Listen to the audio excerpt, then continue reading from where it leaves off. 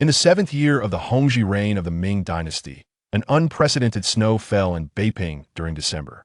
Auspicious snow heralds a prosperous year to come, an omen of good fortune. At this moment, the red walls and gray tiles of the Forbidden City were cloaked in a brilliant white blanket of snow, creating a stunningly picturesque scene. Above the palace, an eagle shrieked, circling in the air above Kunning Palace, reluctant to depart. Wah! The cries of a newborn echoed from within Kunning Palace. A ray of bright light illuminated the baby's eyes as a bustling crowd moved back and forth around him, their laughter and mirth filling the air with a festive atmosphere. "It's a boy, a prince." This was the first phrase the newborn heard before he slipped back into a drowsy slumber.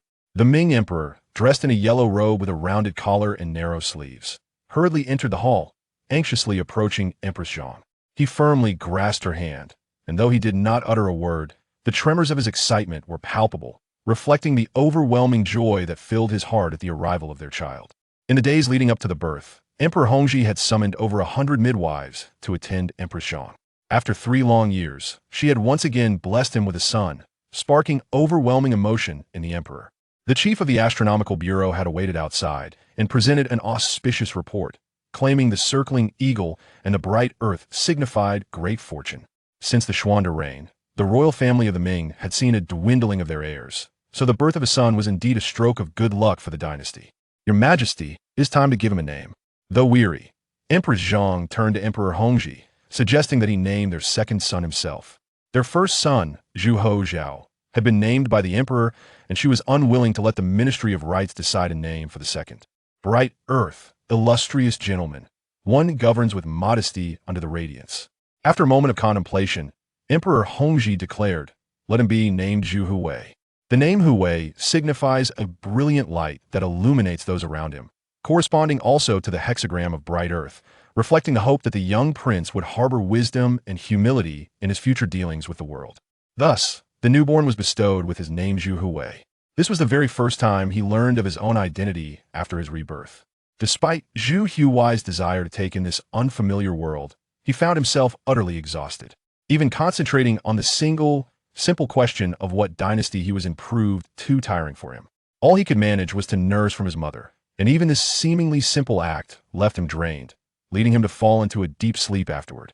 For these days, he either ate or slept. Most of the time, he found himself cradled in his beautiful mother's arms, as she softly hummed unknown tunes from operas, her voice delicate and enchanting.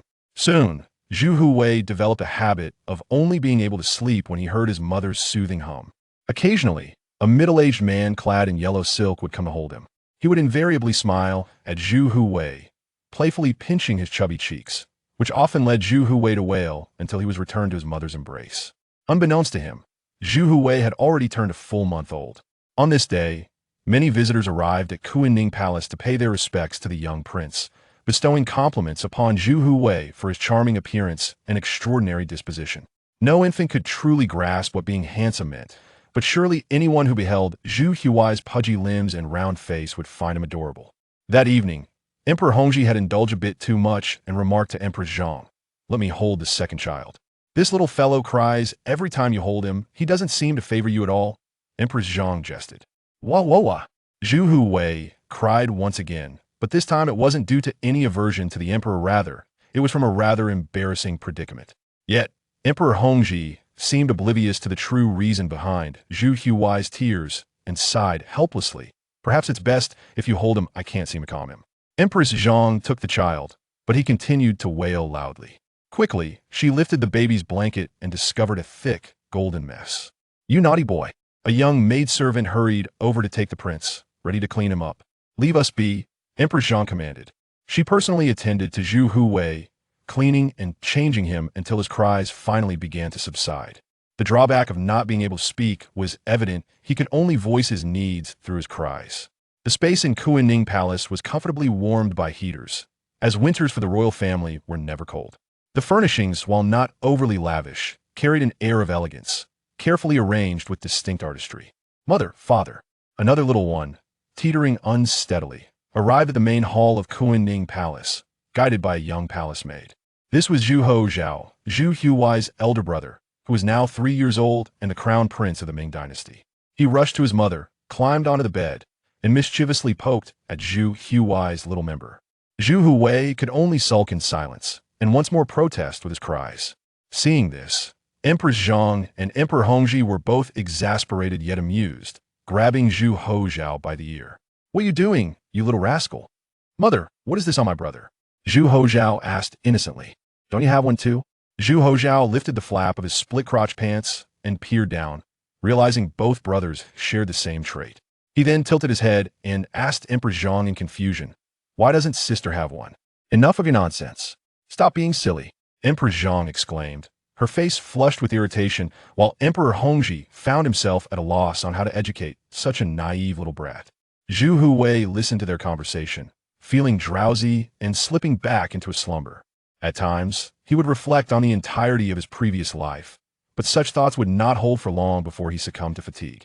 On the second day after his first month, Emperor Hongzhi sent eunuchs with silver bracelets and jade pendants. The Ming believed that silver had the power to ward off poison. Thus, it was customary for noble families to adorn their infants with silver bracelets on their hands and feet at the 1-month mark. Each bracelet would have a little bell attached, ringing as the baby stirred. This way, the parents would know when their child awoke. As for the jade pendants, these were gifts Emperor Hongzhi had prayed for at a Taoist temple. It was said that jade nurtures those who possess it, and he had not favored one child over another, acquiring jade pendants for Zhu Houzhao, Zhu Houzhao, and Zhu Houwei alike. The reverse side of each pendant was engraved with a dragon, inscribed with the names of the 3 little ones, ensuring they could carry their names with them always, never straying far. Emperor Hongzhi did not personally visit the inner palace to see Zhu Houwei, as a multitude of affairs awaited him in the outer court. His reign only commenced 7 years prior, a time when the dynasty was still mending and evolving, requiring the emperor's direct involvement in many state matters. Moreover, with recent earthquakes and disasters in regions such as Gai County and Liaodong, the emperor found himself overwhelmed with responsibilities and naturally lacked the time to visit Zhu Houwei. Chapter 2. The emergence of teeth above the Forbidden City. Delicate snowflakes drifted gently, while within the halls of Kunning Palace. The fire of the dragon stove burned with fervent intensity. In the feudal society of the small farming era, China was not lacking in productivity. Hundreds of eunuchs collaborated seamlessly, ensuring the continuous operation of the dragon stove in Kunning Palace. Yet, despite this, Zhu Houwei remained swaddled in a thick cotton coat, his small face flushed with warmth, and the scant strands of hair on his head dampened with sweat. The limitations of his inability to speak became painfully evident, as Zhu Houwei could only draw the attention of his mother, the empress, with his cries. Empress Zhang was feeding Zhu Houzhao when she heard the wailing, and immediately set down her utensils. Zhu Houzhao protested, "Mother, I want to eat." Empress Zhang huffed, "Eat, eat, eat. Eat less. Did you not hear your brother crying?" Consequently, Zhu Houzhao joined in, wailing loudly. In a fit of exasperation, Empress Zhang slapped Zhu Houzhao's bottom, to which he exclaimed, "It doesn't hurt." Disregarding Zhu Houzhao's cries, Empress Zhang first lifted Zhu Houwei's diaper to check, finding it clean, and then hurriedly unveiled her garments to nurse Zhu Houzhao. While the royal family typically had wet nurses, Empress Zhang was steadfast in her belief that breastfeeding would nurture her children's intellect and foster a closer bond. Thus, Zhu Houzhao was raised with her milk, whereas her unfortunate daughter, Zhu Houzhao, had been fed by a wet nurse. This was not a matter of favoritism. Empress Zhang had fallen ill after giving birth to Zhu Houzhao and feared transmitting the illness to her daughter. However, Zhu Houwei's incessant crying and refusal to eat left Empress Zhang perplexed. Could he be ill? The thought struck her with dread. Countless peasant children perished, and the royal family was no exception. In an era with rudimentary medical care, any ailment could claim a child's life. Upon hearing the word illness, Zhu Houwei recalled that he was the second son of Emperor Hongzhi, who had been posthumously titled Wang Weidao in history. Since becoming aware of his identity, Zhu Houwei had spent each day in contemplation, grappling with the torment of understanding who he truly was. The struggle of an adult soul confined within a fragile infant's body was overwhelming, and he would soon drift into exhaustion. Over the past month, he had come to realize that his small frame belonged to Zhu Houwei, the younger brother of Zhu Houzhao, the second son of the prematurely deceased Emperor Hongzhi. The notion of being prematurely deceased was utterly terrifying, prompting Zhu Houwei to cry even louder. Hearing his cries, Emperor Hongzhi immediately set aside state affairs, for nothing was more important than his own child. Nearly half of the imperial physicians rushed to Kunning Palace to examine Zhu Houwei, speculating various ailments. from cold-induced sickness to typhoid. Zhu Houwei was left in utter disbelief. Typhoid. I am not injured. The skills of these imperial physicians were truly lamentable. Finally, Zhu Houzhao suggested, could it be that my brother is too hot? Zhu Houwei, overwhelmed with emotion, ceased his crying, and silence enveloped the grand hall. Could the little one truly comprehend their words? Everyone exchanged glances, their eyes betraying a silent fear. In an era where celestial resonance was paramount, any phenomenon could be linked to the supernatural. Zhu Houwei feared that someone would suggest calling upon a shaman to exorcise evil spirits, so he resumed his wails. Tentatively, Empress Zhang removed Zhu Houwei's cotton coat, and only then did he stop crying.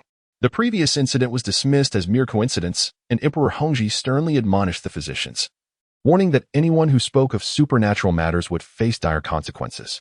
The physicians hurriedly nodded in agreement and exited Kunning Palace. Following this brief interlude, Zhu Houwei fell into a deep slumber once more. The forbidden city transformed from a winter wonderland to a landscape of vibrant greenery. Marking the 5th month since Zhu Houwei's birth, as the Ming Dynasty entered the early summer of the 8th year of Hongzhi, Zhu Houwei began to sprout his first teeth, and during mealtimes, he instinctively exerted himself, causing considerable distress to the Empress, who ultimately resolved to wean him. Weaning proved to be a painful endeavor, as Zhu Houwei resisted the taste of goat's and cow's milk in favor of his mother's milk. Each time Empress Zhang witnessed her son's wailing and tantrums, her heart ached. A mother and child share a profound connection, and seeing her son in distress led her to contemplate resuming breastfeeding, yet she resolutely withheld. This struggle persisted for over half a month, but gradually, Zhu Houwei adapted to the flavors of goat's and cow's milk, allowing his mother some respite. Children grow and change rapidly. In a mere 6 months, Zhu Houwei had learned to roll over in bed. When sharing the night with Empress Zhang, he claimed a significant portion of the bed as his territory. Fortunately, the gold-threaded Nama bed, a tribute from Hainan, was spacious enough to accommodate them both.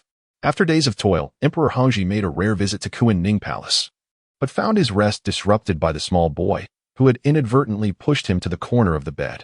In the dead of night, Emperor Hongzhi carefully arose and moved Zhu Houwei to the innermost corner of the bed. Empress Zhang stirred awake and, feeling a pang of sympathy, suggested, Your Majesty, perhaps you should rest in the east-warming pavilion? Emperor Hongzhi chuckled softly, gazing at the little one whose chubby fingers found their way to his mouth, his plump face radiating innocence. All the burdens of state affairs seemed to vanish in that moment. This little rascal, even at such a tender age, was already a source of mischief. When he grew up, he would likely resemble Zhu Houzhao. By the age of 3, Zhu Houzhao had already begun to sleep separately, attended by maids, eunuchs, and wet nurses. As he watched the child, Emperor Hongzhi felt an inexplicable joy fill his heart. He gently patted Zhu Houwei's back and planted a kiss on his chubby cheek. Your Majesty. A eunuch's soft voice from outside broke the tranquility, inciting a wave of displeasure in Emperor Hongzhi. Speak, he replied, lowering his voice. Consort Wang of the Xianfu Palace has passed away. Upon hearing this news, Emperor Hongzhi could no longer find rest. He hastily donned his formal attire with the assistance of Empress Zhang and hurriedly exited the main hall. Zhu Houwei, awakened by the commotion, tilted his head, watching as Emperor Hongzhi and Empress Zhang rushed to the outer hall. Consort Wang was the beloved concubine of the late Emperor Xianzong, Zhu Jianshan, and had passed away that night in Xianfu Palace. Upon receiving this news, Empress Zhang immediately ordered that Zhu Houwei be well cared for while she accompanied Emperor Hongzhi to oversee the funeral arrangements. The affairs of the inner palace were primarily managed by Empress Zhang, and in a display of filial piety, Emperor Hongzhi decreed a 3-day cessation of court activities, while Empress Zhang instructed that all ceremonial rites be conducted in accordance with the protocols established for Consort Guei. Chapter 3. The gift of speech. With the Queen Mother immersed in the solemn duties of arranging the funeral, Emperor Hongzhi, though abstaining from court sessions for 3 days, remained exceedingly occupied. Emperor Xianzong had never favored him, and the concubines of the past court had largely colluded with Consort Wan, a necessity for their survival. These consorts of Xianzong also showed little regard for Emperor Hongzhi. Nevertheless, he repaid them with virtue, ensuring they received proper funerary rites upon their passing. During these 3 days, Zhu Houzhao frequented the Kunning Palace, often found scribbling beside Zhu Houwei. Indeed, Zhu Houzhao had begun learning to write, demonstrating diligence and perseverance each day. It was upon Zhang Empress's return, witnessing the bare and plump Zhu Houwei entirely covered in ink, that she erupted in fury, pointing at Zhu Houzhao and exclaiming, You little rascal! Do you have a death wish? Emperor Hongzhi, ever patient, understanding his crown prince's mischievous nature, consoled Zhang Empress. He is but a child. Such scolding will only frighten Zhu Houzhao. Yet, even the mild-tempered Emperor Hongzhi was thunderstruck by the spectacle before him. This incorrigible scamp had used his younger brother's body as a canvas for calligraphy. The poor child was devoid of any unblemished skin, entirely covered in dark scribbles, resembling a plump, sooty lump. And you dare grin? Emperor Hongzhi, seeing Zhu Houwei's beaming smile, couldn't help but find himself amused. The little one, revealing 2 tiny teeth, chuckled gleefully at Emperor Hongzhi. The emperor was both exasperated and delighted. While the elder son frequently caused him vexation, the sight of his second son inexplicably lifted his spirits. Despite the anxieties of state affairs, the sight of his chubby, second-born son's healing smile brought a sense of tranquility. He glared sternly at Zhu Houzhao, warning, "If you ever use your brother's body for practice again, I'll thrash you." Zhu Houzhao shrank back, darting behind the door, peering out with a small head, fearful his imperial father might strike him then and there. How quick-witted, thought Zhu Houwei, observing from the sidelines. At merely 6 months old, he could only roll over and crawl, incapable of much else. He could but silently endure his unreliable elder brother's artistic endeavors upon his person. His smile towards Emperor Hongzhi was born of a fear that his imperial father might, in a fit of rage, strike Zhu Houzhao. Of course, Zhu Houwei's concerns were largely unnecessary, for his father's anger was fleeting, especially with the protective Empress mother present. The 2 sons were Zhang Empress's precious treasures, untouchable by anyone, even Emperor Hongzhi. As for Zhu Houwei's protectiveness towards Zhu Houzhao, though the elder brother was mischievous, he foresaw many instances where his assistance would be invaluable in the future. He considered this an early payment of interest. Haunted by the tragic fate of dying at the tender age of 2, Zhu Houwei couldn't deny the fear that gnawed at him. In recent days, his thoughts had grown more complex, his sleep diminishing.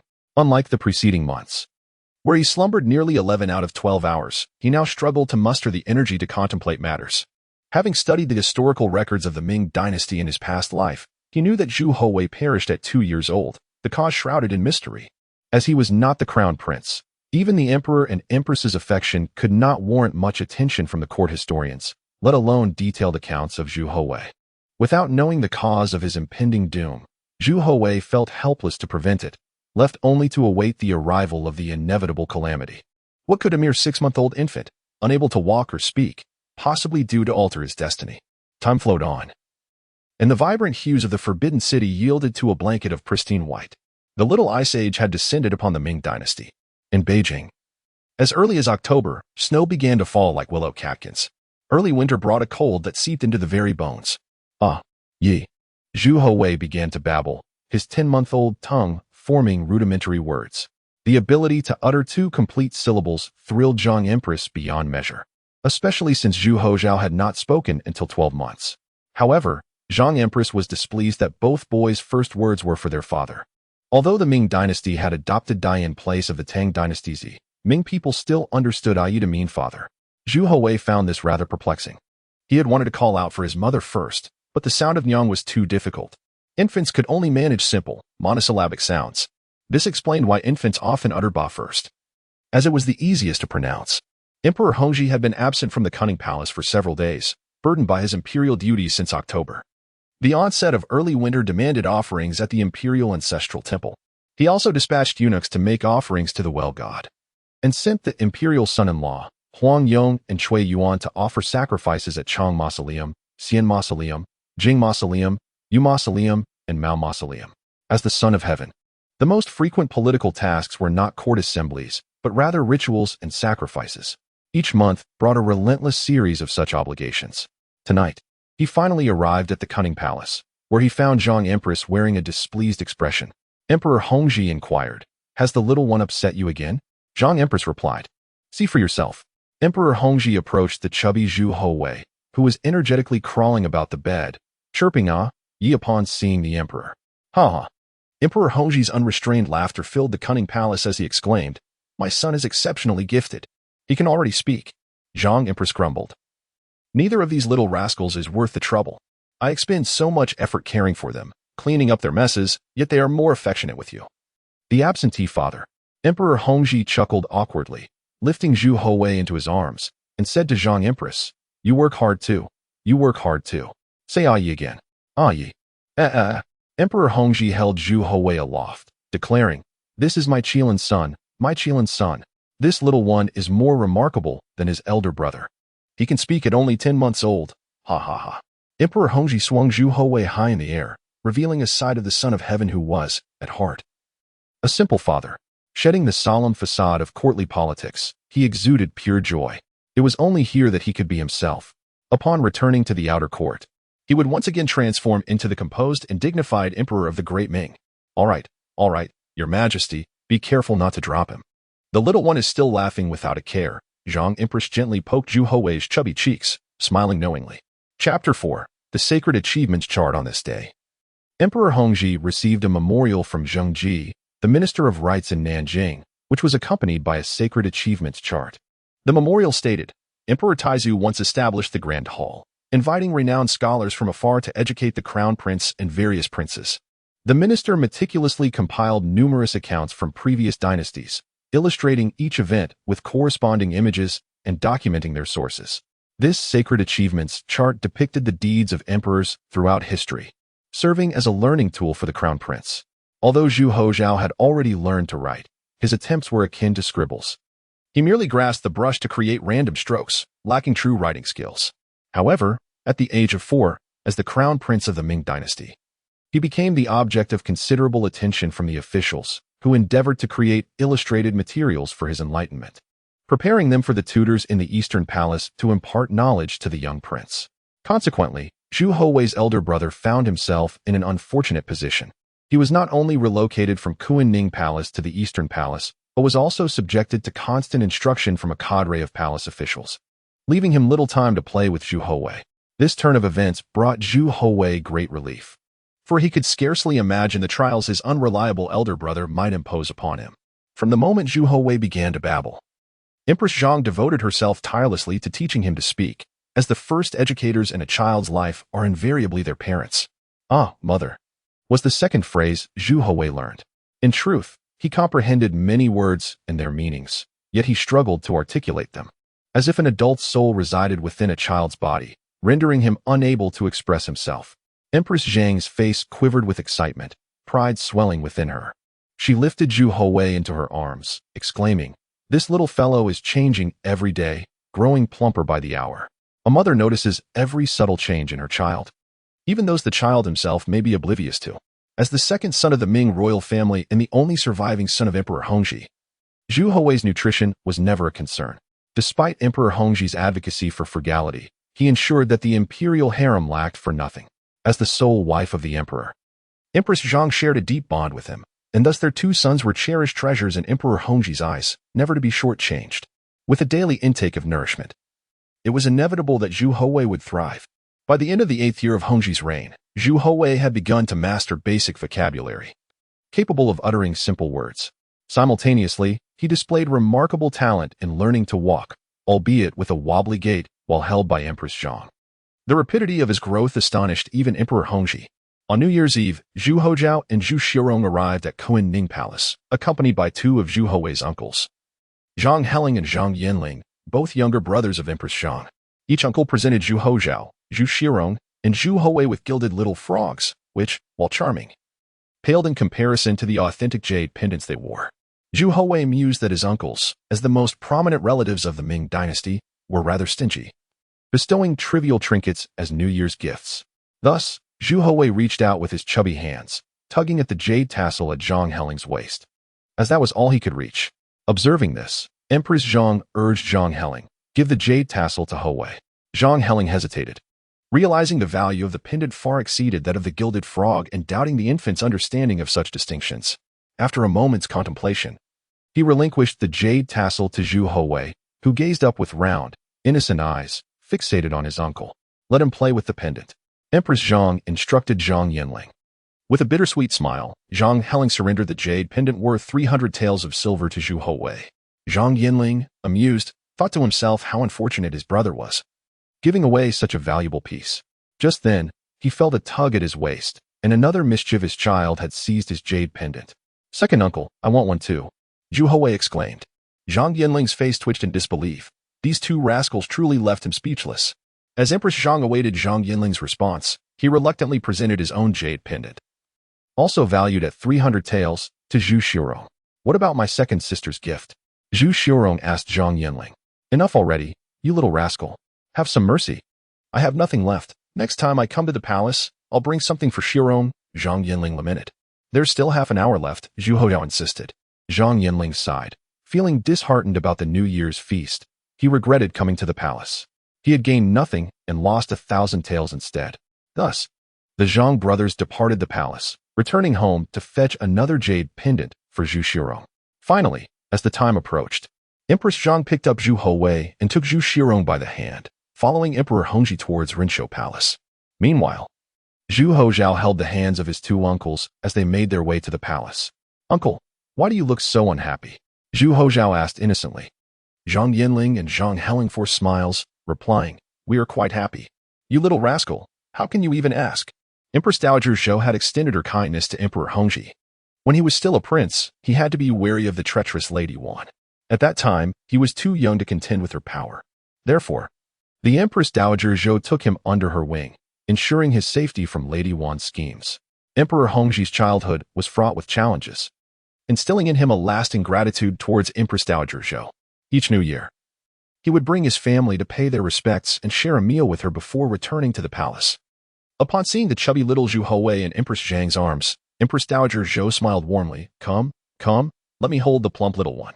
Reluctantly, Empress Zhang handed Zhu Houwei to a palace maid, who then placed him in the Empress Dowager's embrace.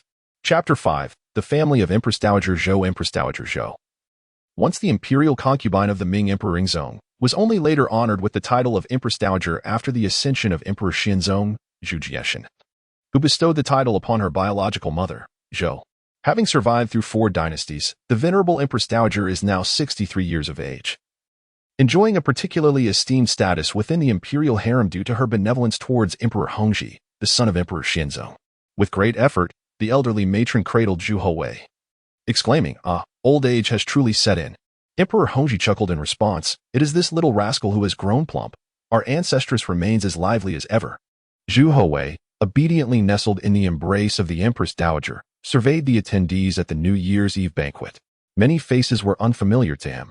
He recognized only those related to his mother, the Empress, and 2 distant uncles. In royal gatherings, seating arrangements are of significant importance. While the common practice of the later generations is to prioritize age in determining rank, the royal court follows a different protocol. Naturally, the illustrious emperor of the Ming Dynasty occupies the principal seat. To his left is not Empress Dowager Zhou, but rather his younger brother, Zhu Houzhao, still too short to reach the table. As the crown prince, he holds a position of precedence regardless of age. Beside Zhu Houzhao sits Empress Dowager Zhou, while to the right of Emperor Hongzhi is Empress Zhang. Below Empress Zhang are her 2 uncles, Zhang Heling and Zhang Yinling, with other female relatives whom Zhu Houwei does not recognize. To the right, seated below, are 2 gentlemen in their 50s, adorned in splendid brocade cloaks, the standard attire for marquises of the Ming era, distinguished by their jade coronets. After their self-introduction, Zhu Houwei learned that they were the 2 younger brothers of Empress Dowager Zhou, Marquis Qingyun, Zhou Shou, and Earl Chongning, Zhou Yu. As vibrant fireworks illuminated the skies above the Forbidden City, a dazzling array of colors signified the commencement of the royal feast. Maidservants gradually presented an abundance of exquisite dishes to the guests, and Empress Dowager Zhou delicately placed a piece of shrimp into Zhu Houwei's mouth. With only a few teeth, he struggled to chew, his chubby cheeks glistening with grease, eliciting hearty laughter from the Empress Dowager. However, the Empress was less amused. Her concern for the little one's well-being prompted her to interject, "Ancestress, the child is still so young and cannot possibly consume such rich and oily fare. Allow me to hold him." The Empress Dowager shot her a sidelong glance, teasingly retorting, "Is the Empress dissatisfied with my care of the young prince? Off you go. Back to your mother." The Empress promptly clarified, "I harbor no such intentions, Ancestress. You are overthinking it." The jest was evident, revealing a strained relationship between the 2 women. The Empress Dowager, not one to be trifled with, had previously employed every means to undermine the then Empress Qian, ultimately persuading Emperor Xianzong to depose her, despite considerable opposition from the civil officials. Yet, regardless of the external dissent, she succeeded in having her son proclaim her as the Empress of the Ming Dynasty. Her aim was to suppress Empress Zhang and to secure greater power and political advantage for her own kin. Throughout the banquet, The Empress Dowager frequently reminisced about her past with Emperor Hongzhi, evoking sighs from him. She believed that by rekindling these memories, she could elicit gratitude for her contributions. After all, if left unmentioned, the emperor would likely forget. Thus, she made it a habit to invoke these recollections, though her true intentions remained obscured. Zhu Houwei could do little but observe silently, absorbing the political dynamics of the royal court. However, when he glanced over at his elder brother, he found him oblivious to the adult conversations, engrossed in gnawing on a chicken leg, with shells of fish and shrimp scattered around him, displaying no decorum whatsoever. Your Majesty, we still have 1,000 salt vouchers from Chonglu that we have not exchanged. Upon visiting the Chonglu transport office, they claimed there was no salt available. Despite the abundance of salt piled up, they refused to exchange it for us. It is absolutely infuriating. Marquis Qingyun lamented to Emperor Hongzhi. Yet, the Empress Dowager glared at him sharply, admonishing, "It is the new year, a family gathering. Why bring up such matters? You are of royal blood. What is the harm in enduring a slight? Should you broach political affairs again, do not blame me for being unkind." Emperor Hongzhi chuckled. "Do not chastise Marquis Qingyun, ancestress. I shall issue an edict promptly to allow you to procure your salt." The Empress Dowager huffed, "You wretched child. Should you not express your gratitude for the emperor's benevolence? Kneel and bow." Zhu Houwei quietly observed this spectacle, reflecting on the acumen of those around him. The Empress Dowager elevated the emperor to such heights that it would be impossible for him to later evade responsibility for the 1,000 salt vouchers, which would require a considerable sum of silver for exchange. The two brothers of the Zhou family hastily knelt, bowing in gratitude to Emperor Hongzhi. Traditionally, the Ming Dynasty did not observe kneeling rituals, except for the 5 principal relationships: heaven, earth, sovereign, teacher, and parent.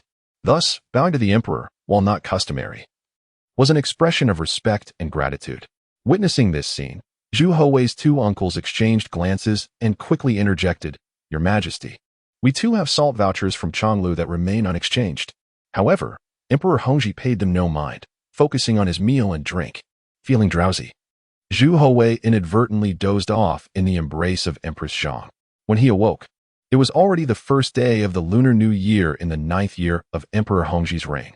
The emperor continued his diligent work, while other officials enjoyed their holiday. Nonetheless, as the sovereign, he had many responsibilities to attend to. On the first day of the Lunar New Year, rituals were conducted, including the sending of the prince consort Zhu Houwei and Qishir Mei to offer sacrifices at Chongling and other ancestral tombs, and the dispatch of ceremonial envoy Zhou Yu to honor the tomb of Emperor Jing. It was evident that the ceremony held a lower status in honoring other ancestral emperors. The prince consort Zhu Houwei would typically serve as the ceremonial envoy, while for Emperor Jing, a lesser-ranked princess, Zhou Yu, was appointed. This was due to the fact that Emperor Jing, Zhu Qiyu, was not from Emperor Hongzhi's lineage, compounded by the historical grievances between his grandfather, Emperor Yingzong, Zhu Qixin, and Emperor Jing, Zhu Qiyu, necessitating a reduction in ceremony. The very act of sending someone to pay homage to a rival emperor underscores Emperor Hongzhi's benevolence and filial piety. According to Ming Dynasty customs, the empresses should also pay respects to the Empress Dowager and the Empress. However, this custom is often waived. After completing these duties, Emperor Hongzhi presented Zhu Houwei with a significant honor, designating the Spring and Harmony Hall in the Eastern Palace for his exclusive use. Once Zhu Houwei matures a bit more, he would be permitted to reside independently in Spring and Harmony Hall. Typically, other royal princes would only receive such a privilege after reaching the age of 3. Yet Zhu Houwei, still merely 11 months old, was bestowed with this extraordinary honor, reflecting Emperor Hongzhi's deep regard and affection for his second son. However, Zhu Houwei did not fully comprehend the significance of this honor, while maidservants, eunuchs, and former consorts of the late emperor were all astonished. The magnitude of this distinction had clearly surpassed the customary honors due to a prince, for Zhu Houwei was a prince, not the crown prince. Chapter 6. The Muddy Children. The Emperor Hongzhi's bestowal of favors upon the second prince transcended mere ceremonial norms, suggesting ulterior motives at play. Following the royal banquet, Empress Zhang incessantly whispered in Zhu Houwei's ear about his father's favoritism, lamenting that everything was directed towards the Rinshou Palace, even allowing the Empress Dowager's brother to exchange for Longlu salt. Such persistent grievances inevitably reached Emperor Hongzhi's ears. Had it been another sovereign, the empress would have likely found herself sidelined, for a jealous woman prone to gossip could hardly bear the weight of the Ming Dynasty's imperial consort. However, the current ruler, Emperor Hongzhi, lavished affection upon Empress Zhang to an extraordinary degree, embodying the very essence of a model husband. Aware of his wife's discontent, he sought to appease her by compensating Zhu Houwei, lest her complaints continue unabated. Zhu Houwei discerned a rift between his mother and the Empress Dowager. The Dowager, Lady Zhou, harbored an aversion to Empress Zhang and loathed Crown Prince Zhu Houzhao. On the third day of the new year, when Zhu Houzhao visited the Rinshou Palace, he, in his urgency, urinated in a basin before the Sanqing bronze statue, a basin used by the Dowager to cleanse her hands. It was only upon realizing this that she erupted in fury, not merely due to the act itself, but because she deemed Zhu Houzhao's behavior disrespectful to the deities. For she was deeply superstitious and believed this to be an affront to the divine. At 11 months old, Zhu Houwei's vocabulary expanded, yet coherent speech remained elusive. His attempts at expression fragmented and murky. Although he understood the essence of what he wished to convey, articulating it proved a challenge. "Uncle, father scolds," he managed to utter. On the 8th day of the new year, the officials of the Ming Dynasty resumed their duties, the machinery of governance slowly reawakening. On the first day after the holidays, Zhu Houwei's two uncles faced formal impeachment due to their appropriation of 500 acres of land from a wealthy merchant in Daxing County. The situation escalated to Emperor Hongzhi, who at that moment was basking in the sun with Zhu Houwei in the Dongnuang Pavilion. He promptly set Zhu Houwei down and confronted the Zhang brothers with stern admonishments. Guided by palace maids, Zhu Houwei made his way to the Kunming Palace to relay the events to Empress Zhang. With a deep affection for her brothers, upon learning of their transgressions that incited the emperor's wrath, she rushed to the Dongnuang Pavilion with Zhu Houwei in tow. The two uncles stood in silence, heads bowed. "What has gotten into the emperor?" Empress Zhang inquired. Emperor Hongzhi replied with indignation, "Inquire of these two rascals. They dare to seize the lands of the common people, over 500 acres. Is the stipend I provide insufficient? Must they resort to such disgraceful deeds?" The issues of in-laws, princely nobles, royal relatives, and esteemed officials plagued the Ming Dynasty, with land monopolization and the oppression of the populace being commonplace. Empress Zhang, furious, exclaimed, "Have you both lost your minds?" Elder Uncle Zhang Heling hastily interjected, "Sister, I merely wish to gather some funds to purchase jade ornaments for my dear nephew. He adored the jade last time, yet our family lacks wealth, and we have failed to acquire Longlu salt. We brothers are known for our integrity. Our meager salaries hardly suffice for quality jade. With the upcoming ceremony for my nephew, we, as uncles, cannot gift him mere trinkets." Zhu Houwei realized he had unwittingly become a shield for his uncle's avarice. However, after these words were spoken, and with Empress Zhang mediating, Emperor Hongzhi's anger began to dissipate. "Elder uncle, jade," the chubby Zhu Houwei stammered. Zhang Heling smiled and patted his waist, saying, "No jade right now, but I promise to bring you some next time, my dear boy." Having learned from previous encounters, the Zhang brothers entered the palace empty-handed, fearful that their nephew might rob them again. Yet, Zhu Houwei reached out with his chubby little hand, grasping Zhang Heling's palm. A sense of foreboding crept into Zhang Heling's heart, causing him to shudder. "Surely, you don't want a jade ring too?" Empress Zhang glanced at Zhang Yinling and declared, "Give it to him." Zhang Yinling protested, "Sister." Empress Zhang insisted, "Did you not say that your land grabbing was to buy jade for Zhu Houwei? Now you refuse to part with it?" Zhang Heling grimaced. This unfortunate child had a penchant for all things precious.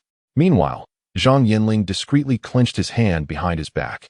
Zhu Houwei, swaying back and forth, approached his second uncle. Zhang Yinling's face twitched. Zhu Houwei pointed at Zhang Yinling's hand and exclaimed, "Mother, jade, big brother also wants." Empress Zhang smiled knowingly, praising Zhu Houwei, "My good son. You even think of your elder brother when it comes to treasures." She then shot a fierce glare at her third brother, Zhang Yinling. "Sister, give it to him." Zhang Yinling lamented, reluctantly removing the jade ring from his hand and presenting it to Zhu Houwei. "Mother, also. Goodness. Do not say anything more."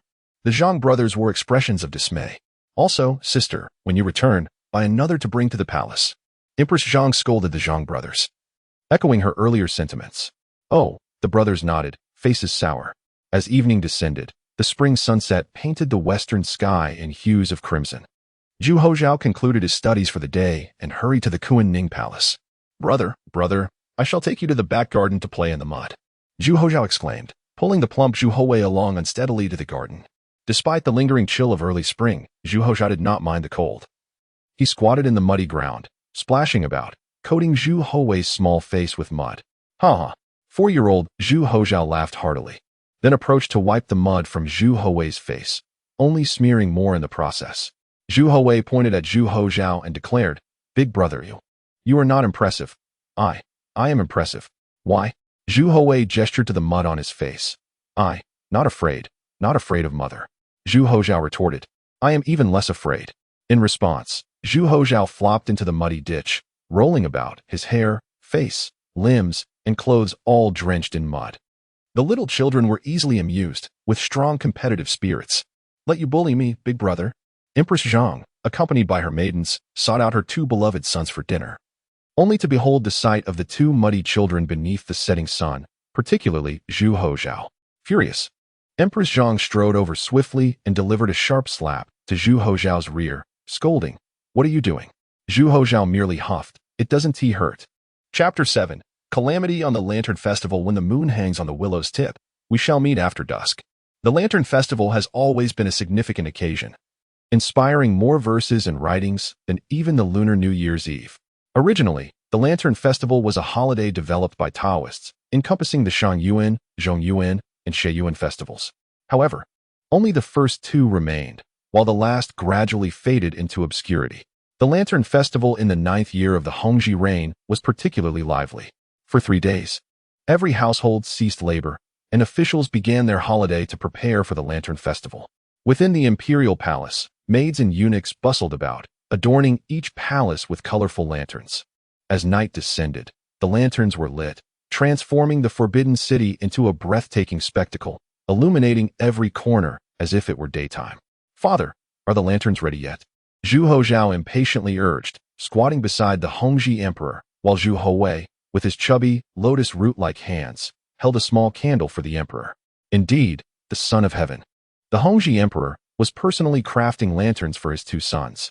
He reminisced how he spent the Lantern Festival in the Rinshou Palace of Empress Dowager Zhou when he was a child. "Look at your brother. He knows how to help. You are already 4 years old. Shouldn't you assist your father?" Zhu Houzhao retorted, "I am 4, but my brother is also 3. Zhu Houwei was born in the 12th month of the 7th year of the Hongzhi reign, making him 1 year old. The 8th year made him 2. And now in the 9th year, he is considered 3, although he has only recently passed his first birthday. You think you're so clever." The Hongzhi emperor scolded Zhu Houzhao sternly, then lit the 2 small lanterns and handed them to Zhu Houwei and Zhu Houzhao, respectively. Despite housing the soul of an adult, Zhu Houwei had to feign the innocence of a child. Otherwise, he might be associated with malevolent spirits, and even as a prince, he couldn't defy such superstitious beliefs. Sadly, his elder sister received no lantern, as girls were expected to cultivate their knowledge and grace from a young age, precluding them from such activities. "Be careful as you run." Zhu Houzhao, holding a lantern, pulled Zhu Houwei as they ran around the square outside the cunning palace, followed by a group of eunuchs and maids. Fearing the young princes might stumble, Empress Zhang sat in the main hall of the cunning palace, sipping tea and chatting with the Hongzhi emperor. Her eyes filled with affection as she watched them. The Hongzhi emperor shared her sentiment, remarking, "Time truly flies. In the blink of an eye, the second one is already running." These 2 princes were the greatest gifts Empress Zhang had given the Hongzhi emperor. The elder was robust, while the younger's character was still developing. However, the Hongzhi emperor planned to personally teach Zhu Houwei etiquette and decorum when he was older. Not that the Hongzhi emperor was biased, but there were already too many tutors for Zhu Houzhao, all renowned scholars and Confucian masters whose knowledge surpassed his own. As they spoke, they heard urgent cries from outside, "Second prince." The Hongzhi emperor and Empress Zhang exchanged startled glances, then rose and rushed out of the hall as quickly as possible. Zhu Houwei had fainted, unaware of the reason. When he awoke, he was isolated in the Chuanhe Palace, with neither his mother nor his father by his side. A masked maid was the only one present, brewing medicine for him. "Ah yeah, mama." Zhu Houwei cried out anxiously, but no one responded, so he burst into tears. He felt unwell, covered in rashes, and his forehead was burning. Zhu Houwei didn't know what illness he had, but he was sick, and it was severe. Zhu Houwei had long known that he would die young at the age of 3. History recorded the death of the second son of the Hongzhi emperor, posthumously honored as Prince Wei Dao. With this in mind, Zhu Houwei wept even more bitterly. Outside the Chuanhe Palace, Empress Zhang covered her mouth, tears streaming down her face like a burst dam, clutching her chest. Each cry from Zhu Houwei felt like a silent hammer blow against her heart. The Hongzhi emperor, the son of heaven, though usually composed, now had red-rimmed eyes as he embraced Empress Zhang. The head of the imperial hospital, Li Guang, diagnosed it as measles. In ancient times, with underdeveloped medical knowledge, this disease was invariably fatal. Royalty were still human, their physical constitution no better than commoners. Most terrifyingly, the disease was contagious. So, once Director Liu diagnosed Zhu Houwei with this infection, no one dared to approach him. "Your Majesty, he is our son. He is so young.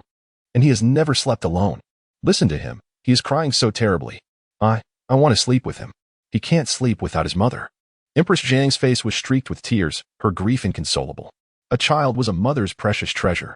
She had nurtured Zhu Houwei step by step, witnessing every moment of his growth. Now, to see her child isolated, destined to die, was a blow no mother could bear. The Hongzhi emperor held the weeping Empress Zhang, patting her back, and comforted her. "Houwei is blessed by the heavens and will recover. Heaven will protect our child. It will." In truth, the most heartbroken was the Hongzhi emperor. He was the emperor and the head of the family. Unlike Empress Zhang, who could cry out her pain, he could only silently endure it all.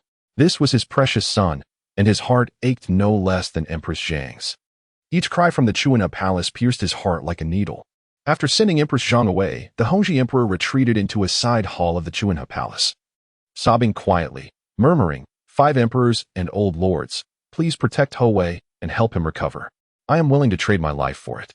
As long as my son recovers, let no sins befall him. I am willing to bear them in his stead, wholeheartedly." A child who had barely reached his first birthday could do nothing but lie silently in bed, without even the ability to save himself. Zhu Houwei felt dizzy and feverish. The imperial hospital must have given up on him. Seeing the masked maid who was his only caregiver, Zhu Houwei knew that the imperial hospital had likely diagnosed him with some contagious disease. Helplessness, anxiety, confusion, all the negative emotions swirled in Zhu Houwei's mind. Then, a little figure sneaked in, his elder brother, Zhu Houzhao. "Brother, I want to play with mud." Zhu Houwei was weak, but he decided to save himself. He said to Zhu Houzhao, "Brother, tell the imperial physician that curing me will lead to promotion and rewards, and if he fails, it doesn't matter. Don't tell anyone that I told you this." Zhu Houwei struggled to speak these complete sentences, barely managing to make Zhu Houzhao understand his meaning. Chapter 8. The Day of Miracles. Today, Crown Prince Zhu Houzhao felt somewhat unwell.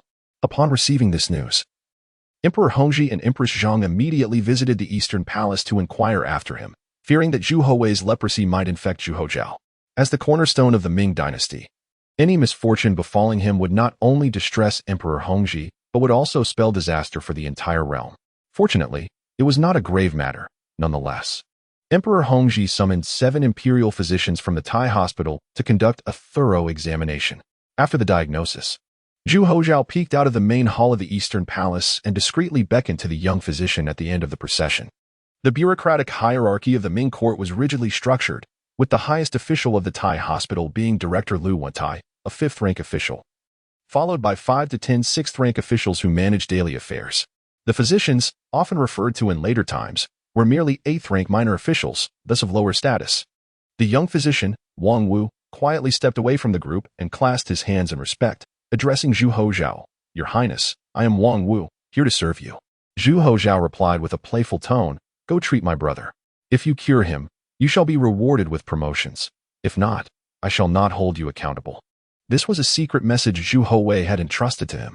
Fortunately, at merely 4 years of age, Zhu Houzhao was oblivious to the complexities of logic and court politics, and thus did not suspect why his younger brother suddenly spoke so much to him.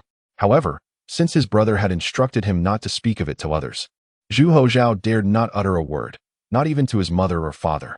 He did not comprehend the concept of illness.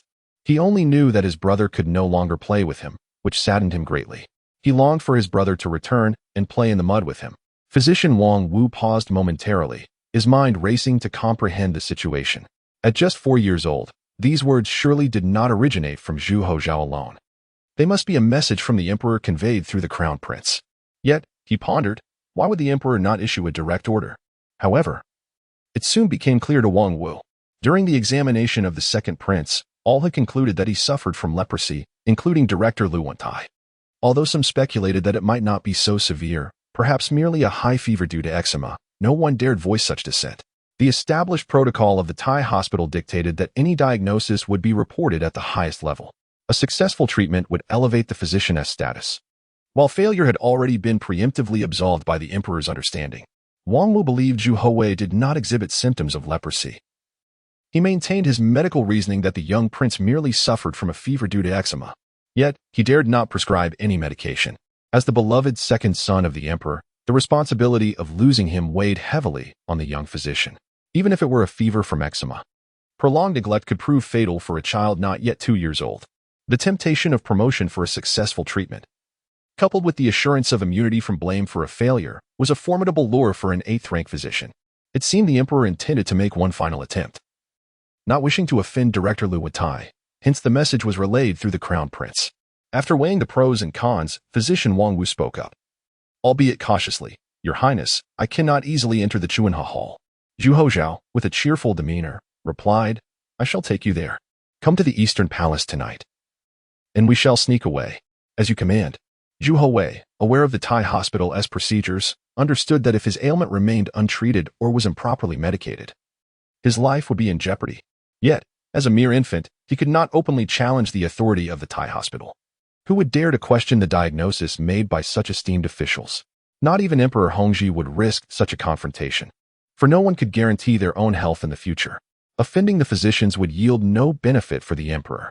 Several senior physicians might not possess the highest medical skills. They merely wielded the power of their positions, thus subordinates, regardless of their expertise, dared not voice dissenting opinions. Hence, Zhu Houwei sought to make one final attempt, fortunate to have an elder brother who was but a naive child. Otherwise, if these words reached Emperor Hongzhi, he might question why a 1-year-old child possessed such profound understanding. If the physicians were to hear this, they might suspect Zhu Houwei of being possessed, invoking superstitious rituals and potentially endangering his life further. Using the lure of promotion to entice the young physician, while promising forgiveness for any unsuccessful treatment, was a dual approach that might encourage someone to risk offending their superiors.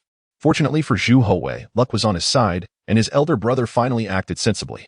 That very night, a young physician arrived, replacing all previous medications with a new concoction. After a night of diligent work, the young physician finally departed.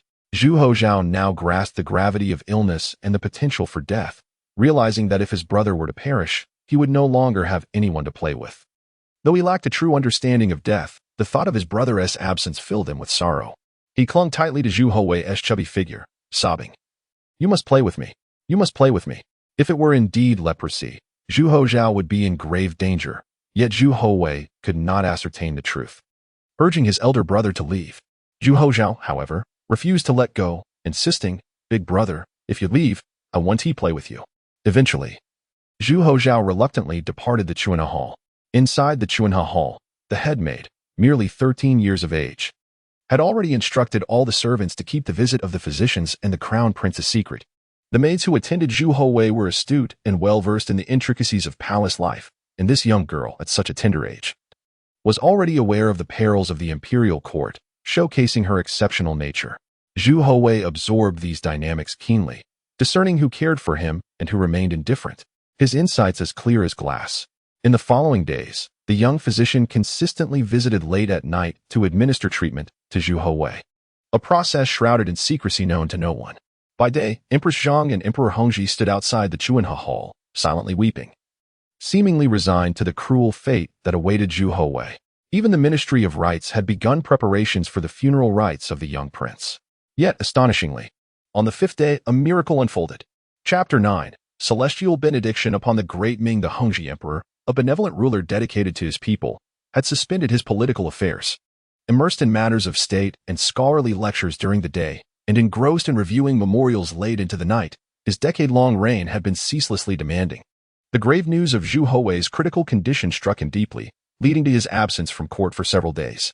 Though memorials of remonstrance from officials flooded the forbidden city, they were met with silence.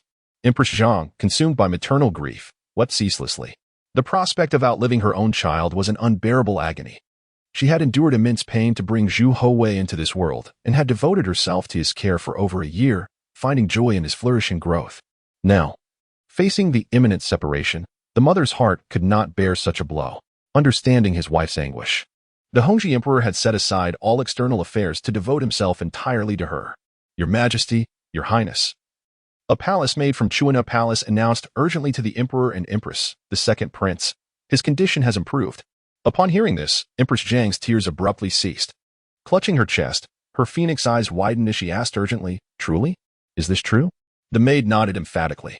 Overwhelmed with joy, Empress Zhang wept again. Turning to the Hongzhi Emperor, "Your Majesty, Your Majesty." The palace maids attending to Zhu Houwei and Chuanhe Palace discreetly withdrew from the main hall of Cunning Palace. Knowing that the Emperor and Empress's emotions were not to be witnessed by them, inexperienced maids who failed to observe such protocols often vanished, facing demotion or punishment. The Hongzhi Emperor had clearly chosen intelligent and perceptive maids to attend to Zhu Houwei. The Hongzhi Emperor's eyes reddened, and he trembled slightly. "Excellent, excellent. Heaven bless the great Ming. Heaven bless the great Ming. Quickly, let us go and see him. Summon the physicians of the imperial hospital for a consultation as well." As a precaution, the Hongzhi Emperor wanted the physicians to examine Zhu Houwei first, given the contagious nature of leprosy. He dared not risk his and his wife's lives. Soon, the Hongzhi Emperor and Empress, accompanied by inner palace eunuchs, arrived outside Chuanhe Palace. Lu Wentai, the chief of the imperial hospital, who had already examined Zhu Houwei, stood waiting for the emperor's arrival in the plaza outside the palace. "Your subject, Lu Wentai, greets your majesty." The Hongzhi Emperor waved his hand, asking urgently, "Lu, how fares Houwei?" Lu Wentai, with a smile, bowed and said, "Congratulations, your majesty. The second prince is blessed by the heavens. His condition has improved. Heaven bless the great Ming, and heaven bless the second prince. It is rare indeed for such a severe illness to turn for the better." Empress Zhang, anxious and impatient, had no desire to hear the Hongzhi Emperor's pleasantries with Lu Wentai. She bowed to the emperor and said, "Your majesty, allow me to go in and see him first." The Hongzhi Emperor nodded. "Go." Then, he turned to Lu Wentai and said, "Thanks to your administration of medicine, Lu, my son's condition has improved. You have made a great contribution." Lu Wentai bowed. "Your subject dares not take credit. This is my duty, and your majesty overpraises me. I shall go and see my child first. You may withdraw." In truth, the Hongzhi Emperor harbored some doubts. Lu Wentai had previously diagnosed it as leprosy. So how could such a severe illness improve? Was his second son truly blessed, or was there another reason? However, these doubts were quickly dispelled by his current mood. He strode quickly into Chuanhe Palace. Empress Zhang sat beside the pearwood carved bed, holding Zhu Houwei's small hand and stroking his hair. The joy of regaining what was lost made her unwilling to release her child's hand for even a moment. The Hongzhi Emperor bent down and touched Zhu Houwei's forehead. Discovering that the high fever had finally subsided, and his complexion had become much rosier, the little one slept soundly, and the Hongzhi Emperor, not wanting to disturb him, said softly to Empress Zhang, "Let us go out first." Empress Zhang tiptoed to cover Zhu Houwei with the quilt, then followed the Hongzhi Emperor out. "Your Majesty." The Hongzhi Emperor nodded, embracing Empress Zhang and gently patting her shoulder. I understand. Houwei is well, truly well. Do not be sad. Heaven bless the great Ming. Heaven bless the great Ming. Let us bring him to Cunning Palace when he wakes up." Empress Zhang hummed in agreement and said, "Your Majesty, you have been working hard these days. Go to bed early. You have neglected court affairs for so many days. The outer court must be in disarray." The Hongzhi Emperor said earnestly, "Nothing is more important than my son. The heavens of the outer court will not fall. You should rest too." During Zhu Houwei's illness, neither of them had slept well. However, the Hongzhi Emperor did not linger in the inner palace, as there were indeed many matters in the outer court that required his attention. "Summon the director of the Directorate of Palace Attendants, Li Guang, to see me." Upon arriving at Fengtian Hall, the Hongzhi Emperor immediately summoned the eunuch Li Guang and ordered him to allocate 500 taels of silver, 2 bolts of silk, 115 pieces of cloth, 3 caddies of cotton, 2 dan of rice, and 1 ean of salt as rewards to Lu Wentai and the physicians of the imperial hospital. Regardless, Lu Wentai had cured his son's illness, and the people of the imperial hospital deserved to be rewarded. Then, the Hongzhi Emperor began to handle state affairs. Zhu Houwei's high fever had subsided, but it had also added a touch of trepidation to his path of growth. In this ancient time with underdeveloped medical care, any minor illness could take a person's life. Zhu Houwei had witnessed the unreliability of the imperial hospital. Learning that the Hongzhi Emperor had rewarded Lu Wentai and the other imperial physicians so generously, Zhu Houwei felt somewhat displeased, but he could not express it. He still owed a debt of gratitude to the young physician named Wang Wu, and he had already remembered his name. However, he could not reward him at the moment, even if he wanted to, because he could not reveal these secrets to the Hongzhi Emperor. He could only wait for an opportunity in the future to find a way to compensate him. Fortunately, Wang Wu had also experienced the ups and downs of officialdom for some time and did not speak recklessly just because the emperor had not rewarded him. This made Zhu Houwei even more impressed with the young physician. If he had spoken recklessly at this time, Zhu Houwei would have thought that his career would have no future. Those who know how to be patient will always have a bright future in the officialdom.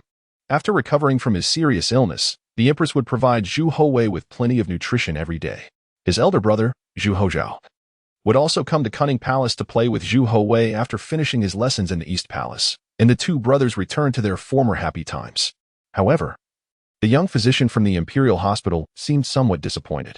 It was clear that these achievements were his, but the emperor only saw Lu Wentai. Why did the emperor ask me to be brave to treat the second prince through the mouth of the prince? This doubt, perhaps, he would never understand. During Zhu Houwei's illness, Empress Dowager Zhou's people visited, but couldn't enter due to the suspected illness. Zhu Houwei's maternal uncles, despite their frugality, were worried upon hearing of his critical condition. Royal relatives sent condolences as a formality, anticipating his potential recovery. Upon learning of Zhu Houwei's recovery, the old Empress Dowager, accompanied by her brothers, Marquis Qingyun and Earl Chongning, visited him at Cunning Palace with gifts. Soon after, the Zhang brothers, Marquis Shaning and Earl Jianchong, arrived, tearfully expressing their joy at Zhu Houwei's recovery, presenting him with exquisite jade frocks. The uncles fussed over Zhu Houwei, prompting his cries of protest.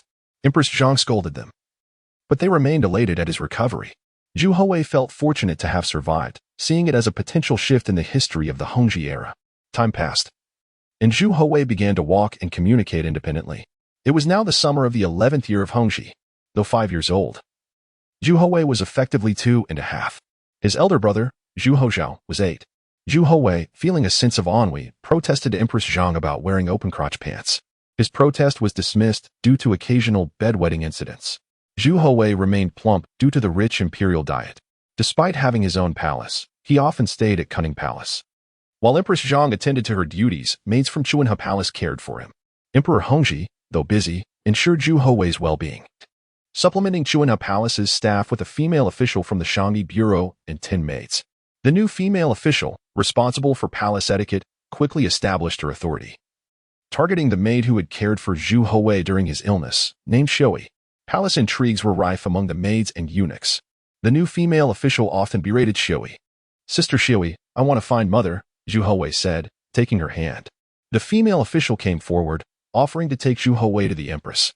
"Ouch, ouch, ouch," Zhu Houwei cried. The female official was taken aback, as she had not used any force. Xiui seized the opportunity and reported the incident to Empress Zhang, who swiftly removed the female official from her position and sent her to the laundry. Empress Zhang strolled with Zhu Houwei in the Forbidden City, heading towards Cunning Palace. Brother, Zhu Houzhao exclaimed, arriving at Cunning Palace after his lessons. "Mother, I have an idea. Have father make brother the heir apparent. I want to go to Chuanhe Palace, and let brother go to the Eastern Palace." Empress Zhang was infuriated. The two visiting maternal uncles were amused by the elder nephew's words. Zhu Houzhao, finding the Eastern Palace's studies too demanding, wished to trade places with Zhu Houwei. Zhang Heling jokingly encouraged Zhu Houzhao to speak to the emperor. Zhu Houwei, aware of his brother's naivety, internally criticized his uncle. At that moment, Emperor Hongzhi arrived. Zhu Houwei ran to Emperor Hongzhi, who picked him up. "Father, uncle said to let brother give me the heir apparent position, so I can play in the Eastern Palace." Zhang Heling paled, stammering, "Your Majesty, I didn't say that." Chapter 11. A comparison. Despite the Zhang family's two esteemed uncles having entered the palace with little left to their reputation, they were still outsmarted by a mischievous child. Each encounter with this little nephew, barely 2 years of age, seemed to herald misfortune. One could only attribute his antics to the innocent prattle of youth. Yet, why was it that the Zhang brothers always found themselves at a disadvantage before this small boy? The crown prince, with his charming demeanor and cheerful disposition, was endearing.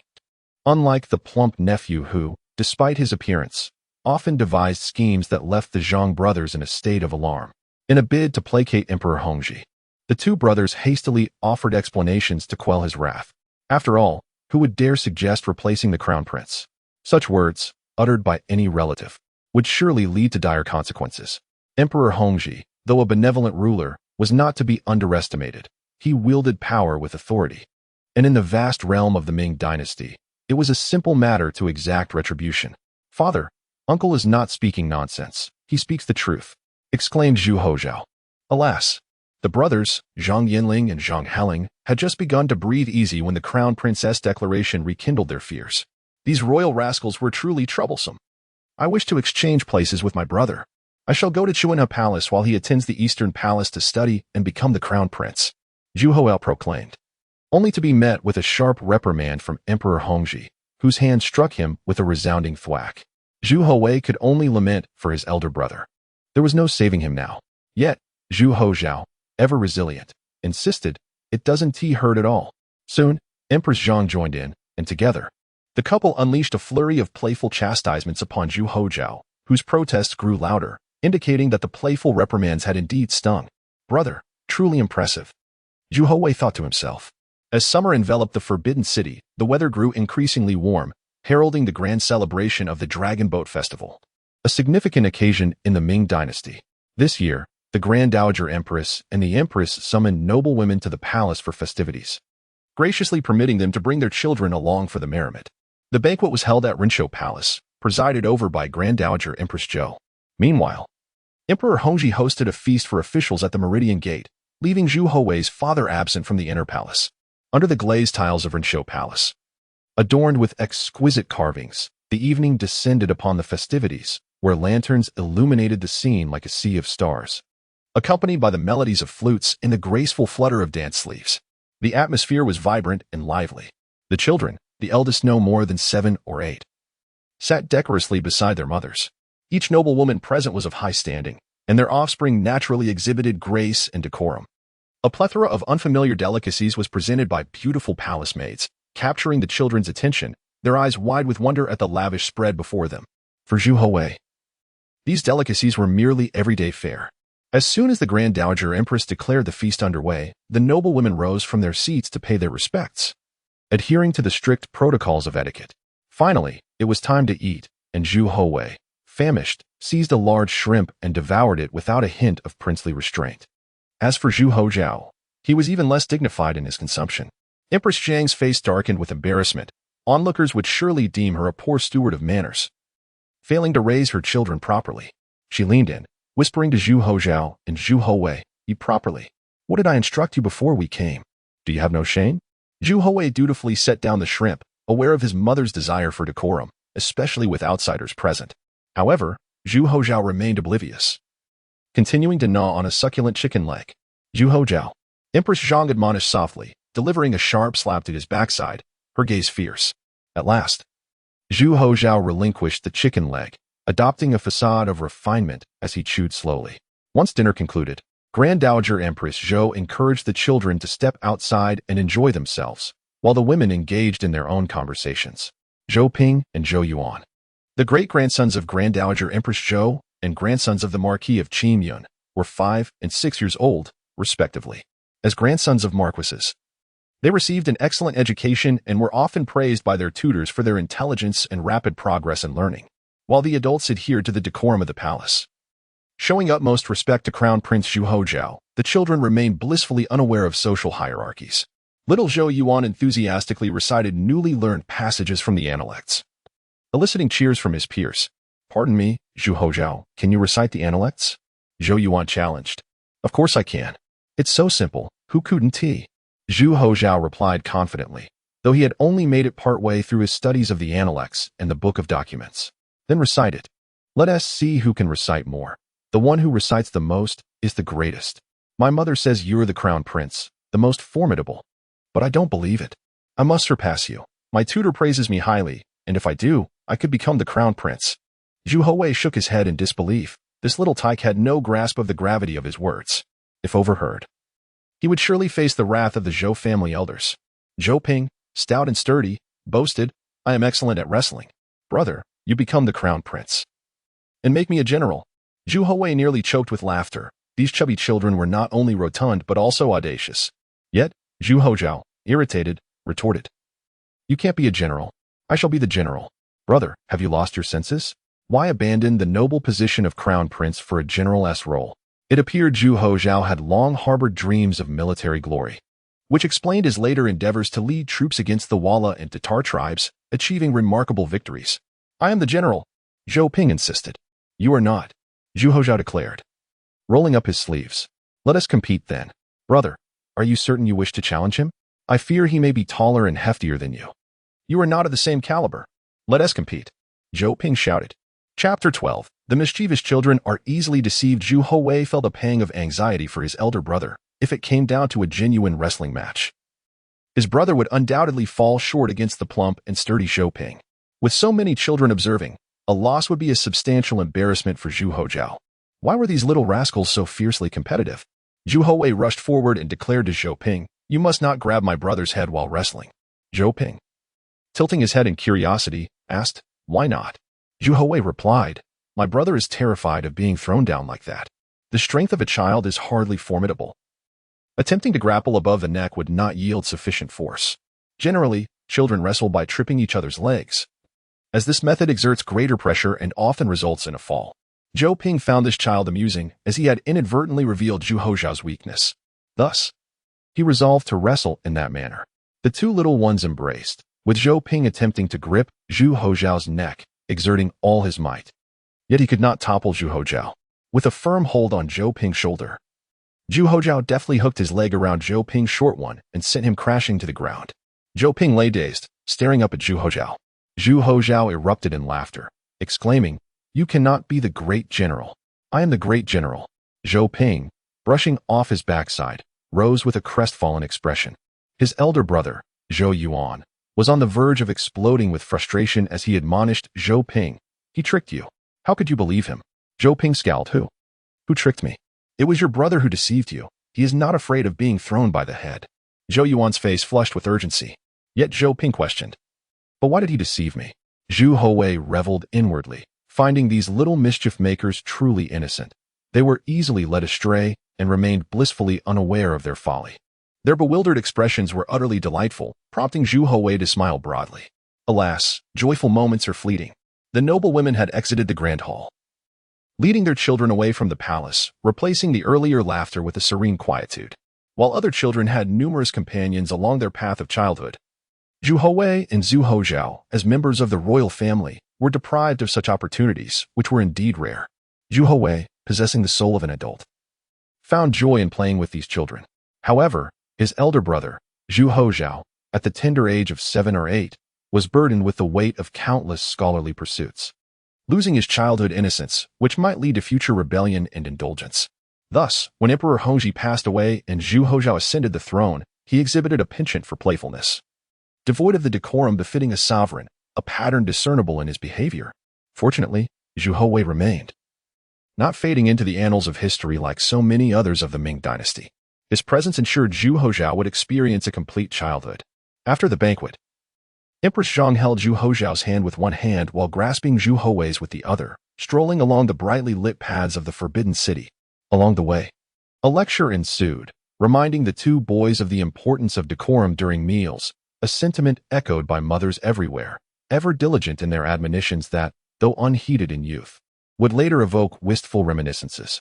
That day, Emperor Hongzhi, having indulged in a few too many cups of wine during the court banquet, arrived at Kunming Palace in high spirits. Empress Zhang took this opportunity to relay all that transpired at Renshou Palace, including her grievances about the elder matriarch.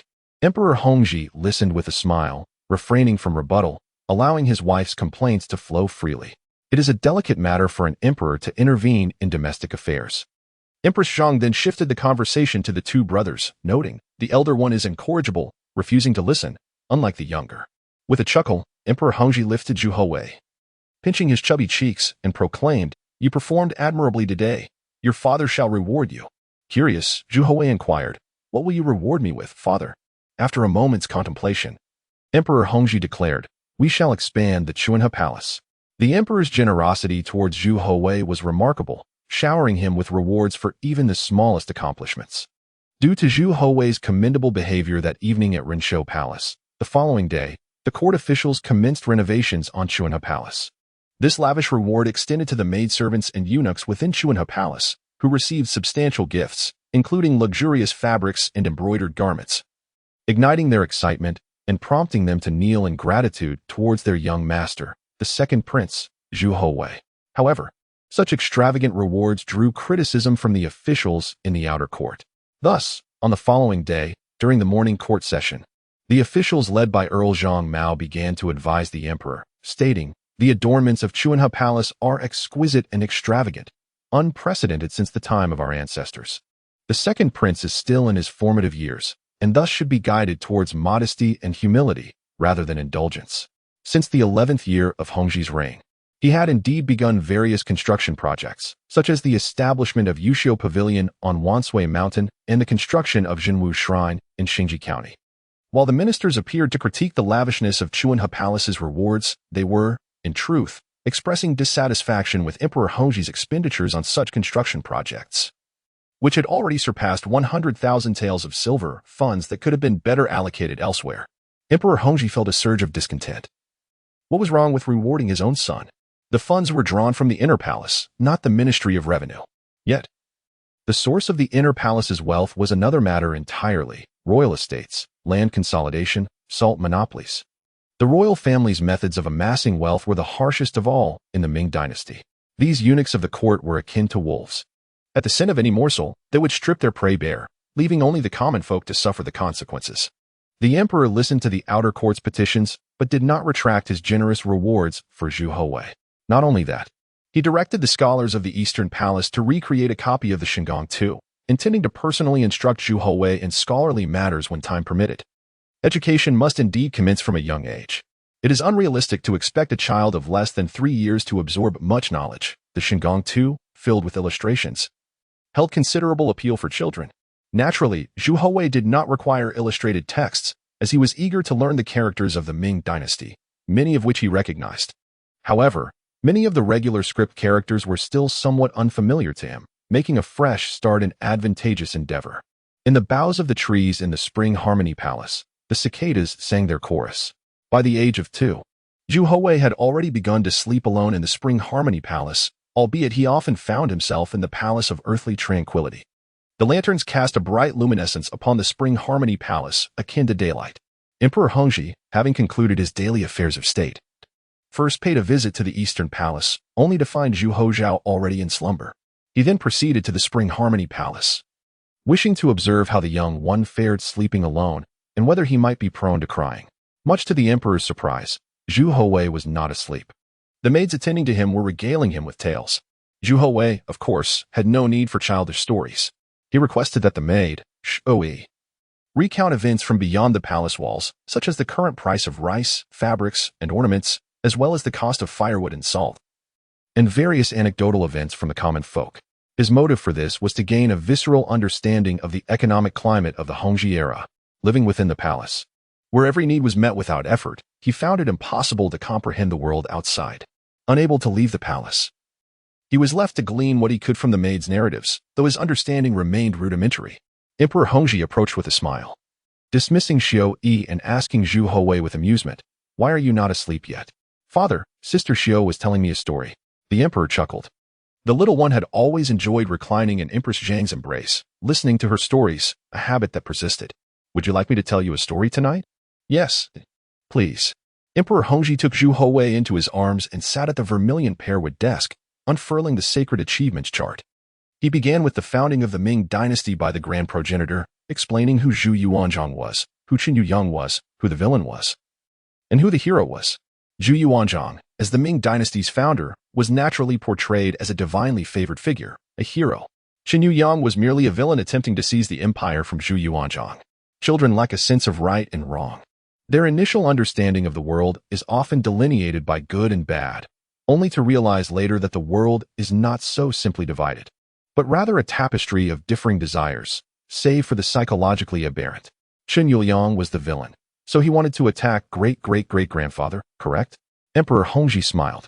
Indeed, our grand progenitor was an immensely virtuous man, while Qin Yuyang was an unmitigated scoundrel, and so he was destined to fail. The emperor imparted his teachings with patience, unable to inundate the child with too much information at once, instead instilling concepts gradually. Emperor Hongzhi nodded, smiling. Indeed. Now, let's turn our attention to the Vian emperor. The Vian emperor was also Zhu Di, though his temple name had not yet been changed to Emperor Qingzu. Emperor Hongzhi's lineage descended from Zhu Di, and so Zhu Di was idealized to an even greater extent than Zhu Yuanzhang. Zhu Houwei found this amusing but innocently asked, "So, The VN Emperor attacked Emperor Zhang, making the VN Emperor the villain and Emperor Zhang the hero, right? Emperor Hongzhi chuckled. Yes. What? You are quite adept at drawing inferences. But that's not how it works. Emperor Hongzhi quickly corrected himself. This is different. While the VN Emperor did attack Emperor Zhang, he was left with no choice. Emperor Zhang was the first to threaten the VN Emperor. Zhu Houwei inquired. It doesn't say that here. That's because it was about weakening the princes. Even though there was no direct attack, it was tantamount to one. These matters were too profound to explain, and Emperor Hongzhi stammered. Well, it's like this. Zhu Houwei found this amusing. Qin Yuyang attacking Zhu Yuanzhang made him a villain, but Xu Di attacking Zhu Yuan did not. Did his father not recognize the double standard? Very well, that's enough learning for today. I'll teach you more when I have time. Now, go to sleep. I'll stay with you tonight. Zhu Houwei responded with an "Oh." Okay. Someone, bring the second prince some goat's milk. Father, may I not drink it? Emperor Hongzhi asked, curious. Why not? Zhu Houwei replied, it makes me wet the bed. Emperor Hongzhi laughed heartily. It's good if you do. Drink it, it will help you grow. You must grow quickly and help me alleviate some of my burdens. Zhu Houwei tilted his head. How can I help you? Emperor Hongzhi was momentarily at a loss. He was destined to be enfeoffed as a prince, and the empire would eventually be entrusted to Zhu Houzhao. It doesn't matter. Just growing up will help me bear the weight. Oh. Zhu Houwei drank the goat's milk. And Emperor Hongzhi tucked him into bed, humming a tuneless lullaby. Though unnecessary, the small body was still developing, and the child fell asleep quickly. Emperor Hongzhi usually slept late, his mind occupied with many thoughts, but tonight he slept particularly soundly. The little one seemed to possess a peculiar charm, a source of solace. The following morning, Emperor Hongzhi rose early, quietly donning his robes and leaving the Spring Harmony Palace. He only allowed the attending maids to assist him in dressing in the side hall, lest he disturb Zhu Houwei. By the time Zhu Houwei awoke, Emperor Hongzhi was already gone. If he continued to exert himself in such a manner, his health would inevitably decline. Yet, Zhu Houwei was unsure how to advise him. Historical records indicated that Emperor Hongzhi succumbed to overwork at the young age of 37. Though his soul hailed from a later era, his body was the progeny of Emperor Hongzhi and Empress Zhang, bound by blood. He felt a profound affection for his father and wished to prevent his untimely demise. Perhaps when he was older, he could find a way to counsel his diligent father. Shoui led Zhu Houwei toward the palace of earthly tranquility. Breakfast was already prepared. Zhu Houwei released Xiuyi's hand and ran to Empress Zhang. Mother, you rascal. Slow down, lest you fall. Zhu Houwei ran ahead, followed by a group of maids and eunuchs, fearful that the esteemed second prince might stumble. Mother, I want to eat. Zhu Houwei clung to Empress Zhang's leg like a plump ornament, making her both amused and helpless. She pinched his chubby cheeks and asked, have you washed your hands? Yes. Then let's go eat. Empress Zhang led Zhu Houwei toward the main hall of the Palace of Earthly Tranquility. Sister hasn't arrived yet. Usually, Empress Zhang, Zhu Shirong, and Zhu Houwei dined together. Emperor Hongzhi was preoccupied with state affairs and rarely had breakfast at the Palace of Earthly Tranquility. Zhu Houzhao had his own retinue in the Eastern Palace, and his penchant for sleeping and meant he rarely ate at the Palace of Earthly Tranquility. Your sister is feeling unwell today. Let's eat without her.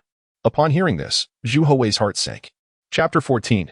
Treating my sister's illness. Zhu Shirong, known as Princess Taikong, is recorded in the Ming Shirlu as having passed away in recent years. Typically, Zhu Houwei seldom played with his sister, most of the time. It was Zhu Houzhao and Zhu Houwei who engaged in playful antics together. Boys, after all, are often permitted a degree of mischief without reproach. However, the girls of the Ming Dynasty were markedly different.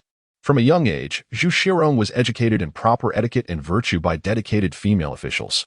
For young girls, academic knowledge was not the paramount concern.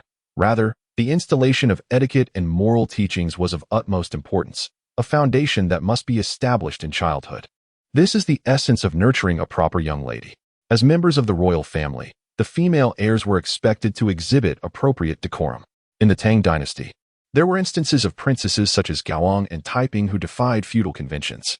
Yet, in the Ming Dynasty, under the influence of Confucian culture, such occurrences were simply unthinkable. Consequently, Zhu Shirong rarely joined Zhu Houwei and Zhu Houzhao in their playful escapades. She spent most of her time quietly learning the intricacies of etiquette from her instructors. Empress Zhang believed that Zhu Shirong was merely afflicted with a common cold, and the Imperial Medical Institute had not indicated any severe complications. Still, after witnessing the unreliability of the institute's head, Lu Wentai, Zhu Houwei remained uneasy. He held little faith in the Imperial Medical Institute. Yet he was acutely aware that the flawed procedures of the institution were beyond the influence of a naive young prince. Thus, he clutched Empress Zhang's hand, pleading with a pitiful tone, "Wait for sister, wait for sister." Empress Zhang patiently replied, "Your sister is ill. We shall wait until she recovers before we dine together." Zhu Houwei cried out, "Must wait for sister, must wait for sister." This little fellow was utterly dependent on his sister and brother, or so Empress Zhang thought. It was heartwarming. After all, family bonds are precious. The child was not yet 3 years old, and his affection for his sister brought immense joy to their parents. What parent does not wish for harmony among their children? Yet, unbeknownst to Empress Zhang, Zhu Houwei was genuinely anxious. He feared that if treatment for his sister was delayed, they might miss the opportune moment for healing, leading to a tragic fate akin to that recorded in history. With a sigh, Empress Zhang took Zhu Houwei's hand and said, "Come, I will take you to see your sister. Afterward, we shall have breakfast." Zhu Houwei clapped his chubby hands gleefully, exclaiming, "Fine sister, fine sister." This chubby child. Empress Zhang was both amused and exasperated as she led him towards the side hall of Kunming Palace. Zhu Shirong lay upon her bed, attended by several maids who were administering medicine. Upon seeing Empress Zhang and Zhu Houwei arrive, she hastily propped herself up, though her pallid complexion and frail demeanor were evident. "I have seen mother," she said, respectfully bowing to Empress Zhang. Unlike Zhu Houwei and Zhu Houzhao, who exhibited less formality, Zhu Shirong adhered to the rituals expected of her. Zhu Shirong smiled at Zhu Houwei and inquired, "Brother, what brings you here?" Zhu Houwei released Empress Zhang's hand and reached for Zhu Shirong, saying, "Sister, eat, eat." Zhu Shirong weakly replied, "All right. But I shall eat well today and accompany you for a meal tomorrow." "I want to eat, Zhu Houwei insisted, wobbling over to the medicinal pot. Empress Zhang quickly intervened. "You naughty boy. You cannot eat that. It is medicine, very bitter." Zhu Houwei innocently asked, "Mother, what is medicine?" "It is something very bitter and unpleasant to taste." "What is very bitter?" "Medicine. What is medicine?" Empress Zhang, exasperated, covered her forehead, at a loss for words. "In any case, you mustn't eat it." "But why can sister eat it?" "Because sister is ill." "Then I want to be ill." Empress Zhang exclaimed, "You little rascal. Are you trying to drive me to despair?" No. You must be healthy and free from illness for your mother to be happy." At that moment, a maid entered to announce, "Your Majesty, Lu Yuanzhang and the physicians have arrived." Zhu Houwei had been awaiting the arrival of the physicians, who had been delayed. Empress Zhang promptly ordered, "Let them come in to examine Shirong." In the confines of the inner palace, where men were not permitted to enter, the presence of the physicians was an exception. The physicians entered, first bowing to Empress Zhang and Zhu Houwei before proceeding to examine Zhu Shirong behind a curtain, ensuring no physical contact was made.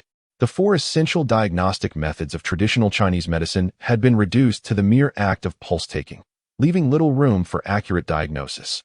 The constraints of feudal propriety were deeply ingrained, yet one must adhere to the customs of the age, whether one was a child of 3 or a fully grown adult.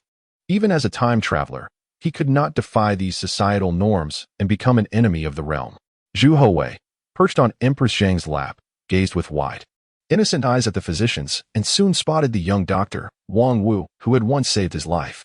This kindness had been etched in Zhu Houwei's heart, and today he had the opportunity to express his gratitude. He released Empress Zhang's leg, swaying towards Wang Wu and tugging at his robe. Wang Wu noticed the tugging hand. Upon looking down to see the second prince, felt an inexplicable fondness, smiling back at him, yet he maintained decorum and stood respectfully among his peers.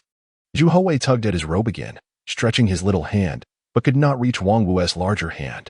Fortunately, Wang Wu bent slightly, allowing Zhu Houwei to grasp hold of him. Meanwhile, Lu Wentai concluded his diagnosis and respectfully addressed Empress Zhang. "Your Majesty, the princess's condition is not severe. It is merely a common cold. With a few more doses of medicine, she shall recover." Empress Zhang nodded, responding, "Thank you, Lu Yuanzhang. You may depart, as you command." Lu Wentai replied, about to leave when he cast a glance at Wang Wu, who promptly released Zhu Houwei and followed the other physicians out. However, Zhu Houwei continued to trail behind, holding on to Wang Wu's garment. Empress Zhang, slightly perplexed, pulled Zhu Houwei closer and asked, "Why are you pulling at others? Be careful, or you might be taken away." Chapter 15. He can heal. My sister Wang Wu resided in Xinghua Hutong in the southern part of Beiping. The imperial city was to the north, and areas closer to it were undoubtedly the political, cultural, and economic center, while those farther away were the opposite. Wang Wu was merely a physician of the 8th rank in the imperial hospital, a humble position. If there was one government office in the Ming Dynasty that was the most impoverished, it would undoubtedly be the imperial hospital. The physicians of the imperial hospital were responsible for the medical health of the entire royal harem. The Ministry of Personnel also had regulations stipulating that officials should not engage in private business or collude with merchants for profit. This regulation also destined the physicians of the imperial hospital to be unable to practice medicine privately to earn money. Nor was there any opportunity for illicit gains in the palace. They could only live on meager salaries. That was why Wang Wu was so poor and could only live in the southern part of the city, far from the imperial city, renting a relatively cheap courtyard. Wang's wife, Gu, could not help but feel resentful and said to Wang Wu, "Others are all secretly treating patients, but you can't. Last time, you said that you cured the second prince's illness, and the emperor would promote you, but what was the result? Still so destitute." At this time, a year and a half had passed since Zhu Houwei's illness was cured, and Wang Wu had not changed in any way. The people of the royal family seemed to have forgotten about this matter. Wang Wu frowned and said, "A woman's place is in the home. Do not speak nonsense. How dare you complain about the emperor and the court? Rain and dew, thunder and lightning are all the grace of the emperor. If this is heard by someone with ulterior motives, we will be waiting to be sued. Those physicians who practice medicine privately have just not been caught. If they are discovered by the censor, do you think they will not be impeached and punished?" It must be said that Wang Wu was still too young. Did the censors not get sick? Did they not want to have the Ming Dynasty's top medical officials to treat them? Even if they knew that the physicians of the imperial hospital were violating the rules, they would turn a blind eye, stop talking, and immediately shut her mouth. After all, Wang Wu was her husband. However, Wang Wu smiled knowingly and said, "Even if there is no promotion, it is still very fulfilling to have cured a small life. Today, when the second prince saw me, he actually remembered me and kept pulling on my clothes. Hee. Although Zhu Houwei had given Empress Zhang such obvious hints, the empress did not ask him the reason. She only kept scaring Zhu Houwei with words like not to talk to strangers or pull on people's clothes in the future. However, she did not say too much. After all, this was the palace, and Zhu Houwei was one of the only 2 princes of the Ming Dynasty. If anyone had the audacity to abduct the second prince of the Ming Dynasty, their clan would probably disappear. In the evening, Emperor Hongzhi ended several days of busyness and finally had a rare opportunity to visit the harem. First, he went to Empress Zhang's place to inquire about Zhu Shirong's illness. Empress Zhang said that there was nothing serious, and she also told Emperor Hongzhi about Zhu Houwei's insistence on waiting for his sister to eat together this morning. Emperor Hongzhi smiled knowingly after hearing this. This son of mine is stronger than his brother. He is so good to his sister now. And when we are old in the future, he will definitely be more filial than his brother. Empress Zhang sighed and said, "Will we still be able to see that day? When Houwei grows up, he will always have to go to his fiefdom to be a king. And one day, he will leave us far away." No matter how reluctant the emperor and empress were to part with their son, when Zhu Houwei came of age, he would eventually have to leave the palace and leave Beiping. Otherwise, the officials of the outer court would immediately impeach the emperor and demand that the emperor send the prince to his fiefdom. This was easy to understand. An adult prince in the capital, in the palace, did the emperor intend to change the foundation of the country? Even if the emperor did not have this intention, the officials could not be without this worry. By the way, this little guy pulled on a physician today and almost ran away with him. Emperor Hongzhi was a little strange and asked, "Why?" Empress Zhang shook her head and said, "I don't know. Maybe it's just childishness. Children are simple and innocent, and of course, they have no defenses." But Emperor Hongzhi still felt strange. For no reason. Why would Zhu Houwei be affectionate with a stranger? After thinking about it, he got up and said, "I'll go to Chuanha Palace." Before long, the emperor's carriage arrived at Chuanha Palace. Emperor Hongzhi waved his hand, signaling the eunuchs and maids not to salute, and then strode to find Zhu Houwei. "Father." Zhu Houwei ran to Emperor Hongzhi. Having not seen his second son for several days, Emperor Hongzhi also missed him very much. He squatted down, stretched out his hands, and picked up Zhu Houwei, spinning him around in the air a few times. "Did you miss father?" "Yes," Zhu Houwei said obediently. "Good boy." Emperor Hongzhi carried him to the bed and took out a small wooden horse carving from his arms. The wood was sandalwood and emitted a faint fragrance. However, Zhu Houwei was not interested in these children's things at all, but he still pretended to be happy and played with them. "Tell father. Why did you grab a stranger's clothes today?" Zhu Houwei said, "Father, he cures diseases." The person responsible for treating Princess Taikang was Lu Wantai. What did that little guy mean by this? Zhu Houwei was very anxious because he did not know how to make Emperor Hongzhi understand his meaning and also express it in a way that conformed to a child's logic. Fortunately, Emperor Hongzhi continued to ask, "Have you seen him before?" Zhu Houwei nodded. "Father and mother don't come to see me. He comes." Emperor Hongzhi slowly narrowed his eyes. The only time this could have happened was during Zhu Houwei's leprosy a year ago. At that time, Emperor Hongzhi felt strange. Lu Wentai had already diagnosed leprosy. How could this disease be cured so easily? It was just that at that time, Emperor Hongzhi was immersed in the excitement of Zhu Houwei's recovery.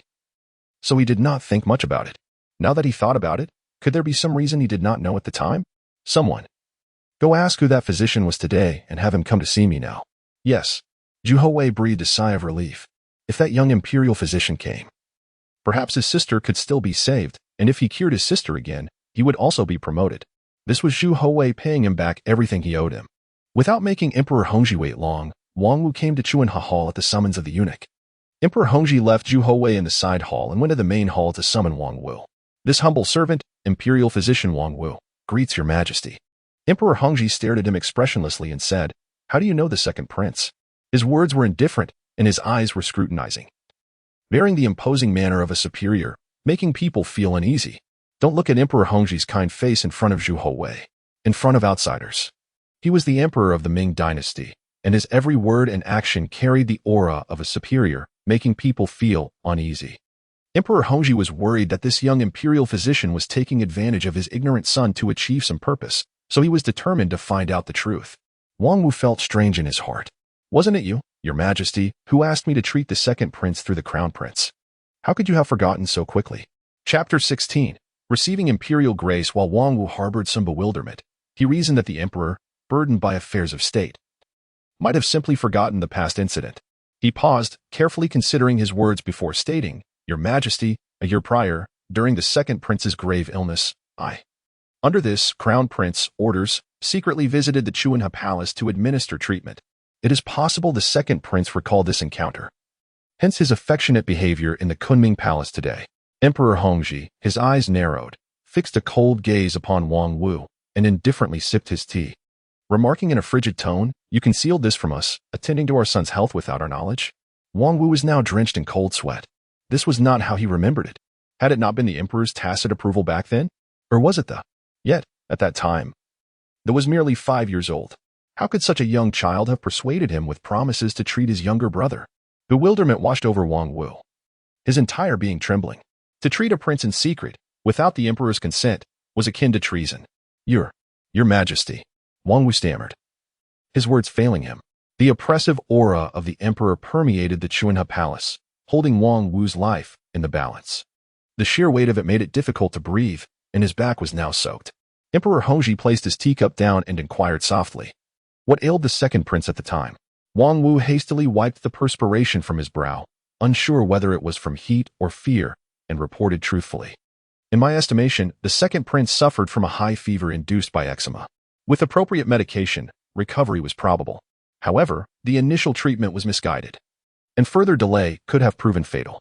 Emperor Hongzhi scrutinized him, asking, "Are you implying that Lu Wentai's diagnosis was inaccurate?" "I dare not," Wang Wu replied. The emperor refrained from delving further and, glancing at Wang Wu, shifted the topic to his own daughter, asking, "How fares the princess's condition?" Wang Wu responded, "Your majesty, the princess's illness is grave." "Grave?" Emperor Hongzhi echoed, his gaze piercing. Did Lu Wentai not claim it was merely a common cold? Wang Wu hesitated, knowing that his superior's assessment differed vastly from his own. Should these words reach Lu Wentai, the director of the imperial hospital, his future prospects would be jeopardized. Emperor Hongzhi, having reigned for 11 years, was well versed in the ways of the court. He then inquired, "Do you possess the confidence to cure her?" Wang Wu replied, "I dare not deceive your majesty.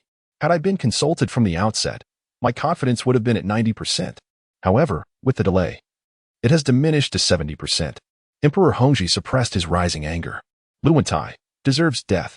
Then cure her," he commanded. "Regardless, restore the princess to health." Wang Wu hesitated, daunted by the remaining 30% uncertainty. "We absolve you of any blame," the emperor declared. "Succeed, and we shall bestow upon you greater rank. Fail, and we shall still spare you." Wang Wu hastily submitted, "I shall obey your majesty's decree." Emperor Hongzhi nodded solemnly and said, "Withdraw." "As you command." "Wait." Emperor Hongzhi interjected, inquiring, your medical skills? Wang Wu promptly replied, learned from my father. And your father was? Wang Wu explained, an imperial physician to Emperor Jingtai, later dismissed. The animosity between Emperor Yingzong and Emperor Daizong of Ming ran deep. After Zhu Qizhan returned from captivity, he launched the coup, and Emperor Daizong met a mysterious end. Officials under the former emperor were replaced, and imperial physicians were not spared. A family of physicians, it seems, Emperor Hongzhi remarked, nodding slightly before waving his hand. Withdraw. As you command. After Wang Wu departed, Emperor Hongzhi remained puzzled. Wang Wu claimed to have treated Houwei under this instruction. How could Zhu Houzhao, barely a child, have sought out a physician for such a task? Filled with doubt, Emperor Hongzhi went to the East Palace. When Zhu Houzhao heard his father inquire about why he had sought out an imperial physician to treat his younger brother's illness over a year ago, Zhu Houzhao was about to blurt out that his brother had told him to do so. However, he recalled his brother's words. This was their secret, not to be shared with anyone, not even their parents.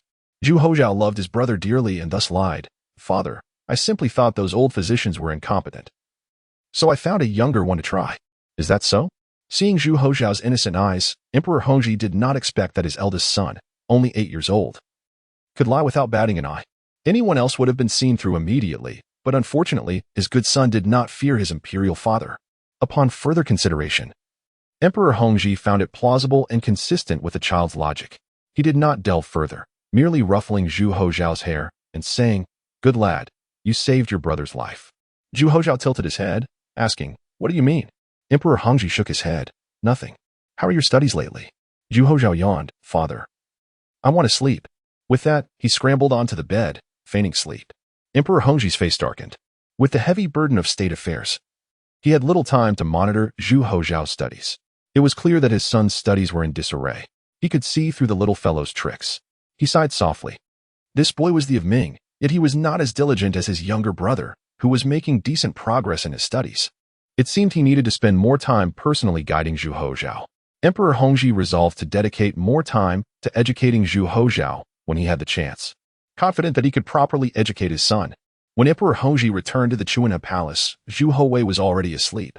The weather was hot, and a young maid sat quietly by the bed, fanning him. Upon seeing Emperor Hongzhi, Xiui was about to rise, but the emperor gestured for her to leave. He tiptoed to Zhu Houwei's bedside and gently fanned his son. The little fellow must have been having a pleasant dream, for he wore a smile on his chubby face. His head was tilted awkwardly, and Emperor Hongzhi carefully straightened it. But the little fellow turned again, hugging Emperor Hongzhi's leg tightly, unwilling to let go, and continued to sleep soundly. Emperor Hongzhi leaned against the bed, a gentle smile on his face, and fanned Zhu Houwei. Unknowingly, he drifted off to sleep as well. The next morning, Emperor Hongzhi awoke, feeling sore from sleeping upright all night. He looked down at his leg, which was covered in the little fellow's drool. Emperor Hongzhi smiled helplessly and left the Chuanha Palace with light steps. Chapter 17. The illness has passed in recent days. Zhu Houwei has been under the careful guidance of the maid Xiui, making his way to the Kunming Palace. His elder sister, Zhu Shirong, has shown remarkable improvement in her complexion after several days of treatment. This morning, after having breakfast with Empress Zhang, the Empress went on to attend to matters concerning the inner palace.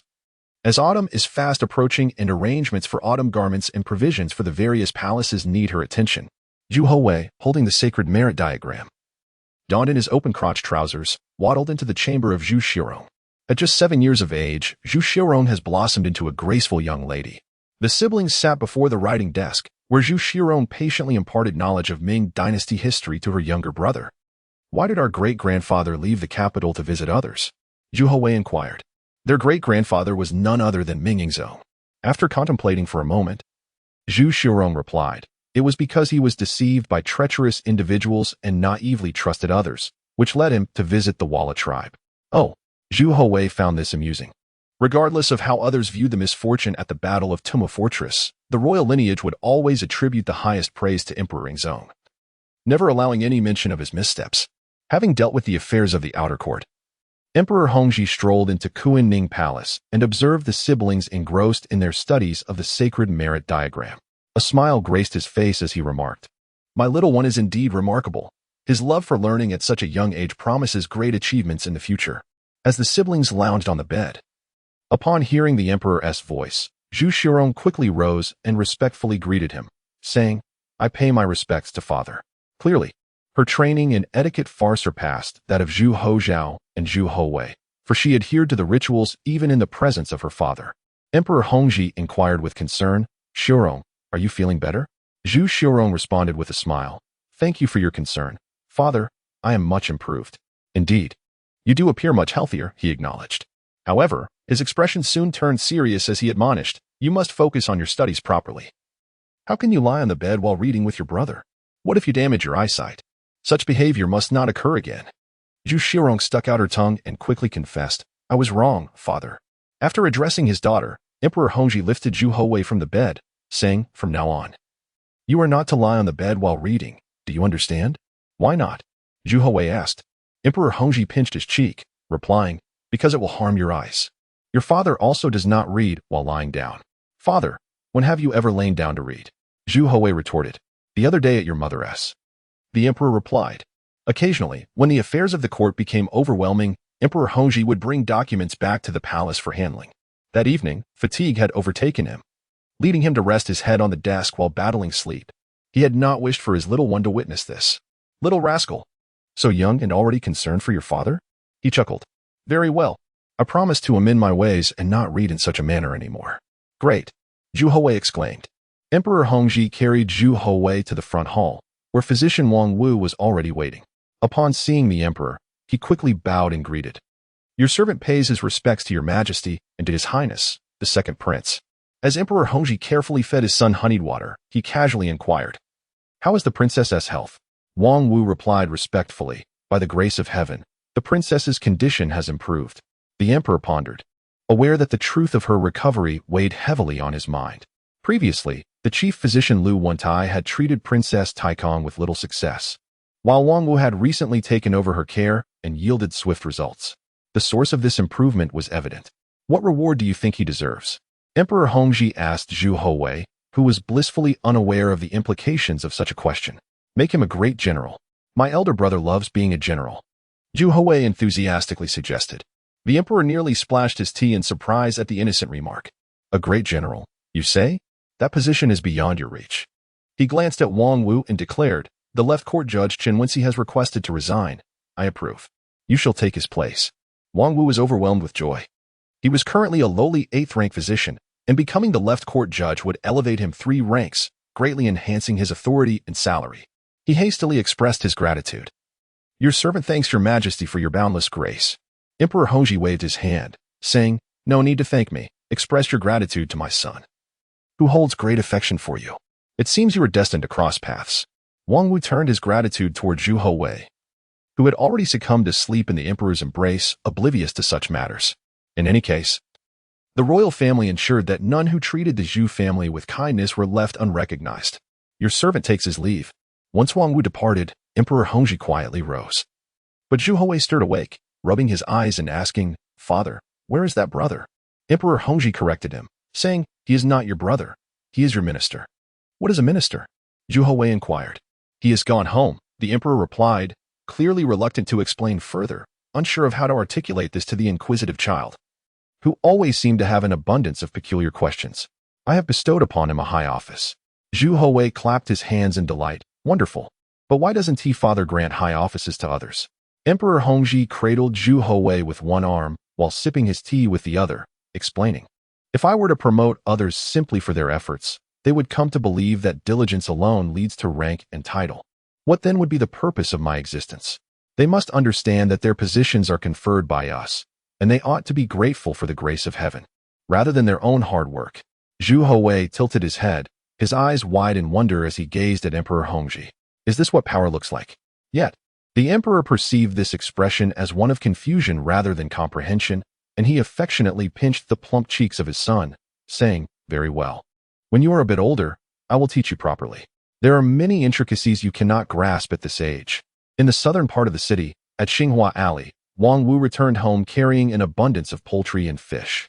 His wife, Gu, looked at him curiously and asked, "What good fortune have you encountered to procure such valuable meat?" Wang Wu replied with a smile, "My dear wife, today is a momentous occasion.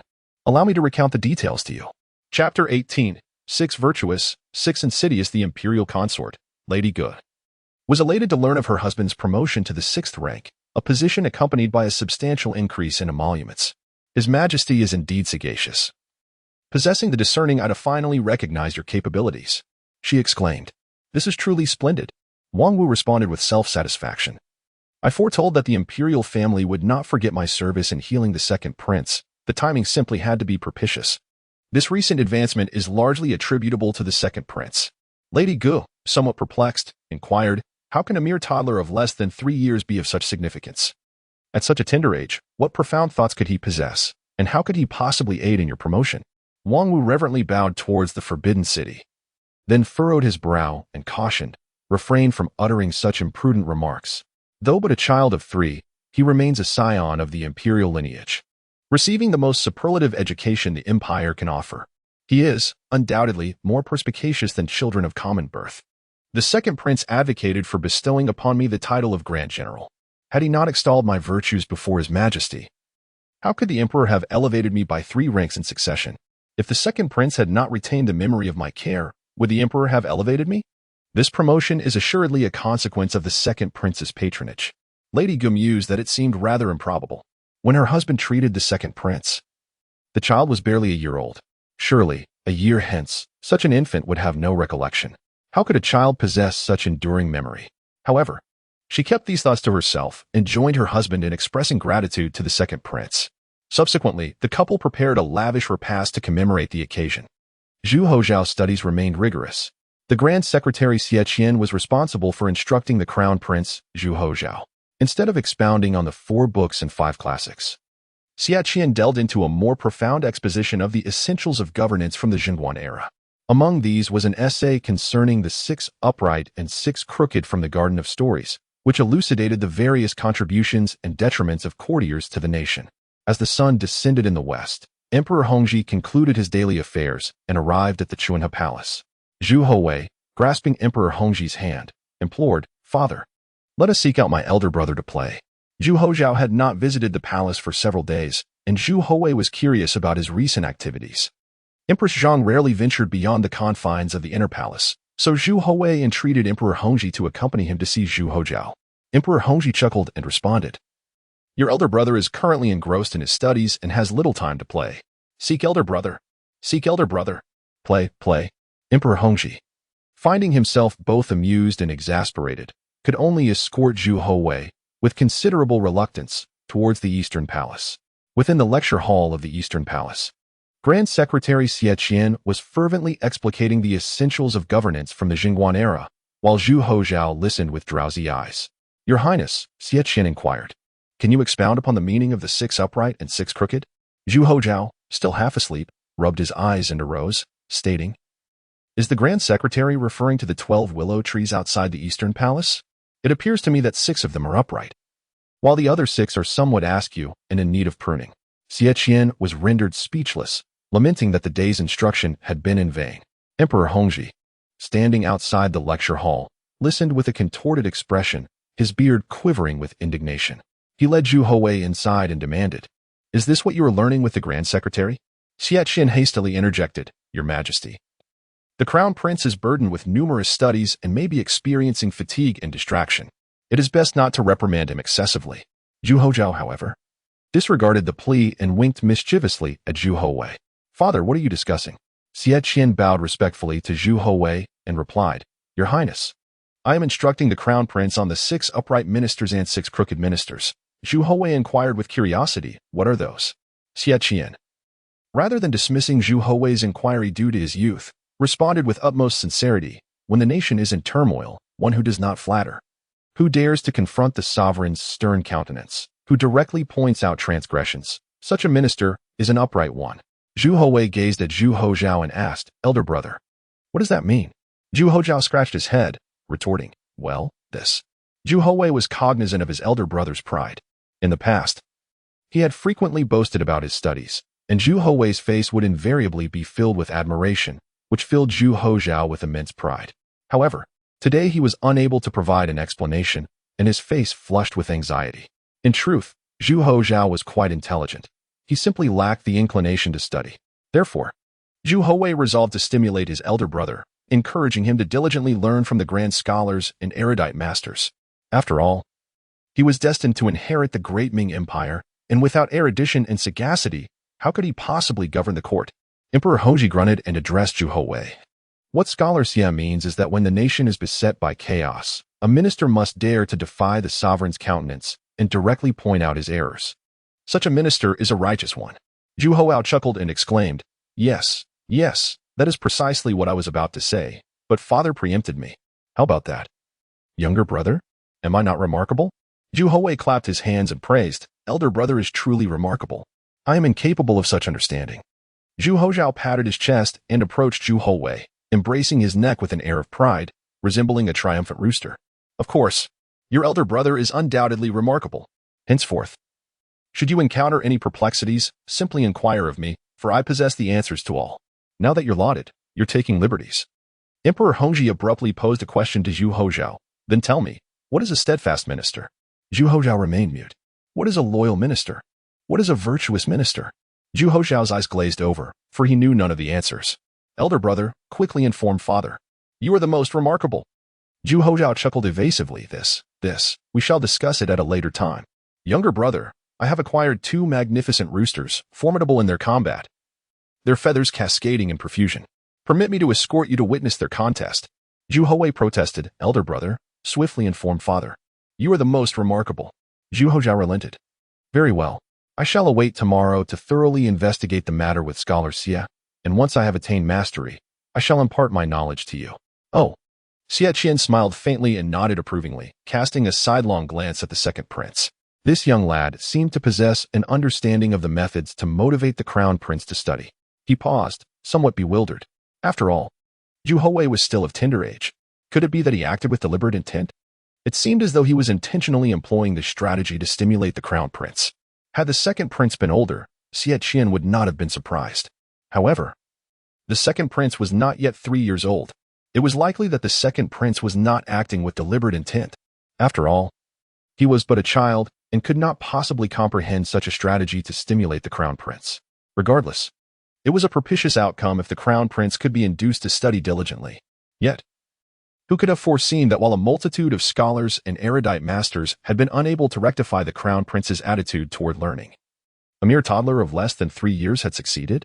It was truly an astonishing turn of events. Emperor Hongzhi, renowned for his indulgence towards his sons, though having issued a stern reprimand, now addressed Xia Qian. Then, tomorrow, instruct the crown prince assiduously and allow him respite for the present. Xia Qian bowed. Your servant obeys. Chapter 19.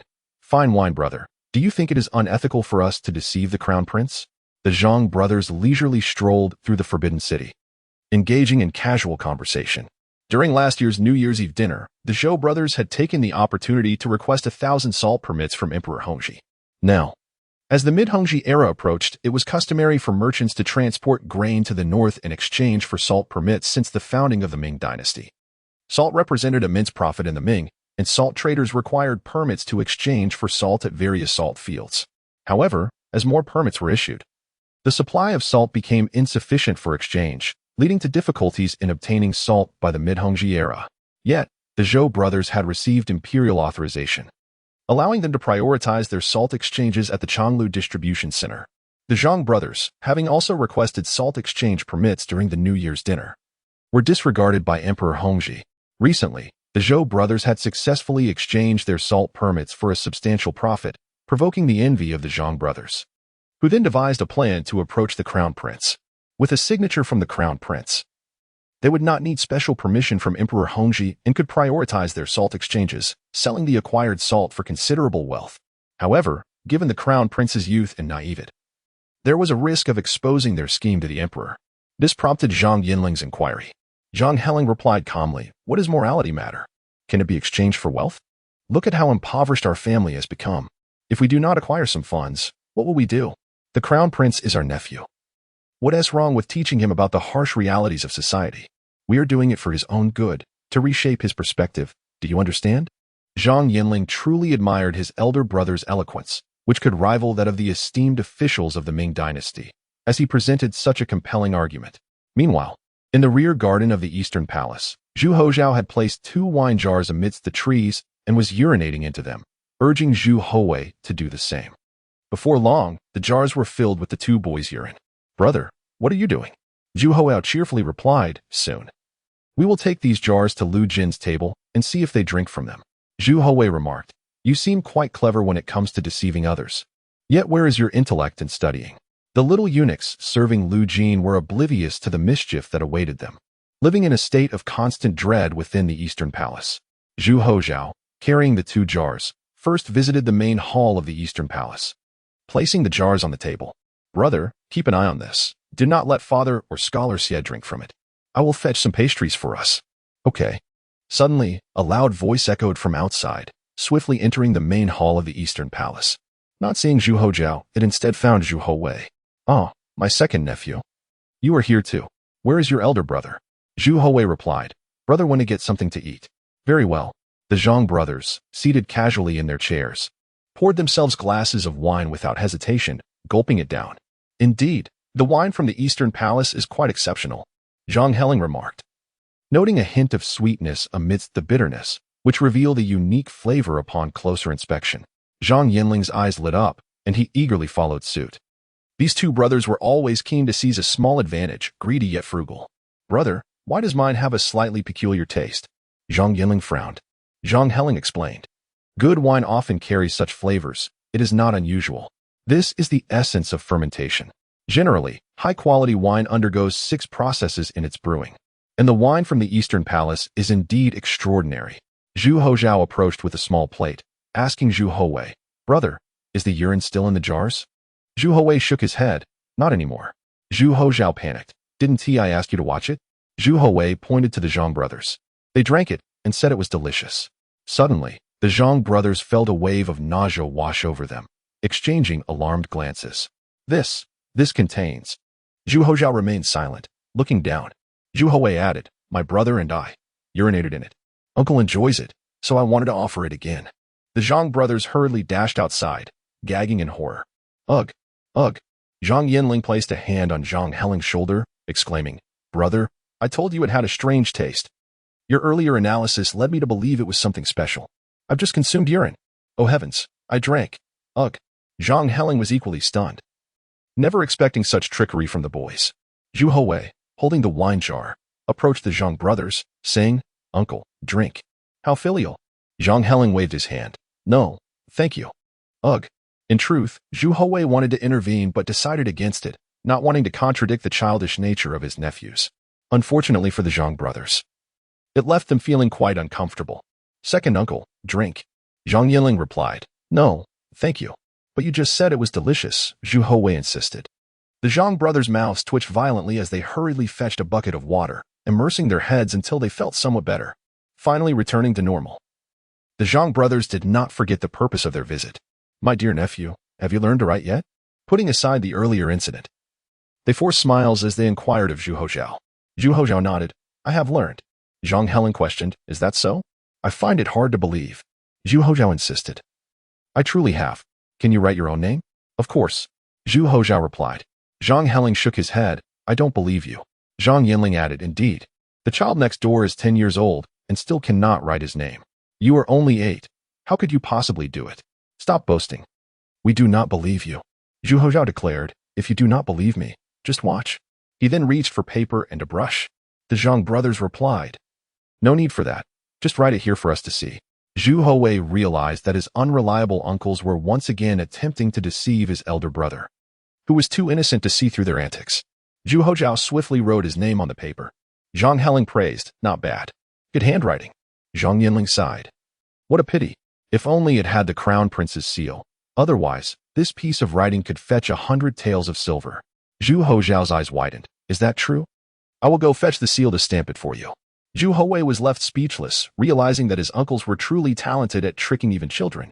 Chapter 20. The Enlightenment of Zhu Houwei. Although Zhu Houwei was aware that his elder brother had been deceived by their 2 uncles, he felt utterly powerless. The objects held by the 2 uncles were, he discerned, salt permits. This clearly illustrated the immense profit from salt during the Ming Dynasty, even the Zhang brothers. Among the most prominent relatives of the dynasty were scheming to benefit from the lucrative salt trade. Such a reality was telling. Let them be deceived. These two uncles would soon be impeached by the censors and brought before Emperor Hongzhi, where they would surely lament their actions. The two brothers cheerfully departed with the salt permit stamped by the crown prince, having entirely forgotten the scene of being duped by the two mischievous children.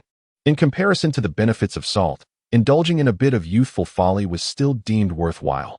At least, this was how the Zhang brothers rationalized it. Zhu Houwei, accompanying his elder brother, watched two large black roosters engage in a fierce battle in the back garden, their feathers flying. The two little ones sat comfortably on a bench, enjoying pastries, while Lu Jin and a few companions fanned them, epitomizing leisure and ease. As dusk approached, Zhu Houzhao took Zhu Houwei to Kunming Palace, where they dined with Empress Zhang before reluctantly parting ways. Upon returning to Chuanhe Hall, Zhu Houwei sat upright at the table, grasping a brush, diligently practicing his name. The characters for Zhu Houwei were taught to him by Emperor Hongzhi, and he wrote each stroke with great care. The maid, Xiao Yi, bathed Zhu Houwei, leaving him feeling quite embarrassed in his bare state. However, being just a young child, he could not resist much. A few nights later, Emperor Hongzhi visited Chuanhe Palace once more and was moved to see the numerous characters inscribed on the sheets of Xian paper before the writing desk. He couldn't help but admire the diligence of his second son.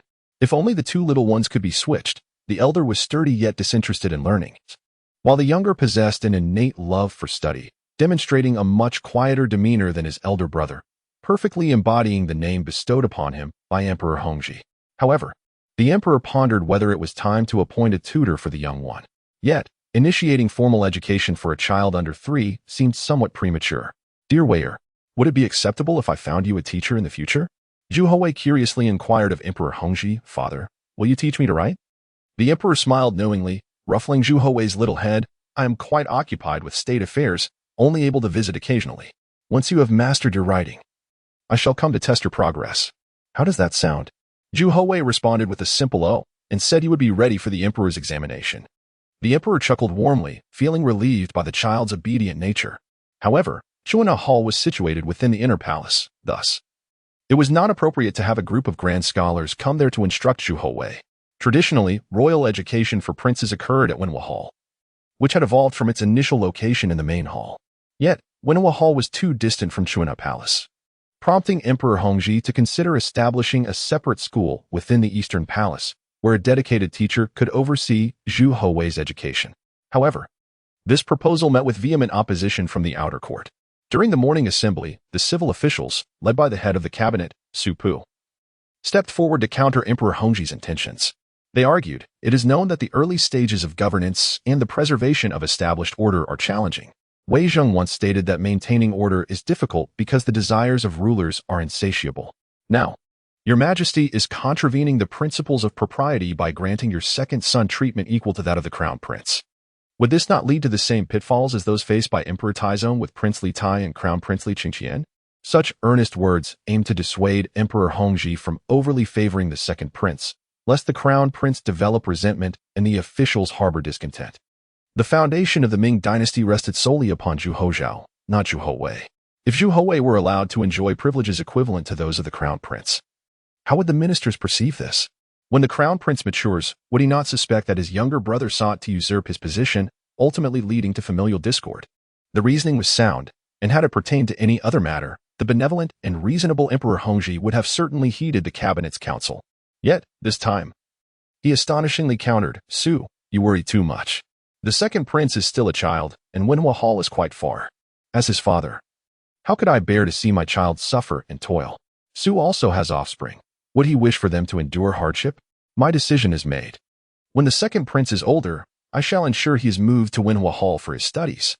Let this matter rest. Seeing Emperor Hongzhi's resolute stance, the cabinet ceased their persuasion, recognizing that the issue of the second prince's education did not directly affect their interests, and thus, there was no need to press him too hard. However, should any matter threaten their interests, they would certainly stand firm. After considerable negotiation with the cabinet, Zhu Houwei was finally permitted to commence his studies in the Eastern Palace. The question of who would be his teacher, however, posed a significant dilemma. High-ranking officials such as Xie Qian, Lu Jian, and Li Dongong were the most esteemed Confucian scholars in the Ming Dynasty and were naturally expected to oversee the crown prince's education. Assigning them to teach Zhu Houwei would be a breach of propriety, and having already made concessions, Emperor Hongzhi was unlikely to defy the civil officials further on this matter. After much deliberation, he decided to appoint Qing Minzheng, the Deputy Minister of Rites, as Zhu Houwei's tutor.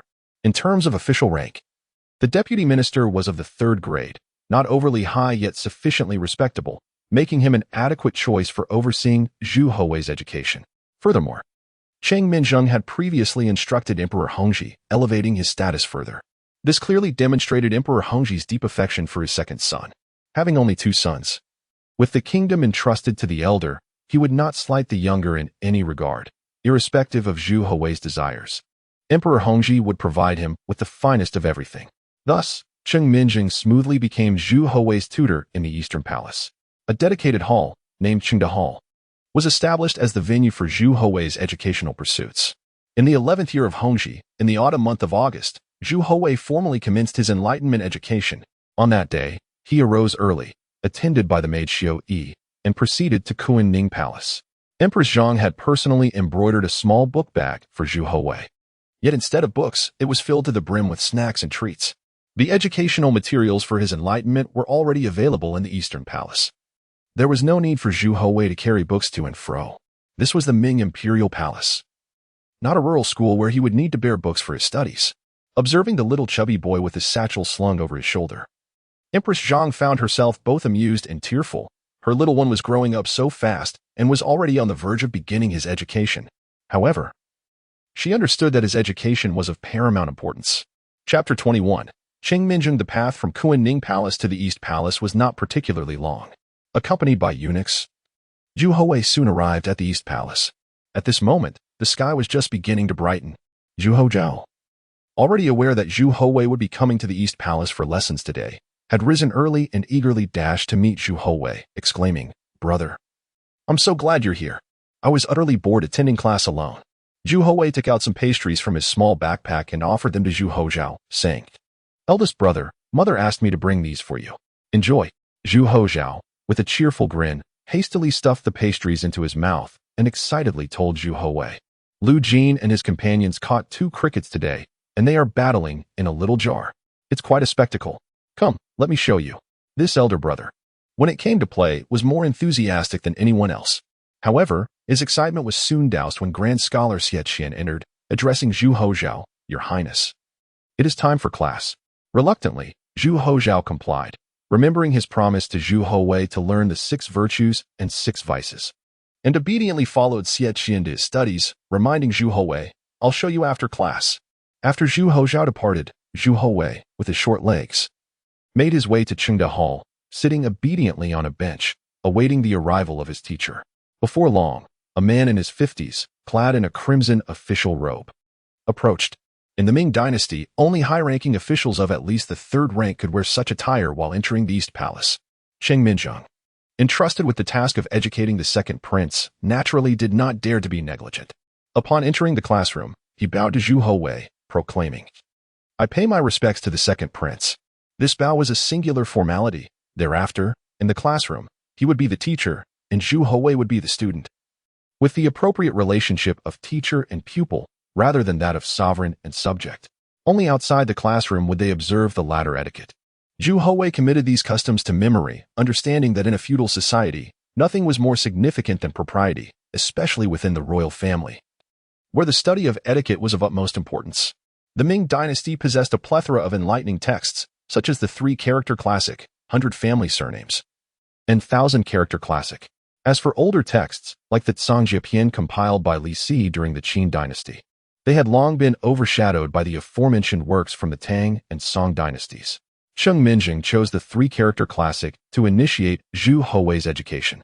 At the beginning of humanity, nature is inherently good.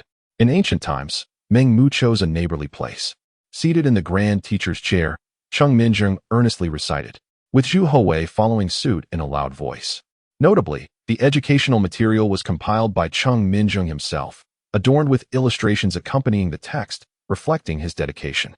He did not intend to overwhelm the second prince with excessive knowledge at the outset, nor did he explain the meanings of the characters. Instead, he let Zhu Houwei simply read and memorize alongside him, thereby deepening his impression. However, Zhu Houwei was not easily satisfied. He inquired, "Teacher, what does at the beginning of humanity nature is inherently good mean?" Qing Minzheng replied, "It means that when one is born, one's nature is good? Zhu Houwei asked. Does that mean everyone is born a good person? Cheng Minjing nodded. Indeed. Then why does father say that some people are bad and some are good? Cheng Minjing patiently explained. Because they grow up in different environments and learn different things. Some children, from a young age, follow others into fights and learn to insult, which leads them to become bad as they grow. Others, however, learn from their teachers to be cultured and polite, and thus they become good people. Can good people become bad, and bad people become good? Zhu Houwei pressed. Cheng Minjing replied, certainly, if one recognizes their mistakes, they can improve. Cheng Minjing was a highly learned scholar, having previously instructed Emperor Hongzhi, which attests to his profound knowledge. He was also a true gentleman, deeply steeped in Confucian culture, practicing self-discipline and courtesy. His teaching of Zhu Houwei was marked by genuine patience. He did not grow impatient with the multitude of questions nor dismiss Zhu Houwei's inquiries as childish, regardless of whether the questions were naive or profound. He always strived to clarify and resolve Zhu Houwei's uncertainties. The essence of a teacher is to impart knowledge, facilitate learning, and dispel confusion. A role Cheng Minjing embodied with excellence. He held a profound admiration for Zhu Houwei, recognizing that few children would pose such questions. Many teachers dislike being questioned excessively, concerned for their own reputation, while some lack the knowledge to answer and thus discourage inquiry. However, Cheng Minjing was not of that ilk. He clearly explained everything he knew to Zhu Houwei. If faced with inquiries beyond his kin, he would graciously admit his limitations, such as when Zhu Houwei asked why one could deem an infant, who knows nothing, as inherently good. This query fell outside Cheng Minjing's scholarly scope, touching upon theories of innate goodness, evil, and neutrality, which were part of Confucian and Mencian discourse. He candidly confessed to Zhu Houwei that he did not know the answer and that it was something Zhu Houwei would need to explore in the future. Though the three-character classic was merely a foundational text, and Zhu Houwei had outgrown its lessons, he diligently followed Cheng Minjing's instruction, fully immersing himself in the culture, education, and principles of the ancients. Many traditional customs were not discarded because they were flawed, but rather because later generations gradually abandoned them. As the second prince of the Ming Dynasty, his studies were no longer solely for the sake of officialdom, but rather to gain a deeper understanding of his dynasty, to grasp the nuances of propriety, and to discern right from wrong. The duration of today's lessons was not lengthy, and after all, he was still a child. The fact that he could concentrate so well had already impressed Cheng Minjing. He found himself increasingly appreciative of the young prince, who exhibited such patience and curiosity, despite his questions being somewhat naive. The complexity of inquiries that even a learned scholar like Cheng Minjing could not answer made him believe that this young prince was exceptionally gifted and destined for greatness. After class, Zhu Houwei hurriedly rushed to Qingda Hall, eagerly pulling Zhu Houwei along, exclaiming, "Brother, brother, come quickly to see the crickets." Chapter 22. Living and learning at noon in August, Beiping remained sweltering, despite the onset of autumn, as the lingering heat of the autumn tiger showed no signs of abating. In the rear courtyard of the Eastern Palace, two young boys were sprawled on the ground, engaged in a spirited battle of crickets, their jubilant cries filling the air as they played with abandon. Zhu Houwei never imagined that one day he would relish such innocent joys, free from the sordid concerns of the world, untouched by the vile individuals that surrounded him. All those in his vicinity were virtuous souls. This state of mind was indeed rare, a privilege of childhood, allowing for such carefree delight. Lu Jin and a few young eunuchs observed their young master, the crown prince, so engrossed in his play and could not help but express their contributions. "Your Highness, this is the finest cricket I could procure after scouring every corner of the capital, even at my own expense." Zhu Houzhao appeared quite pleased and exclaimed, "Excellent. Lu Jin, you have done remarkably well. Go, claim your reward, 1,000 taels of silver." Zhu Houwei was taken aback, never expecting his elder brother to be so generous. What did 1,000 taels signify? He had learned from the maidservant Xiui at Chuanhe Palace about the current rice prices, which stood at 0.5 taels of silver per public stone, equating to approximately 156 jin. With 1 tael of silver purchasing over 300 jin of rice, the magnitude of 1,000 taels was staggering. Such wealth could only belong to a prosperous household in the capital, and yet his brother so casually bestowed it upon Lu Jin and a few young eunuchs. Was this not akin to the tale of the Ming Dynasty's Emperor Hui, who lamented the lack of meat porridge? Recently, when the Grand Minister Su Pu retired, Emperor Hongzhi had only granted him a mere 30 taels of silver. What merit did a mere eunuch possess to receive such a bountiful reward? Zhu Houwei understood the implications. Yet Zhu Houzhao remained oblivious, having spent his days within the palace, devoid of any tangible concept of wealth. However, Zhu Houwei refrained from voicing his thoughts at that moment. After enjoying a sumptuous lunch at the Eastern Palace, Zhu Houwei followed his elder brother Zhu Houzhao towards the Ming Hall. The Eastern Palace School was merely a wall away from Ming Hall. "Brother, why did you bestow a reward upon Liu?" Zhu Houzhao replied nonchalantly. "Did you not hear him? He searched high and low for crickets, even at his own expense. After such effort, he certainly deserves a reward." Zhu Houwei, with utmost seriousness, countered. "But if he feels entitled to a reward for his efforts, will he not lose his gratitude towards you?" Zhu Houzhao scratched his head, perplexed. "Is that so? What do you mean?" This afternoon's lesson was originally to be taught by Wang Hua, the right deacon of the Eastern Palace, but due to the imminent provincial examination, he, along with Yang Tingyi from the left Spring Pavilion, had been appointed as examiners by Emperor Hongzhi and could not attend. Thus, Xie Qian returned to instruct Zhu Houzhao, accompanied by Cheng Minzheng, the deputy minister of rights. As they approached the school, they overheard the conversation between the brothers. Upon hearing Zhu Houwei's remarks, they exchanged astonished glances, both profoundly shocked by the wisdom emanating from a child not yet 3 years old. How could such a young child grasp these concepts? It was truly unfathomable. Such understanding eluded even seasoned officials who had navigated the treacherous waters of court politics for years. Yet, Zhu Houwei articulated it so clearly that they could not help but be astounded. Cheng Minzheng approached Zhu Houwei with a smile, inquiring, "Young prince, who imparted such wisdom to you?" Zhu Houwei, startled, had not anticipated that his conversation with his brother would be overheard by his teacher. Realizing the gravity of his words, he could only reply dutifully, "My father told me." The emperor, Xie Qian, and Cheng Minzheng exchanged skeptical glances. Their curiosity piqued as they suppressed their astonishment and resumed the afternoon's lessons. Cheng Minzheng guided Zhu Houwei in practicing calligraphy, each stroke resonating with precision. The written word serves as a reflection of one's character, and a fine hand is always pleasing to the eye. Most calligraphy in the Ming Dynasty adhered to the standards required for the imperial examinations, while also embodying the principles of proper conduct. A gentleman must be upright in both character and writing. Zhu Houwei absorbed Cheng Minzheng's teachings, understanding why the students of the Ming Dynasty produced such clean and beautiful scripts, each letter well-formed and balanced. Zhu Houwei practiced diligently, albeit limited to the fundamental strokes. However, his small hands wavered as he wrote, producing uneven lines and slanted characters. Mastery of these basics required relentless practice over time. The hour-long lesson concluded swiftly. At this moment, Emperor Hongzhi arrived at the Eastern Palace, seeking an update on his son's progress.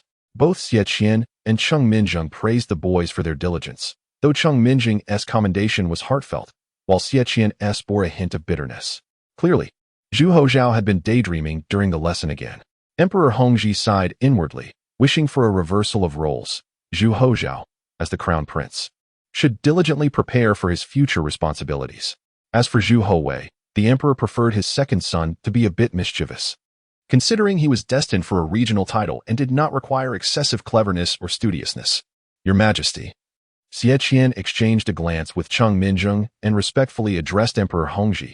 Today, the second prince spoke words that profoundly shocked us. "Oh." Emperor Hongzhi's interest was piqued. "What did Houwei say that left you in such astonishment?" The use of such strong language only heightened the emperor's curiosity.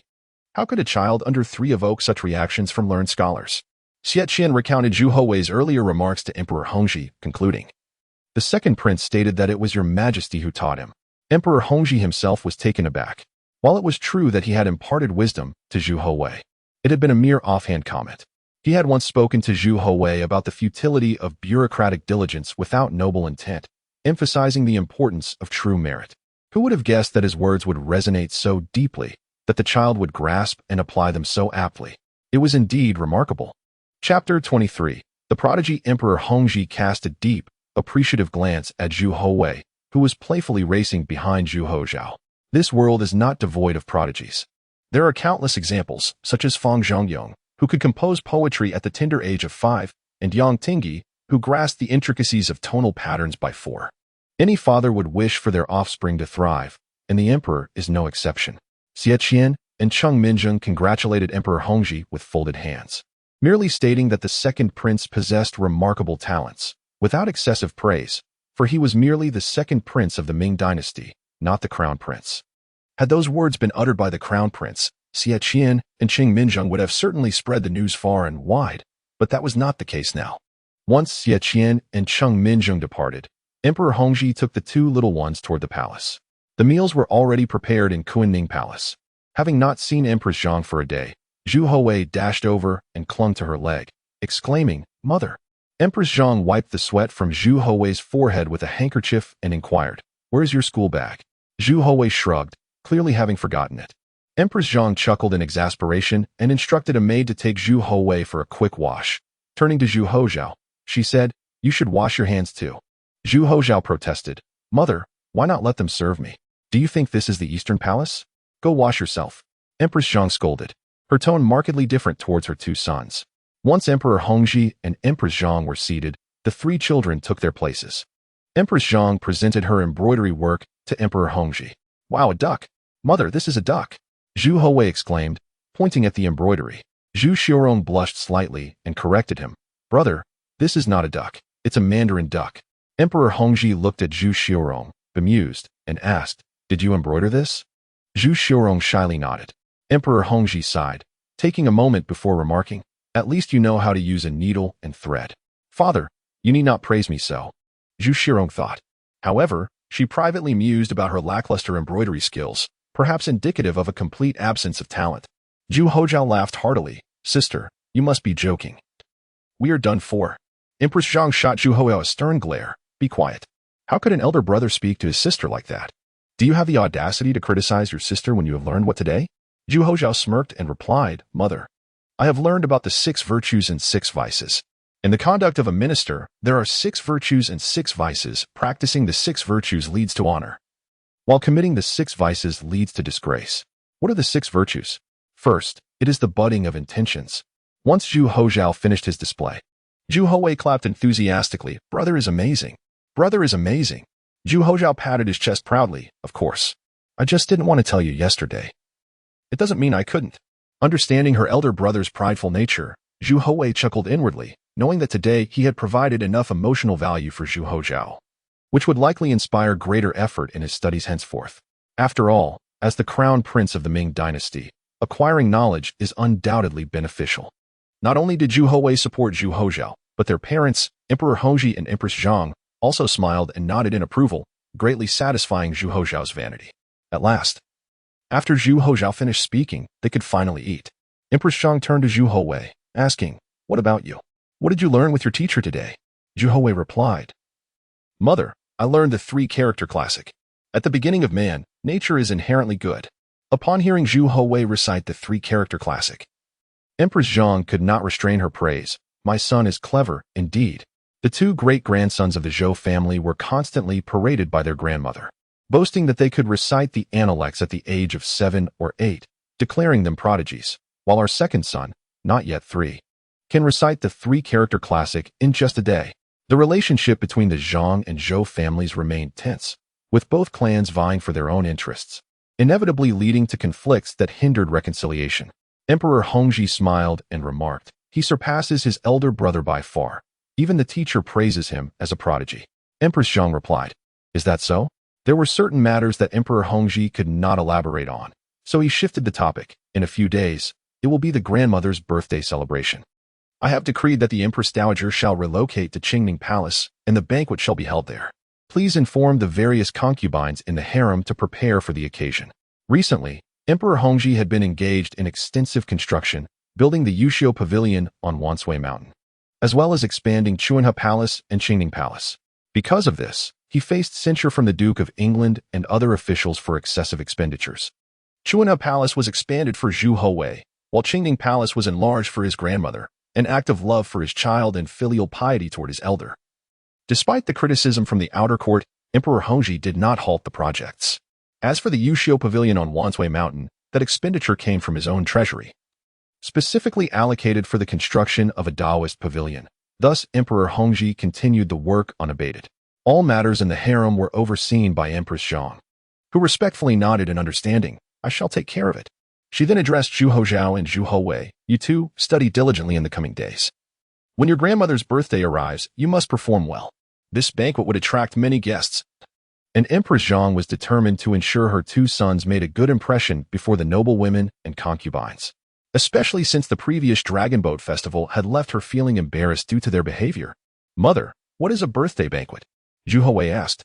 Zhu Houzhao cheerfully explained. "It is when the elders celebrates their birthday and we go to feast. Can we eat every day?" Zhu Houwei inquired. Zhu Houzhao shook his head. "Certainly not. We can only eat when grandmother passes away."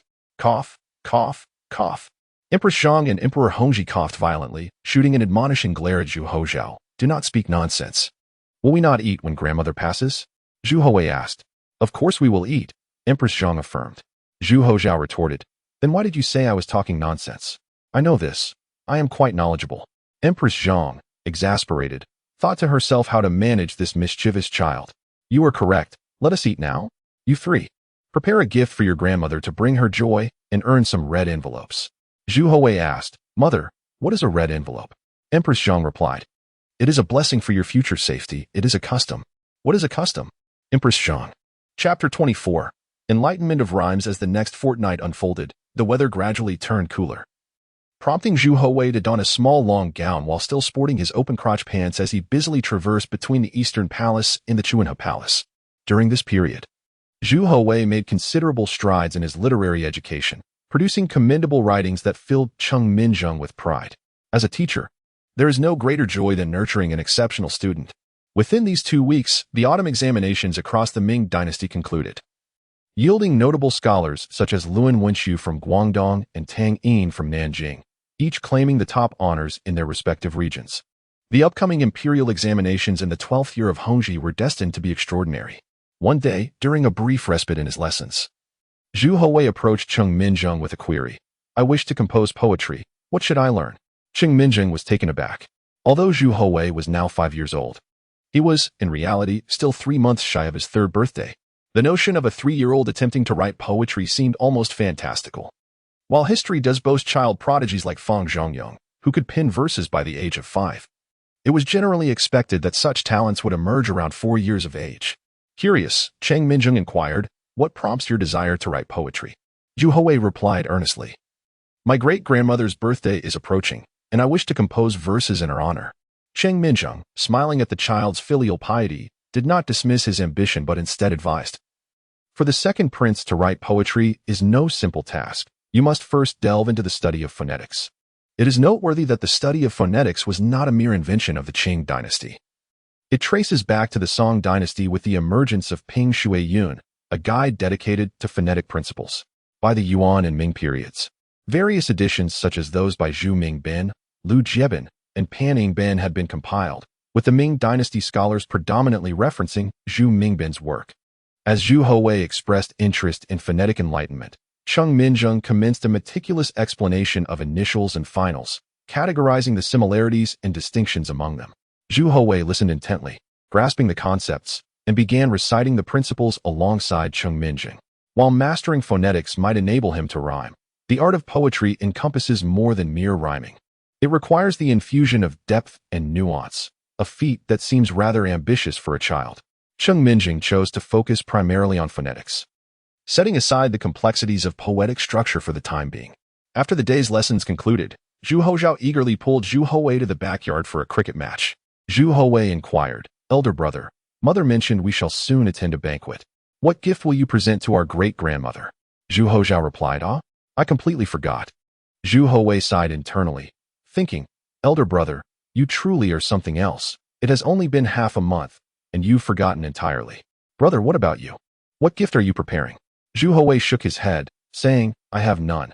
Elder brother, since I have been studying phonetics with my teacher, you should compose a poem for our great-grandmother."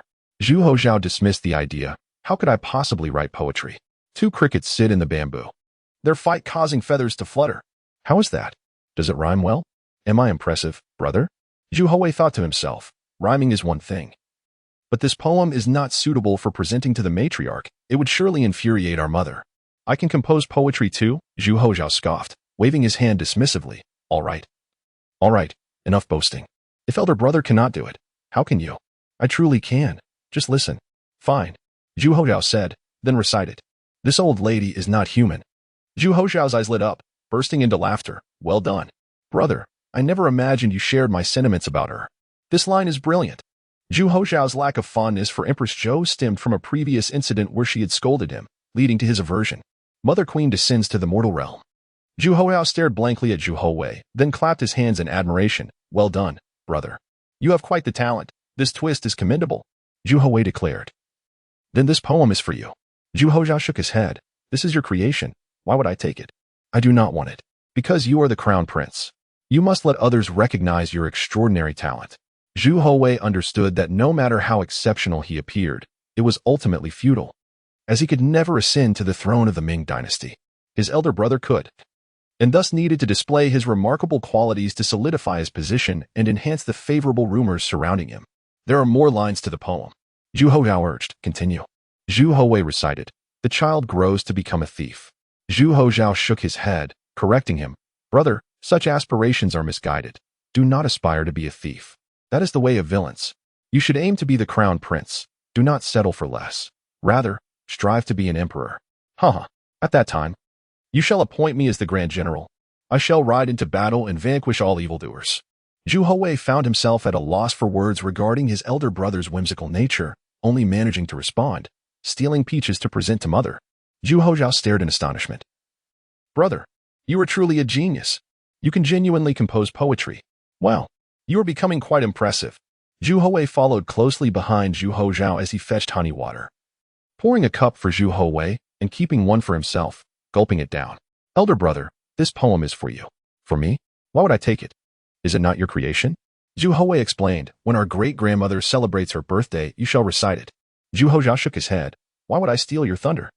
I shall not recite it. Zhu Houwei urged, you must, for they Zhou Yuan and Zhou Ping will be present. They bullied you last time, saying you could not recite the intellects. You should write a poem to show them that my elder brother is far superior. Zhu Houzhao contemplated, realizing the validity of Zhu Houwei's reasoning. Those two chubby Zhou boys had boasted about becoming grand generals, but had been soundly beaten by him and dared not mention it again. However, the eldest of the Zhou family claimed to possess great knowledge, yet he was no match for my brother. Very well, I shall accept these lines of poetry. But what will you give to our great-grandmother? Zhu Houwei replied, I will ask my uncle for advice. Chapter 25, A Nephew's Devious Scheme Today. Zhu Houwei was not scheduled to study at the Eastern Palace. As the Vice Minister of the Ministry of Rites, Qing Minzheng had his own official duties to attend to, only occasionally visiting the Eastern Palace's Qingda Hall. This wasn't a regular occurrence. Moreover, Zhu Houwei was still young, and intense study would not be beneficial for him. Zhu Houwei could visit the Eastern Palace for scholarly pursuits every few days, unlike Zhu Houzhao, who studied almost daily. The Hongzhi Emperor had appointed numerous officials to the Eastern Palace to tutor the crown prince, leaving him with no time for respite. Within the Palace of Earthly Tranquility, Zhu Houwei eagerly pulled his maid, Xiaoyi, along to have breakfast with Empress Zhang. His sister, Zhu Xiaorong, was engrossed in embroidery, likely preparing a gift for their grandmother. Her embroidery skills had improved considerably, with the mandarin ducks appearing remarkably lifelike. It seemed Zhu Houzhao's previous remark about adorable ducks had spurred her on. After breakfast, Empress Zhang attended to matters of the inner palace. As the Empress Dowager Zhou was soon to relocate to the Palace of Celestial Tranquility, many affairs required Empress Zhang's approval. Zhu Houwei joined Zhu Xiaorong at her desk in the Palace of Earthly Tranquility, where they engaged in drawing. Sister, what are these? Zhu Houwei asked, pointing to 3 figures in a picture book. Zhu Xiaorong glanced at the images and replied, Oh, these are the 3 pure ones, the ancestral deities of Taoism. What are the Taoist 3 pure ones? They are deities. Zhu Houwei diligently took up his brush, meticulously attempting to replicate the images of the 3 pure ones. The imperial family largely adhered to Taoism, especially the Hongzhi Emperor and the Empress Dowager Zhou. However, Zhu Houwei's artistic ability was somewhat lacking, resulting in portraits that were, to put it mildly, unsightly. Zhu Xiaorong, upon seeing his work, covered her mouth and chuckled. Little brother, your drawings are terribly ugly. Zhu Houwei pouted. Mister Qing hasn't taught me how to draw. I'll teach you then. Zhu Xiaorong straightened her back and sat properly in the armchair, carefully outlining the images of the 3 pure ones with her brush. Sister, when will our uncles arrive? Zhu Xiaorong shook her head. I don't know. They don't have a fixed schedule, but they will certainly come for grandmother's birthday. That will be too late. Zhu Houwei leaned on the desk, leisurely watching his sister paint. Sister, would you like some water? Zhu Xiaorong shook her head. No, Thank you. How about some pastries? You didn't eat much earlier. Zhu Houzhao sighed. Mother says girls shouldn't eat too much. Empress Zhang did not restrict the diets of Zhu Houwei and Zhu Houzhao but kept a close watch on Zhu Houzhao. As the Ming Dynasty, unlike the Tang, did not consider plumpness to be a virtue. Sister. Oh no. Zhu Houwei, hearing the voices of his two uncles outside, suddenly smiled gleefully. He turned to Zhu Houzhao and asked, Sister, are you finished with your painting? Yes, here you go. Zhu Houwei took the painting and walked out, only to find the Zhang brothers anxiously approaching Empress Zhang. Sister, alas, those beasts are impeaching us again. His Majesty is furious and has ordered the Ministry of Justice to arrest us. Empress Zhang, alarmed, glared at her brothers and demanded, What mischief have you been up to now? Zhang Yinling lowered his head and mumbled, We didn't do much, just had our dear nephew approve 1,000 salt permits for us. Empress Zhang, enraged, scolded, You two scoundrels. He's just a child. How dare you take advantage of him? Why doesn't His Majesty just execute you? The Zhang brothers wailed, Sister, you're our only sibling. Before Mother passed, she told you to take good care of us. Please. You must not let His Majesty kill us. Zhang Heling added, or send us to the Ministry of Justice's prison. It's no place for a human being. Sister, you have to save us. Empress Zhang scoffed, I can't save you. You're on your own. We're doomed. Sister has abandoned us. Zhang Yinling glanced around, and his eyes lit up when he saw the chubby Zhu Houwei waddling towards them. Our savior has arrived. Everyone knew that the emperor's affection for the second prince had reached an extreme. If they could get their nephew to plead on their behalf, the emperor would surely show them leniency. Even Zhu Houzhao might not be able to intercede for them. These two good-for-nothings weren't entirely foolish. They knew to try and ingratiate themselves with their young nephew. Well, if it isn't our little nephew, what do you have there? Empress Zhang knew exactly what her brothers were up to, but this time, she didn't stop them. She naturally doted on her brothers. But only the little one could speak on their behalf now. Zhu Houwei chuckled, Uncles, go to jail, go to jail. The Zhang brothers nearly fainted. This nephew was too filially unsettling. Let Uncle take a look. A painting of the three pure ones. Wow, little nephew, you're very advanced for your age. This painting is absolutely exquisite. Zhang Heling chimed in, Indeed, he's a little prodigy in our Zhang family. Much more talented than that Tang Yin and Zhu Zhishan. Zhu Houwei was surprised that the fame of Tang Bohu and the other talents had already spread throughout the capital. Little nephew, please tell your father not to send us to prison, okay? If Uncle goes to prison, you won't be able to see us. Don't you miss your uncles? Zhu Houwei shook his head. No. Oh, dear. The Zhang brothers were slightly dumbfounded. But Uncle misses you. Uncle would be heartbroken if he couldn't see you. My dear nephew is so outstanding, talented, filial, and benevolent. Uncle would be so sad if he couldn't see you. I'll go to jail to see Uncle. The Zhang brothers were speechless. Are you determined to send Uncle to jail? Uncle, jade, is there jade in this? Zhu Houwei pointed to the painting of the three pure ones. The Zhang brothers were utterly stunned. Before coming, they had taken every precaution, not wearing any gold, silver, or jade accessories, fearing their nephew would ask for them. But it seemed they couldn't avoid it even if they tried. Yes, there is. Please don't let the emperor send Uncle to prison, okay? If Uncle goes to prison, he can't give you jade. Okay. Zhu Houwei nodded. The Zhang brothers breathed a sigh of relief, but the jade wouldn't come cheap. 3 jade statues of the 3 pure ones would likely cost several hundred taels of silver, which was practically their life savings. But compared to going to prison, a little financial loss was acceptable. After all, it was a gift for their dear nephew. Not some outsider. Zhu Houzhao stood aside, covering her mouth and giggling. She had a feeling that her 2 uncles were being swindled by her little brother. This little fellow was definitely plotting something. Chapter 26. A haven for youngsters. The crisp air of early autumn, with its gentle coolness in September, found the imperial palace astir with activity. Eunuchs and maids, numbering over 100, busied themselves from the early hours. This day marked not only the Dowager Empress Zhou's birthday but also her auspicious relocation to the Palace of Tranquil Peace. In contrast to the Palace of Benevolent Longevity, the Palace of Tranquil Peace boasted a greater number of halls and more opulent decorations, a testament to the Hongzhi Emperor's heartfelt devotion. Despite Dowager Empress Zhou not being his biological grandmother, his filial piety stemmed from genuine affection. As the sun dipped towards the western horizon, a multitude of relatives from the maternal side of the imperial family, along with their female counterparts and children, gathered outside the Forbidden City. Guided by eunuchs, they entered the inner palace in an orderly fashion. Upon reaching the Palace of Tranquil Peace, they maintained a respectful silence, standing outside the main hall with utmost decorum. The assembly numbered approximately 50 individuals, encompassing female relatives, titled ladies, and children. These children, typically cherished at home, were now firmly restrained by their parents. Any hint of mischief met with stern reprimands, rendering them akin to marionettes. Yet, even such control could not quell their curiosity about the unfamiliar surroundings, their eyes darting about, taking in the grandeur of the palace of tranquil peace. Before long, a senior eunuch emerged to escort them into the main hall, where they took their seats. Those present were among the most esteemed dignitaries. Even first-rank officials or retired grand secretaries were not privileged to attend this birthday banquet. Dowager Empress Zhou, supported by the Hongzhi Emperor and Empress Zhang, slowly entered the main hall, followed by Empress Zhang's 3 children. Behind them came some of the late emperor's consorts, a small number who likely owed their presence to Dowager Empress Zhou's favor. The attendees rose swiftly, offering their greetings to the Hongzhi Emperor, Dowager Empress Zhou, the Empress, and the Crown Prince in turn. The second prince, Zhu Houwei, and the Princess of Great Tranquility, Zhu Shirong, were excused from formal greetings. The banquet was not to commence immediately. A period remained during which Dowager Empress Zhou delivered an instructive address to the assembled titled ladies. Meanwhile, the Hongzhi Emperor led the male relatives to a side hall. He deemed it inappropriate for them to overhear the women's conversations.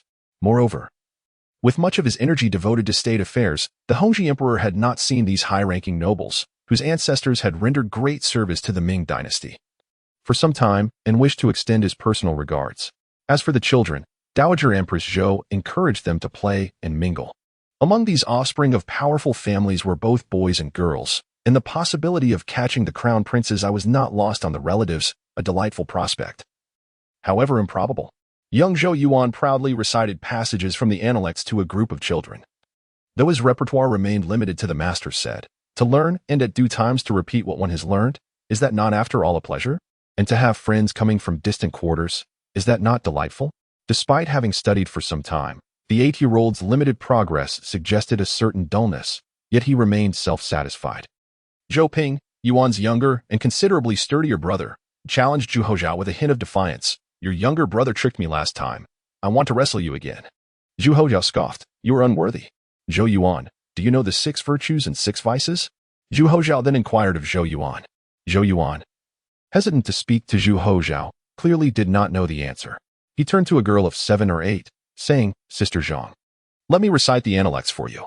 The girl, Zhang Ning, granddaughter of the Duke of England, Zhang Mao, exchanged a knowing glance with Zhu Houzhao, accompanied by Zhang Mao's 4-year-old grandson, Zhang Luan. Zhang Ning winked mischievously, looking at Zhu Houzhao, and said, Your Highness, are you afraid to wrestle Zhou Ping? I admire great heroes. Zhu Houwei face-bombed, sensing trouble. Not all the children of these relatives were as simple as Zhou Yuan. The Duke of England's granddaughter, for instance, seemed to relish the drama, deliberately provoking Zhu Houzhao. Her intelligence far surpassed that of the others, creating a sense of adults teasing children. Predictably, Zhu Houzhao took the bait, exclaiming, Why would I be afraid to wrestle him? He lost to me last time. Zhou Ping puffed out his chubby chest, declaring, That's because your younger brother tricked me. I'm not afraid of you now. Indeed, Zhou Ping's physique was naturally larger than Zhu Houzhao's, and he had grown even stronger recently. Had Zhu Houwei not intervened, Zhu Houzhao would undoubtedly have lost the previous encounter. Zhu Houwei tilted his head, suggesting, What's the fun in wrestling? Let's have a tug of war instead. My brother and I will take on you too. Zhou Yuan's grandfather had always told him that the imperial children were clever, but they seemed rather ordinary. He considered this young prince foolish for challenging them to a tug of war. With so many children watching, Zhou Yuan proudly accepted. All right, let's do it. He imagined the admiration they would receive, a prospect that filled him with satisfaction. Zhu Houwei whispered to his elder brother, Zhu Houzhao, who wore a troubled expression, Brother, we'll pull with all our might at once. They won't know what hit them. He thought to himself, He's so silly. Zhou Ping found Zhu Houwei incredibly dense. As he had overheard their plan, he was confident that if they pulled with all their strength at once, they could easily defeat them. Zhang Ning, the Duke of England's granddaughter, looked at Zhu Houwei with surprise and quickly warned the Zhou brothers, Don't listen to him. He's tricking you. Zhou Ping frowned, asking, Sister Zhang, how is he tricking us? Zhou Yuan echoed, Yes, isn't tug of war about pulling with force? Sister Zhang, just wait and see how impressive we are. Zhang Ning, unsure how to explain, simply said, Do as you please. A thick hemp rope was placed on the ground, and Zhou Ping and Zhou Yuan braced themselves. Zhu Houzhao and Zhu Houwei also feigned readiness. Zhu Houwei whispering something in his brother's ear, to which Zhu Houzhao responded with a smile. Brother, hurry. It's about to start. Pull with all your might. We have to give it our all. Zhu Houzhao roared, all right. I'm going to pull with all my strength. Come on. Upon hearing this, the Zhou brothers exerted all their strength, pulling back on the rope with a mighty heave. However, the rope on the other side was slack, as the Zhu brothers had not applied any force. The Zhou brothers tumbled several times like spinning tops before finally stopping, dazed and seeing stars. The surrounding children erupted in laughter. Zhou Yuan and Zhou Ping, oblivious, chuckled and patted the dust off their bottoms, exclaiming excitedly, "We won, we won." Zhang Ning looked at the self-satisfied pair in disbelief, asking, "Don't you realize you've been tricked?" "Tricked? No, Sister Zhang, we won." "Yes, Sister Zhang, look, we won. See how happy they are, celebrating for us." The Zhou brothers said excitedly. "They're laughing at fools, celebrating for you? You're hopeless. So you're not hurt after falling on your backsides?" Zhang Ning asked. "Of course it hurts, but we're not showing it." "That's not what I'm asking. Aren't you embarrassed?" Chapter 27. An intellectual overmatch. Hey, little child, how about we engage in a little game? The Duke of England, Zhang Mao, and Marquis Qingyun, Zhou Shou, were old friends. Having traversed the time since the Qinghua era, towards the end of Qinghua, Emperor Xianzong of Ming increasingly favored consort Wan, who wielded immense power. At that time, Zhang Mao was in charge of the 5 armies' general command, responsible for safeguarding the safety of Beiping. In her quest for military authority, Consort Wan plotted against Duke Zhang Mao. Fortunately, Zhou Shou informed Empress Dowager Zhou, who then approached Emperor Qinghua, thus preserving Zhang Mao's position. With this connection, the two families maintained a cordial and close relationship.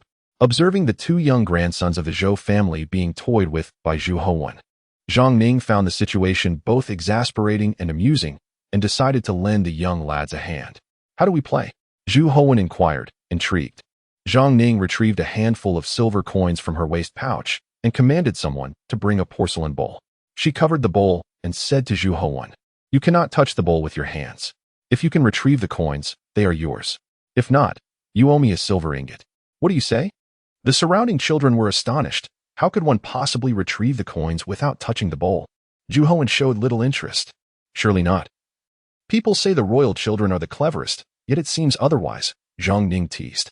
This was a rather clumsy provocation, yet Zhu Houwei remained unfazed. However, Zhu Houzhao eagerly exclaimed, "Let us play." A smile graced Zhang Ning's lips, revealing a charming dimple, enhancing her beauty. These 2 little fellows were quite naive, easily baited. Zhu Houwei, albeit reluctantly, couldn't resist. His elder brother was always sensitive to a little provocation. Unbeknownst to others, he had already begun laboriously lifting a stone with his short legs, staggering towards the bowl, and with a loud crash, shattered it, retrieving the silver coins within. Zhang Ning stared blankly at Zhu Houwei. "That's not what I meant. Why did you break the bowl?" "Elder brother, the money," Zhu Houwei exclaimed, handing the coins to Zhu Houzhao, who burst into laughter, hands on his hips, taunting, "Ugly girl. Are you convinced yet?" Zhang Ning retorted indignantly. "I am not an ugly girl. You are not permitted to break the bowl with stones or any other object. There are still 3 taels of silver. If you can retrieve them, they are yours." She then used another porcelain bowl to cover the coins again. Zhu Houwei pouted, "You're talking nonsense. You just placed stones inside. I saw it." "Impossible. Look for yourself." Zhang Ning lifted the bowl. Zhu Houwei swiftly seized the silver coins, handing them to Zhu Houzhao, stating, "Elder brother, here, the silver." Zhang Ning was momentarily stunned. Her cheeks gradually flushed with embarrassment. She never anticipated being outsmarted so thoroughly by a mere child. Gritting her teeth, she placed another 3 taels of silver inside, proclaiming loudly, "This time, if you can retrieve them, they are still yours." Zhu Houwei remarked, "You only placed 1 silver coin in, not a tael, right? Look closely, isn't this 3 taels?"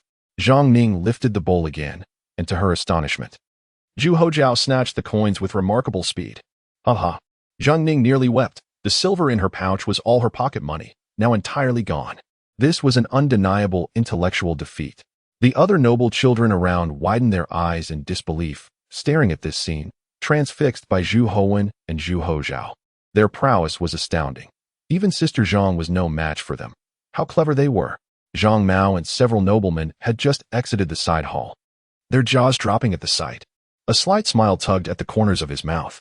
His granddaughter was often praised at home as a little Zhuge Liang. Clever and astute, with no peer among her playmates. Yet here, she had been thoroughly bested by a 3-year-old child, her eyes glistening with unshed tears. What a dismal sight. Fortunately, Zhu Houwei was sensible. He approached Zhu Houzhao, saying, "Elder brother, little brother, please do not bully Sister Zhang. Quickly return her silver." Sister Zhang had always been gentle and kind. Seeing Zhang Ning on the verge of tears, Zhu Houzhao chuckled. "Here, ugly girl, don't cry. Your silver is returned." "I'm not crying," Zhang Ning stubbornly replied. Zhu Houwei silently felt pity for her. Just then, Duke Zhang Mao and others arrived, ushering the children inside as the Grand Matriarch's birthday banquet was about to commence. Zhu Houwei and Zhu Houzhao followed the eunuchs into the grand hall of Qingning Palace and took their seats. The eunuchs announced the commencement of the banquet. As maidservants arrived in droves, presenting a lavish array of dishes before the guests, Emperor Hongzhi was the first to offer his congratulations to the Empress Dowager, wishing her longevity and prosperity. Then, Empress Zhang followed suit, bestowing blessings akin to the East Sea and longevity like the South Mountain. Finally, Zhu Houzhao stepped forward.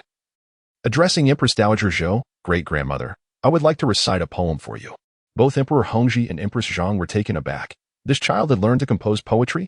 Empress Dowager Zhou beamed. "Excellent. Excellent. The Crown Prince is the foundation of the nation. To compose poetry at such a young age is truly remarkable. Let us hear what you have composed." Seizing the moment when others were distracted, Zhu Houzhao winked at Zhu Houwei and then, with a robust voice, declared, "This Empress Dowager is not a human." A profound silence enveloped the hall. Duke Zhang Mao and the others nearly spat their drinks in astonishment. Just moments ago, the smiling Empress Dowager was now frozen in shock, her smile vanishing. Emperor Hongzhi abruptly rose, his expression thunderous. Empress Zhang's face darkened. Could he not keep such thoughts to himself? Sensing the emperor's rising ire, she hastily advised, "Your Majesty, there are many witnesses present." As Emperor Hongzhi prepared to defend Zhu Houzhao, the child spoke again. "The Queen Mother has descended to the mortal realm." With Zhu Houzhao's second line, the tension in the room dissipated, and Empress Dowager Zhou's smile returned once more. "The Crown Prince is indeed gifted in verse. However, I am far from being a Queen Mother." Emperor Hongzhi complimented. This suggests that the esteemed matriarch holds a celestial status in the young one's heart. Empress Dowager Zhou smiled even wider. Emperor Hongzhi cast a satisfied glance at Zhu Houzhao. Moments ago, he had nearly lost his temper. Now, his mood was lightened, even swelling with a hint of pride. This boy had finally shown his brilliance, crafting a poem that was commendable, bringing honor to the throne. With so many powerful relatives present, this incident could very well become a cherished tale. Chapter 28. Learning from the eldest brother. Alas, what a pity. Such exquisite verses. Why append that latter half? Marquis Jianchong, Zhang Heling, and Earl Shaning, Zhang Yinling, lamented inwardly. Their imperial nephew was truly something, suggesting she was less than human. The two brothers harbored a deep-seated dislike for the Zhou family. As the most prominent maternal relatives of the Ming Dynasty, both were linked by Emperor Hongzhi, inevitably leading to conflicts of interest. The animosity between the Zhou and Zhang families was therefore understandable.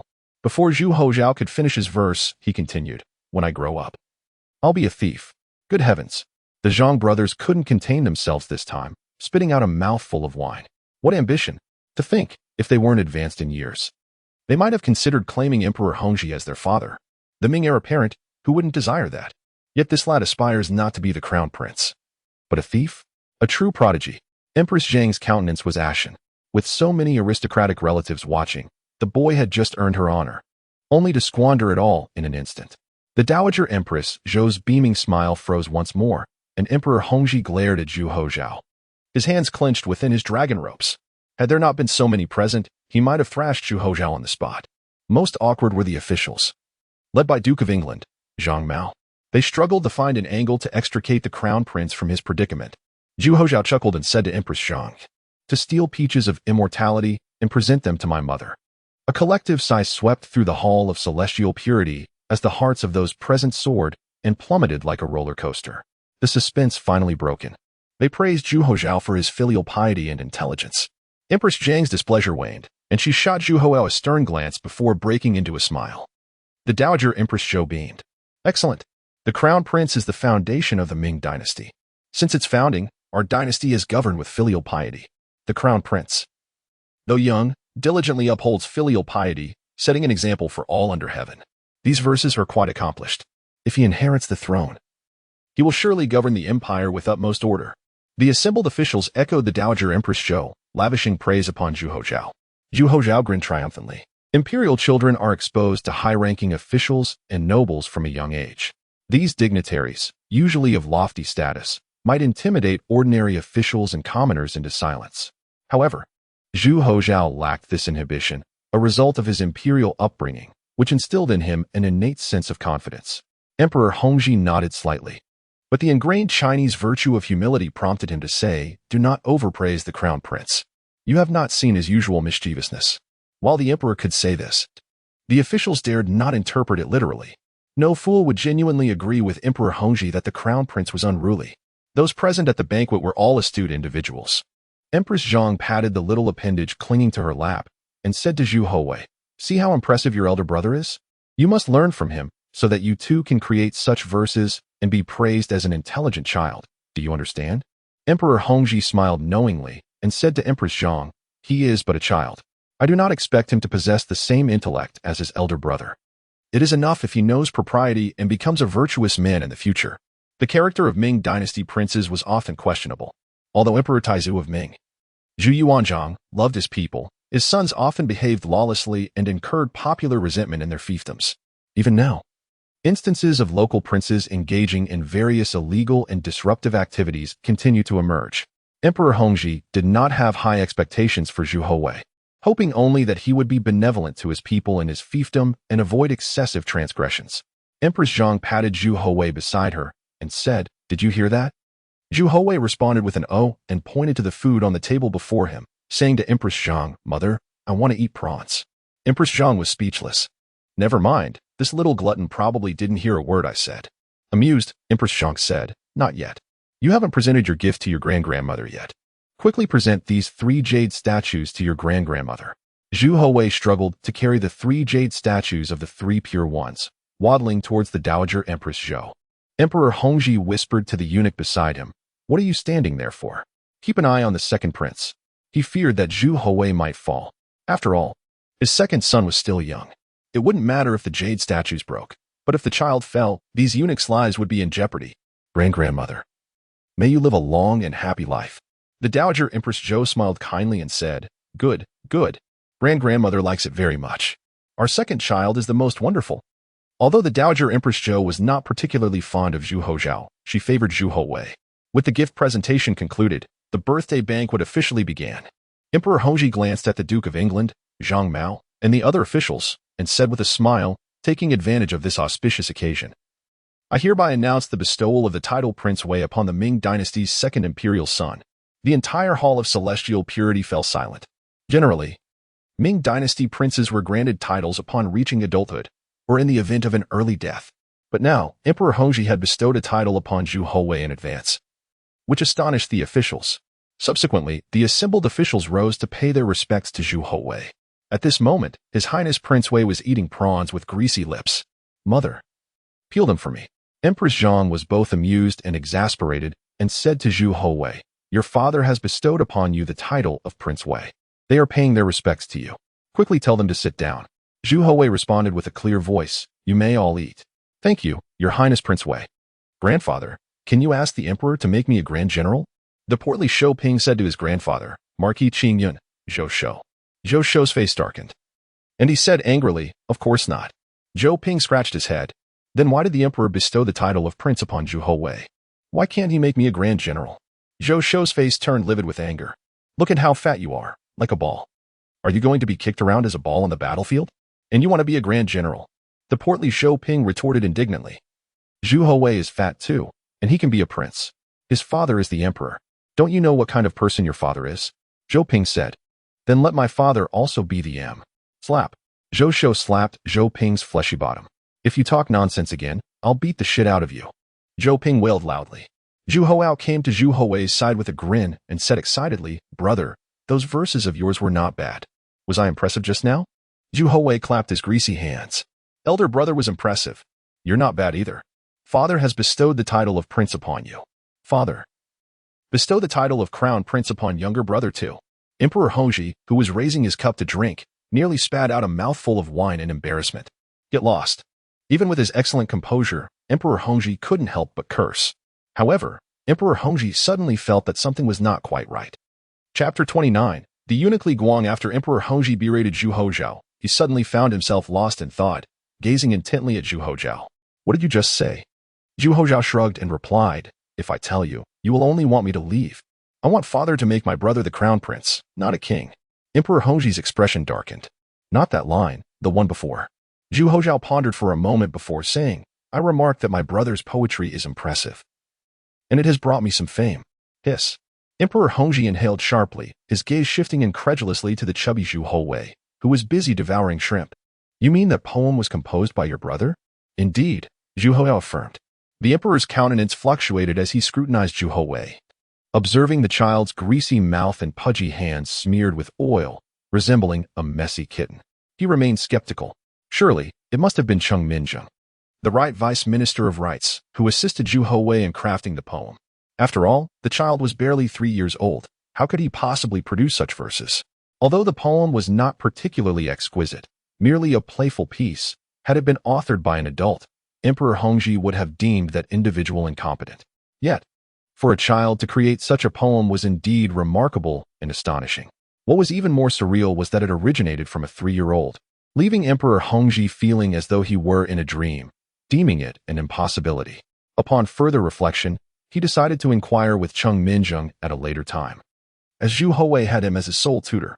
As the day's birthday banquet concluded, the relatives departed from the palace, and Emperor Hongzhi and Empress Zhang returned to Kunning Palace, while Zhu Houzhao returned to the Eastern Palace.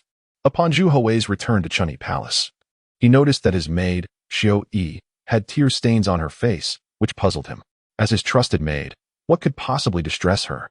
The last incident with the palace maid had already been resolved when Zhu Houwei chased her away.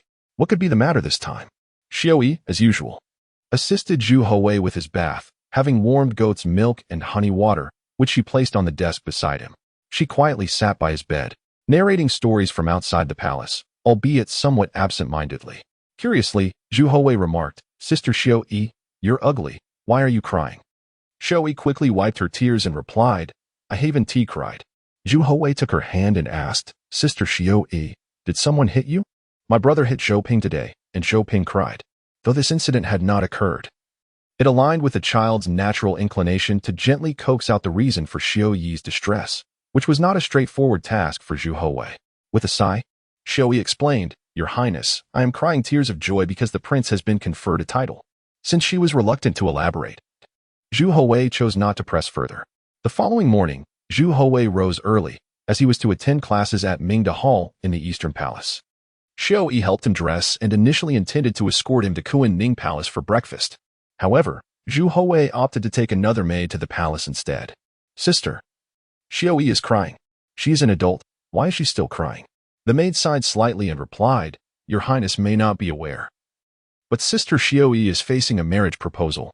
Zhu Houwei inquired, "Who wishes to marry Sister Xiao Yi?" The maid responded, "Your Highness, it is eunuch Li Guang from the inner palace." This Li Guang is not to be confused with another of the same name. He is a prominent eunuch of the Ming Dynasty during the Hongzhi reign. The inner palace supervisor oversees the royal treasury, wielding considerable power, though not as much as the censorate or the imperial horse bureau. However, their authority is significant, as they are responsible for the royal finances, which extend beyond just the harem. Since the Xuande era, the royal estates have been expanding, leading to a systematic appropriation of land. The imperial estates yield grain income, which does not pass through the Ministry of Revenue, thus exempt from taxation, directly enriching the royal treasury. Since the Changhua period, these estates have been continuously expanding, manifesting a blatant appropriation of land by the imperial family. The eunuchs responsible for these affairs wield immense power, akin to deities in the eyes of the common folk. They often find ways to consolidate lands they desire, blurring the lines between what enters the royal treasury and what becomes personal assets of the eunuchs. Li Guang holds substantial authority, not merely in this capacity. As a confidant nurtured personally by Emperor Hongzhi, Li Guang was initially intended for the censorate. The Ming Dynasty operated on a tripartite system of governance, with the emperor, the censorate, and the cabinet as competing forces, each vying to encroach upon the other's power. As an assistant to the emperor, the censorate could tilt the balance of power towards the imperial authority. However, unlike previous eunuchs like Hongzhi, Li Guang recognized that eunuchs who engaged in power struggles with the literati rarely ended well. Thus, despite Emperor Hongzhi's intentions to position him in the censorate, Li Guang skillfully sidestepped the opportunity. Consequently, Emperor Hongzhi reassigned him to the inner palace, a testament to the emperor's affection and esteem for Li Guang. A eunuch of such formidable power can unreservedly pursue any palace mate he desires for a marriage proposal. Zhu Houwei nodded inwardly, grasping the situation. Yet he felt no urgency to confront Li Guang, maintaining the perspective of a 3-year-old child. If he were a little older, as the second prince of the Ming Dynasty, a mere glance could instill trepidation in even the most formidable eunuchs. After breakfast with his mother, Empress Zhang, she sewed him a new satchel, reminding him, "Remember to bring the satchel back." Each visit to the Eastern Palace required a new satchel, all handcrafted by Empress Zhang out of love for her son. Even the deepest affection could not withstand such relentless wear from her little one. "Oh," Zhu Houwei said, carrying a satchel filled with pastries and snacks to the Eastern Palace. At Ming Hall, Emperor Hongzhi awaited Cheng Minjing's arrival early in the morning. Cheng Minjing, surprised, greeted Emperor Hongzhi. "I pay my respects to your majesty." Chapter 30. Deceiving my youth, Emperor Hongzhi casually waved his hand, signaling Cheng Minjing to dispense with formalities, and inquired, "What have you been instructing Houwei in lately?" Cheng Minjing responded truthfully, "Your Majesty, some time ago, Prince Wei expressed a desire to learn poetry, so I initiated him with sound and tone enlightenment." "How long has he been studying?" Cheng Minjing replied, "No more than half a month." Upon hearing this, Emperor Hongzhi's eyes widened in astonishment. Could it be that my son is truly gifted with exceptional intelligence and keen perception? These 8 words had been uttered countless times by the Ming Dynasty's officials. They had been used when Emperor Hongzhi was still a crown prince, and now his officials were using them to praise Zhu Houzhao and Zhu Houwei. However, Emperor Hongzhi knew that these were merely polite formalities, not to be taken seriously. But now, he couldn't help but associate these 8 words with Zhu Houwei. Cheng Minjing, somewhat curious, ventured, "Your Majesty, may I be so bold as to ask what has transpired?" Emperor Hongzhi did not conceal anything from Cheng Minjing, recounting to him all the poems from the Grand Empress Dowager's banquet the previous night. Cheng Minjing was not only Zhu Houwei's teacher but also Emperor Hongzhi's teacher, and Emperor Hongzhi held him in great trust. Upon hearing the poems composed by Zhu Houwei, Cheng Minjing was utterly astounded, exclaiming in astonishment, "Your Majesty, is this truly the work of Prince Wei?" It was simply astounding that a child not yet 3 years old could produce such poetry, especially considering Zhu Houwei had only been studying sound and tone enlightenment for half a month. A prodigy has emerged from the imperial family. Emperor Hongzhi observed Cheng Minjing closely, inquiring with a hint of doubt, "Was it not you who taught him?" Cheng Minjing solemnly stated, "I have never instructed Prince Wei in this manner. This is Prince Wei's own creation, truly deserving of the title of gifted with exceptional intelligence." Emperor Hongzhi nodded slightly and instructed Cheng Minjing, "This matter must not be made public." Cheng Minjing quickly understood Emperor Hongzhi's intention. The officials in the outer court believed that the poems were written by Zhu Houzhao. As the crown prince of the Ming Dynasty, Zhu Houzhao was naturally expected to be exceptionally intelligent. However, this was somewhat unfair to Zhu Houwei, yet there was nothing that could be done. Even if Zhu Houwei were more intelligent, he was, after all, only the second son, destined not to inherit the throne. Therefore, he had to relinquish a portion of the glory and halo to Zhu Houzhao. After Emperor Hongzhi departed from the Eastern Palace, Zhu Houwei arrived late at the Chengde Hall schoolroom. Cheng Minjing cast a complex glance at Zhu Houwei before commencing the lesson. Soon, the sound of reading aloud echoed within the schoolroom. After the lesson, Zhu Houwei spent some time playing with his elder brother, Zhu Houzhao, in the Eastern Palace before returning to the Chuanha Palace. As September arrived, Beijing gradually turned colder. Zhu Houwei changed into a crimson and black silk robe, embroidered with gold dragons entwined with golden threads. Although still a chubby little boy, his lips were red, his teeth were white, and his fair skin accentuated his noble appearance. He led the maids and eunuchs of the Chuanha Palace on a visit to the Directorate of Palace Attendants. Upon hearing of Prince Wei's arrival, the Directorate of Palace Attendants chief eunuch, Li Guang, hastily came out to greet him, bowing and saying, "This old servant greets Your Highness Prince Wei. Why has Your Highness come to the Directorate of Palace Attendants? Do you require jade again?" Everyone knew that the Ming Dynasty's second prince had a fondness for jade artifacts. However, this rumor was somewhat perplexing. At that time, he had merely tricked his uncle. It was evident that there were no secrets within the imperial palace. The eunuchs had thoroughly discerned the preferences of the imperial masters. No wonder the emperor always kept his emotions hidden. If those in the inner palace could discern their temperament and preferences, and then ingratiate themselves with them, If the emperor revealed even a slight weakness to his officials, it would be fatal. However, Li Guang was overthinking things. Zhu Houwei had no particular fondness for exquisite jade artifacts. Zhu Houwei, with a stern expression on his small face, declared, "You are not to take Sister Xiui away." Li Guang's expression darkened slightly, but not towards Zhu Houwei. He did not dare to do so. Inwardly, he harbored resentment towards that little hussy, Xiui, daring to seek the second prince's support and complain. She's tired of living. Does she really think that a little kid can protect her in the inner palace? Having survived in the inner palace for so many years and risen to the high position of chief eunuch of the Directorate of Palace Attendants, Li Guang had his methods. He could torment Xiui and ensure that she would never dare to show any hint of dissent in front of Prince Wei again. Li Guang smiled amiably and said, "Your Highness Prince Wei, this old servant would never dare to take away Miss Xiui. She is your personal maidservant and will continue to take care of you in the future. This old servant, like your Highness Prince Wei, also likes Miss Xiui. This old servant is only treating her well, giving her delicious food and drinks." In Li Guang's eyes, Zhu Houwei was still just a 3-year-old child who knew nothing of adult affairs. Therefore, he tried to reason with him, but in the end, he was merely deceiving Prince Wei due to his youth and ignorance. Moreover, he was Emperor Hongzhi's trusted eunuch, backed by Emperor Hongzhi. So placating a child was a simple matter.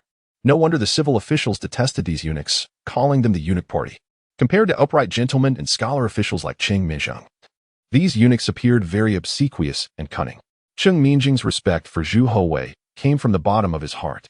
They studied orthodox Confucianism, and loyalty to the emperor and love for the country were ingrained in their bones.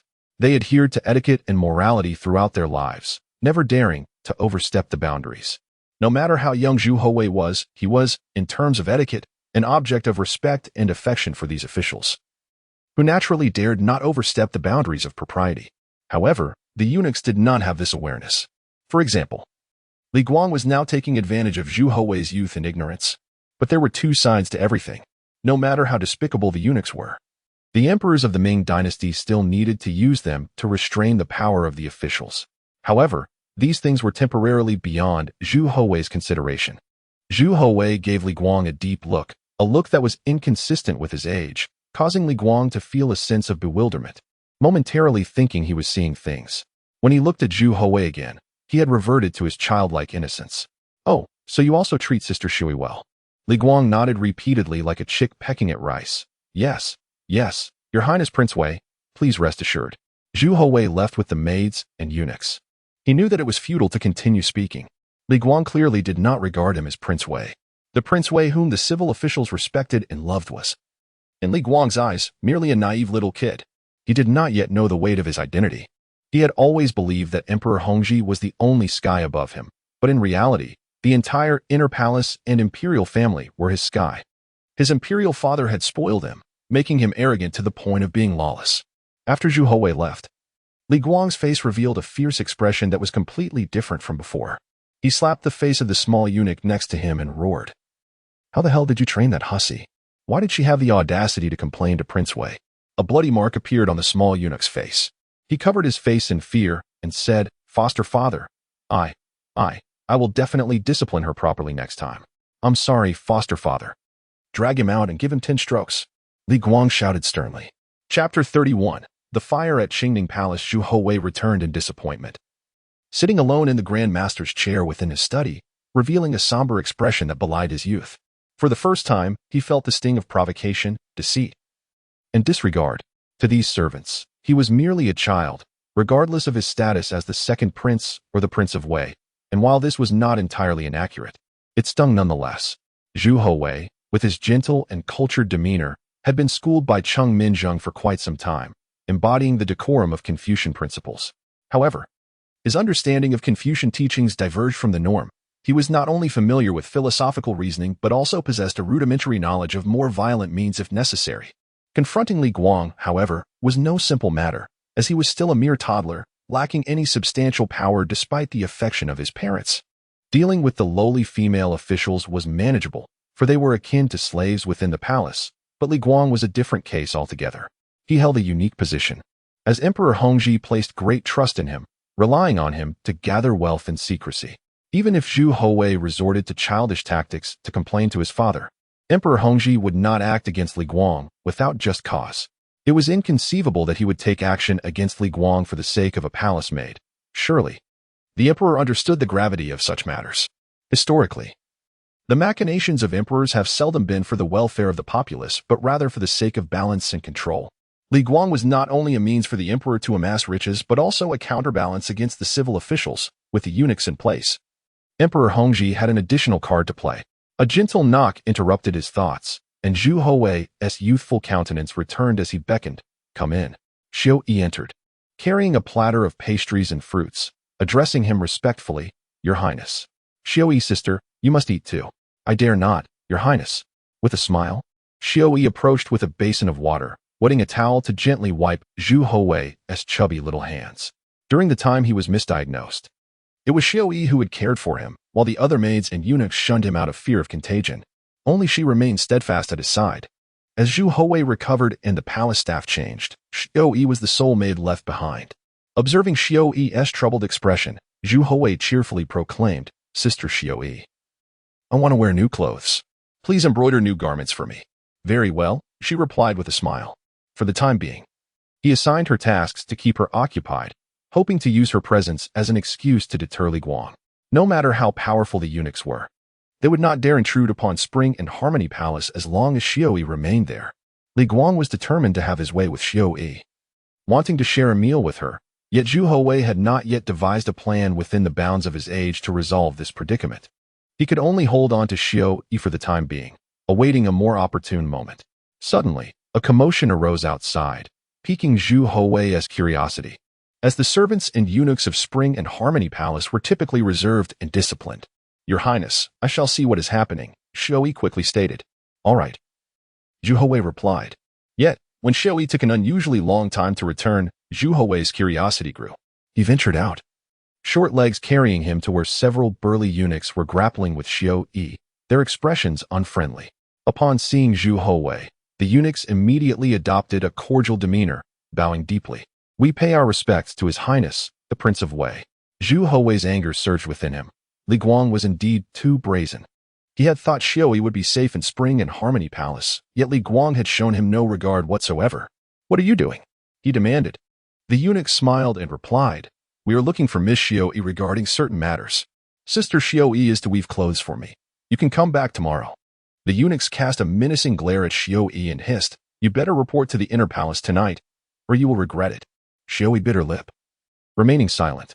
That night, Zhu Houwei did not leave Spring and Harmony Palace, insisting that Xiao Yi play with him until the late hours, ensuring she would not depart. At midnight, ominous signs appeared in the heavens, portending disaster. Soon after, Qingning Palace was inundated, leading to a great fire. Flames engulfed Qingning Palace, with maids and eunuchs rushing about, wielding buckets in a frantic attempt to extinguish the blaze. The Empress Dowager was alarmed, but fortunately, her personal maid discovered the danger early on and managed to rescue the Empress Dowager from her chamber just in time, as the fire nearly reached her quarters. Upon learning of the fire at Qingning Palace, Emperor Hongzhi hastened to the scene, while Empress Zhang, as the matriarch of the harem, also arrived promptly. The fire spread rapidly, consuming Qingning Palace almost entirely. Once a wooden structure ignited, it was exceedingly difficult to quell. The Empress Dowager, pale with fright, seemed dazed. That evening, Emperor Hongzhi summoned the cabinet ministers to issue a decree stating that he had attended to the Empress Dowager throughout the night and would exempt them from morning court. The cabinet, upon hearing of the conflagration, readily agreed to the emperor's request. However, calamity seemed to plague the harem, as not only Qingning Palace but also the newly constructed Yuxiu Pavilion on Wanshui Mountain caught fire by dawn, the flames raging unchecked. The Empress Dowager was compelled to vacate Qingning Palace and return to Rinshou Palace. The following morning, hearing of the fire that had terrified the Empress Dowager, Zhu Houwei rushed to Kunning Palace and expressed his desire to visit the old lady. The Empress Zhang naturally acquiesced, and even without Zhu Houwei's request, she intended for both Zhu Houzhao and Zhu Houwei to pay their respects to the Empress Dowager, as such a significant disaster warranted consolation. When Zhu Houzhao and Zhu Houwei arrived at Rinshou Palace, Zhu Houwei dashed to the Empress Dowager, nestling in her embrace. "Grandmother, do not be afraid." The Empress Dowager stroked Zhu Houwei's head, nodding repeatedly. Good child, grandmother is not afraid." "Why have you come running instead of resting properly?" she asked. holding his small hand, feeling warmth in her heart. Zhu Houzhao also offered his respects and comfort, to which the Empress Dowager responded, "The Crown Prince is thoughtful. There is no need for formalities. Please, sit and rest." Sighing, she patted Zhu Houwei's hand and lamented, "With the consecutive fires at Qingming Palace and Yuxiu Pavilion, I fear it will trouble the Emperor once more." "Why is that?" Zhu Houwei inquired. The Empress Dowager shook her head. "It is nothing. You are still young and do not understand." Yet, how could Zhu Houwei not comprehend? In a single night, the royal harem in Hongzhi Mountain had suffered 2 devastating fires. In this age of superstition and belief in celestial omens, it was only natural for the officials to associate such events with the imperial family's moral failings. It would likely prompt a significant political backlash against Emperor Hongzhi. However, these matters were beyond Zhu Houwei's purview, and he could not alleviate the emperor's burdens. Yet, he recognized an opportunity to exploit this incident against Li Guang. Chapter 32. Li Guang's predicament as anticipated by Zhu Houwei. Following the fires at Qingming Palace and Hongzhi Mountain's Yuxiu Pavilion, the civil officials began to admonish Emperor Hongzhi in the outer court regarding these calamities. After Su Pu's retirement, Liu Jian ascended to the position of Grand Secretary in the cabinet. He submitted a memorial stating, "In recent years, calamities have occurred frequently, and the fires in the inner court have been particularly severe. It is my humble opinion that ancient sage kings did not encounter disasters without fear. They either curtailed meals or took responsibility for seeking counsel." Led by Liu Jian, the civil officials first urged Emperor Hongzhi not to be afraid, yet advised him to reduce meals and pray, to hold himself accountable, and to heed loyal counsel. This was a recurring theme among the officials, essentially advocating that the emperor should listen more to the advice of his faithful ministers, thereby subtly undermining his authority and enhancing the power of the officials. They earnestly requested the emperor to open his heart, exercise wisdom, promote the virtuous, and eliminate the corrupt. They sought candid opinions and highlighted the flaws in governance. The officials were verbose in their discourse on the natural disasters, urging the emperor to heed their words, avoid arbitrary decision-making, refrain from obstinacy, and not to indulge treacherous eunuchs. While these memorials appeared grandiose, they were fundamentally aimed at encouraging Emperor Hongzhi to punish the eunuchs and reduce extravagant undertakings. Despite the fact that the power of the eunuchs had been significantly diminished during the Hongzhi era, given the historical figures like Wang Zhen and Wang Zhi, as well as prominent eunuchs like Liu Jin and Wei Zhongxian who had wreaked havoc in the court, there were not many eunuchs with overwhelming power during Hongzhi's reign. At most, there was only Li Guang. However, Li Guang was merely avaricious and not particularly power-hungry. The question then arises, why were the officials still bringing up the eunuch issue? Because they desired to alter the current landscape of the Ming Dynasty, where local governments and military garrisons were under the influence of eunuchs. The presence of these figures served as an impediment to the civil officials, who naturally sought to eliminate such obstacles. The ramifications of the 2 fires were palpable, which is why Empress Dowager Zhou remarked that Emperor Hongzhi would be troubled. Zhu Houwei was fully aware of these dynamics, yet Zhu Houzhao was still somewhat naive. He had confidence in his father, believing that having reigned for so long, he would manage the situation adeptly. Zhu Houwei asked Empress Dowager Zhou, "Grandmother, why did the fire occur?" Hearing the child's innocent inquiry, the Empress Dowager could only smile wryly and reply, "It is a natural disaster. In autumn, the air is dry, and it is easy for fires to ignite." Zhu Houwei tilted his head curiously and asked, "But mother said the palace uses the finest materials. Why then did it catch fire?" The Empress Dowager paused, pondering the validity of his statement. Indeed, the wood used in the palace was top-notch, and a layer of fire-retardant paint was typically applied, making it unlikely to catch fire so easily. Zhu Houwei was subtly guiding the Empress Dowager's thoughts without her awareness. After all, she could hardly imagine that a 3-year-old child could manipulate her in such a manner. Whether it was Yuxiu Pavilion or Qingming Palace, the sole individual responsible for their construction was the eunuch Li Guang. Perhaps the materials used in Yuxiu Pavilion and Qingming Palace were not faulty. No matter how audacious Li Guang might be, it was improbable that he would tamper with them. Yet Li Guang was not above reproach. Unexamined, who could ascertain how much Li Guang had embezzled over the years as the head eunuch of the inner palace? After a moment of contemplation, the Empress Dowager commanded, "Bring forth someone." An elderly eunuch approached, bowing respectfully. "I pay my respects to the Empress Dowager." She inquired, who was responsible for the construction of Qingming Palace. The eunuch replied, "It was overseen by eunuch Li Guang." "And Yuxiu Pavilion?" She pressed. The eunuch answered with reverence. It was also overseen by eunuch Li Guang. The Empress Dowager felt a surge of anger within her and exclaimed, "This Li Guang here, and that Li Guang there. Is he the sovereign of the inner palace? Dispatch someone to investigate Li Guang." Although the Empress Dowager did not typically concern herself with outer court matters, she retained the authority to oversee affairs in the inner palace. An inquiry into a eunuch was trivial for her. Zhu Houwei understood that Li Guang's fortunate days were numbered. As Zhu Houwei contemplated how to deal with Li Guang, the occurrence of the disasters provided a perfect opportunity to subtly guide the Empress Dowager, eliminating him without direct confrontation. However, no one would connect such matters to a child barely 3 years of age, nor would they suspect that he could exploit the situation for his own ends. After these two calamities transpired, Li Guang perceived the situation as manageable, even feeling a twinge of excitement. The fires at Yuxiu Pavilion and Qingning Palace necessitated reconstruction, and the responsibility for these projects would undoubtedly fall upon him again. The scale of these undertakings was not trivial, and the potential for personal gain was substantial. Thus, how could Li Guang not feel exhilarated? It was akin to having his pockets lined 4 times over through these ventures.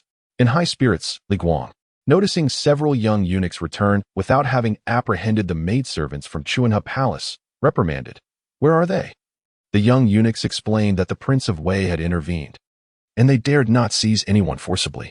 Fortunately, Li Guang was in a good mood that day and did not press the issue further, instructing them in the coming days. Send word to Guangzhou, Guizhou, and Yunnan, instructing them to transport Perwa to Beiping. Li Guang had even begun to make preliminary arrangements for the reconstruction. At that moment, another young eunuch hurried in, visibly anxious, and reported to Li Guang, "Old ancestor, there is trouble. The Empress Dowager has dispatched people to investigate you." Li Guang was taken aback, incredulously asking, "Investigate us? For what? Why would they want to investigate?" The young eunuch could not articulate the details.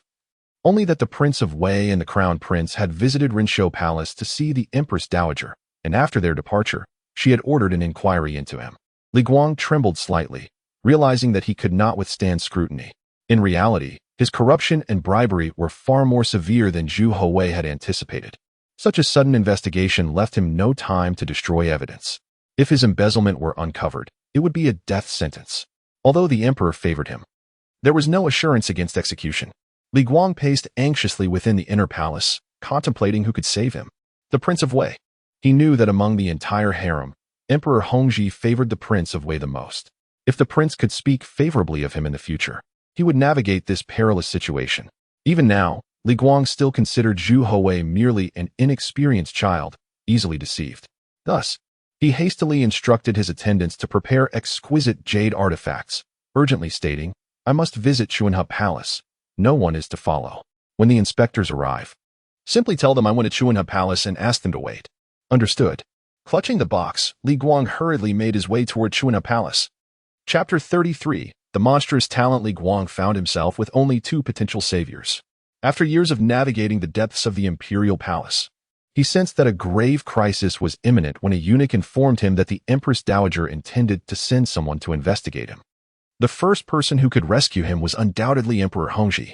Their long-standing relationship and the numerous acts of financial gain he had facilitated for the emperor created a bond of gratitude that should ensure his survival, even in the face of significant transgressions. However, this was not a guarantee, as the external court officials posed a considerable threat. Despite Li Guang's clandestine maneuvers throughout his life, he knew that simply remaining aloof from worldly affairs would not shield him from the consequences. His position inherently placed him in opposition to the civil officials, and given that he had accepted numerous bribes from the palace eunuchs over the years, the situation was precarious.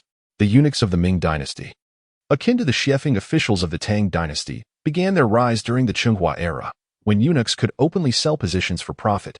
Although these officials lacked real power without the consent of the cabinet, they were still recognized as officials of the Ming. This practice further incited the disdain of the civil officials, who had entered the ranks through the imperial examinations. Should this situation escalate, it was certain that they would relentlessly pursue impeachment against him. In such a case, Emperor Hongzhi might very well forsake their past bond and order his execution. To mitigate any unforeseen circumstances, Li Guang made his way to Chuanhe Palace to seek out Zhu Houwei. He was acutely aware of the inner workings of the harem and understood that Emperor Hongzhi held deep affection for the second prince. If only the prince could advocate on his behalf, Even if the situation spiraled out of control, the emperor might still spare his life. Li Guang's calculations and intentions were well-meaning. However, he miscalculated one critical element. He underestimated Zhu Houwei's perceptiveness, believing that the child could be easily deceived by his feigned concern for Shui. After all, how could a mere 3-year-old not fall prey to his manipulations? Upon arriving at Chuanha Palace, Li Guang rushed to where Zhu Houwei was diligently practicing calligraphy at his desk. The strokes were vigorous and serious. "Your Highness, the second prince. Look at what this old servant has brought you," Li Guang exclaimed, stepping forward with a grin as he opened a small box filled with exquisite jade that sparkled in the sunlight. Zhu Houwei glanced up and softly replied, "You should first pay your respects." Realizing he had neglected proper etiquette in his haste, Li Guang quickly bowed. "This old servant pays his respects to your highness, the second prince." Even at that moment, he remained oblivious to the subtle shift in the young prince's demeanor. "Oh," Zhu Houwei nodded, returning his focus to his calligraphy. "Your highness, do you find these jades beautiful?" Li Guang inquired. Zhu Houwei turned to him and smiled. "They are beautiful." Encouragingly, Li Guang continued, "This old servant has many more jades. Would it please you if I brought them to you every day?" "Yes," Zhu Houwei replied. Sighing, Li Guang confessed, "This old servant has made a mistake. The emperor may punish me. Might your highness intercede on my behalf in the future? Were it anyone else?" Li Guang might have approached the matter with more subtlety, understanding the need for a certain decorum when making requests. However, he considered the child before him and believed that being forthright was the best approach. Zhu Houwei scrutinized him, asking, "What mistake have you made?" Li Guang sighed again. "I know that your highness likes jade, so I collected many pieces from outside, but I haven't had the chance to present them to you. The officials outside will surely accuse me of embezzlement, and with the recent palace fire, the emperor is in a foul mood. It is likely that he will blame me. Therefore, I ask that your highness speak of my merits to the emperor." Zhu Houwei chuckled and asked, "Did you not wish to meet Shui?" Li Guang froze, suddenly realizing the implications of Zhu Houwei's words. Zhu Houwei continued, "Do you really think my grandmother wants to investigate you for no reason?" Li Guang stared at Zhu Houwei in shock, his expression shifting dramatically. "Do you truly regard me as the second prince? Have you ever respected me? I once visited the inner palace, and it was not out of disrespect nor a lack of opportunity. Though you are but a dog of the royal family. We have shared many years together. There should be some bond. But you wish to be more than a dog? Do you believe you are worthy? You dare to covet those of us from Chuanha Palace? Where do you find such audacity?" Li Guang trembled, pointing at Zhu Houwei, his voice rising in agitation. No, something is wrong with you. You are not the second prince. Who are you? Who are you?" A mere 3-year-old child, displaying such thought, such authority, such intensity. It was utterly unfathomable. Zhu Houwei asserted, Gao Lishur and Li Linfu had their chances to overthrow the imperial authority, but that was in the Tang Dynasty. In our Ming, no matter how much power you wield, it is still granted by the royal family. A single word from me can reclaim all your power and seal your fate. What of Wang Zhen's power? And Wang Zhi? What became of them? You are nothing compared to them, still aspiring to be human? Do you think my father is the only one with power? Are the others in the harem not part of that power? Do you believe that by putting on a facade, you can deceive me, an innocent child? Do you truly think I am just a 3-year-old? Li Guang's eyes widened in disbelief. Monstrous talent. You are a monster. You are not the second prince. Panic washed over him as he gazed into Zhu Houwei's eyes, filled with profound fear. He genuinely believed he had encountered a spirit, shouting, a ghost. The second prince is a ghost. He is a monster. The second prince is a monster. He could no longer remain in Chuanha Palace, chilled to the bone and trembling. He sprinted toward the exit. The autumn sunlight streamed through the windows, illuminating the desk where a teacup emitted wisps of steam. Zhu Houwei, holding the teacup, savored the warmth of the sun as he drank alone. The true leverage was not Li Guang's corruption, but the present moment. If these words were to spread, no one would believe them. All would assume Li Guang had gone mad. Madness mattered little, but he had dared to insult the second prince of the Ming Dynasty, uttering blasphemies in the harem and invoking supernatural claims against him. This was a crime of the highest order, deserving of the gravest punishment. This would be the only time Zhu Houwei would demonstrate such power at this age. With his hands clasped behind his back, Zhu Houwei stood by the window, watching Li Guang's panicked retreat. The sunlight graced his face, and the little chubby boy slightly curled his lips into an innocent smile, remaining indistinguishable from any other 3-year-old. Li Guang's cries reverberated throughout the harem, startling all the eunuchs and maidservants. In Qianqing Palace, the head eunuch immediately reported the commotion to Emperor Hongzhi. In Cunning Palace, The maidservant swiftly relayed Li Guang's ramblings to Empress Zhang. Arrest him. Dispose of him. The reactions of Emperor Hongzhi and Empress Zhang were almost identical. No one dared to tarnish the dignity of the Ming Dynasty's second prince, and such rumors could not be allowed to spread within the harem. Chapter 34. The death of Li Guang. Li Guang rushed back as if possessed, his hair disheveled and his eyes filled with profound terror. Superstition permeated the imperial palace. And the affection shown to Li Guang by Emperor Hongzhi was not solely due to his utility, there lay an undisclosed reason behind it. Li Guang was well-versed in Taoist arts, and since the birth of Zhu Houwei, the second prince, in the 9th year of Hongzhi's reign, the emperor had already begun to indulge in such beliefs, a long-standing tradition among the Ming emperors. The Yuxiu Pavilion on Wanshui Mountain was constructed by Emperor Hongzhi for the purpose of Taoist cultivation, and the layout of Qingding Palace adhered to the principles of Taoist architecture. A eunuch skilled in Taoist practices suddenly observed that the second prince, Zhu Houwei, seemed transformed, exhibiting behavior, speech, and cunning akin to that of a seasoned adult. Displaying an air of wisdom, confidence, and aloofness reminiscent of a shrewd political strategist, evoking genuine fear in those around him. Li Guang realized that this calamity befalling him was, in fact, a revenge orchestrated by Zhu Houwei for having bypassed him and coercing the maidens of Chuanhe Palace to dine with him. The maids of Chuanhe Palace were under Zhu Houwei's domain. How could one dare to sleep beside him, let alone attempt to tarnish the prince's honor? This was a display of supreme disdain, for in the eyes of that prodigy, he was merely an insignificant insect. With a mere flick of his wrist, Zhu Houwei could summon the Empress Dowager to investigate Li Guang, who was already tainted and unable to withstand scrutiny. The schemes unfolded in a chain, and if Zhu Houwei were not possessed by some malevolent spirit, it would be inexplicable.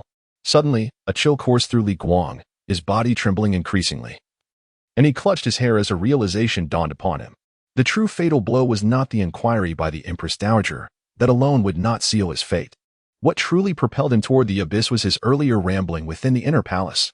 This was yet another of that little prodigy's machinations. He had deliberately provoked Li Guang to utter nonsensical accusations against the second prince, linking him with malevolent forces, a transgression no emperor could condone. Even if Emperor Hongzhi were merciful, he could not allow Li Guang to survive. Crouched in a corner, Li Guang succumbed to madness, utterly deranged. Just as Zhu Houwei had once told him, he had provided Li Guang with an opportunity, even descending to the inner palace to implore him not to harbor any ill thoughts towards Xiui. However, at that time, Li Guang had naively regarded Zhu Houwei as a mere child. Do not offend the Prince of Wei. Do not offend the Prince of Wei. He is a prodigy. He can kill. He is ruthless. Li Guang's lips quivered as he trembled, crouched in the corner, continuously murmuring. At that moment, an elderly eunuch accompanied by several young strong eunuchs approached. The elderly eunuch cast a disdainful glance at Li Guang, contemplating the futility of his lofty position. What did it matter to wield authority within the inner palace when the overwhelming might of the emperor bore down upon him? Do not offend the Prince of Wei. You must not offend the Prince of Wei. He is a prodigy. He can kill. The elderly eunuch's expression darkened as he observed Li Guang's continued ramblings. He coldly regarded the nearby strong eunuchs, who, armed with a hemp rope, encircled Li Guang from behind. With a forceful tug, Li Guang struggled desperately, leaving bloody marks against the red walls of the palace, his eyes bulging, filled with blood, legs flailing, until he eventually succumbed, lifeless. Many young eunuchs entering the palace often wondered why certain eunuchs' quarters bore marks upon the walls. The palace was a treacherous sea, where one treaded on thin ice, each step fraught with peril. Empress Zhang hurried to Chuanhe Palace, fearing that Li Guang might harm Zhu Houwei. Upon her arrival, she was taken aback to find the little rascal covered in pastry crumbs, merrily indulging in delicacies. You little rascal, can you even bear to look at yourself? Stop eating. Zhu Houwei, clutching a messy pastry, extended it towards Empress Zhang, saying, Mother, eat. With a look of distaste, Empress Zhang replied, I won't eat that. Did Li Guang come looking for you? That short eunuch? Yes, Zhu Houwei replied. He came to ask me to plead for him with father. I don't even know what he was talking about. Mother, what's wrong? As Empress Zhang wiped Zhu Houwei's hands with a warm towel, she remarked, he's a madman. It's a relief he didn't harm you. At that moment, Emperor Hongzhi arrived, his expression fraught with anxiety. Empress Zhang's tears flowed as she exclaimed, Your Majesty, how can there be a madman in the harem? Thankfully, the second prince is unharmed, but if anything had happened, how could I live with myself? Emperor Hongzhi was deeply troubled. Upon hearing the rumors from the harem, he immediately ordered Li Guang's execution. regardless of his trust in Li Guang. He could discern the difference between a dog and his beloved son. He comforted Empress Zhang, gently patting her shoulder. It's all right. It's all right. Father. Grandmother says your head hurts. Zhu Houwei chimed in, clinging to Emperor Hongzhi's neck and resting his head on his shoulder. Huh. Father doesn't have a headache, the emperor replied. All right. Father has a headache. The little one pretended to massage the emperor's head, bringing joy to Emperor Hongzhi. You little rascal. You care for your father more than your elder brother. Grandmother says the officials outside make father's head hurt. Father shouldn't he have a headache? Having a headache means being sick, and being sick means dying. Emperor Hongzhi's smile faltered as he gently patted Zhu Houwei's bottom. Don't say such things. How can being sick mean dying? Father is not going to die. With a smile returning to his face, Emperor Hongzhi replied, that's more like it. Father, has he seen you grow up yet? How could I bear to die? Chapter 35. Educating the Crown Prince. A fire broke out in the Qingming Palace, and another in the Yuxiu Pavilion. Li Guang had succumbed to madness, and each of these incidents demanded the attention of Emperor Hongzhi. It was impossible for him not to feel a headache. For 3 consecutive days, Emperor Hongzhi had refrained from attending court, and the memorials from the Ministry of Rites were hastily delivered to the side hall of Cunning Palace. Although this was against protocol, extraordinary circumstances called for exceptional measures. With so many issues arising in the inner palace, Emperor Hongzhi had little inclination to conduct affairs in the Qianqing Palace. The individual responsible for thoroughly investigating Li Guang was replaced by Emperor Hongzhi, who no longer allowed Empress Dowager Zhou to intervene. Memorials continued to be sent from the Ministry of Rites to the side hall of Cunning Palace. Zhu Houwei sat on a nearby bed, fiddling with various small toys, while Zhu Houzhao had come running from the Eastern Palace. Brother, exclaimed Zhu Houzhao, as the 2 young boys embraced affectionately. Emperor Hongzhi glanced at Zhu Houzhao and gestured for him to come sit beside him. Oh, Zhu Houzhao obediently scampered over to sit on the emperor's right, while Zhu Houwei took his place on the left. A report detailing the investigation lay on the table. Curious, Zhu Houzhao inquired. Why are there so many yellow and white rice entries in Li Guang's account books? That represents money. He wouldn't dare use real gold and silver. Zhu Houwei thought to himself. However, he also curiously asked Emperor Hongzhi, Father, he eats so much. Emperor Hongzhi chuckled lightly. The yellow rice refers to gold, while the white rice signifies silver. With a frown, he added, this Li Guang, whom I trusted so deeply, has betrayed me and embezzled such vast sums. The account books revealed not only gold and silver, but also numerous estates across Beiping, spanning over 100 mu. Converting this to square footage, this scoundrel owned over 60,000 square meters of property in the capital. Additionally, Li Guang possessed his own private fields, reaching over 1,000 mu of fertile land, yielding profits comparable to those allocated to the Eastern Palace. Such audacity! Zhu Houzhao exclaimed indignantly. Father, execute his entire clan, just like Emperor Taizong did. Emperor Hongzhi responded, somewhat exasperated. The law should not be excessively harsh. An emperor cannot act on personal whims to punish others. The Ming Dynasty governs by law. Otherwise, the law becomes mere decoration. If an emperor could act with impunity, the state would inevitably fall.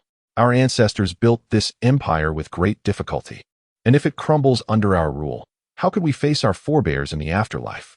Listen carefully. You are the crown prince and will inherit the Ming Dynasty. I am imparting to you the principles of governance, yet you are more preoccupied with your brother's antics. Zhu Houzhao grinned. Father, my brother is clever. He can compose poetry, while I cannot. I believe you will understand governance better than I. Perhaps you should share this with him instead. Emperor Hongzhi retorted angrily, enough of this nonsense. Your brother is still so young. Ridiculous. No matter how old he gets, he cannot replace you. It truly vexes me. Historically, every crown prince has desired to firmly grasp power. Even Li Jianqing of the Tang dynasty feared his brother stealing his authority. Yet you wish to willingly relinquish your position to him. All right, father, do not be upset. Look, this person's suggestion aligns with mine. He proposes using Li Guang's case to thoroughly investigate all eunuchs in the Ming Dynasty. This was a memorial from Zhang Chao of the Criminal Ministry and Xiu Tianyu, an inspector from Shaanxi, stating, Li Guang, the eunuch of the inner court, has engaged in bribery and corruption. His actions are rampant and appalling. If he is not punished, how can we serve as a warning? Please detain Li Guang's trusted associates and interrogate them thoroughly. Emperor Hongzhi regarded Zhu Houzhao seriously, asking, do you believe these officials are correct in their assertions? Zhu Houzhao nodded earnestly, absolutely. Zhu Houwei chimed in, Father, They are wicked. Wicked people must be punished. Emperor Hongzhi ruffled Zhu Houwei's hair and addressed the two brothers sternly. Listen closely. There are matters that a sovereign must understand clearly. Do not fall into the traps they set for you. If you use Li Guang's case as an excuse for mass imprisonment, who among his associates will be implicated? What if they claim your teacher, Xie Qian, is part of Li Guang's faction? What if they assert that your teacher, Cheng Minzheng, is also involved? Would you execute them or spare them? Zhu Houzhao and Zhu Houwei hurriedly shook their heads. Our teachers are good people. Emperor Hongzhi sighed. Who can truly determine who is good and who is bad? Their work may inevitably intersect with Li Guang's. What if others falsely accuse them? How can I discern right from wrong? If I follow their lead blindly, how many innocents will be ensnared? Might they not use me to eliminate their rivals? Zhu Houwei silently committed Emperor Hongzhi's words to memory. Many political concepts remained unclear to him, and despite being a time traveler, he still lacked the depth of understanding possessed by such a seasoned statesman. Undoubtedly, Emperor Hongzhi's insights were astute. If mass imprisonment were to arise from Li Guang's case, it would undoubtedly affect innocent individuals. Moreover, those officials might not hesitate to eliminate dissenters, using imperial authority as their plaything. If that occurred, not only would the royal family's dignity be tarnished, but they would also be perceived as easily manipulated. Scratching his head, Zhu Houzhao asked, "Father, what should we do? There are so many memorials here. You cannot simply disregard them, can you?" Emperor Hongzhi rubbed his temples, overwhelmed by the multitude of pressing issues, and could not immediately devise a solution. "Father, who are the other nefarious individuals like that short eunuch?" Emperor Hongzhi pointed to the account books. "The individuals listed here are..." Suddenly, he paused, then beamed with delight. "Ah, good boy. You have aided me greatly." Zhu Houzhao scratched his head in confusion. "What help did I provide?" Emperor Hongzhi smiled. "With the account books in my possession, only I know who Li Guang's associates are. How could they possibly know? If they remain unaware, I can decide whom to deal with. I will execute a few of his accomplices to quell the unrest, all while preventing the officials from continuing their petitions. Do you understand now? Do you know how to handle similar situations in the future?" Zhu Houzhao appeared somewhat enlightened. Zhu Houwei, unnoticed by them, smiled slightly. In truth, these matters were not particularly difficult. It was simply that Emperor Hongzhi had been burdened by too many pressing concerns lately. The more anxious one becomes, the harder it is to make decisive judgments. Zhu Houwei had merely nudged Emperor Hongzhi in the right direction. "Wow, my brother is truly impressive." Zhu Houzhao praised Zhu Houwei. Emperor Hongzhi also smiled at Zhu Houwei, evidently unaware of the underlying nuances. Chapter 36. Internal Affairs unveiled. Emperor Hongzhi's handling of state affairs within the inner palace was, after all, an anomaly. The following morning, he made his way to the Hall of Supreme Harmony. Although Li Guang had perished, the repercussions stemming from his actions had yet to subside. While the emperor had ordered the officials of the Ministry of Rites to submit a list of Li Guang's accomplices, he was acutely aware that these literati would be reticent to provide specifics. Yet, to his astonishment, a lengthy list was indeed presented by the officials led by Zhang Chaoyong. Thus, Emperor Hongzhi convened an urgent meeting with the three senior ministers of the cabinet, Lu Jian, Xie Qian, and Li Dongeng, who bowed respectfully in the grand hall of the Hall of Supreme Harmony. How did the three ministers perceive this matter? The chief minister, Lu Jian, clasped his hands in salute, stating, "Your Majesty, I humbly beseech you to mete out severe punishment to those guilty." Emperor Hongzhi commanded the eunuchs to hand the memorial to Lu Jian, remarking, "Look here, minister. 5 high-ranking officials from the 6 ministries have been impeached. If we are to deal with the guilty, how shall we proceed?" The officials of the Ministry of Rites were not mad dogs, indiscriminately attacking everyone. It was unreasonable for 5 high-ranking officials to be simultaneously impeached. In truth, this memorial had been submitted at the emperor's behest, as the complexity of managing this political incident far exceeded Zhu Houwei's imagination. Although Zhu Houwei had provided a path of thought for Emperor Hongzhi, the execution of such ideas proved to be far more intricate than he had anticipated. Upon witnessing the impeachment of 5 high-ranking officials from the 6 ministries, the 3 senior ministers narrowed their eyes and exchanged glances with Emperor Hongzhi before bowing once more. "Your Majesty, this matter involves an ever-growing number of officials. Should we pursue it further, chaos may ensue. I implore you to exercise leniency and punish only a few typical offenders as a warning to others." From initially considering a total purge to now merely apprehending a handful of notable offenders for the Ministry of Rites, the struggle between imperial power and the civil service had, in a certain sense, culminated in a resounding victory for Emperor Hongzhi. With the matter resolved, The emperor felt considerably more at ease, smiling as he remarked, "Indeed. My second son has provided me with much insight." He did not explicitly mention Zhu Houwei, but indirectly praised Prince Yi. Lu Jian frowned and replied, "Your Majesty. Since ancient times, the words and actions of emperors have originated from within and manifested externally. I advise you to speak with caution." Emperor Hongzhi understood Lu Jian's implication and felt a twinge of displeasure. He merely wished to commend his second son in the presence of the ministers, without any ulterior motives. The foundation of the Ming Dynasty was already stable, and he was neither Emperor Wu of Han nor was Zhu Houwei akin to the ill-fated Prince Lu Jiu. Why should he invoke Sima Guang's historical commentary to justify himself? He had never intended to alter the very foundation of the Ming Dynasty. He merely regarded them as friends and, in a moment of levity, made such remarks, never anticipating they would be misinterpreted. "I shall henceforth speak and act with caution. You may retire." The three ministers bowed in deference and promptly departed. In the Spring and Harmony Palace, as October unfolded, the Ming Dynasty had entered winter. Due to the Little Ice Age, this winter was particularly frigid. Xiao Yi's disposition had improved. Previously, she had been anxious about sharing her meals with Li Guang. But now, with his demise and the arrival of 50 guards from the Spring and Harmony Palace, no one dared to cause trouble in her vicinity. The palace eunuchs and maidservants gradually came to understand that no one within the Spring and Harmony Palace, regardless of status, was someone they could offend. While many were too afraid to voice their thoughts, they secretly believed that Li Guang's death was somehow connected to Prince Zhu Houwei. Especially after Li Guang had left the Spring and Harmony Palace, referring to the second prince as a demon and other such terms, which deepened their apprehension towards Zhu Houwei. It seemed almost comical. A mere 3-year-old child had become the subject of such exaggerated tales. At that moment, the so-called demon second prince was trailing behind Xiao Yi, attempting to learn how to kick a shuttlecock. The cold weather necessitated physical activity to ward off the chill. The shuttlecock, seemingly endowed with its own volition, never left Xiao Yi's feet. Yet, when it came to Zhu Houwei, it would invariably fall to the ground, leaving him feeling quite defeated. "Sister Xiao Yi, teach me, please," Zhu Houwei implored. Xiao Yi smiled and replied, "Your Highness, there are no tricks to kicking a shuttlecock. It requires diligent practice. I cannot say how to teach you." Amidst the thick fog and clouds, Xiao Yi led Zhu Houwei to the palace of Kunning. Today, her elder brother, Zhu Houzhao, had the rare opportunity to rest. Likely due to the ripple effect stemming from Li Guang's involvement, which had temporarily occupied Minister Xie's attention, Yang Tingyi and Wang Hua, the chief examiners for the autumn examination, were also preoccupied with numerous tasks following the conclusion of the examinations and thus had no time to visit the East Palace. Granting Zhu Houzhao a day off, Zhu Houzhao was delighted. There was nothing more enjoyable than a break from lessons. "Brother, what is that you are holding?"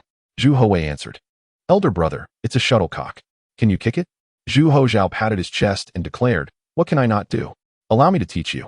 Kicking a shuttlecock is quite simple, like this." With a swift kick, he sent the shuttlecock soaring into the sky, chasing after it as it descended, laughing, "Brother, did you see? That was a demonstration of how not to do it." In truth, kicking a shuttlecock required a gentler touch, like this. After a few failed attempts, Zhu Houzhao finally relented, muttering, "This is a game for girls. We shall not partake." Zhu Houwei then handed the shuttlecock to Empress Zhang, saying, "Mother, kick it."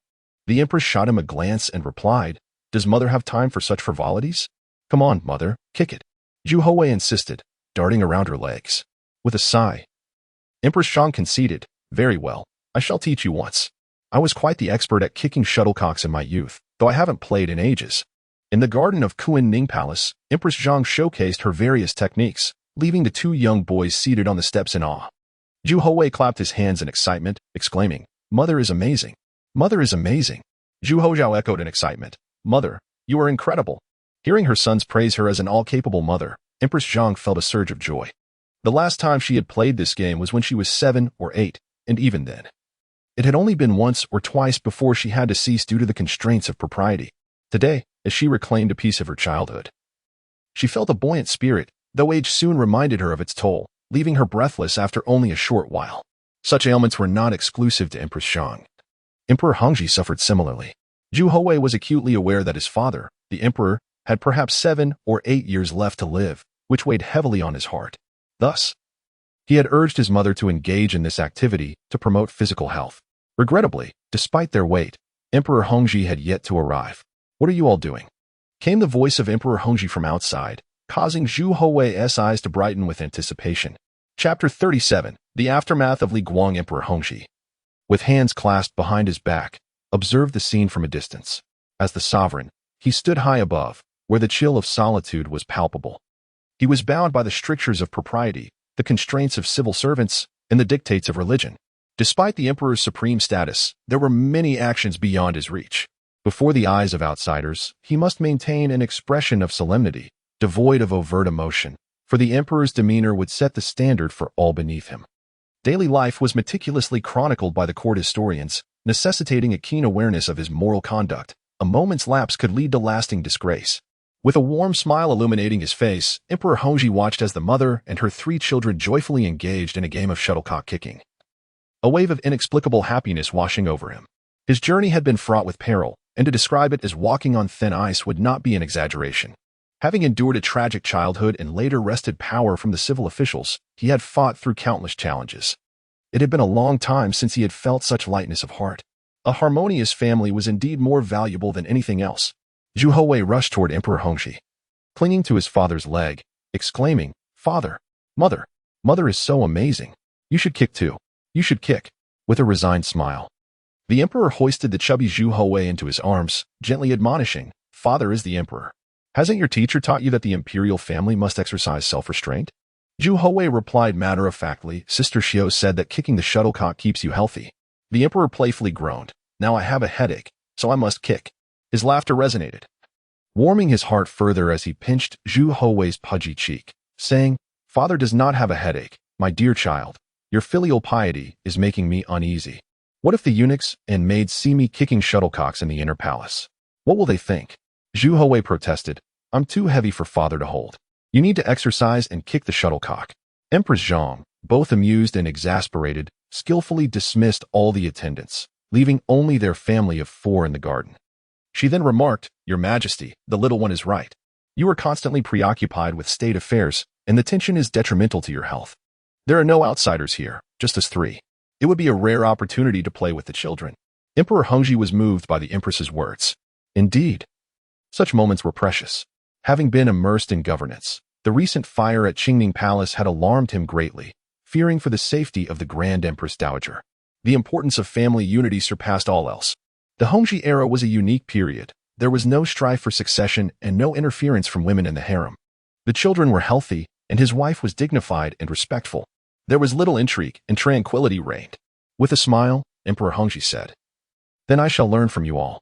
Clearly unfamiliar with the game, Emperor Hongzhi attempted to mimic Zhu Houwei as he tossed the shuttlecock into the air.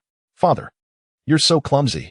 I'm better than you," Zhu Houwei exclaimed, while Zhu Houzhao chimed in, "Father, your skills are lacking." With a huff, Emperor Hongzhi retorted, "Then show me your prowess."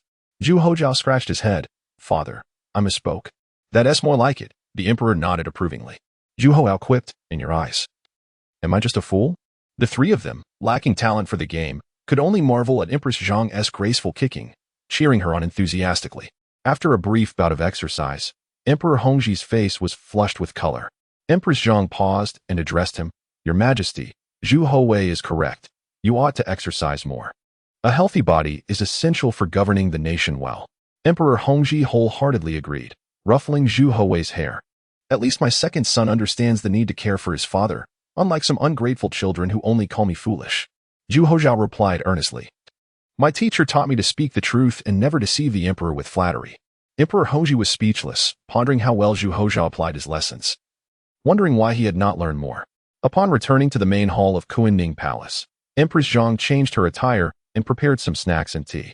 Curious, Zhu Houzhao asked Emperor Hongzhi, "Father, have the conspirators of Li Guang been dealt with?" Remembering the previous incident in the side hall, where the emperor had discussed how Zhu Houwei had aided him, Zhu Houzhao was eager to know the outcome. Emperor Hongzhi shook his head. "Only a small portion has been handled." "Oh," Zhu Houzhao responded, before the emperor countered, "Do you think this is the end?" Zhu Houzhao replied, "Isn't it?" The emperor scoffed. "Let me tell you, you have much to learn." Although the civil officials did not directly implicate their colleagues, they had extended their influence into military matters. How could this even connect? Zhu Houwei found it astonishing and was eager to understand how the officials manipulated Li Guang's affair to touch upon military issues. Zhu Houzhao, perfectly playing the role of inquisitor, asked, What happened? Emperor Hongzhi explained. The Hanlin Academy's Zhu Houwei submitted a memorial claiming that heaven had shown signs. It referenced Li Guang's subordinates and cautioned against the actions of former eunuch Wang Zhi and Grand Inspector Wang Yu, recommending an investigation into Grand Inspector Deng Tingzhen's claims of merit. During the Qihua period, the Ming Dynasty had showcased unprecedented might in Liaodong, decisively quelling the Jurchens who had dared to rebel. The previous emperor had dispatched eunuch Wang Zhi and Grand Inspector Wang Yu to restore order, resulting in a resounding victory for the Ming. However, this success had bred resentment among the civil officials towards Wang Yu. Feeling betrayed that he had allied with the eunuchs to claim glory on the battlefield, the Ming had long positioned itself against the eunuchs. Thus, Wang Yu's actions were seen as a betrayal of the civil service. Now, serving as the commander overseeing the defense of the western frontiers, Wang Yu wielded considerable military power, and the officials awaited their opportunity to impeach him. They sought to redirect their grievances against him through the aftermath of the fire and Li Guang's incident, believing that the nation faced challenges and that finances should prioritize the state's needs. Thus, they suggested reducing the military rewards to annoy Wang Yu and recommended that the censorate investigate any instances of merit fraud associated with him. After hearing Emperor Hongzhi's discourse, Zhu Houwei was astounded, reflecting on how formidable the Ming Dynasty's civil officials were. Their line of reasoning was such that any emperor lacking discernment could easily fall victim to the schemes of these so-called righteous ministers. Chapter 38. The Toothbrush Emperor Hongzhi, weary, massaged his temples as Empress Zhang, accompanied by a maid, brought tea and refreshments. Overhearing the trio discussing affairs of state, she smiled and said, "Continue your deliberations, gentlemen. I shall see how Chiron's embroidery progresses." "Indeed, mother," Zhu Houwei quipped. "Only now do you recall we are a family of 5, not 4? My sister must be weeping in the East Pavilion." Zhu Houwei, tilting his head, clutched Emperor Hongzhi's arm and inquired, "Father, is Wang Yu truly formidable?" Emperor Hongzhi nodded with conviction. "He is indeed. Since the Tuma crisis, the Ming Dynasty's elite forces had been decimated, shifting the empire from a strategic offensive to a defensive posture against the Mongols, necessitating the construction of the Great Wall.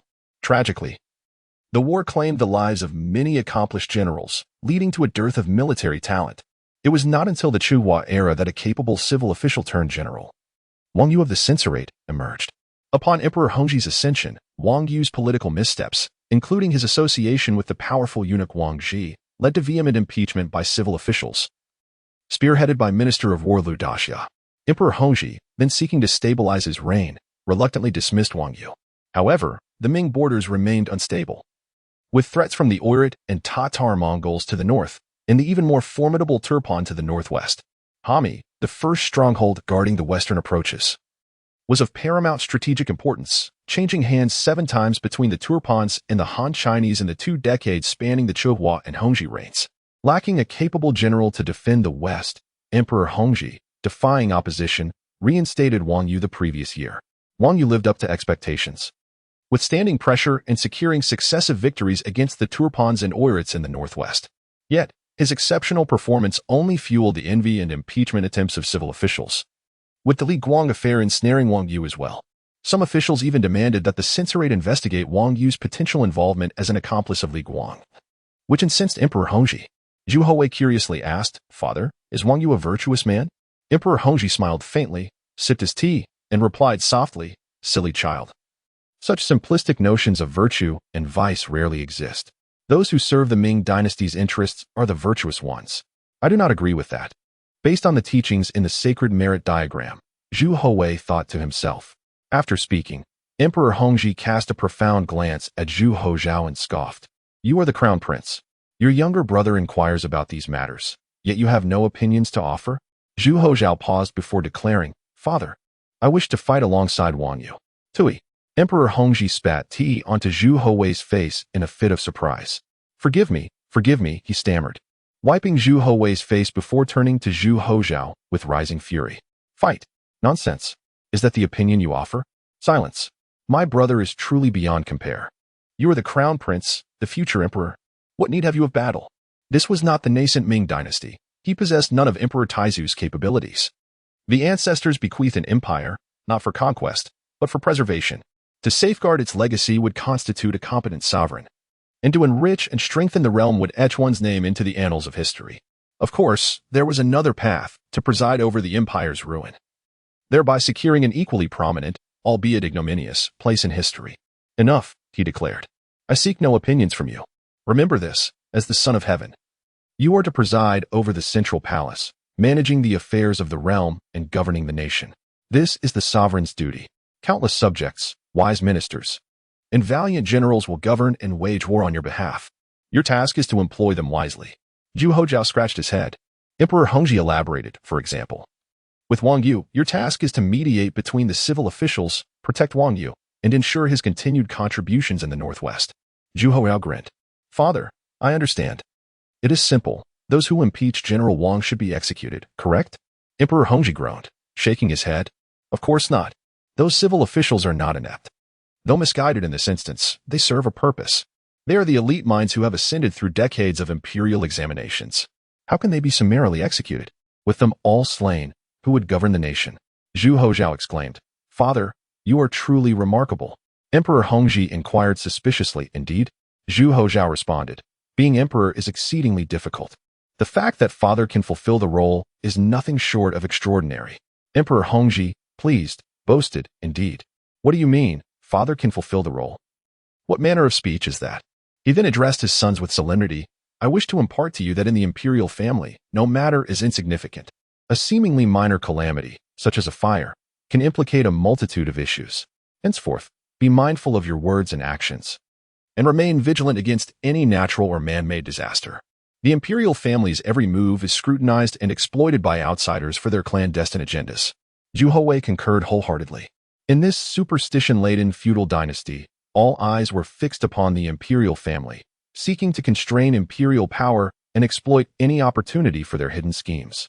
The Son of Heaven must be both sagacious and well-informed, aware of all that transpires within the realm, and capable of making sound judgments and responses. Zhu Houwei chuckled.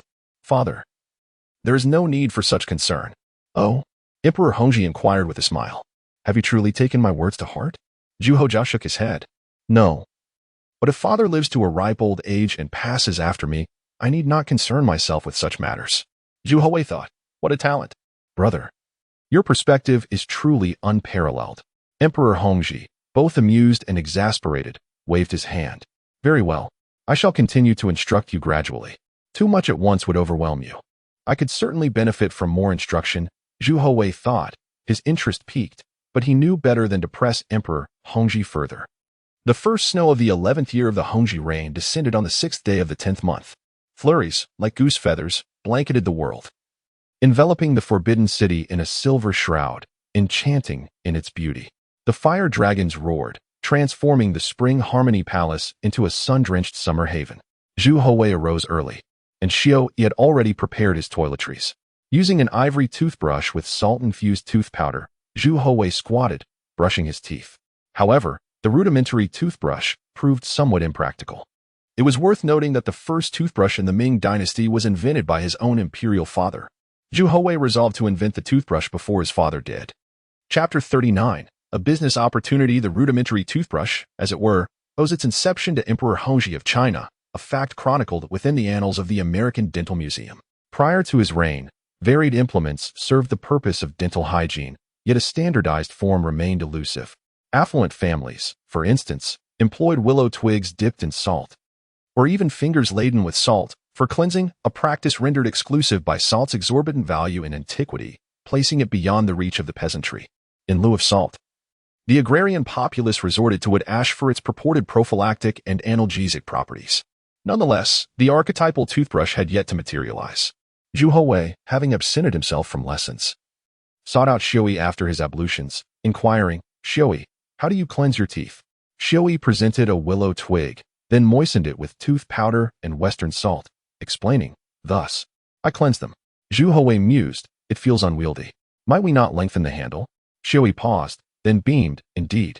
How did I not conceive of that? She procured another willow twig, prompting Zhu Houwei to suggest, Xiaoyi, what if we affixed bristles to the head, thereby facilitating the application of tooth powder? Xiaoyi, her eyes wide with astonishment, exclaimed, your sagacity is truly remarkable. I shall endeavor to create such an implement forthwith. Heeding Zhu Houwei's counsel, Xiaoyi promptly fashioned a prototype akin to the modern toothbrush, featuring dense, resilient boar bristles affixed to the head, and an elongated wooden handle for improved grip. Thus, the inaugural toothbrush of the Ming Dynasty emerged. Though not a technological marvel, this humble invention had eluded the collective consciousness for centuries. In an era prioritizing agriculture over commerce, the absence of profit motive stifled innovation. Those who ventured into trade typically engaged in mercantile pursuits within marketplaces or dealt in commodities like silk and porcelain, lacking a nuanced understanding of psychological or market needs. Had this occurred in later times, entrepreneurs would have undoubtedly seized upon the opportunity, eager to exploit the untapped market and reap substantial rewards. Regardless, Xiaoyi harbored no suspicions regarding Zhu Houwei's intentions, viewing it as a trivial invention. As was their custom, Xiaoyi escorted Zhu Houwei to Empress Zhang's abode, the latter clutching 4 toothbrushes. "Mother," Zhu Houwei greeted. Empress Zhang responded casually, "Ah, have you completed your ablutions? Come, partake in breakfast." Zhu Houwei presented a toothbrush to Empress Zhang, stating, "Mother, for cleansing your teeth." "What is this?" Empress Zhang queried, examining the peculiar implement. Xiaoyi eagerly recounted Zhu Houwei's morning observations regarding the toothbrush's inconvenience and his subsequent proposal for its refinement. Empress Zhang, thoroughly delighted, exclaimed, "My son is truly exceptional. At such a tender age, he accomplishes what others cannot, inventing such a remarkable device. This is for father, this for elder brother, and this for elder sister." Zhu Houwei added, producing 3 more toothbrushes. Empress Zhang affectionately ruffled his hair, remarking, "Such filial piety at so young an age. Surely, you shall not forget your mother when you take a wife. I am blessed indeed." "Oh," a familiar voice interjected. "Let your uncle see what marvels my second nephew has concocted, eliciting such praise from my sister." Recognizing the voice, the Zhang brothers entered the palace. The previous salt licenses had yielded them considerable profits, yet those halcyon days had passed. Thus, they returned to court, feigning poverty. Having exploited their elder nephew, they dared not repeat the offense, lest Emperor Hongzhi direct his ire towards them. Instead, they sought to ingratiate themselves with Empress Zhang, hoping their visit would coincide with her favorable disposition, potentially leading to the acquisition of more salt licenses. "Ah, is this an earpick?" Zhang Helen jested. Empress Zhang retorted, "Are you blind? Attempt to pick my ears, I dare you." Zhang Helen chuckled sheepishly. "Sister, what is this?" "It resembles a device for brushing teeth." Empress Zhang replied, "You know the answer, why inquire?" Zhang Helen scrutinized the toothbrush, then exclaimed, "Remarkable, truly remarkable." Empress Zhang proudly declared, "My second son invented it." "Incredible?" Zhang Helen stammered, casting a dubious glance at Zhu Houwei. "So clever? Inventing at such a young age? Astounding." Zhang Yanling tugged at Zhang Helen's sleeve, whispering, "Brother, this invention is nascent. The populace remains unaware. Is this not a monumental business opportunity?" Zhang Heling was struck by the realization. "You speak truth, a most profound truth. Second nephew, how is this crafted?" Zhu Houwei was taken aback, inwardly lamenting his uncle's apparent lack of acumen. Does one truly need to inquire? The construction is rudimentary. Anyone with eyes should comprehend the process. "Very well, what brings you here?" Empress Zhang inquired. "To request salt licenses, though that is no longer necessary," the brothers replied hastily. "Sister, how can you suggest that we come solely to solicit favors? We are family, after all. We came to visit our second nephew, whom we have missed dearly." Empress Zhang nodded, appeased. "That is more like it. However, why have you arrived empty-handed?" Zhang Heling was rendered speechless. Zhu Houwei extended his hand, demanding, "Uncle, jade." Zhang Heling stammered, "Ah, yes, I forgot. I shall bring it next time. Seeing my second nephew is reward enough. We shall take our leave." With that, the brothers hastily departed the palace. They were eager to commence toothbrush production, aiming to cater to the entire population of Beiping before competitors emerged and eroded their potential profits. "Brother, a word of caution. I have a proposition," Zhang Yinling interjected. Zhang Heling inquired, "Oh, what counsel do you offer?" Zhang Yinling leaned in, whispering his scheme into Zhang Heling's ear. "Ha, ha, ha, excellent. My brother, you are indeed a master strategist. This plan is ingenious and shall undoubtedly yield a fortune." Chapter 40. The deceptive uncle is impeached again today. The Zhang family of Shaning Marquis held a grand banquet, inviting numerous guests, from the wealthy merchants of Beiping to the minor bureaucrats of the capital. The common thread among them was clear. These were individuals whom the Zhang brothers could easily oppress. "Oh, Mr. Wang, it has been far too long," exclaimed one of the brothers. "Is that not Mr. Li? Greetings, greetings. Old Wu. I heard the silk trade has been quite lucrative for you, and you managed to evade the commercial taxes, did you not? As the Zhang brothers warmly greeted the assembled merchants, the one who had just been named trembled in fear and hastily waved his hands, saying, Lord Zhang, I assure you, I have not evaded taxes. Please do not spread such rumors. Zhang Heling smiled reassuringly. Look at you. There is no need to be so anxious. I was merely jesting. It has been a long time since we gathered. Let us relax and enjoy ourselves. Who dares to relax? Who does not know the infamous reputation of the Zhang brothers? There are plenty who have suffered at their hands. Yet, those summoned by the Zhang family had no choice but to attend. Perhaps the brothers would not remember each name. But those who failed to show up would certainly be remembered. Over the years, the Zhang brothers had committed numerous misdeeds in the capital, and the censors had lodged countless impeachments against them. But what of it? Had Emperor Hongzhi ever acted against them? Though he was aware of their misdeeds, he consistently showed them leniency, largely because they were the brothers of the Empress, and he would not dare to act against her kin. Good morning, everyone. Have you all brushed your teeth? The Zhang brothers inquired, leaving the merchants and gentry speechless. Who among them would dare to skip such a basic ritual? They were all individuals of standing. Surely this was a feeble attempt at conversation. Though they grumbled internally, the crowd responded with respect to the Zhang brothers. As long as we have, that is enough. We can always brush again. What? The crowd was utterly baffled by their words. Zhang Heling turned to his younger brother Zhang Yanling and said, Brother, why don't you introduce them to the royal family's latest invention, the toothbrush? Zhang Yanling smiled and presented the toothbrush, enthusiastically explaining, This toothbrush is a royal invention. Just look at how dense the bristles are. With some tooth powder and salt, along with its comfortable handle, brushing your teeth will be a joyous experience. Upon learning that it was a royal invention, even the dullest among them began to praise the seemingly insignificant toothbrush from various angles. Their compliments were tinged with a hint of insincerity, for it was merely a humble invention. Yet, who would dare to refrain from praising something produced by the royal family? After all, one must pay respect to the emperor's creations. Zhang Heling laughed heartily. Indeed, we too find it to be excellent. To think, amidst all the emperor's burdens, he still considers us common folk. Is this not a divine blessing bestowed upon us? Today, we have the privilege to enjoy what only the royal family could previously access. What an honor. The trends of the Ming Dynasty often originated from the palace, influencing fashion, cosmetics, and cuisine. You are fortunate today to enjoy a toothbrush meant for royalty. Let's make this more accessible. I shall sell it to you for a mere 3 taels of silver. Fair and reasonable.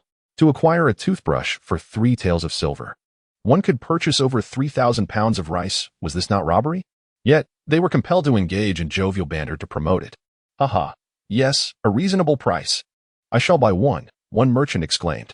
Zhang Heling frowned and replied, What did you say? What is your name? What do you do? Do you mean to say you will only buy one? Do you deem the royal merchandise worthless? The trembling merchant quickly corrected himself. No. I meant I would like to buy 10. Zhang Heling clapped him on the shoulder, saying, Very well. You are fortunate, for these toothbrushes are scarce. I am truly happy for you. Brother, bring this gentleman 10 toothbrushes. At 30 taels for 10 toothbrushes, the merchant's heart sank as he realized the true cost. The Zhang brothers were relentless. By the end of the gathering, the Zhang brothers had sold all the toothbrushes, netting nearly 500 taels of silver. As the crowd departed, they wore smiles, delighted to have acquired the coveted toothbrushes from the Zhang brothers. Observing the mountain of silver piled upon the table, Zhang Heling remarked, Brother, your plan is indeed brilliant. This is even more profitable than salt. Thanks to our wit, we have earned a fortune today. Let us feast on meat tonight. Zhang Yanling quickly added, Elder brother, we must not become complacent. We need to ramp up production. The common people should be able to purchase them as well. Indeed. Zhang Heling agreed. Zhang Yanling cheerfully stated, at 3 taels per toothbrush, with a population of over 100,000 in the capital. My goodness. We shall become wealthy. Even Shenwanson would not dare to compete with us. Zhang Heling stared wide-eyed at his brother, who was filled with dreams of wealth, and asked, Brother, are you out of your mind? You think you can sell them at 3 taels each to 100,000 people? The common folk would strip us bare. Do you wish for our family tree to be overburdened? Zhang Yanling replied, Then, what price do you suggest? 1 each. We must do good deeds and benefit the people. Do you understand? Zhang Yanling nodded. All right. In the Qianqing Palace, Emperor Hongzhi was diligently reviewing memorials. The Tang Shengxi had sent over a mountain of petitions. The emperor, puzzled, looked at the palace eunuchs and inquired, Why have so many memorials arrived all of a sudden? The eunuch replied in a panic, "Your Majesty, they are all impeachments against Shaning Marquis and Jiancheng Bo." The emperor paused, uncertain, and asked, "All of these memorials are solely to impeach them? What heinous acts have those two committed to provoke such outrage?" Chapter 41. The emperor's two facets. Treason festers within the court, presaging the realm's demise. I implore your Majesty to inflict severe punishment upon the Zhang brothers. They deceive the sovereign and exploit imperial authority for personal gain, amassing wealth under the guise of the royal name, inciting popular resentment and divine wrath, rendering them unforgivable. I beseech your Majesty to subject the Marquis of Shaning, Zhang Heling, and the Count of Jiancheng, Zhang Yinling, to the agony of dismemberment. So pleads your subject. Imperial censor Chen Fan, in a petition stained with blood. The Marquis of Shaning and the Count of Jiancheng are base individuals, oppressing the populace through extortion and coercion. A mere trifle, a so-called toothbrush, is peddled at the exorbitant price of 3 silver taels, compelling officials of the Taoist registry to purchase it at inflated prices. Reaping profits of tens of thousands of silver. Is exploiting the common folk in the name of the imperial family not akin to the behavior of beasts? I implore your Majesty to immediately dispatch the Ministry of Justice to apprehend these two scoundrels. As autumn's execution season approaches, let them be swiftly beheaded. The Zhang brothers fraudulently claimed the toothbrush as an imperial invention. A deluge of memorials from censors and officials implored the Hongzhi emperor to severely punish the Zhang brothers. Never before had the Hongzhi emperor witnessed such universal loathing within the Ming Dynasty. These two brothers had achieved the impossible, even eliciting a grudging admiration from the emperor. However, the Hongzhi emperor's countenance was far from pleasant, his face flushed with rage. They dare exploit the imperial name to enrich themselves at the expense of the people? The audacity of these scoundrels knows no bounds. The Hongzhi emperor rose abruptly, clutching the memorials, and stormed towards the palace of earthly tranquility. Zhu Houwei was basking in the sun on Empress Zhang's lap, while she sat in a chair, diligently embroidering new garments for her children. "Mother, you are so beautiful. When I grow up, I shall marry someone as beautiful as you." Empress Zhang chuckled. "You little rascal, already thinking of marriage at such a tender age." "What did you say just now?" Empress Zhang inquired again. Zhu Houwei replied, "I said mother is beautiful, and when I grow up." "All right, you need not continue." She interrupted. At that moment, the Hongzhi emperor, his pace hurried, swiftly arrived before Empress Zhang, slamming the memorials onto the table. "Behold the deeds of your brothers. They will be the ruin of my Ming Dynasty. Have I not bestowed enough upon them? Yet, their avarice remains insatiable. If you cannot control them, I shall entrust them to the Ministry of Justice." Empress Zhang, alarmed, hastily set aside her silk embroidery and inquired, "Your Majesty, what has transpired? What else could it be? My esteemed maternal uncles are likely extorting the people with toothbrushes. Otherwise, they would not have departed the palace of earthly tranquility so hastily without requesting anything. They exploit the imperial name, claiming the imperial family uses some sort of toothbrush, and then engage in forced sales, amassing tens of thousands of silver taels. Now, all the officials are impeaching them, demanding I subject them to dismemberment. Zhu Houwei, these civil officials are truly ruthless. I wonder if my uncles have offended them directly." Judging by their fury, demanding the two be torn apart, Empress Zhang swiftly sought to appease the Hongzhi emperor. "Your Majesty, the civil officials are impeaching Zhang Heling and his brother for fraudulently exploiting the imperial name to deceive the people. What is the matter?" she inquired. Zhu Houwei mused. "My mother is truly astute, already distancing herself from my uncles. This demonstrates her wisdom, showing that she, as empress, will not favor her brothers. She would even have the emperor execute them if necessary. Of course, this is merely a tactic of dissimulation to first calm the emperor, her husband, and prevent his anger from extending to her, the empress. My mother can manipulate the emperor, her husband, like no other woman, maintaining an air of gentleness and grace, yet possessing formidable skills. No wonder the emperor is so devoted to her." Humph. The Hongzhi emperor snorted heavily. The Zhang brothers claimed the imperial family invented a new item and sold it. Is this not exploiting the imperial name to deceive the people? Empress Zhang promptly responded. "Is it the toothbrush?" The Hongzhi emperor nodded. Empress Zhang then retrieved a toothbrush and presented it to the Hongzhi emperor, asking, "Is this it? How would I know?" Upon examining the toothbrush, the Hongzhi emperor paused, surprised. The toothbrush was indeed practical, its design commendable. Empress Zhang smiled faintly. "The second son invented it this morning." "Ah?" The Hongzhi emperor was stunned once more, staring incredulously at Zhu Houwei. "You created this?" Zhu Houwei nodded like a chick pecking at rice. "Excellent, truly excellent." The Hongzhi emperor's face broke into a smile, as he ruffled Zhu Houwei's hair. You are still so young, yet you can invent such things to benefit the people. My son is remarkable. Empress Zhang added hastily, Your Majesty, this item was invented by the imperial family. My two brothers did not fabricate anything, nor did they exploit the imperial name to deceive anyone. Since the item was indeed invented by the imperial family, then the Zhang brothers did not falsely exploit the imperial name to oppress others, nor did they deceive the imperial authority. This is a crucial matter. Gaining some wealth is inconsequential. They can simply return it. However, if they falsely exploited the imperial name to harm others, the nature of the matter changes. No one is permitted to exploit the imperial name to cause chaos among the people. The imperial family's prestige must not be tarnished or exploited by anyone. This is the crux of the matter. Zhu Houwei was deeply impressed by his mother's wisdom. With a few words, she had elucidated the essence of the issue, swiftly grasped its core, and provided an accurate explanation. Her logic was impeccable, her speech concise and decisive, with each sentence highlighting the core issue. Did you truly create this? The Hongzhi emperor gazed at Zhu Houwei once more, seeking confirmation. Zhu Houwei nodded. Yes, father. Would you like to brush your teeth? It is very effective. The Hongzhi emperor smiled. Your father will brush his teeth tomorrow, good child. Even in the midst of his fury, he remained amiable and approachable towards Zhu Houwei. Truly excellent.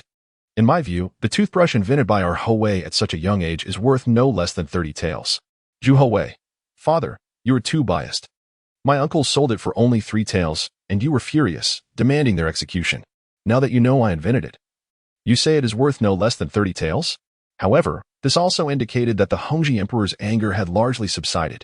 He no longer cared about the Zhang brothers' wealth accumulation, his mind solely focused on Zhu Houwei. He lifted Zhu Houwei into his arms and asked with a smile, Tell father, what prompted you to invent the toothbrush? Zhu Houwei replied matter-of-factly, I felt uncomfortable brushing my teeth with ivory. So I asked Sister Xiao to make me this kind of toothbrush. Haha. Excellent. Clever. My son is truly remarkable. At the mere age of 3, you can create such a beneficial item for the people. Truly extraordinary. Chapter 42.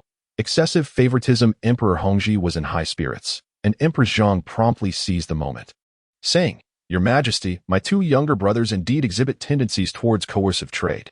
This matter must be addressed appropriately to preserve Your Majesty's reputation. As for the ill-gotten wealth, I shall ensure that my brothers return it in full. The emperor merely hummed in acknowledgement, contemplating the situation before responding. Do not concern yourself with this matter. It is merely a matter of accumulating some wealth. I shall handle it myself. Empress Zhang sighed with relief and quickly expressed her gratitude. Emperor Hongzhi cradled Zhu Houwei and strolled outside, a benevolent smile gracing his face as he remarked, My little prodigy from the Zhu family is truly remarkable. You are aware, are you not, of how to handle the situation regarding your 2 uncles who have taken money from others? Zhu Houwei shook his head, replying, I do not know. But mother just said for uncle to return the money. Unbeknownst to him, Emperor Hongzhi had already carried Zhu Houwei to the warm pavilion of Qinqing Palace, where he routinely reviewed memorials and summoned officials. He instructed the attending eunuch to prepare honey water and milk for Zhu Houwei before setting the little one beside him on the soft couch. If I were to command your uncles to return the money, it would undoubtedly lead to calamity, he explained. Curious, Zhu Houwei inquired, Why is that? The emperor smiled and said, You are quite inquisitive, my little one. I shall explain it to you, for your elder brother is often reluctant to listen to such reasoning. Should I proceed with this course of action, who do you think your uncles would harbor resentment towards? Those officials and merchants who have engaged in trade with them would become their targets of ire, and they would seek ways to retaliate, which would truly harm others. If your uncles were to return the money, they would only invite vengeance upon themselves. The officials would continue to impeach them, leading to a vicious cycle. Therefore, this matter must be handled with a firm but gentle hand. Listening to his father's wisdom, Zhu Houwei quietly committed the lesson to memory. Bring forth my decree, augment the guards at the Prince of Wei's residence by 50 and increase the number of palace maids and eunuchs by 100. The emperor commanded, This is a reward from your father. He pinched Zhu Houwei's chubby cheek, adding, My son is exceptional, even at such a young age. He brings benefit to the people. He deserves recognition. Summon the officials from the Ministry of Rights and the cabinet, Emperor Hongzhi continued. However, Zhu Houwei felt that this was not a favorable development for him. He understood his father's affection, but the increasing scale of these rewards was beginning to breach the bounds of propriety. Those who excel in the forest are often brought low by the winds of envy, and the literati would never permit such occurrences. When the officials from the Ministry of Rites and the cabinet arrived at the warm pavilion, they were momentarily taken aback, never expecting to see a young prince from the inner palace in such a setting. It was understandable for the crown prince to be present, as he was destined to inherit the Ming Dynasty and required instruction in governance. But what merit did the second prince possess to warrant such an appearance? "Long live your majesty," the officials greeted. In good spirits, Emperor Hongzhi waved his hand, saying, "There is no need for such formality." He continued, "I have reviewed the memorial regarding the Zhang brothers and have already dispatched someone to investigate the matter. The toothbrush indeed originated from the royal family, invented by my second son, the Prince of Wei." The emperor paused deliberately, relishing the astonished expressions of the officials before him. The Zhang brothers and their counterpart were merely engaging in a normal transaction. To label it as illegal and disorderly would be unreasonable, as both parties were willing participants. However, the Zhang brothers did exhibit tendencies of leveraging their connections, and I have ordered a deduction of their salaries for 6 months as reprimand. You need not delve further into this matter. Several cabinet officials remained silent, neither in agreement nor opposition. Minister Su, the emperor continued, "The Prince of Wei is exceptionally astute for his age. I intend to appoint officials at Chuina Palace to educate the second prince. Would this be acceptable?"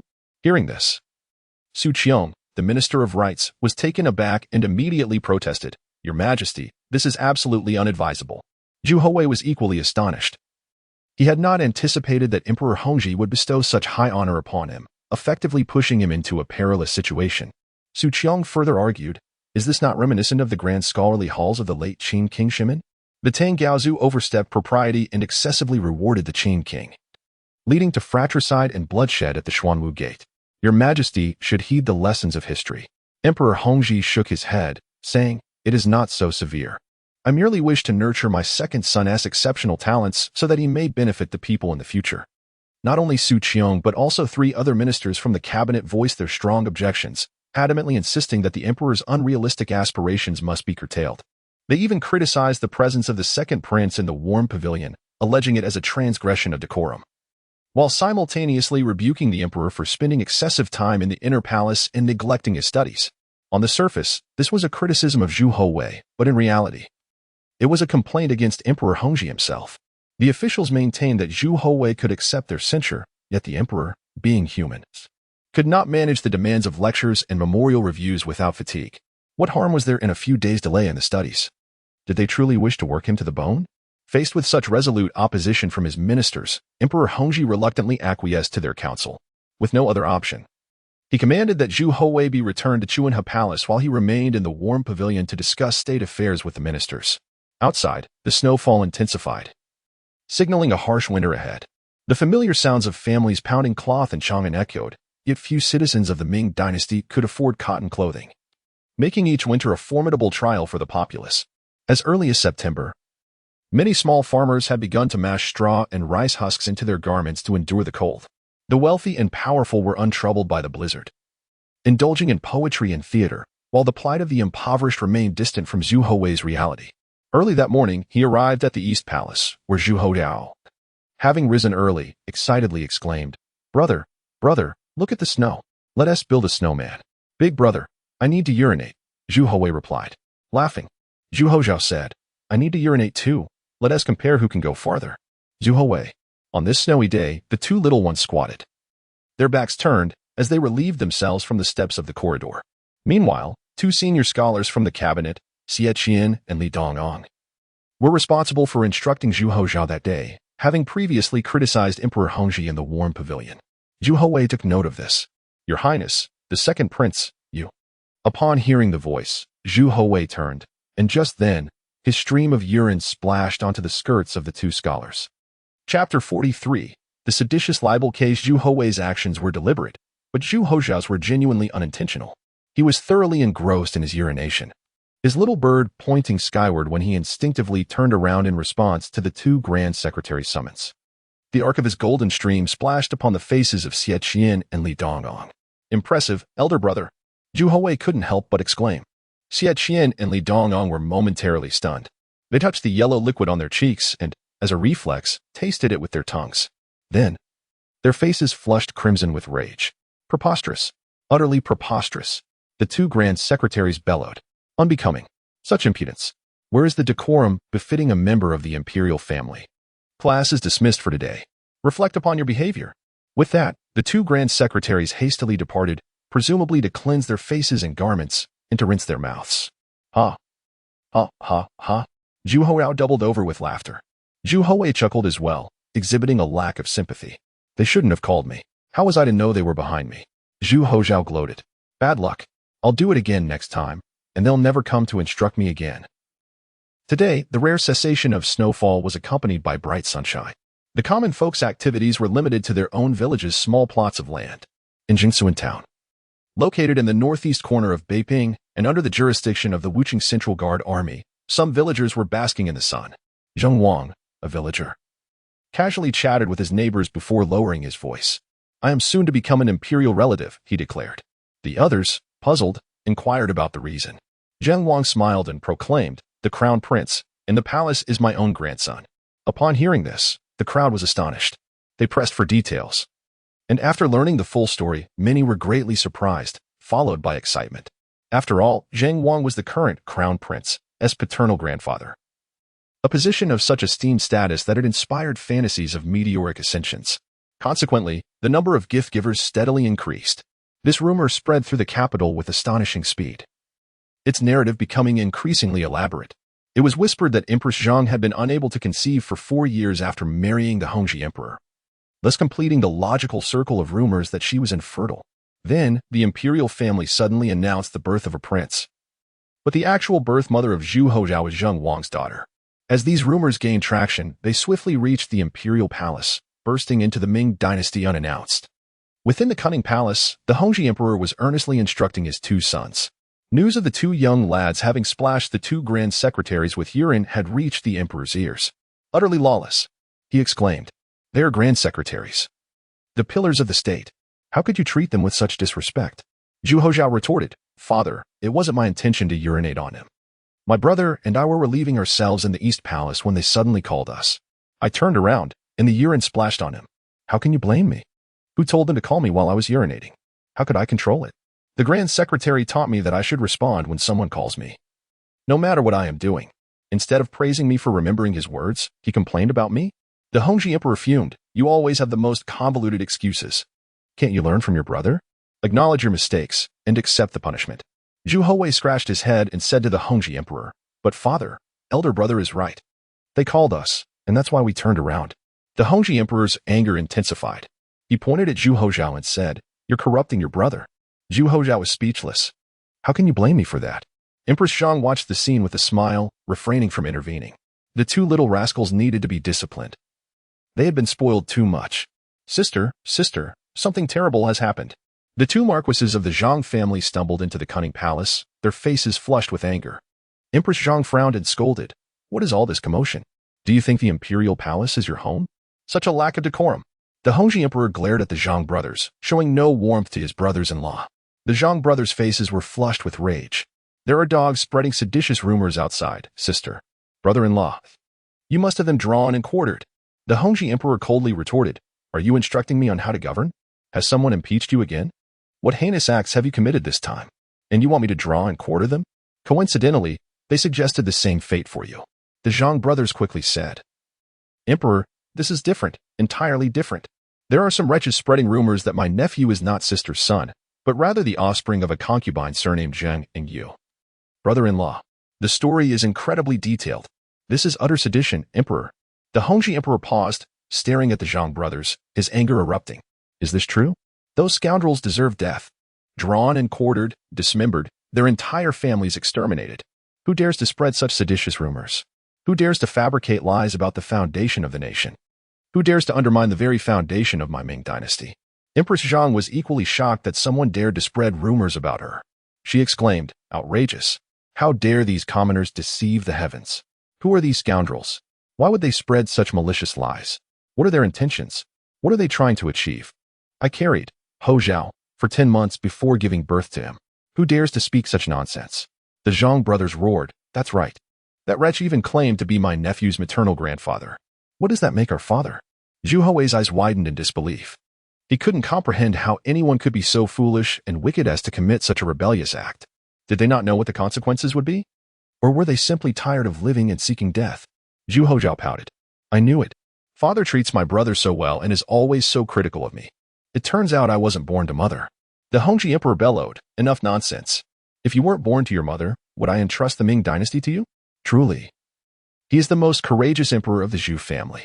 Zhu Houwei deeply admired his elder brother for still making light of the situation. The Hongzhi emperor comforted Empress Zhang. Do not be agitated. Leave this matter to me. With that, he stormed off in anger toward the warm pavilion of the Qianqing palace. The Hongzhi emperor was truly enraged this time. He slammed his fist on the table and roared, summoned the commander of the embroidered uniform guard, Mao Bin. Now, immediately. At once. If there is any delay, I'll have his head. Shortly thereafter, the commander of the embroidered uniform guard rushed to the Qianqing palace, bowing and clasping his hands. Your humble servant greets your majesty. Your majesty? I am not worthy of being called emperor. I am not worthy. I have been supporting you embroidered uniform guard for nothing. Are you blind and deaf? What is happening outside? Chapter 44. Disgusting. Utterly disgusting, the power dynamics between the Ming Dynasty's secret police and the civil official factions were perpetually in flux. During the Qihua era, the West Depot, led by Wang Zhi, and the embroidered uniform guard wielded immense authority, with Wang Zhi serving as the historical prototype for Yuhua Dian, possessing virtually limitless power. However, upon the ascension of Emperor Hongzhi, the civil official groups seized upon the young emperor's inexperience to aggressively suppress the secret police. Wang Zhi was exiled to Nanjing to guard the imperial mausoleum, and his affiliated officials and guards were largely purged, allowing the civil officials to regain control and ascend to prominence. Consequently, the embroidered uniform guard's presence in the Ming court diminished significantly, overshadowed by the civil officials. The once feared reputation of the East and West depots of the embroidered uniform guard had faded, and they were now regarded as pariahs, their authority severely curtailed. As the commander of the embroidered uniform guard, Mao Bin naturally found himself with little to do and remained uninformed about external events. Witnessing Emperor Hongzhi's incandescent rage, Commander Mao trembled, as the Confucian gentleman emperor had rarely displayed such fury. What could have transpired? Mao Bin remained silent, head bowed. Emperor Hongzhi exclaimed. Rumors are circulating that the crown prince is not the empress's biological son. Who is spreading these rumors? Who are their accomplices? What are their intentions and objectives? I grant you half a day to investigate and report back to the Nuan Pavilion this evening. Upon hearing this, Mao Bin was aghast and immediately clasped his fist and said, Your humble servant obeys. Chuanhe Palace. Zhu Houwei sat by the window in his study, propping his chubby chin on his hand as he gazed blankly at the sun. He struggled to comprehend the origins of this matter. It defied logic. Unless the individual spreading the rumors about his elder brother was intellectually deficient or mentally unstable, such an act was fundamentally illogical. In any era, this would be considered bizarre and intriguing. Commoners, let alone emperors, held local officials in awe. Even minor clerks sent to collect taxes in rural areas were met with deference from the honest peasants, who likely considered them the highest-ranking officials they would ever encounter. Given their fear of local subordinates, their trepidation towards the emperor was naturally amplified. Why, then, would such a fool impersonate an imperial relative?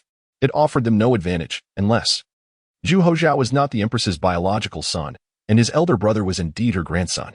Zhu Houwei shook his head, dismissing the notion as even more improbable. His mother's fury upon hearing these rumors was palpable, a sight Zhu Houwei had personally witnessed. Would she have reacted so strongly if his elder brother were not a part of her own flesh and blood? Then why? Zhu Houwei looked up at the sun and suddenly realized something, his face gradually contorting with revulsion and anger. He had conceived of the only plausible explanation, one that he found utterly unacceptable.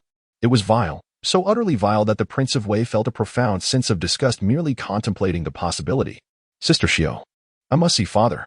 Take me to father. Xiao Yi, a palace maid, was restricted from freely entering and exiting the inner palace. Recognizing this, Zhu Houwei refrained from pressing her further. Then take me to Cunning Palace. Yes, your highness. Xiao Yi led Zhu Houwei to Cunning Palace. The Zhang brothers were patiently comforting Empress Zhang, their own hearts heavy. They reassured the empress, Sister, rest assured. The emperor, being benevolent and considerate of the civil official's reputation and the laws of the Ming Dynasty, may be restrained. However, we brothers are not bound by such constraints. If we discover the scoundrel responsible, we will ensure his demise, leaving him to suffer a wretched fate. Empress Zhang unusually did not reprimand her brothers but instead concurred with their sentiments. Many actions were beyond the emperor's purview, but her Zhang family brothers were free to act. Once the culprit was identified, The Ministry of Justice would conduct a series of joint trials, potentially sparing the perpetrator's life. However, Empress Zhang desired the perpetrator's death. She would wield the heavy club of power to override the law and see who dared to survive. Mother, mother. Zhu Houwei released Xiuyi's hand and dashed to Empress Zhang's side, clinging to her leg and pleading, Mother, please don't be angry. Empress Zhang sighed and gently stroked Zhu Houwei's head, lamenting, How can mother not be angry? Mother has nurtured you brothers with utmost care. Now, outsiders claim that your elder brother is not my son, that they seek to steal my son. How can I not be angry? It would be like a villain abducting you one day. How could mother find peace? You are all my beloved children, born of your father and me, the legitimate descendants of the Ming Dynasty, whose lineage must not be tarnished or slandered by anyone. The Zhang brothers nodded in vehement agreement, assuring Zhu Houwei, little nephew, you are our beloved nephew, and so is your elder brother. We cherish you both. Although our Zhang family may lack talent, we will never allow outsiders to speak ill of our children. Despite their unreliability, avarice, and dependence on Empress Zhang, the two uncles were fiercely protective. After all, even within a family, only members were permitted to tease and scold. For instance, the two brothers often swindled their uncle, and their mother frequently berated her younger brothers. But woe betide any outsider who dared to bully the Zhang brothers. They prioritized kinship over reason. Uncle is mighty. Zhu Houwei toddled over to Zhang Heling, nestled in his arms, and planted a kiss on his cheek. Zhang Heling chuckled, stroking Zhu Houwei's head. Uncle will take me to see father. Father is also angry. Zhang Heling scooped up Zhu Houwei, replying, All right, uncle will take you to see your father. Sister, we will escort Houwei to Qinqing Palace. Empress Zhang hummed in acknowledgement. Meanwhile, his elder brother, carefree and oblivious, seemed unfazed by the gravity of the situation and had long since departed for the East Palace to play. Qinqing Palace, one pavilion. Emperor Hongzhi, his anger still simmering, sat awaiting the embroidered uniform guard's investigation results. Your Majesty, the Marquis of Shaning and the Earl of Jiancheng have arrived. Emperor Hongzhi, vexed, waved his hand dismissively. I will not see them. Tell them to return and not cause further disturbance. Your Majesty, they are carrying the Prince of Wei. Only then did Emperor Hongzhi concede. Let them in. Shortly after, the Zhang brothers arrived at the Nuan Pavilion, carrying Zhu Houwei. They announced, Your Majesty, Houwei insisted on seeing you, saying you were angry and he wanted to check on you. Emperor Hongzhi's heart warmed, and he hummed in response. The Zhang brothers paused, then amended their address, Brother-in-law, do not be too enraged. It is not worth damaging your health. The Ming Dynasty still relies on you. Finally, they spoke some sense. Emperor Hongzhi nodded approvingly. Return now. Yes. The Zhang brothers did not linger and hastily departed from Qinqing Palace. Chapter 45. Filial Piety of the Hongzhi Emperor Father. Please don't be angry. Zhu Houwei reached out to smooth the Hongzhi Emperor's chest. Observing the little one's concerned demeanor, the Hongzhi Emperor nodded. Father is not angry. Seeing you alleviates my anger. Father is fine. You need not worry. Father, why do they say that my elder brother was not born of mother? Zhu Houwei inquired. The Hongzhi Emperor ruffled Zhu Houwei's head and said, Father does not know. Both you and your elder brother were born of your mother. Your mother had a difficult time. It was better when she bore you, but nearly perished when she bore your elder brother. Alas. He sighed and said, Father and your mother were married for 4 years before your elder brother was born. The hardships within are not something father can elucidate in a few words. No one could comprehend the Hongzhi Emperor's feelings during that period. A monarch's paramount political task was not to be lauded for eternity, but to secure the foundation of the dynasty. Only with a secure foundation could the Ming Dynasty be stable. After 4 years of marriage without offspring, the outer court even meddled in the affairs of the inner palace, imploring the Hongzhi Emperor to take concubines as soon as possible. Yet, no one knew that during his darkest period, when he trod on thin ice in the inner palace, it was his wife who accompanied him. As the eldest son of Emperor Ming Xianzong, he had hidden in the deep palace for 7 years. His infant hair not yet shaved when he was discovered. Consort One frequently harbored resentment towards him, and he was constantly at risk of losing his life. Having finally been instated as the crown prince, Consort One still did not relinquish her attempts to kill him. The inner palace was filled with Consort One's spies, and every step forward or backward was a perilous abyss. Later, he married the crown princess Zhang, who also knew that Zhu Yudang, still a prince, was in a precarious situation. Even her Zhang family often faced threats, demanding that she cooperate with Consort One's henchmen to control Prince Zhu Yuang. But Zhang did not. She wholeheartedly served the Hongzhi Emperor, remaining utterly loyal to him. Even when rumors of replacing the heir apparent were rampant, Empress Zhang remained steadfastly devoted to Zhu Houwei. It was a pure love that transcended any political motive. You accompanied me through the darkest period of my life, and I shall grant you a lifetime of prosperity. This was why the Hongzhi emperor had only Empress Zhang throughout his life, for their love was genuine, devoid of any political agenda. After the Hongzhi emperor ascended the throne, he did not disappoint Empress Zhang, nor did he forget her support. Whether it was Empress Zhang or her brothers, the Hongzhi emperor treated them as true family. Otherwise, the Hongzhi emperor would not have turned a blind eye to the rampant misconduct of the Zhang brothers, despite the numerous memorials impeaching them. Empress Zhang had no offspring for 4 years, and the pressure from the outer court officials was immense. The magnitude of the pressure that the couple faced was unimaginable to Zhu Houwei. Only after 4 years did Empress Zhang give birth to Zhu Houzhao, and the joy was palpable. Yet, now someone was claiming that Zhu Houzhao was not born of Empress Zhang, making the Hongzhi emperor's anger all the more understandable. Rumors are the most malicious acts in any era, especially when they target your vulnerabilities. Their insidious tactics are appalling. As the father and son were conversing in the warm chamber, an inner eunuch entered, reporting that the Marquis of Qinyan, Zhou Shou, and the Earl of Changning, Zhou Yu, were requesting an audience. The Hongzhi emperor nodded and said, "Let them in." The Zhou brothers hastily bowed and greeted, "Your Majesty, we pay our respects." The Hongzhi emperor waved his hand, "Spare the formalities." Zhou Shou hurriedly said, "Your Majesty, we have heard rumors outside targeting the crown prince. We implore your Majesty not to harm yourself due to these malicious words. Her ladyship also requests that your Majesty rebuke those who spread the rumors. The crown prince is the Empress Zhang's own offspring. This cannot be faked. Your Majesty, please quell your anger and do not harm yourself." The Hongzhi emperor said to the Zhou brothers, "I am aware. Thank the Empress Dowager for me, and tell her not to worry. I will handle this matter properly." Understood. Watching the Zhou brothers depart, the Hongzhi emperor earnestly said to Zhu Houwei, "Do you know why they came?" Zhu Houwei shook his head. "I do not know." The Hongzhi emperor said, "Firstly, it is out of courtesy. They are your great-grandmother's brothers, so their visit represents your great-grandmother's concern. Etiquette must be observed, whether it is genuine or feigned. We are the imperial family and must set an example by adhering to proper decorum. This is true in any era, even in later generations. If etiquette among relatives is not properly observed, one will always be criticized behind their back. Eventually, one's reputation will be tarnished. These things cannot be prevented, so one can only adapt. Although your great-grandmother and your mother appear harmonious on the surface, there are actually some rifts beneath. Therefore, with this incident, it is easy for your mother to suspect that the Zhou family is behind it. Their visit is also to clarify this matter." Zhu Houwei nodded secretly, then naively asked, "Then, did the rumors truly originate from great-grandmother's side?" The Hongzhi emperor shook his head. "Naturally not. They certainly know the consequences. It would not benefit them to do so. My son, father tells you, everyone has a purpose for doing anything, whether they are good or bad. When an event occurs, one must consider the preceding and subsequent events, and deeply contemplate who would benefit from it. Perhaps no one would benefit, but the matter will always develop in their favor. Then it is highly likely that they are the ones who orchestrated it." Zhu Houwei shook his head and said, "Father, what you are saying is so profound, I do not understand." Of course, although Zhu Houwei was just a child, he possessed the soul of an adult. How could he not understand these principles? However, he was surprised that his imperial father seemed to have already figured out who was spreading the rumors. If you do not understand, learn slowly. Father can teach you many more things in the future. Hongzhi year 12 is approaching, and the Hongzhi emperor may only have 5 or 6 years left to live. Can he really teach me many more things? Zhu Houwei nodded emphatically and said, "Father, you must live to be 100 years old.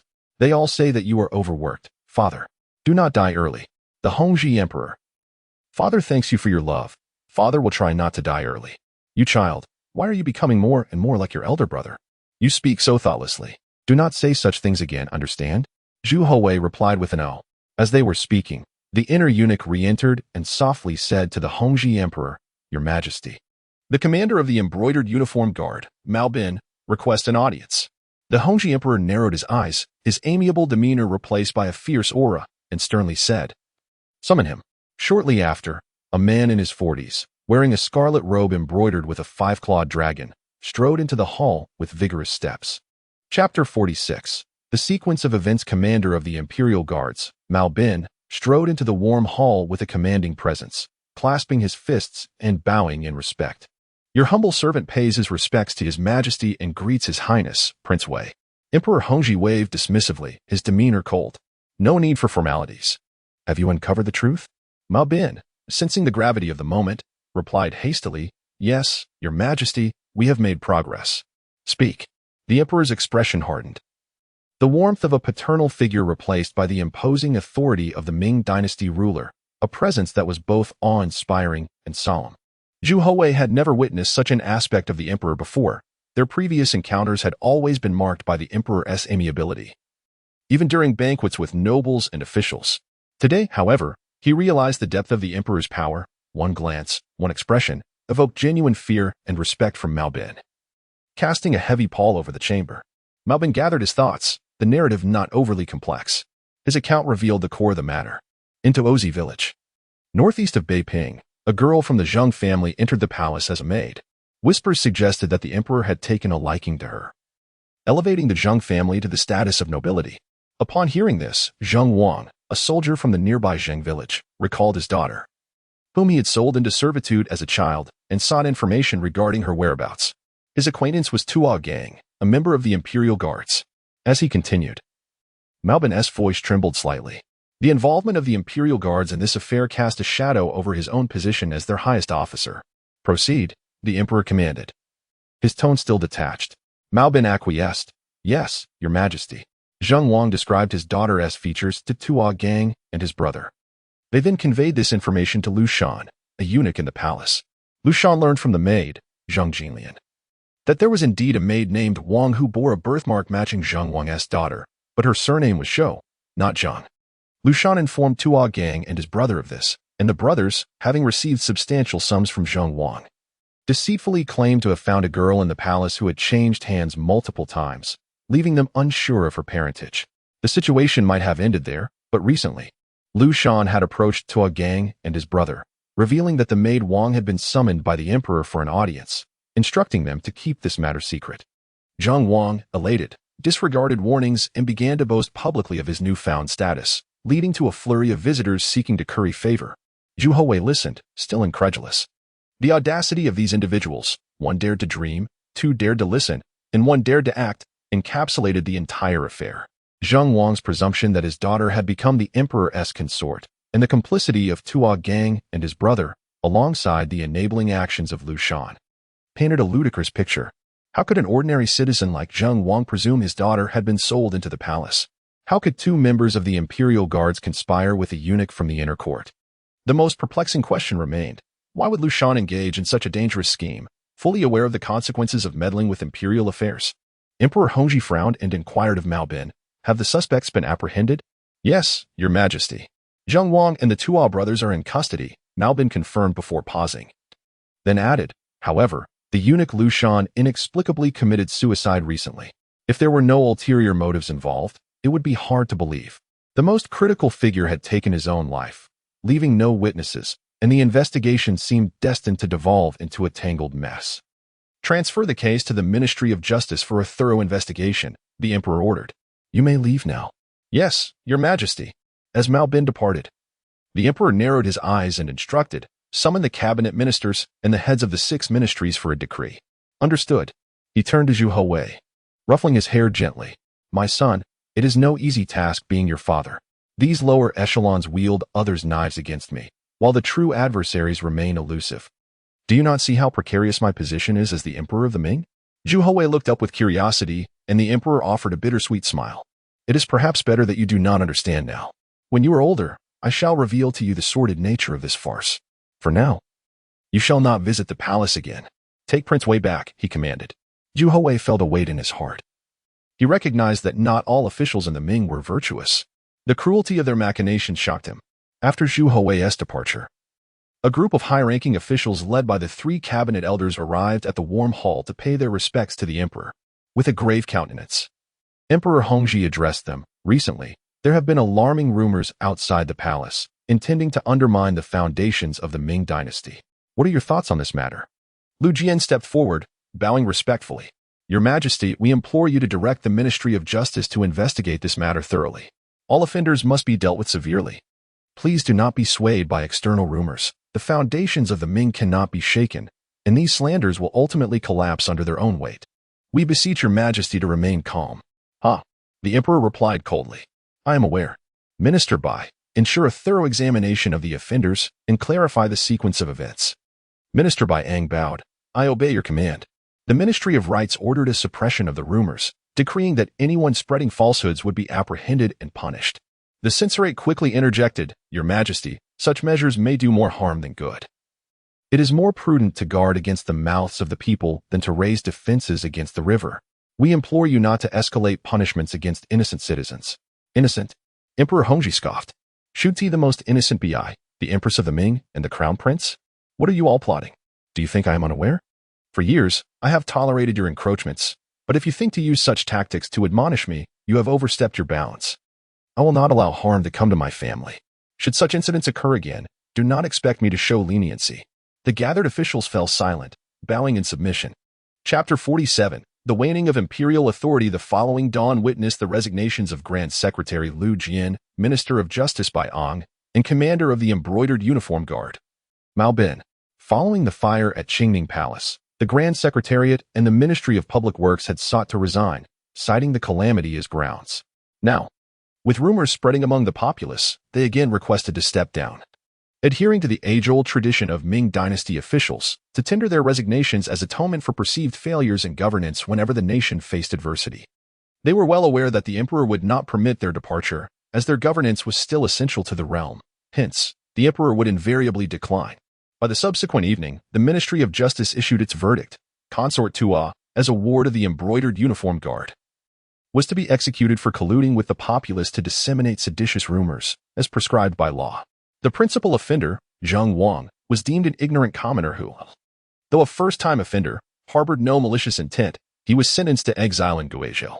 The Ministry of Justice attributed the cause to an ignorant peasant who, in his folly, sought to elevate his daughter, once pawned off in her youth, to the status of imperial kin. His ignorance and lack of awareness of legal boundaries, coupled with the Tua brothers' deception for personal gain, culminated in the propagation of seditious rumors. With this, the Ministry of Justice concluded the case. However, Empress Zhang, who had suffered the most profound wound, was destined to receive no redress. It was no wonder that her two uncles had spoken of privately resolving the matter, as they had foreseen that the literati would orchestrate a resolution that was more sound and fury than substance. Yet, the matter did not conclude there. Imperial Inspector Liu Guang of Fujian Province submitted a memorial to the Hongzhi Emperor, cautioning seditious rumors should not be taken as truth. However, the actions of emperors emanate from within and manifest outwardly. Thus, when Emperor Wu of the former Han Dynasty bestowed the Yao Mother Palace upon Lady Goody, it engendered treacherous thoughts in the minds of corrupt officials, leading to the tragic witchcraft affair. Your Majesty's excessive favor towards the Prince of Wei, an unprecedented act of allowing an imperial son to reside in the Hall of Celestial Purity, coupled with the intention to conduct Eastern Palace ceremonies at the Spring Harmony Palace, transgresses ritual propriety. Furthermore, allowing the Prince of Wei to observe governance in the Hall of Celestial Purity cannot but invite speculation. I beseech your Majesty, with a heart full of anguish, to uphold righteousness and refrain from violating ritual propriety. Simultaneously, officials from the 6 ministries submitted memorials, imploring the Hongzhi Emperor to rescind all undue favors bestowed upon the Prince of Wei, to withdraw the guards stationed at the Spring Harmony Palace, and to reduce the excessive number of palace maids and eunuchs, among other things. The Hongzhi Emperor's face flushed with anger.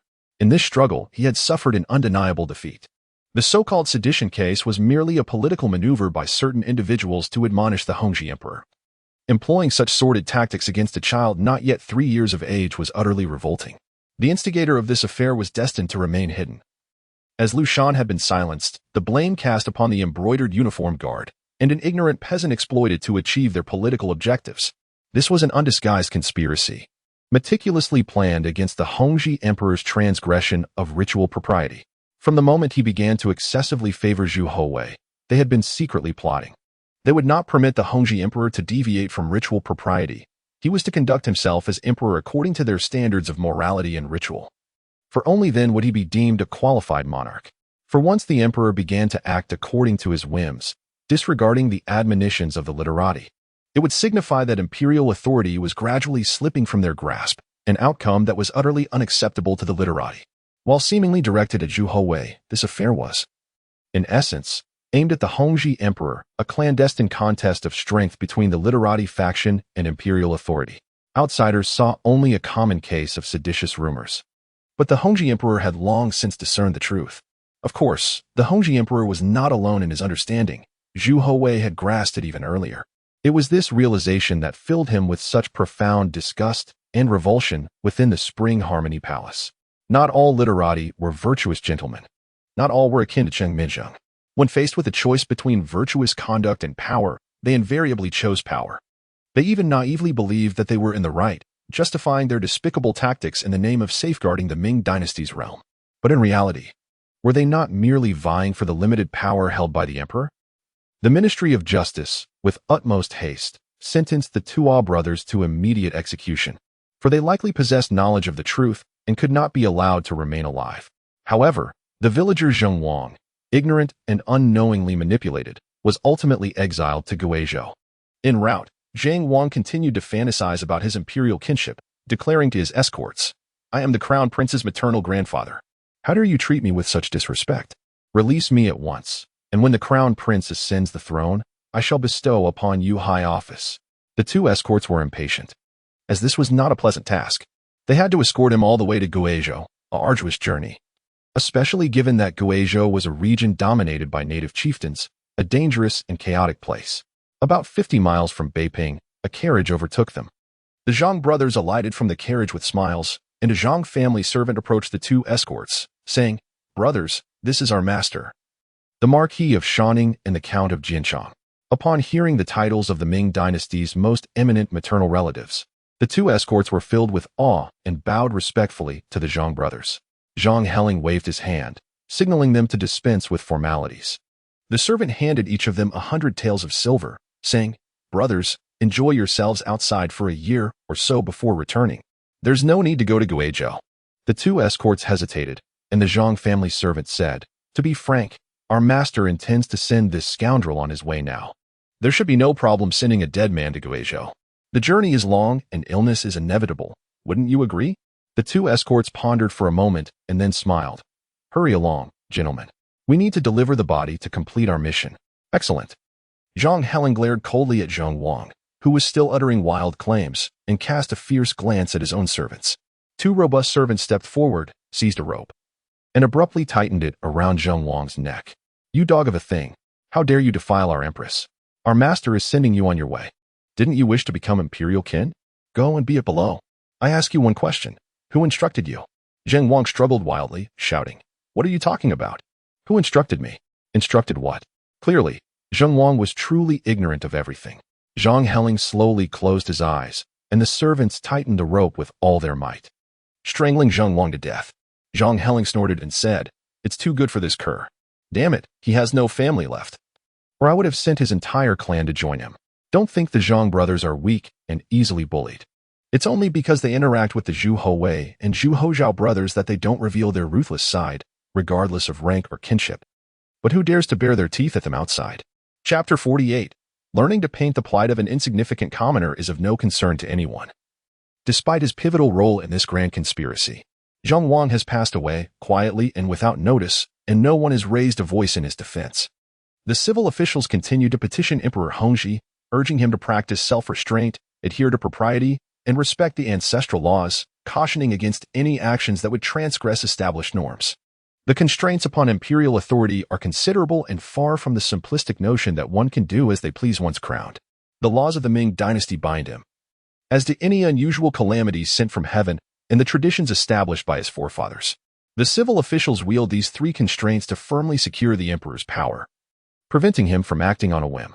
In a feudal society governed by familial rule, the emperor and the foundation of the state exert profound influence over the ministers and the realm. The civil officials cannot allow the emperor to act without restraint. Should imperial power go unchecked, chaos and suffering would ensue. From one perspective, their actions are not entirely misguided. However, as with all matters, there exists a duality. Should the civil officials overreach in their quest for power, the emperor risks becoming a mere puppet. This situation embodies a true double-edged sword. Governing as an emperor is no simple task. Without sufficient cunning, political acumen, and intellect, the emperor's position remains precarious. This is why Emperor Hongzhi continually hopes for the early maturation of his heir. The civil officials of the outer court can only teach Zhu Houzhao etiquette and scholarly pursuits, but they are unlikely to impart the political stratagems needed to navigate the complexities of court life. Such lessons must come directly from Emperor Hongzhi himself. Empress Zhang remains furious, as this incident has dealt her a significant blow. Although 3 of the main culprits have perished, her discomfort lingers. Yet the laws of the Ming Dynasty also bind the empress and the emperor, preventing them from punishing the families of the deceased. After all, it was merely a rumor, inconsequential to the civil officials. While petitioning the emperor, the officials simultaneously implore him to hold the Jinhui and Dongchang inspectors accountable for their failings.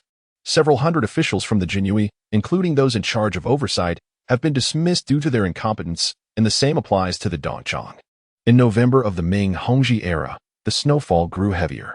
The capital and surrounding areas sent frequent petitions to Qianqing Palace, reporting countless deaths among the populace due to the frigid weather, with many succumbing to starvation. The Ministry of Revenue continually allocated grain to alleviate the disaster. And within Qianqing Palace, the lights burned brightly through the night. Emperor Hongzhi and his ministers swiftly engaged in relief efforts to combat the harsh winter, which marked the most severe cold of the year's Little Ice Age. They seem to have reached a tacit understanding, collectively choosing to forget the recent scandal. In the Eastern Palace, the task of instructing Zhu Houzhao has fallen to Wang Hua, the Right Minister of the Right Spring Pavilion. Focusing on the Book of Rites and the ancestral teachings of the Ming Dynasty, Zhu Houzhao's education deepens, having surpassed the basics of the 4 books and 5 classics. The subjects taught to him now delve far deeper. In contrast, Zhu Houwei's curriculum remains considerably simpler. After over 2 months of instruction, Cheng Minzheng has completed Zhu Houwei's foundational education. The 100 family surnames and the 3-character classic are now second nature to him.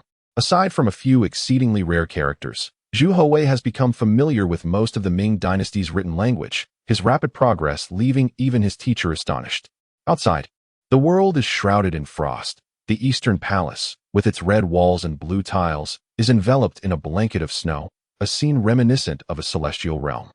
The desolate trees stand resolute in the wind, embodying the uprightness of noble gentlemen. Such images coalesce into a unique tapestry. "Teacher, I wish to learn painting," Zhu Houwei expresses, a hint of boredom evident in his tone. Cheng Minzheng, aware that he cannot further educate him in more advanced topics, such as the governance principles of the Jingguan era, realizes that these are lessons for the crown prince, not necessary for a future prince. The status of the princes in the Ming Dynasty has evolved from the times of Zhu Yuanzhang. They now possess no real power in the provinces, akin to domesticated cattle. Their military, administrative, and financial powers have been stripped away, rendering them mere ornamental figures. The greatest aspiration of the Ming court is for these princes to master etiquette and law, ensuring they do not harm their domains. However, this seemingly simple task remains unattainable, as many princes continue to act with impunity, disregarding laws and oppressing the common people. Whether this failure stems from inability or unwillingness remains uncertain. Upon hearing that His Highness, Prince Wei, wishes to study painting, Cheng Minzheng is naturally pleased. However, he is aware that his own artistic skills are modest, and thus he smiles and replies, "Very well. But my painting abilities are also rather average. Let us proceed at a measured pace." Under the eaves of Qingde Hall, the two sit side by side, one elder and one youth, seated upright in their chairs. Rice paper is spread across a pearwood table, with all the necessary tools for painting at hand. The essence of a painting lies chiefly in its lines.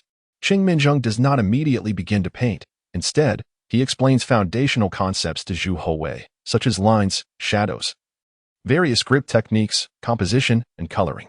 Zhu Houwei listens attentively. Cheng Minzheng first sketches a simple outline of a house before passing it to Zhu Houwei to replicate.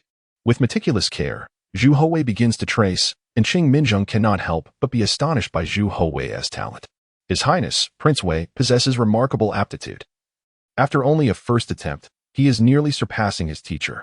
Cheng Minzheng is genuinely delighted. After all, who among teachers does not wish for their students to excel? Should Zhu Houwei achieve greatness in the future, Cheng Minzheng's name would also be immortalized in history. However, he cannot help but acknowledge that his own painting skills are not particularly noteworthy. Yet, as we approach the 12th year of Hongzhi, he admits. Zhu Houwei, curious, inquires, "What is it, teacher?" Cheng Minzheng smiles and explains, "Next year marks the triennial imperial examination in the Ming Dynasty. Many students will flock to the capital. Among them a few talented artists from Jiangnan, whose skills are exceptional, reminiscent of the grace of Zhao Mengfu from the Yuan dynasty. Among them, Tang Yin and Wen Zhengming are the most renowned, alongside Shen Zhou and Qiu Ying, known collectively as the Four Masters of Wu School. They will arrive in the capital to participate in the examinations, and when they do, I shall summon them to personally instruct His Highness, Prince Wei. Cheng Minzheng offers no reservations regarding this student with such a high level of talent. There are areas where he feels he can no longer teach effectively and must seek out masters to provide instruction instead. Nevertheless, he remains committed to providing Zhu Houwei with the best educational resources possible, despite knowing that he will ultimately remain a prince. As the 12th year of Hongzhi approaches, with the examination and the involvement of Tang Yin and Cheng Minjing, Zhu Houwei cannot help but feel a twinge of worry. Today's lessons conclude by noon, and Zhu Houzhao also finishes his studies for the day. Brother, shall we go take a bath? Zhu Houzhao calls out, clutching his robe as he rushes toward Zhu Houwei. Chapter 49. Soluble in water in the biting chill of winter, bathing is a luxury reserved for the common folk. Yet for the nobility and royalty, it is a commonplace indulgence. The fiery dragon of warmth envelopes the Eastern Palace's side hall, transforming it into a veritable oasis reminiscent of the sweltering summer sun. Several palace maids and eunuchs diligently carry basin after basin of steaming water to fill the bathing tub. The tub itself is not spacious, designed just enough for an adult to curl comfortably within. However, it accommodates 2 small children with ease. The water within is maintained at a constant temperature, albeit artificially regulated, with numerous palace attendants on standby to monitor its warmth, adhering to strict protocols. Any lapse in their duties could result in punishment. The 2 little ones, unadorned, frolic within the tub, splashing playfully. Brother, let me scrub your back. And soon you shall return the favor, declares Zhu Houwei, vigorously applying the towel to Zhu Houzhao's back. Apply a bit more pressure. I can't feel a thing. Zhu Houwei thinks to himself, why not just command a eunuch to do it? Being the younger brother is truly a hardship. But I lack the strength, Zhu Houwei protests. Never mind, turn around, and I shall scrub you instead. Zhu Houwei obliges, turning his back toward Zhu Houzhao, who seizes the towel and scrubs vigorously, eliciting squeals of laughter from Zhu Houwei. It's like slaughtering a pig. Zhu Houzhao teases, dousing Zhu Houwei's head with water, prompting the latter to splash in return. Soon, the tub is filled with the sounds of their joy, a veritable water ballet, while the attendants scramble to clean up the splashes. Brother, people outside claim you were not born of our mother. Does that not anger you? Zhu Houzhao chuckles, not at all. I even suspect they might be right, after all. Why do father and mother dote on you so? They scold me daily while treating you with gentleness. Father, in particular, subjects me to the whims of numerous tutors. Is this reasonable?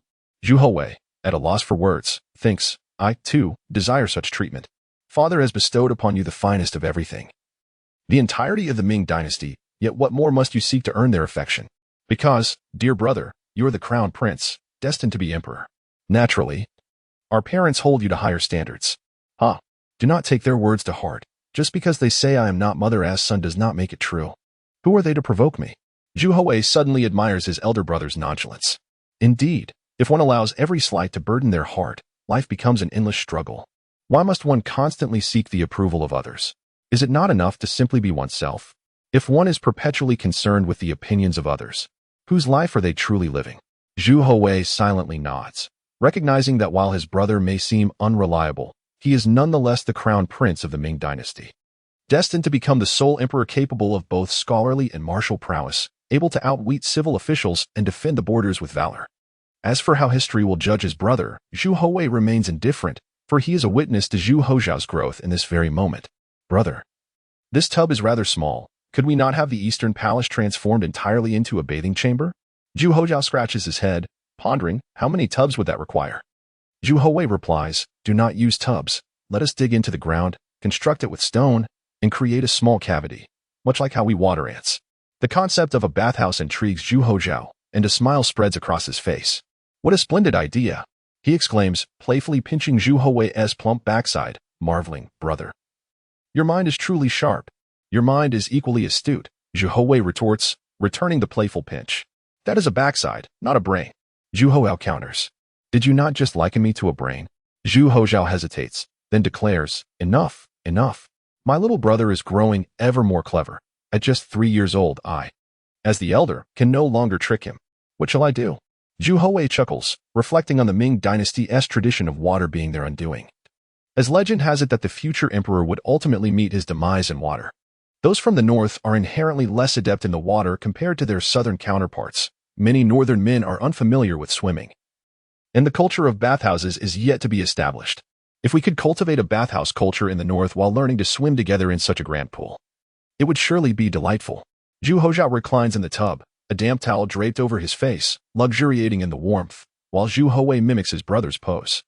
Lu Jin, a clever eunuch, stands nearby, diligently noting Zhu Houwei's requests. Although Zhu Houwe's words are often vague, Lu Jin has an uncanny ability to discern his intentions. Very well, young master, I shall attend to your needs immediately. However, should we not enlist the help of the Ministry of Works? After all, the eunuchs of the Eastern Palace are not skilled tradesmen. Seeking assistance from the professionals would expedite the construction. Zhu Houzhao shakes his head vigorously. Do not involve the 6 ministries. They will only report to father. Claiming I am mischievous and disrespectful, it is evident that Zhu Houzhao has been greatly vexed by the officials of the Eastern Palace, fostering a natural aversion to the civil servants. Find a way to build it yourselves, and do so swiftly. I grant you 3 days. Lu Jin nods enthusiastically. I shall obey your command. Brother, today I learned painting from my teacher. Can you paint? Zhu Houzhao beams. Of course. Do you not recall the many flowers I painted on you when you were little? How dare you speak of that? Zhu Houwei silently chastises. Recalling how he had once been covered in ink, yet he had yet to settle the score with Zhu Houzhao. The teacher explained that painting progresses through stages, from novice to adept, and finally to master. What stage do you believe you have reached?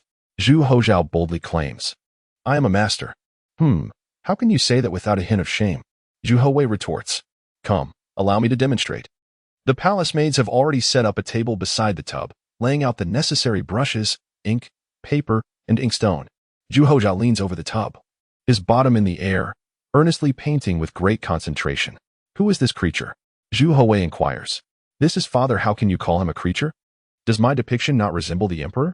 Zhu Houzhao has drawn 5 figures holding hands, distinguishable only by their heights. The tallest is Emperor Hongzhi, followed by Empress Zhang himself, his sister Zhu Shirong, and the smallest, Zhu Houwei. While the artwork may lack finesse, the image of a family holding hands radiates warmth. Chapter 50. This master is excessively pedantic. The 2 brothers, having luxuriated in a bath for the better part of an hour, emerged from the tub feeling thoroughly refreshed. With the afternoon stretching before them, devoid of obligations, they sprawled upon a heated divan in the Eastern Palace's side hall, amidst a chaotic scattering of Xian paper. Each sheet bore the artistic endeavors of Zhu Houzhao and Zhu Houwei, albeit renderings of a decidedly juvenile and unrefined nature. Despite this, Zhu Houzhao audaciously proclaimed his mastery of painting, a notion that Zhu Houwei found utterly preposterous. Meanwhile, Lu Jin had mobilized the eunuchs of the Eastern Palace, enlisting the services of a skilled artisan adept in construction. This man was tasked with overseeing the overall project, while the palace eunuchs were responsible for the excavation and construction.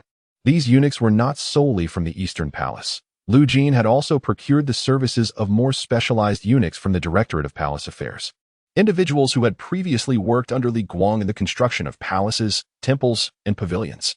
The construction of a bathhouse was not an inherently arduous task, essentially involving the excavation of a large pit resembling an inner river and its subsequent reinforcement with stones. However, a royal undertaking was naturally far more elaborate. The Ming Dynasty's artisans possessed remarkable skills, with meticulous attention paid to the methods of water storage, drainage, and heating. For the imperial family, such considerations were of little consequence, as all the resources of the realm were at their disposal. Consequently, the quality of construction within the imperial palace was beyond reproach, as any subsequent defects would be met with severe repercussions. Brother, Zhu Houwei inquired, now that we've repurposed the Mingxian Hall into a bathing area, shouldn't we bestow upon it a new appellation? The Mingxian Hall had originally served as a place for Zhu Houzhao to rest, study, and bathe. With its altered function, a corresponding change in nomenclature was only fitting. How about Bathhouse Hall? Zhu Houzhao proposed. Zhu Houwei demurred, stating, Brother, let us call it the Shui Pavilion. Zhu Houzhao mused, nodding in agreement. That name possesses a certain charm. Let it be so. The following morning, construction on the Shui Pavilion continued apace. Zhu Houwei, after partaking in breakfast with Empress Zhang, arrived at the Eastern Palace, satchel in tow, locating his elder brother, Zhu Houzhao. The 2 young lads proceeded to inspect the progress of the bathhouse construction. Outside the Eastern Palace, a somber-faced civil official in his 40s, clad in a green robe, approached. He was Yang Tingyi, the left vice-censor of the Left Spring Palace, responsible for instructing Zhu Houzhao in matters of etiquette. Although his official rank was a mere 6th grade, no position within the Eastern Palace was insignificant, as these individuals were the tutors of the crown prince. Upon Zhu Houzhao's ascension to the throne, they would undoubtedly become his trusted advisors, their futures brimming with promise. "Your Highness, it is time for your lessons," Yang Tingyi gravely announced as he approached Zhu Houzhao. He then cast a glance at Zhu Houwei and offered a respectful bow, saying, "This humble servant greets His Highness." "The Prince of Wei." "Rise," Zhu Houwei replied.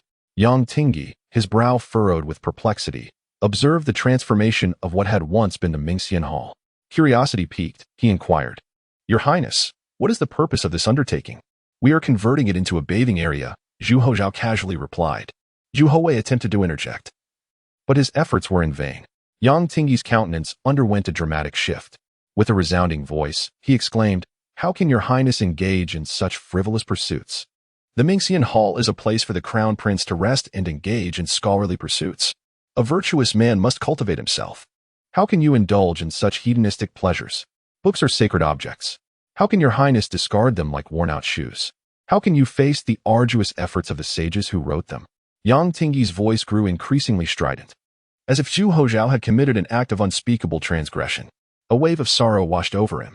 "This humble servant has failed in his duty. My instruction has been lax. I implore your Highness to abandon these frivolous pursuits and dedicate yourself to your studies." His face flushed crimson. Yang Tingyi pointed an accusing finger at Lu Jin and thundered, "How dare you, vile eunuch, lead the crown prince astray? I shall smite you." With that, Yang Tingyi seized a stone from the ground and hurled it with considerable force towards Lu Jin, his intent seemingly to deliver a fatal blow. "Master Yang, this matter has nothing to do with my brother," Zhu Houwei hastily intervened, attempting to restrain the enraged Yang Tingyi. "Nor is it the fault of Grand Eunuch Lu.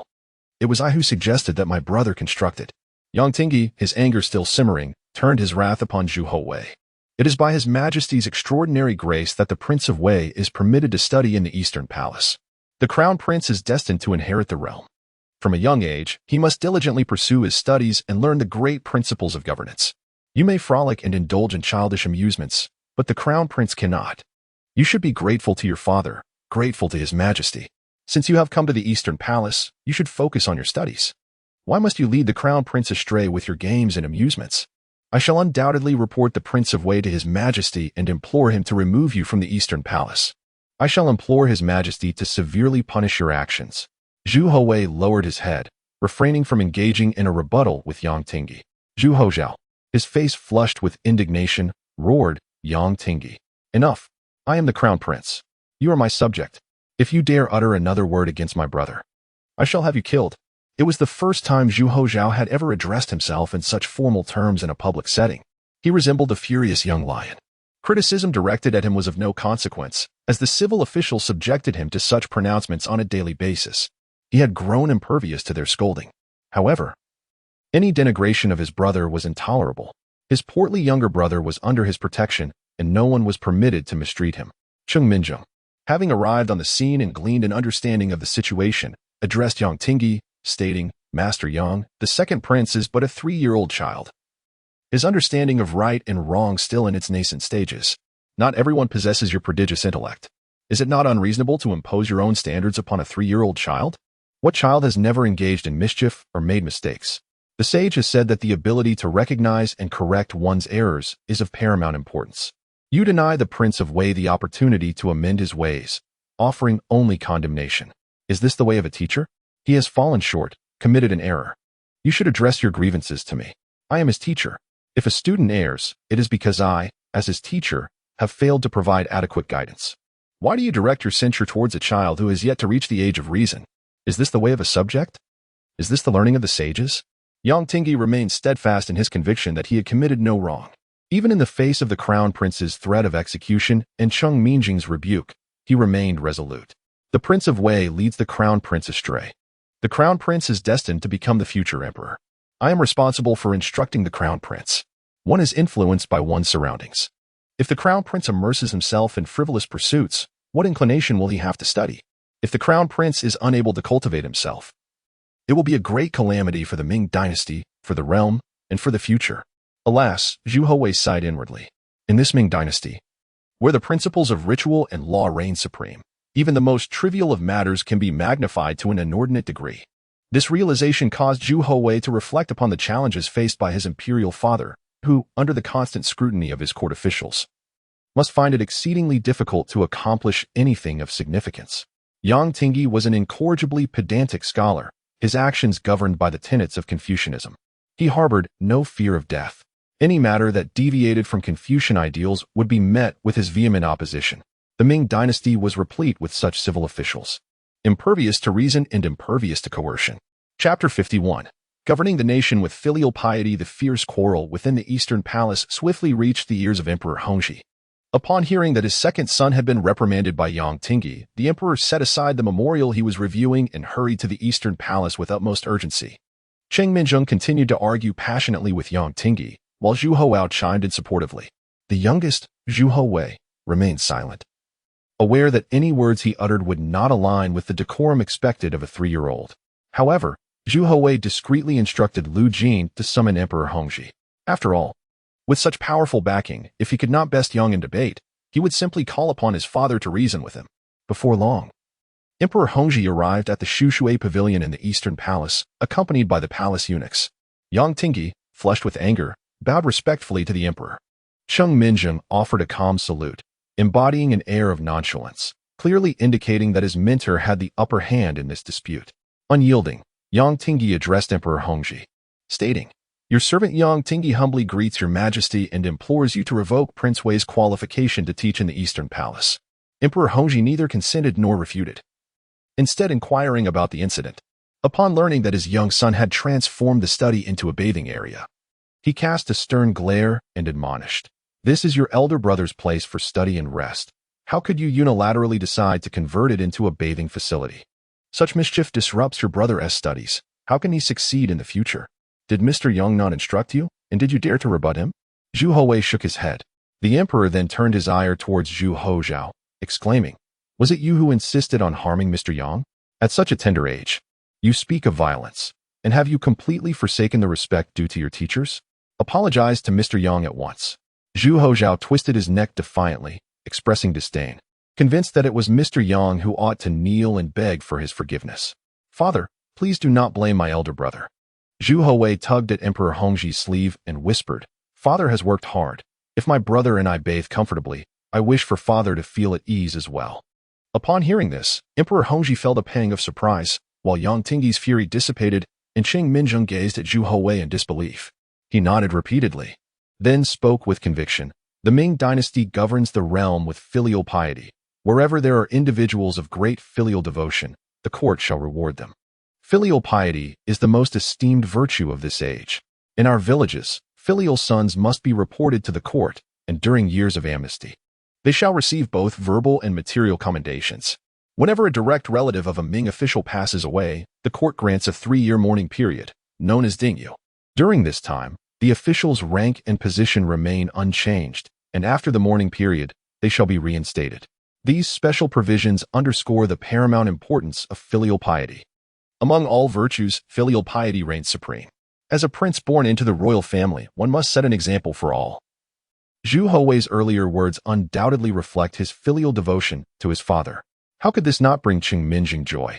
Cheng Minzheng continued, "Prince Wei's actions are entirely justified as a demonstration of filial piety.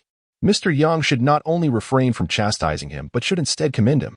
Yang Tingyi, of course, could not perceive these words as a deliberate attempt by Zhu Houwei to humiliate him. After all, what profound thoughts could a 3-year-old possess? This only served to illustrate Zhu Houwei's genuine filial affection for his father. In the Ming Dynasty, filial piety governed the nation, and officials adhered to this principle. Yang Tingyi hastily bowed and apologized to Zhu Houwei. "This is my fault.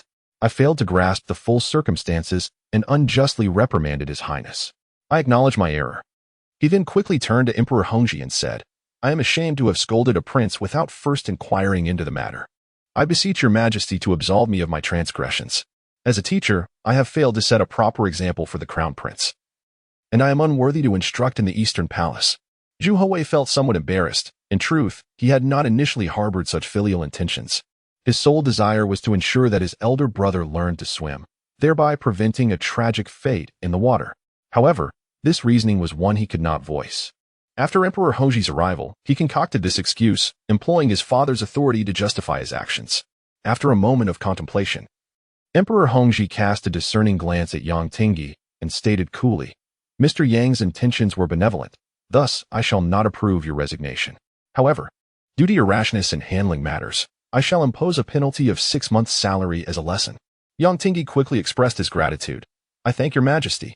Let us suspend classes for today, and you may reflect on your actions. As you wish."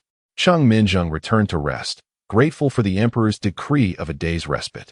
Once the crowd dispersed, Emperor Hongzhi summoned his 2 sons to the Eastern Palace Hall. Noticing Zhu Houzhao's look of grievance, he smiled and said, "Are you still sulking with your father? Earlier, you stood up for your brother against Yang Tingyi, which delighted me greatly. You are brothers, and when faced with challenges, you should unite. As the elder brother, it is only natural for you to support your younger sibling." Zhu Houzhao retorted, "Then why did you reprimand me?" Emperor Hongzhi replied with a smile, "Each matter must be addressed separately. Although I concur with your actions, I could not reveal my approval in front of so many onlookers. As the crown prince, you cannot afford to wear the label of disrespect towards your teachers. Thus, I required you to apologize to Mr. Yang. A teacher is akin to a father. Such harshness towards a teacher cannot prepare you to be an emperor in the future." While Yang Tingyi's methods were extreme, as the crown prince, your outbursts of violence will lead others to perceive you as inept, limited to such crude tactics. Do you not find that shameful? Emperor Hongzhi, as a father, fulfilled his role adeptly, employing effective means to educate his children. The only lament was his lack of time to guide Crown Prince Zhu Houzhao adequately. Zhu Houwei discerned that Emperor Hongzhi's teachings primarily focused on propriety and law, while with Zhu Houzhao, he imparted genuine governance skills. These literati are often obstinate, always standing on moral high ground to criticize you. To contend with them, one must dismantle their moral superiority, rendering their arguments untenable. Only then will they accept their punishment willingly, without feeling wronged. A single innocent remark from your brother could strike a fatal blow to Yang Tingyi. Have you now identified the weaknesses of these literati? Zhu Houzhao, though partially understanding, received a knowing smile from Emperor Hongzhi, who then sighed deeply. "My son, do not act impulsively. Take your time and learn gradually. There is still much for you to master.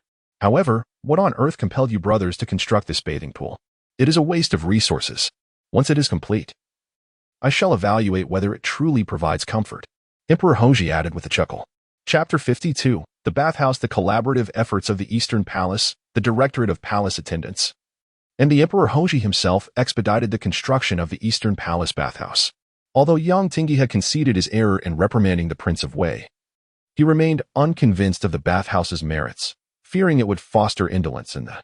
He continued to petition Emperor Hongzhi, advocating for the cessation of the Eastern Palace's hydraulic pavilion project, urging the emperor and to prioritize the welfare of the realm and refrain from extravagant construction that would burden the populace. Yang Tingyi's inflexibility was undeniable, leaving Zhu Houwei at a loss for words. Emperor Hongzhi shelved Yang Tingyi's memorials, yet word of the matter soon reached the outer court. Scores of civil officials seized upon the issue, inundating the Qianqing Palace with countless petitions imploring Emperor Hongzhi to halt the hydraulic pavilion's construction. "Your implores your majesty to intensify solitary contemplation, uphold ancestral precepts, reverence the heavens, eschew frivolous amusements, distance oneself from treacherous flatterers, cultivate the company of erudite officials, curtail expenditures, practice frugality, and exemplify rectitude. These yet young and requires your majesty's guidance." Such memorials were legion. Upon learning of this from his elder brother, Zhu Houwei joined Zhu Houzhao in expressing solidarity against the outer court's civil officials. They were astonished that such a trivial matter could elicit so much criticism, deeming it an exercise in unwarranted meddling. "Yang Tingyi, a petty man," Zhu Houzhao exclaimed vehemently. Zhu Houwei concurred, attributing the dissemination of information to Yang Tingyi's machinations. He questioned why their imperial father continued to employ such a man, lamenting that had this transpired during the Jiajing era, Yang Tingyi would likely have been exiled to Guizhou. Fortunately, Emperor Hongzhi disregarded the officials' counsel, dismissing their concerns as inconsequential. He recognized their actions as attempts to exert control over the imperial family's private lives, constantly reminding the emperor to adhere to ancestral laws, thereby ensuring their influence over his actions.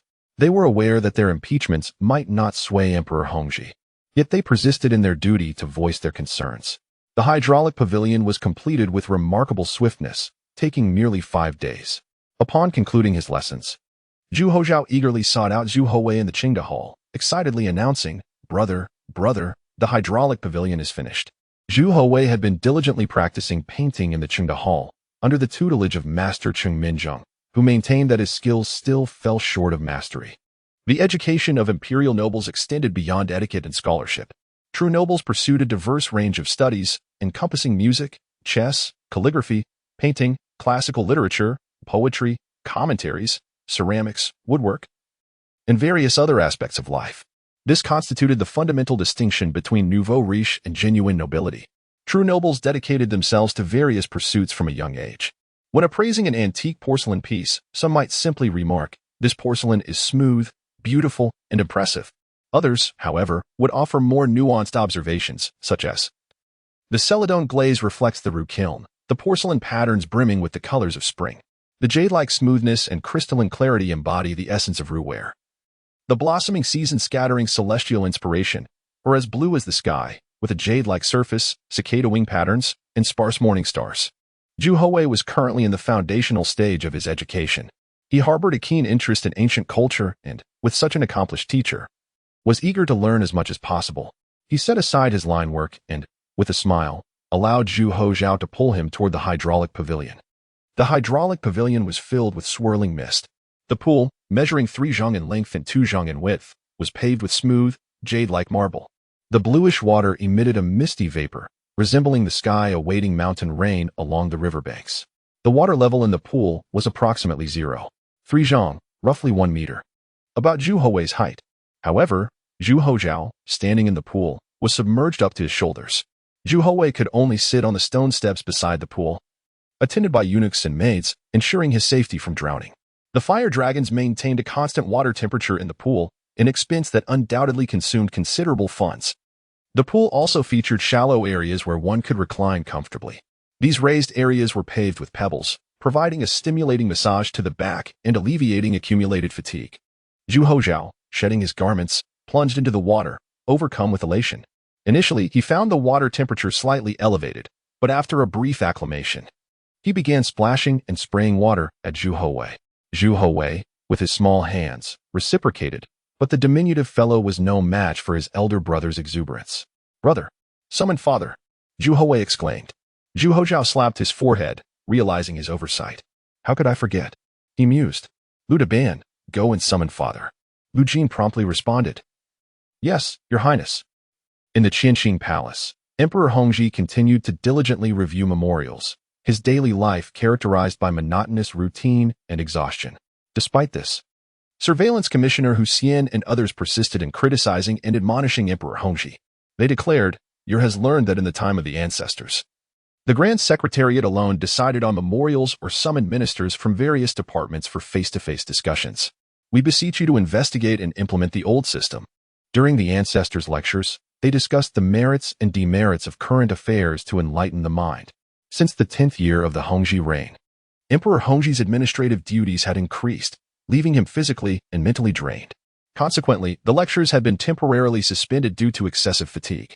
However, the civil officials continued to press him, imploring him to resume the lectures. The lectures involved presenting arguments in small sessions every 3 days and larger sessions every 5 days. Emperor Hongzhi had a plethora of memorials to review, and the Directorate of Ceremonial lacked capable eunuchs to assist him. The affairs of the state rested entirely on the shoulders of the young Emperor Hongzhi, a workload that would overwhelm even the most resilient individual. Not everyone possessed the boundless energy of Zhu Yuanzhang. Emperor Hongzhi, his eyes blurred with fatigue, wearily rubbed his forehead. A palace attendant cautiously approached him and bowed, "Your Majesty." "The Eastern Palace eunuch Lu Jin seeks an audience." Emperor Hongzhi nodded, responding impassively, "Summon him." Shortly thereafter, Lu Jin approached respectfully and bowed, reporting to Your Majesty. "The hydraulic pavilion is complete.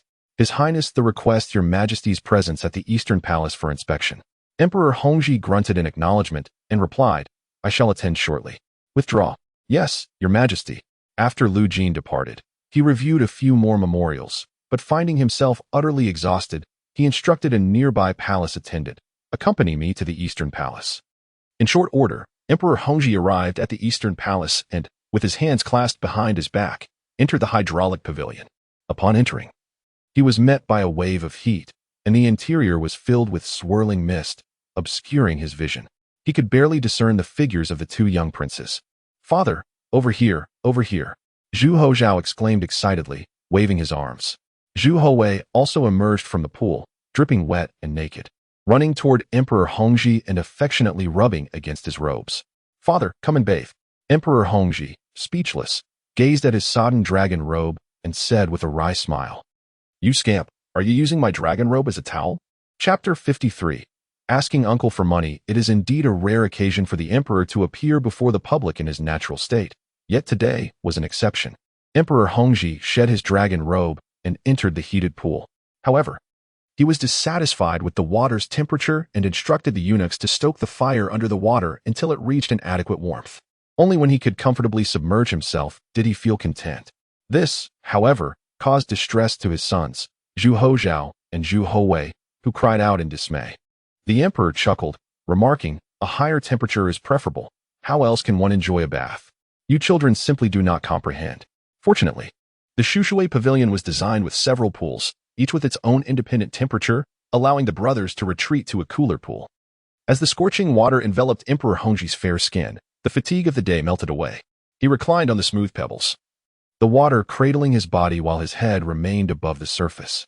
Gradually, he closed his eyes, relishing in unprecedented comfort. The thoughtfulness of these two little ones was indeed touching. Never had Emperor Hongzhi felt so relaxed. Just as he was about to drift into slumber, he sensed someone gently pressing on his head. Upon opening his eyes, he found Zhu Houwei squatting before him, his pudgy hands massaging the emperor's forehead. With a knowing smile, the emperor said, "My dear son, please refrain from such actions. If you relieve yourself, your father shall be quite overwhelmed." The little fellow, positioned directly above the emperor's head, left him speechless. Nonetheless, considering the child's sincere intentions, he chose to overlook it. "Father does not have a headache," Zhu Houwei insisted earnestly. The emperor chuckled and pulled Zhu Houwei into the slightly cooler pool. "I am merely fatigued. This discomfort is not a true headache, but rather a result of vexation." Zhu Houwei blinked his large, innocent eyes and inquired, "Isn't that still a headache?" The emperor clarified, "It is different. It is not a genuine headache, but rather a troubling thought." Zhu Houwei pondered and asked, "Then why not just say you were troubled instead of claiming a headache?" At a loss for words, the emperor chose to remain silent. Regardless, I am quite pleased with the bathing pools you and your brother have constructed. What inspired you to create such facilities?" Zhu Houwei responded simply, "To take baths, of course. But why build such large pools?" Zhu Houwei replied, "So there is ample space for bathing." The emperor found himself at a loss for words. The child's reasoning was sometimes baffling. Who would have thought to build such expansive pools? The effect of relaxation was remarkable, though the cost was considerable. However, the Zhu family was not particularly concerned about finances. As evening approached and snow began to fall once more, the three of them donned their garments and exited the East Palace, making their way down the royal path to Kunning Palace. At the hour of lantern lighting, the palace was illuminated, and the expenses for oil and coal were substantial. The cold wind howled, penetrating to the bone, as the emperor gazed up at the darkened sky, sighing deeply. "What troubles you, father?" Zhu Houwei asked, his curiosity piqued. The emperor replied, "This winter is exceptionally frigid. If we wear more clothing, we shall not feel cold." "I am not cold. Are you cold, father?" Zhu Houwei questioned. Zhu Houzhao corrected him. "Brother, your understanding is shallow. Father is not indicating that we are cold. We are quite warm." The emperor cast a surprised glance at Zhu Houzhao, feeling a sense of pride that this boy could consider the plight of the common people. With an air of confidence, Zhu Houzhao explained, "Father is expressing that he is cold because of the thinness of the dragon robe. It is majestic, but alas, it leaves him chilled." The emperor nearly choked on his own words. "You are mistaken. I am not cold. Is that what I meant to convey?" Every time Zhu Houzhao spoke, he managed to find angles of reasoning that left the emperor exasperated. The emperor wished to convey that they, as members of the royal family, were clad in fine garments and would not suffer from the cold. Yet what of the countless commoners in the Ming Dynasty? How would they endure this winter? Zhu Houzhao was taken aback, realizing, so that was your point. Why not say so directly? Zhu Houwei suggested, "Let the common people wear more layers." The emperor chuckled. "That is an impractical suggestion. They are not foolish and know to dress warmly. Yet the price of cotton is exorbitant. How many can afford it? With such heavy snowfall, roofs may collapse, and many villages suffer leaks and drafts. Countless commoners may perish from the cold, and these are things you have yet to witness. Zhu Houzhao suggested. Then father should provide disaster relief, distributing cotton and funds for the people to survive the winter. The emperor shook his head. The court lacks sufficient funds. Already, many disaster victims had emerged in the northern regions, and unrest began to stir among the populace. If this continued, it would surely threaten the stability of the Ming Dynasty. The emperor chose not to elaborate further, and soon the three arrived at Kunning Palace, where they joined Empress Zhang for dinner. The emperor praised Zhu Houwei for his thoughtful creation of the bathing pools, which indeed provided comfort. Zhu Houwei eagerly chimed in, "Yes, yes, mother. Let us all bathe together tomorrow." Empress Zhang, wiping Zhu Houwei's chubby hands with a warm towel, shot him a playful glare. "Your mother shall not join you. There are distinctions between genders. Did your teachers not instruct you on this matter?" Zhu Houwei shook his head, while Zhu Houzhao chimed in. "Mother taught me that you cannot bathe with us. Then let our sister join us." Zhu Shirong interjected, "But I am a girl as well." Zhu Houzhao proposed. "We could invite uncle to bathe with us. We shall simply ask him for some money." Empress Zhang and the emperor exchanged incredulous glances, marveling at the child's resourcefulness. "Oh, it seems we can hear someone calling for us," Empress Zhang remarked as the Zhang brothers approached with smiles. The uncles, having come without purpose, were indeed seeking favor from Emperor Hongzhi for a piece of land. The emperor, recalling their genuine concern during the recent turmoil, was generous, knowing that offering them a small favor would not be detrimental. "Uncle," Zhu Houzhao exclaimed, his eyes sparkling as he grabbed the Zhang brothers' hands. "Have you eaten? Let us dine together." The Zhang brothers laughed heartily. "My dear nephew, your filial piety is commendable." "Splendid. Uncle has yet to dine." Zhu Houwei silently scoffed, thinking, "It seems you have come to the palace merely for a meal." But observing his brother's demeanor, it was evident he intended to extract some pocket money from their uncles. Chapter 54, A Prosperous Venture. After dinner, Zhu Houwei inquired of Emperor Hongzhi, "Father, are you adept at swimming?" Emperor Hongzhi shook his head, while the Zhang brothers exchanged knowing smiles and remarked to Zhu Houwei, "Is your nephew wishing to learn how to swim? How fortuitous. Both your uncles are quite proficient in water. Alas, in this frigid winter, we are unable to instruct you. What a pity." Of course, Zhu Houwei desired to learn swimming, for knowledge is an asset, yet his primary intention was for his elder brother to acquire this skill. Zhu Houzhao eagerly exclaimed, "Uncle, the Eastern Palace has built a swimming pool. Come teach us to swim." He tugged at the Zhang brothers as they rushed outside. The Zhang brothers, filled with trepidation, thought, "Are you serious? In this biting cold, you want us to teach you swimming? You'll surely freeze." "Wait until summer. Wait until summer," Zhang Heling hastily interjected. Emperor Hongzhi chuckled. "The pool at the Eastern Palace is unlike what you imagine. Go on." The Zhang brothers exchanged uneasy glances, suspecting that Emperor Hongzhi and the Crown Prince had plotted against them. Could it be that their insatiable greed had incited their brother-in-law's wrath, leading to this insidious scheme? How cruel. "Dear sister, this." Queen Zhang waved her hand dismissively. "Let them go. Since the children wish to learn swimming, you should teach them."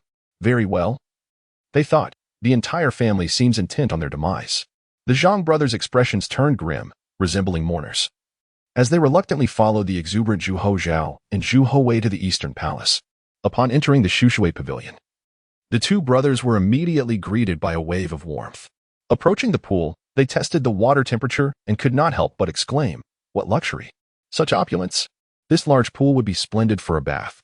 The earlier pallor of the brothers vanished, replaced by enthusiasm as they observed Zhu Houzhao and his brother, realizing that these two little ones did not wish them harm. Rather, they were demonstrating filial piety. The children had matured, acknowledging their uncles. Without hesitation, the brothers shed their garments and jumped into the water, exclaiming, "Splendid! The temperature is just right. A bath in this cold weather is truly invigorating." Zhu Houzhao and Zhu Houwei soon joined them, turning to Zhang Heling and requesting, "Uncle, teach us to swim." The Zhang brothers were not boasting. They genuinely possessed swimming skills, paddling about like frogs in the pool, sometimes floating on their backs, other times swimming with the breaststroke. Zhu Houzhao and his brother watched in admiration. Swimming, after all, requires no intricate techniques. Just take a few gulps of water and dive in. "Come, my brave nephews," the Zhang brothers encouraged, playfully pushing Zhu Houzhao and Zhu Houwei into the pool. It must be said, only the Zhang brothers would dare to teach the Crown Prince and the esteemed Wang how to swim. No one else would risk the wrath of the royal heirs. This skill cannot be mastered in a day, yet eventually, the brothers emerged from the water, donned their garments, and with smiles on their faces, praised, "Excellent. This pool is delightful. We must build one when we return home. Dear nephew, your ingenuity is commendable. Truly, you are the crown prince of our Ming Dynasty." Zhang Heling marveled. Indeed, Zhang Yinling concurred. After all, he is the crown prince, a true descendant of the dragon. Naturally, he is more astute than the common folk. Look at us, merely 20 years his senior, and we never conceived of such a luxurious pool. How embarrassing. Zhu Houzhao laughed. Uncle, you flatter the wrong person. This was not my idea, it was my brother's. What? The little one? The two robust men gaped at the chubby Zhu Houwei, genuinely astonished. A 3-year-old child conceived such an idea? Uncle, is it comfortable? Zhu Houzhao inquired. Zhang Heling smiled, extremely comfortable. Zhu Houzhao extended his hand. Zhang Heling, puzzled, asked, "What are you doing?" Zhu Houzhao matter-of-factly replied, "Paying, of course. If you find it so pleasant, you must compensate. This pool charges 100 taels per person. Good heavens! Why not just rob us?" The Zhang brothers' faces contorted in dismay, reluctantly saying, "Dear nephew, if you wish to extort money, just say so. No need for pretense." Zhu Houzhao insisted, "Just tell me, is it comfortable or not? Do you feel refreshed?" Zhang Yinling replied, "That is indeed true." Zhang Heling shot a fierce glare at his brother. "You scoundrel, how could you support him? Money. To bathe in this pool costs 100 taels. Even if one feels refreshed, one cannot squander money like this." Zhang Heling pleaded, "Could you not lower the price?" Zhang Yinling, nonchalantly, retorted, "Brother, you are being miserly. We are enjoying ourselves. What's wrong with giving a little? Quickly, pay up. I remember you have money on you." In truth, Zhang Heling felt a strong urge to reprimand his brother for being so foolish. He had just praised his brother for being a scoundrel. How could he stoop so low? Reluctantly, Zhang Heling handed over the money, wrapped his garments tightly around him, and departed the forbidden city. He cast a long, incredulous glance at the still giggling Zhang Yinling and politely stated, "Brother, I have an urgent request." Zhang Yinling quickly responded, "Speak, brother, why the formalities among us?" Zhang Heling bluntly stated, "I wish to strike you. May I?" Zhang Yinling, "Oh dear, are you still upset about earlier? Do you not see this as a splendid venture?" His two nephews had indeed inspired him. If they could build such a pool and charge, why couldn't they construct a similar pool for the common folk and collect fees? Those who entered for a soak would feel refreshed. And they could charge a few coins. Everyone could afford it, and the numbers would add up. Is this not a lucrative enterprise? Zhang Heling was taken aback, gazing at Zhang Yinling with renewed respect, smiling widely, "Excellent. Splendid. Brother, you've had an epiphany, and I am most pleased. To speak frankly, I had always thought you somewhat dim-witted, but this time you have truly impressed me. Your idea is remarkable." Zhang Yinling, "Brother, I am not dim-witted." "Am I? Was it not I who suggested we sell toothbrushes last time?" Zhang Heling nodded. "Indeed, I followed your suggestion and nearly faced the emperor's wrath. Thus, you remain dim-witted," Zhang Yinling hastily replied. "I conceived this business opportunity while you did not. Does that not imply you are the more dim-witted of us?" "Goodness, how reasonable you are!" Zhang Heling retorted angrily. "I had thought of it long ago. I just chose not to voice it. I was testing your ability to think critically." Zhang Yinling mused. His brother was indeed impressive. He lacked talent, but possessed an indomitable spirit. Chapter 55. The Imperial Instruction on Educating Children, Part 1. In the 11th year of the Hongzhi era, a heavy snowfall blanketed the land, rendering the roads of the northern officials impassable. 57 villages in Beiping faced calamity, resulting in the freezing deaths of 187 households and 632 individuals, with 76 more perishing due to collapsing houses. In Tongzhou, a group of citizens gathered and turned to thievery, clashing with the local authorities, leading to the arrest of 21 individuals. The cabinet convened throughout the night with the Ministry of Revenue to discuss disaster relief measures, ultimately deciding to allocate 2,070 sets of cotton blankets, 3,020 pairs of cotton clothing, and to exempt various prefectures in Tongzhou from summer grain taxes, in addition to providing 367 sheng of grain. In early November of the 11th year of Hongzhi, Marquis Shaning, Zhang Heling, and Earl Jianshang, Zhang Yinling, established the Shui Pavilion, covering 100 acres, yet few attended its opening. Under the mingling glow of lights and falling snow, the Eastern Palace appeared particularly resplendent. Today, brothers Zhu Houzhao and Zhu Houwei concluded their studies and ventured to the Shui Pavilion. Zhu Houzhao practiced swimming while Zhu Houwei enjoyed a bath. surrounded by an array of exquisite, fresh fruits, a privilege reserved for the royal elite even in the depths of winter. Emperor Hongzhi too arrived at the Eastern Palace's Zhu Houwei pavilion for a soak, revealing his fondness for bathing in the cold season. The inner eunuchs stood behind the mist-laden pool as Emperor Hongzhi reclined in the warm water, using a towel to scrub Zhu Houwei's back while Zhu Houzhao continued to paddle in the pool, amusingly resembling a fledgling learning to walk. At the Shenwu Gate, ministers and officials gathered to attend to the prince. The Earl of Pingzheng requested that the Ministry of War collaborate with the camp's commanding officer to select only the robust and capable soldiers, dismissing those who were elderly, sickly, or corrupt. Huang Bao was promoted to the position of Deputy Minister of the Ministry of Rites. The chief eunuch of the Palace Council recited the day's memorials for Emperor Hongzhi, who remained silent, allowing the eunuch to proceed with his annotations. Emperor Hongzhi gently waved his hand towards the back, prompting the eunuch to cease reading. The persistent cries of young Zhu Houwei left the emperor somewhat speechless. Yet he mused over the triviality of the situation. "It hurts, father. It hurts," Zhu Houwei exclaimed. The emperor replied, "Where does it hurt? Is this not comfortable? Look at all the dust on you."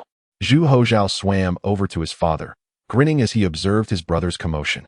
"Father, scrub my back," Zhu Houwei implored, causing the chief eunuch to flinch at the audacity of the crown prince's request.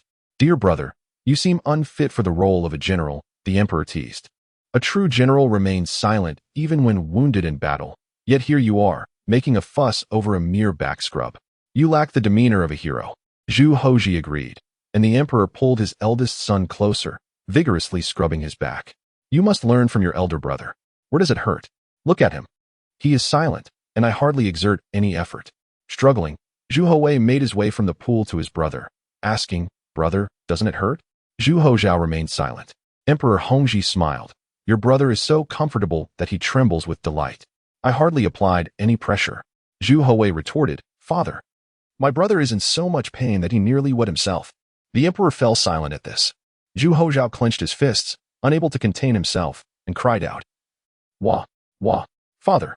Emperor Hongzhi sighed. "Perhaps it's best if I cease these baths for the two little ones." He instructed them to scrub his back instead. The two boys settled behind the emperor as the chief eunuch resumed reading the memorials. Duo Zheng was promoted to deputy minister of the Ministry of Revenue in Shandong. Reports of an earthquake in Xi'an, Shaanxi, were heard. The memorials from across the nation were reviewed by the cabinet and subsequently passed to the Ministry of Internal Affairs for the emperor's approval. As the emperor, he became aware of the nation's affairs through these brief documents, from the south to the north, from the east to the west, including neighboring nations such as Korea and Annam.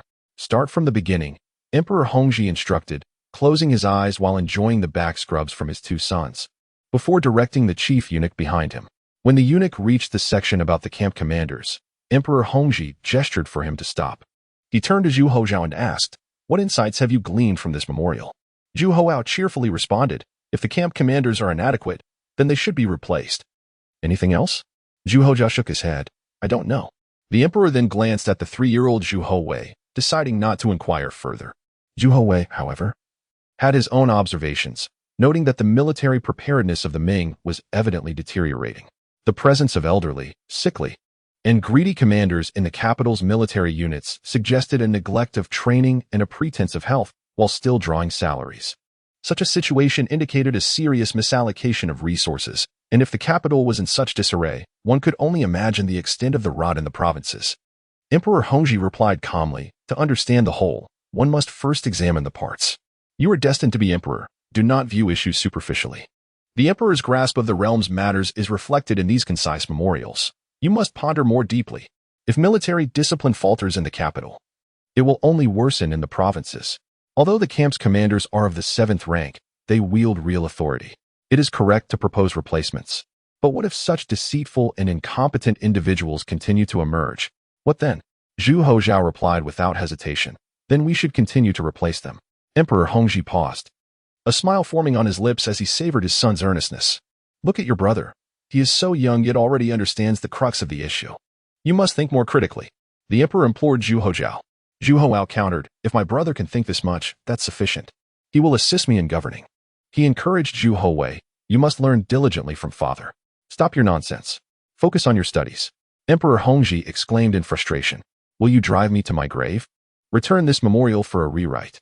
The emperor instructed the chief eunuch behind him. Curious, Zhu Houzhao asked, "Father, why?" The Earl of Pingjiang provided an excellent report. "He is assisting you in governing. Why send it back?" Zhu Houwei, sensing his brother's inquiry, remained attentive as Zhu Houzhao spoke for him. Emperor Hongzhi, with a weighty tone, explained, "You must remember that our officials are supported by the Ming Dynasty. We provide them with salaries to help resolve issues. While they may raise valid concerns, what are their solutions? Should I be the one to find resolutions for them? What value does such a memorial hold?" Chapter 56. Emperor Hongzhi instructs his son by reviewing memorials. Middle. The mindset of a ruler is markedly different from that of the ruled. Although instructor Cheng Minjung imparted much wisdom to Zhu Houwei, it inadvertently instilled in him a habitual way of thinking that failed to consider matters from the sovereign's perspective. The emperor, as the paramount leader of the Ming Dynasty, requires not only that his officials present discovered issues, but also that they proffer proposed solutions. The merit of these solutions is secondary. The crucial aspect is their submission, rather than merely burdening the emperor with unresolved problems. Zhu Houwei nodded inwardly, diligently absorbing the lessons from his imperial father. Zhu Houzhao chimed in. "So that's the reason father returned the Duke of Pingjiang's memorial. If father were to resolve every issue, it would surely exhaust him." Emperor Hongzhi smiled knowingly. Despite his playful nature, his heir apparent possessed considerable intelligence, grasping concepts readily. Pleased with Zhu Houzhao's response, he gestured for the eunuch to continue reading the memorials. Zhu Jianjun, the Prince of Ji, petitions for the allocation of the Xiangyin County River tax to his princely estate. The Ministry of Revenue responds, citing ancestral precedent against such grants, rejecting the prince's petition and forbidding similar requests in the future. Emperor Hongzhi paused the reading. Zhu Jianjun, the Prince of Ji, was Emperor Xianzong's younger brother and held the fief of Changsha. As Emperor Hongzhi's uncle, he now sought to have the river tax of Xiangyin County transferred to his estate. The Ming Dynasty's princes exerted a considerable strain on the national treasury, not only through their stipends, which constituted a significant portion of annual expenditures, but also through their relentless pursuit of personal enrichment. If your brother were to be in theft in a region and implored you to grant him the local river tax, would you concede? Emperor Hongzhi inquired of Zhu Houzhao. Zhu Houzhao responded matter-of-factly, "Of course. I would grant him not only the river tax of one region, but the tax revenue of an entire province, should he desire it. I have only one brother." He then winked at Zhu Houwei, who responded with a simple grin. His elder brother's affection was undeniable, though he anticipated a reprimand from his father. Predictably, Emperor Hongzhi admonished, "Nonsense. The Prince of Ji is also my uncle. While the tax revenue from one county may seem insignificant, it represents a test of my resolve. Should I concede, all other regional princes would cite this decision as precedent, and future generations of Ming Dynasty princes would regard it as established policy. If all the princes were to claim the river tax within their fiefs, how much revenue would remain for the national treasury? Ancestral laws and precedents serve to regulate future conduct, while dismantling established precedents is arduous. We must not establish a precedent that would harm the Ming Dynasty, lest we bequeath a calamitous legacy to our descendants." Zhu Houwei listened attentively, finding the evening's lessons profoundly insightful. He was gaining a comprehensive understanding of the nation's affairs from the elevated perspective of imperial authority, learning about the intricate relationships and the burdens of sovereignty. As his imperial father noted, each memorial, though concise, required careful consideration of its implications. The emperor must maintain clarity of purpose and avoid arbitrary actions. While dismantling ancestral laws and institutions is difficult, establishing them is simple. But doing so can have significant consequences for future generations.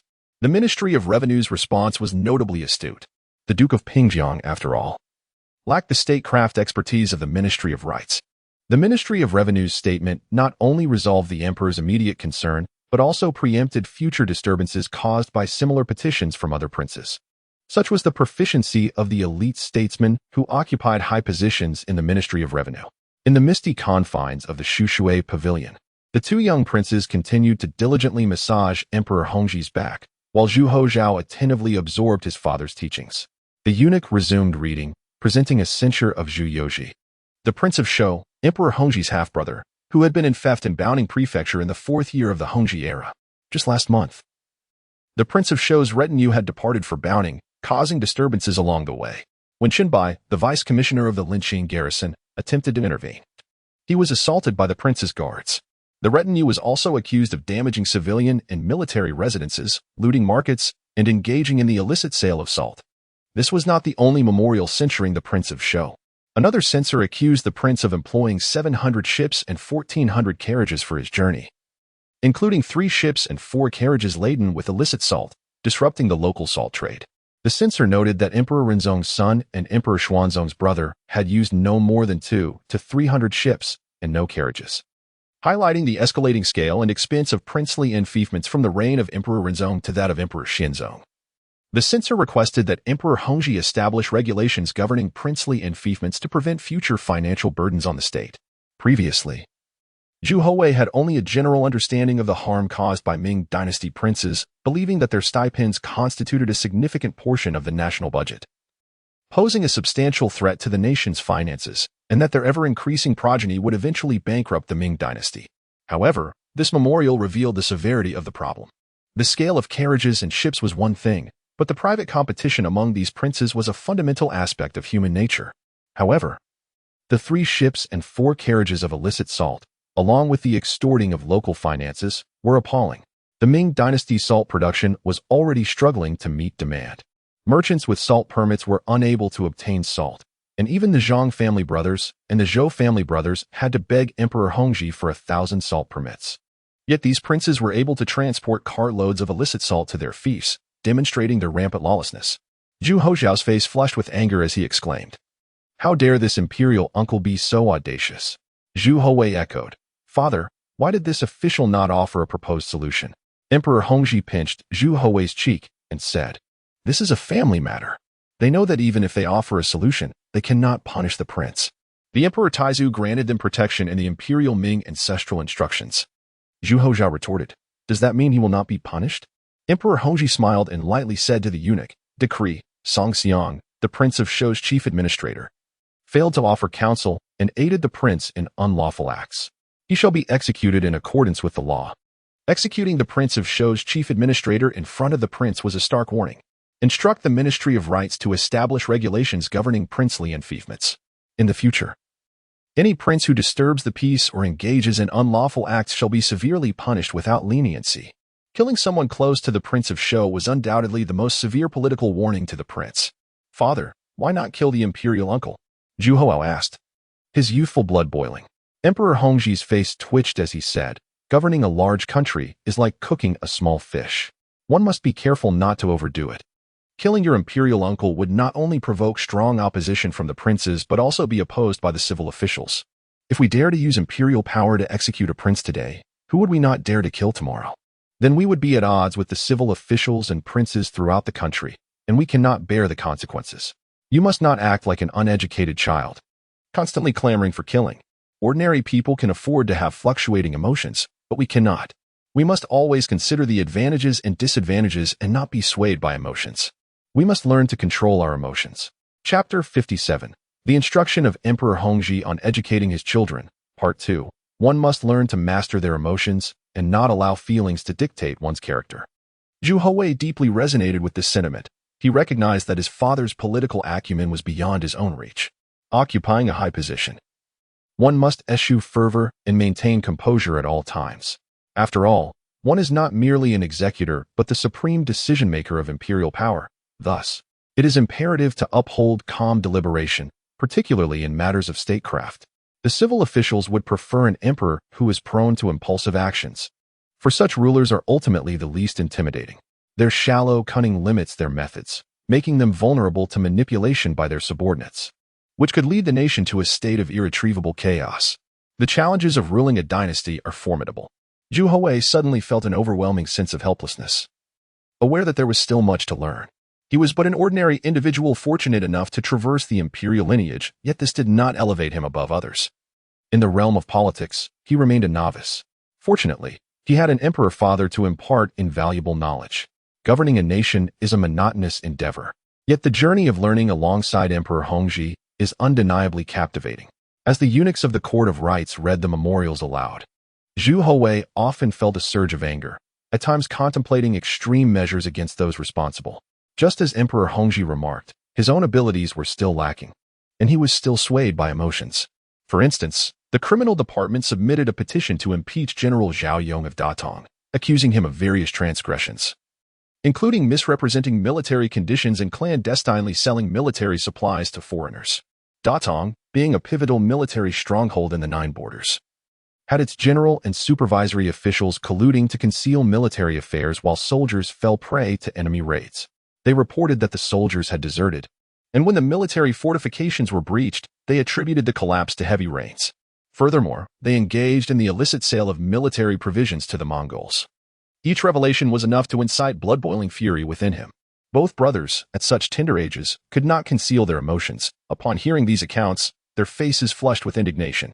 After listening to the evening's memorials, Zhu Houwei felt as though he had aged a decade, while for Emperor Hongzhi, such matters were merely routine. It was in this moment that he profoundly understood the burdens of emperorship. Emperor Hongzhi patted the two young boys and advised, "Do not be angry. Always maintain tranquility." He then issued decrees regarding the execution of General Zhao Yong and 10 others, along with their families, to be dispatched to Guangxi for military service. That night, spanning topics from official appointments and familial threats to natural disasters, military affairs, and finances, Zhu Houwei gleaned much wisdom. The Ming Dynasty remained engulfed in turmoil. As night fell, Emperor Hongzhi concluded the day's instruction, rising from the pool and donning his garments. Zhu Houwei and Zhu Houzhao were also assisted by palace maids in dressing. His elder brother had retired early to the East Palace, while Emperor Hongzhi carried Zhu Houwei towards the Chuanha Palace. Emperor Hongzhi, though weary and perhaps a bit heavier, stubbornly continued to carry Zhu Houwei. Upon reaching Chuanha Palace, he personally tucked Zhu Houwei into bed and ordered a cup of milk for him to drink, before gently saying, "Sleep early." Zhu Houwei grasped Emperor Hongzhi's hand, asking, "Father, must you continue reviewing memorials?" With a smile, Emperor Hongzhi replied, "Indeed, there are many left to review. Please, father, do not overexert yourself," Zhu Houwei implored. Emperor Hongzhi, puzzled, inquired why. "Because I worry you might tire yourself," Zhu Houwei expressed.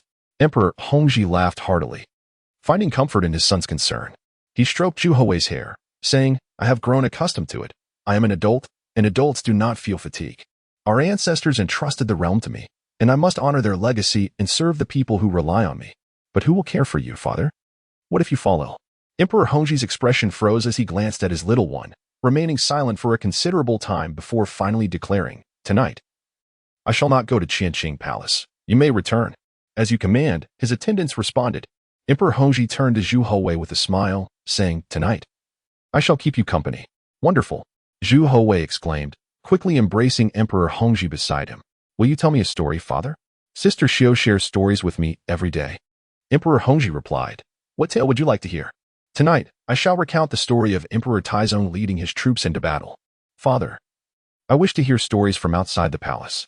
Emperor Hongzhi replied, "Shuntian Prefecture is quite peaceful, with no significant events. However, recently, a severe snow disaster occurred. Not long ago, bandits attacked the Daxing government office, but the authorities have since quelled the unrest.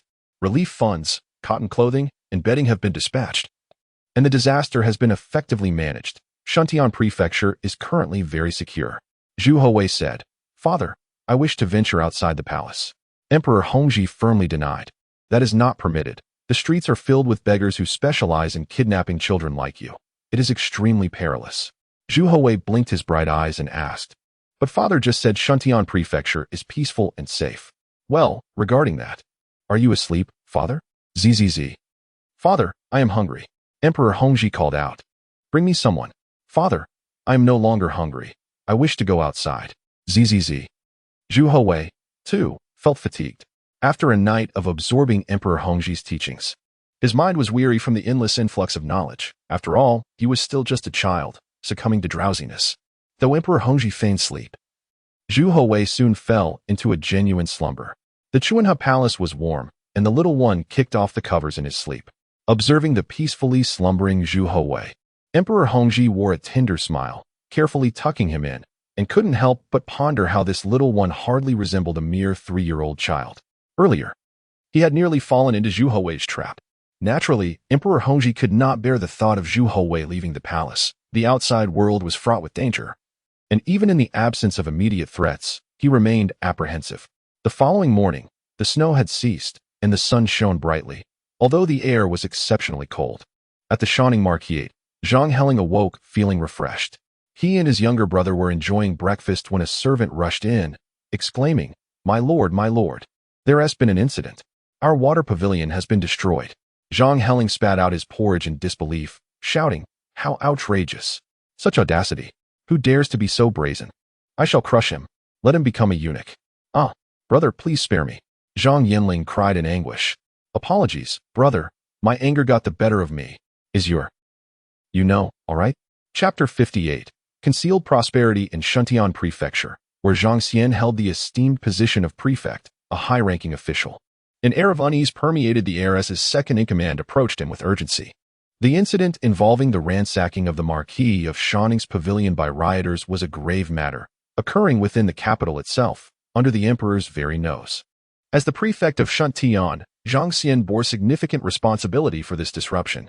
The perpetrators of the assault on the Marquis of Shanning's pavilion were, in fact, victims of the recent snow disaster. Despite the imperial court's allocation of funds, rampant embezzlement had severely diminished the resources available for disaster relief. Prefect Zhang, adhering to the tacit understanding prevalent in officialdom, refrained from pursuing accountability from higher authorities, recognizing that the officials capable of misappropriating disaster relief funds were beyond his reach. The endeavor to combat corruption was an enduring and ubiquitous challenge, persisting throughout successive dynasties. Even during the reign of Emperor Taizu Zhu Yuanzhang, known for his draconian laws, the eradication of corruption remained elusive, as the disaster relief supplies proved inadequate in resolving the plight of the afflicted populace. A decision was made to address the problem at its source, by expelling a segment of the disaster-stricken population from Shuntian Prefecture. The facade of a prosperous capital could be maintained. The remaining relief supplies would then be distributed among the remaining populace, thereby ostensibly resolving the snow disaster and garnering commendation for his administrative acumen. However, the recent attack on the Marquis of Shanning's pavilion ignited a profound sense of apprehension within Zhang Xian, indicating that a contingent of insurgents remained active within Shuntian Prefecture. Yet, he could not convey this truth to the Marquis of Shanning. After considerable deliberation, Prefect Zhang instructed his second-in-command, draft a memorial impeaching the Marquis of Shanning and the Earl of Jiancheng for seizing land and fields from the populace to construct their pavilion, thereby inciting the common people to vandalize it. Implore His Majesty to severely punish the Zhang brothers. Your Excellency, the second-in-command responded, Lu Zhendao, formerly a military officer in the Vanguard Commandery, was unjustly denied promotion and forced to flee the military, becoming a bandit. This natural disaster has drawn many victims of the disaster to him, and he stands against the government. If this rogue is not apprehended, he will remain a constant threat. This attack on the Marquis of Shanning's residence may be his doing. What if His Majesty discovers the truth? I suggest that we do not conceal the truth from His Majesty, but report everything. Zhang Xian rubbed his forehead and waved his hand. Go, if we tell the truth. His Majesty will not deal with me, but someone will take care of me. The higher you go, the colder it gets. His Majesty wants prosperity, and the elders want peace. Other places can be unsafe, but the capital cannot. Go to the commandery and ask them to arrest the thieves as soon as possible. Once the people are caught, all the problems will be solved. Understood. That morning, Zhu Houwei was diligently studying painting with Cheng Minzheng in the Eastern Palace. Having mastered the initial sketching of lines, he was now delving into the intricacies of three-dimensional composition. Cheng Minzheng marveled at the remarkable progress of Prince Wei, deeming him a prodigy whose talent would soon enable him to attain mastery in the art of painting. With no lessons scheduled for the afternoon, Zhu Houwei sought out his elder brother, Zhu Houzhao. Brother, let's go to mother. Zhu Houzhao cheerfully agreed. All right. As the two brothers were about to depart from the Eastern Palace, Yang Tingyi, the esteemed court official, appeared before them, his countenance stern. Your Highness, the Crown Prince, has lessons this afternoon. Where are you intending to go? Zhu Houzhao shrank back, and Yang Tingyi glanced at Zhu Houwei, cupping his hands in respect. Your Highness, Prince Wei, I pay my respects. The Crown Prince has lessons this afternoon. Your Highness may proceed on your own. Oh, Zhu Houwei reluctantly bid farewell to his elder brother, saying, Brother, study diligently with your teacher. All right, Zhu Houzhao replied dejectedly. Kunning Palace. Zhu Houwei dashed towards Empress Zhang, who exclaimed in alarm, The ground is slippery. Slow down. You rascal, lest you fall. Upon reaching Empress Zhang, Zhu Houwei embraced her leg, exclaiming, Mother, I missed you. Empress Zhang beamed with delight. Nonsense. You spent the entire day yesterday with your father and elder brother in the Eastern Palace, And you didn't seem to miss Mother then? Where is your sister? Empress Zhang led Zhu Houwei into the main hall of Kunning Palace, where a wave of warmth enveloped them. Your sister is practicing painting and playing the zither. Do not disturb her. The granddaughter of the Duke of Ingwa will be presenting her paintings for appraisal after the new year. And many renowned painters from various regions will be coming to the capital next year, all hoping to find a good teacher for their children. Although your sister does not need to seek an external teacher, it would be beneficial for her to have her paintings critiqued and receive suggestions for improvement. Teacher Cheng Mijung said that next spring, renowned painters such as Tang Yin and Zhu Zhishan will be coming to Beiping to participate in the Hongzhi 12th year imperial examination. These individuals are masters of painting, and receiving their guidance and suggestions would greatly enhance her painting skills. Mother, I also want to create paintings and compete with them. Hee. You are quite ambitious. Empress Zhang chuckled. You have only learned the basics, and you want to compete with them. Besides, this is not a competition, but merely an exchange of ideas. They are all grown-ups, and you are just a child. Wouldn't it be embarrassing to submit your paintings? These paintings are anonymous, so they won't know that you are the Prince Wei of our great Ming Dynasty. If they criticize your work harshly, can you bear it? Even if you can. I cannot. Zhu Houwei insisted. Mother, I want to.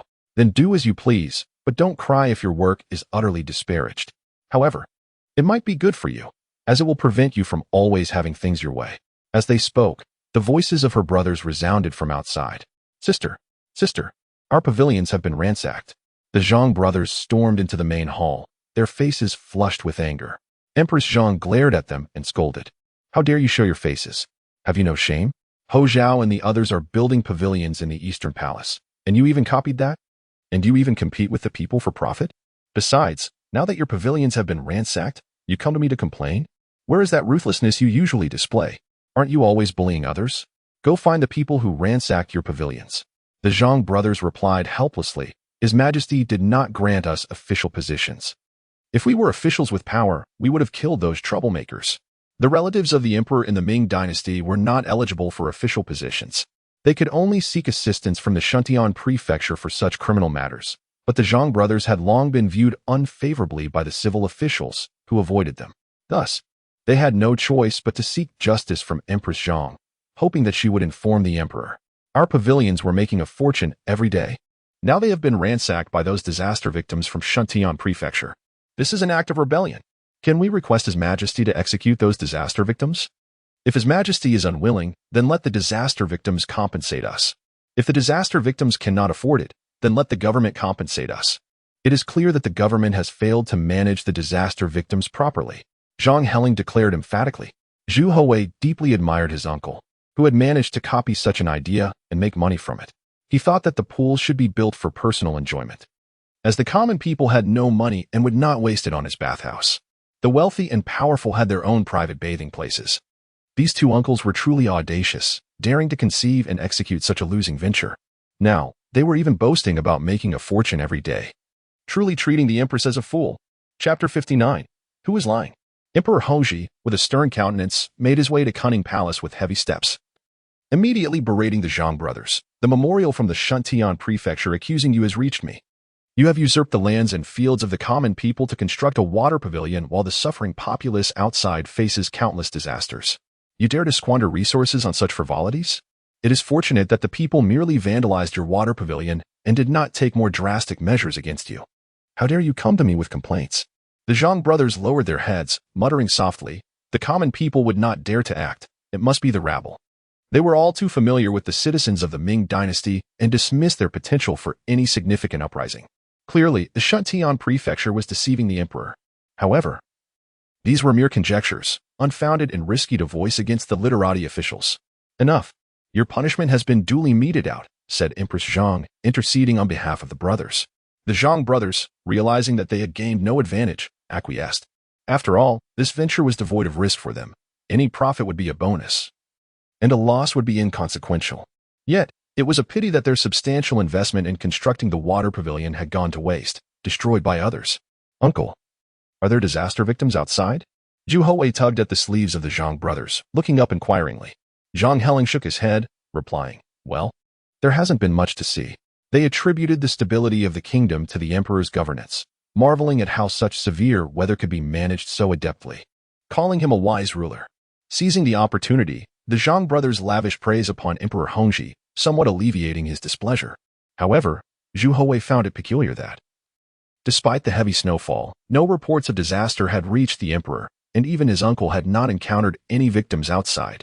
This raised two possibilities. Either the Shuntian prefecture was exceptionally competent in managing natural calamities, or they were concealing the truth, driving all the victims from Beijing. Uncle, is it fun outside? The Zhang brothers answered without reservation. Oh, it is indeed delightful. Under the emperor's rule, Beijing flourishes with prosperity. Nights are filled with revelry. Lanterns illuminate the streets, and one can leave their doors unlocked without fear. The beauty of Chen Sanling's traditional makeup is captivating, and Wang Auntie's osmanthus cake is delicious. The dompa pork at Drunken Wang Tower and the wuxi soup dumplings from Zhang Mozi's shop draw crowds during festivals. Zhu Houwei internally critiqued, such descriptions of revelry seem misplaced. Emperor Hongzhi coughed heavily, glaring at the Zhang brothers with evident menace. Why had this rascal suddenly developed a yearning for life outside the palace? Just yesterday, he had thought Zhu Houwei merely spoke whimsically, as children often do, forgetting their previous words. Yet, this child seemed to entertain thoughts contrary to others. Persistently yearning to venture outside the palace? The brothers, realizing their blunders and flattery, quickly amended their statements. Ahem, what we previously said was all nonsense. Zhu Houwei, perplexed, responded. But my father tells me that the outside world is peaceful, while you say it is dangerous, filled with bandits and child traffickers. Who, then, is lying? The Zhang brothers were momentarily speechless, their emotional and intellectual faculties faltering under the pressure.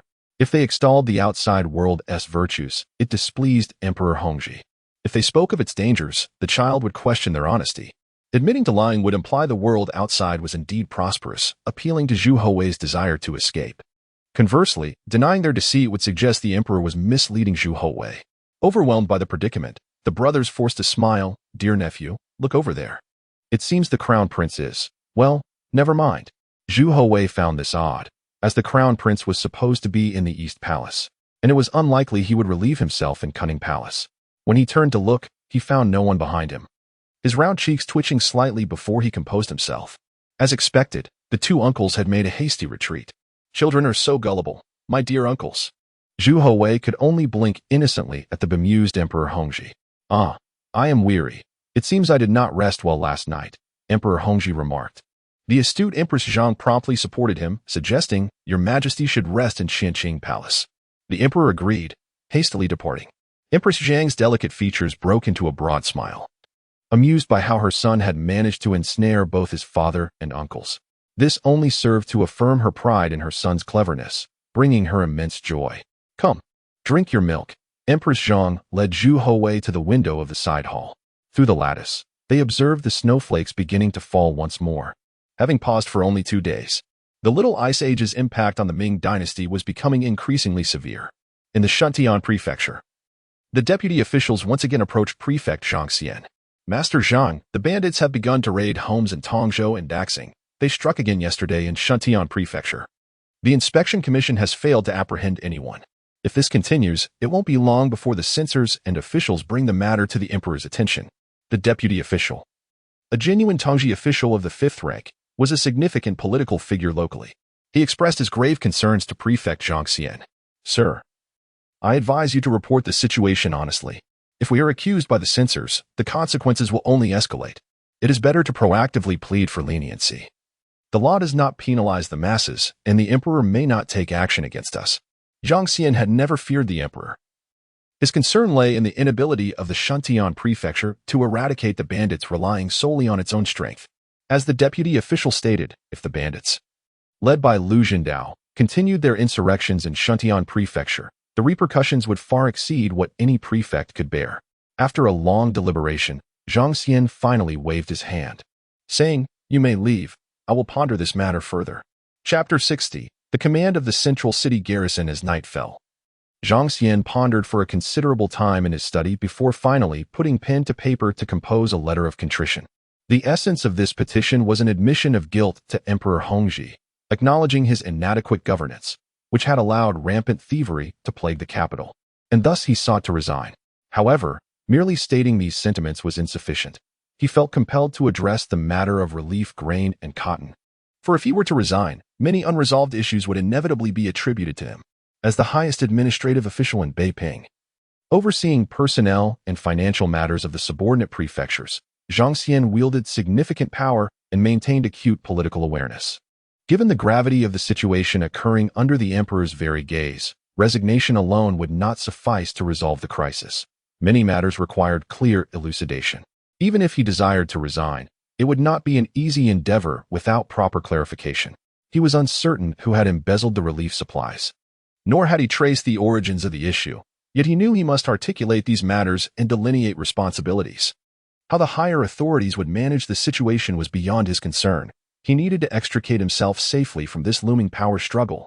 That night, Zhang, the magistrate, remained sleepless, methodically drafting a lengthy letter of contrition, which he submitted to the cabinet the following morning. The heavy snowfall continued unabated as the 3 cabinet ministers arrived at the Yamen to take attendance, casually sipping tea and perusing various memorials. It was then that Li Guang, the vice minister, caught sight of Zhang Xian's memorial, inadvertently spilling his tea in shock. Curious, Lu Jian, the head minister, and Xie Qian, the second vice minister, inquired about Li Dongyang's sudden disturbance. With a grave expression, Li Dongyang declared, Zhang Xian has confessed his guilt. The relief supplies have been misappropriated, and Beiping is beset by thieves. Natural disasters and human calamities converged ominously at the tail end of the 11th year of Hongzhi's reign, casting a pall over the faces of the 3 ministers. To the Qianqing palace, Lu Jian exclaimed, hastily abandoning his tea to rush with the others toward the palace. Within the warm chambers of the Qianqing palace, the atmosphere grew oppressively tense as Emperor Hongzhi grit his teeth and commanded, summon the Ministry of Revenue, the Ministry of Justice, and the Censorate. Conduct a thorough investigation into the whereabouts of the relief grain and cotton. Zhang Xian's resignation is not permitted. He shall remain in his post as the magistrate of Shuntian Prefecture. Once this matter is resolved, he would devise a means to sideline him and remove him from his position. The highest administrative official of a prefecture wielded considerable influence, deeply intertwined with various interests. It would be unwise to provoke too many individuals.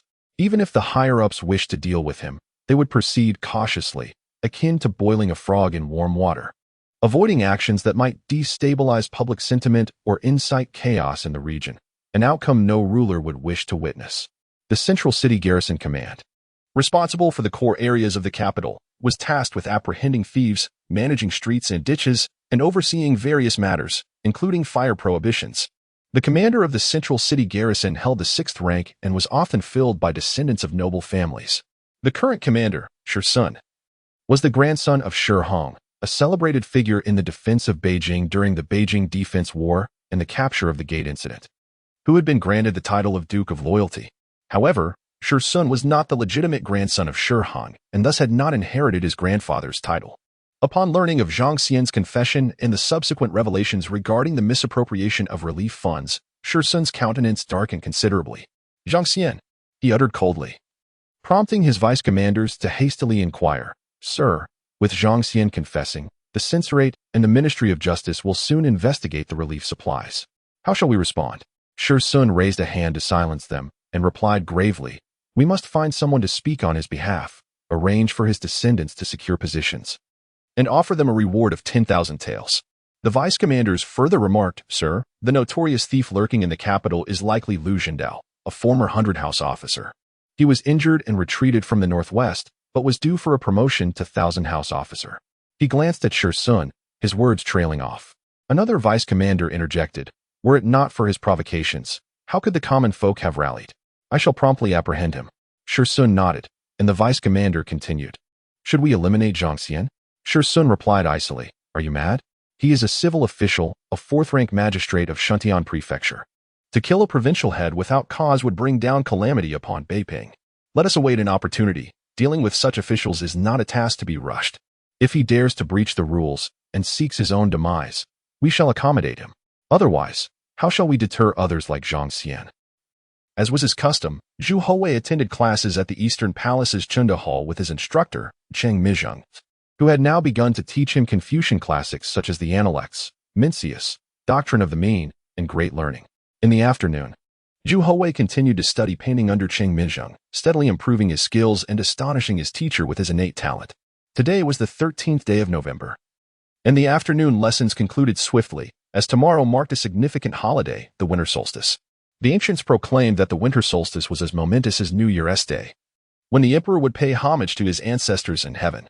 Grandmother Zhou from the Rinshou Palace had invited a theater troupe from outside the palace, and they were to enjoy a performance the following day.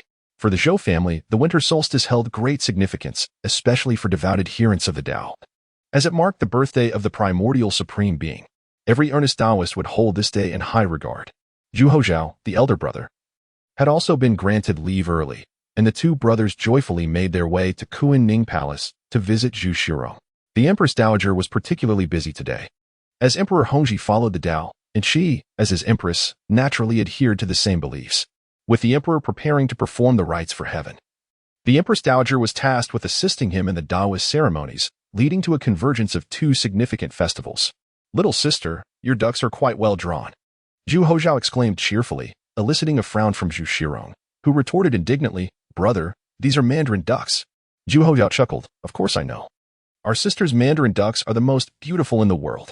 Don't draw for now, pour me a cup of honey water, little sister." "Brother, go fetch some pastries for me."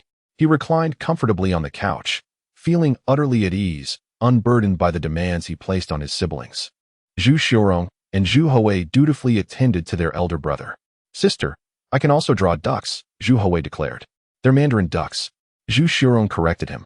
Unconcerned with the painting, Zhu Houzhao continued to lounge on the couch, indulging in pastries and sipping tea, when he produced a small box from his robe, revealing two crickets engaged in a fierce battle.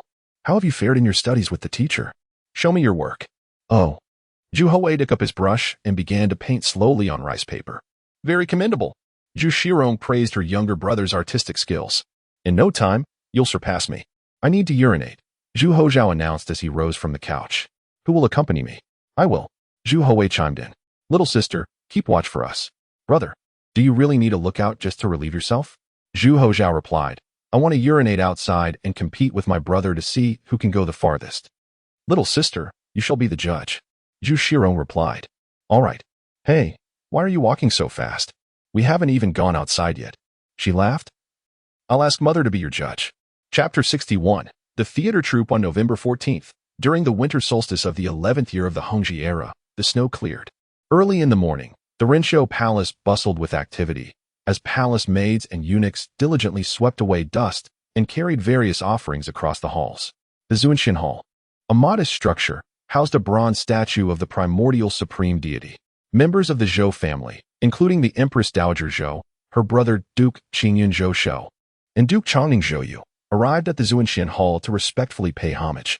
The two young grandsons of the Zhou family, Zhou Ping and Zhou Yuan, clad in thick cotton coats, appeared plump and cumbersome. Additionally, the British Duke Zhang Mao, his grandson Zhang Luan, granddaughter Zhang Ning, the prince's guard Qi Shimi, Lin Yu, and numerous other relatives also entered Rinshou Palace. A grand stage was erected in the palace courtyard, where the eunuchs and maids performed acrobatic feats and lively dances, creating a vibrant atmosphere. In the early Ming Dynasty, Zhu Yuanzhang had imposed strict prohibitions against theatrical performances, meting out harsh punishments for transgressions. Even during the Yongle period, when restrictions were slightly relaxed, performances were limited to glorifying the emperor, portraying deities, and extolling filial piety. Any mockery of the emperor or sages was still met with severe penalties. However, by the mid-Ming period, these stringent edicts had become mere formality, and theatrical performances began to flourish within the palace itself.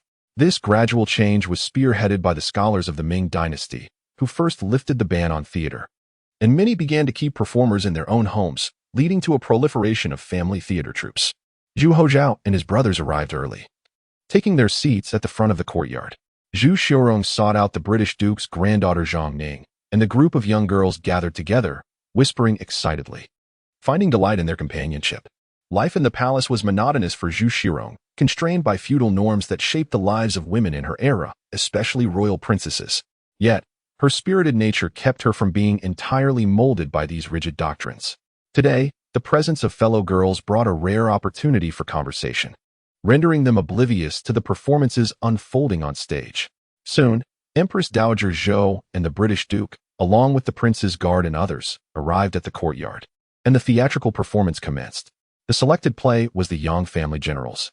Though other stories like the story of the West Chamber and the Injustice to Do were also considered, They were deemed unsuitable for the occasion. The theater troupe had been invited from Nanjing, where the development of Southern theater was more advanced than in the North, reflecting the cultural prominence of the South. After the performance, the chubby Zhou Yuan and Zhou Ping were visibly excited, as any young boy would be, yearning for the thrill of battle. "Ha! I am young Lu Lang. Take my spear," exclaimed Zhou Ping, brandishing a stick he had found and swinging it about. "Zhu Houwei, take this," shouted the 4-year-old Zhou Ping as he wobbled towards Zhu Houwei, who stood there bemused, hands clasped together and declaring, "Freeze. You are immobilized." The play had been adapted to include elements of martial arts, and Zhou Ping, in a flurry, called out, "Brother, come save me. I was careless. Hurry, set me free." Zhu Houwei replied, "To be freed, you must tickle the little bird. Brother, hurry and tickle my little bird." Zhou Ping cried out, laughter nearly taking away Zhu Houwei's breath. Zhu Houzhao, with a serious demeanor, declared, "Lu Lang, I shall assist you." He approached Zhou Yuan, playfully unfastened his trousers, and began to tickle him. "Does it hurt?" "It does." "Good. It should hurt. That means you are free now." Zhou Ping burst into laughter. "Zhu Houwei, don't run away. Let us duel." He waddled towards Zhu Houwei with exaggerated steps. The 3 little ones were thoroughly enjoying themselves, though the 9-year-old Zhou Yuan found their antics juvenile and chose not to participate. Instead, he approached Zhang Ning and Zhu Xiurong, boasting, "Sister Ning, Sister Xiurong, allow me to recite the intellects for you." Zhu Xiurong smiled. "Zhou Yuan, can you recite the doctrine of the mean? Why do you always recite the intellects?" Zhou Yuan's face flushed. He had only learned the intellects and not yet mastered the doctrine of the mean. "Sister Ning, I have also begun to learn painting. We will show our artwork to the teachers next year, and I wish to present mine as well."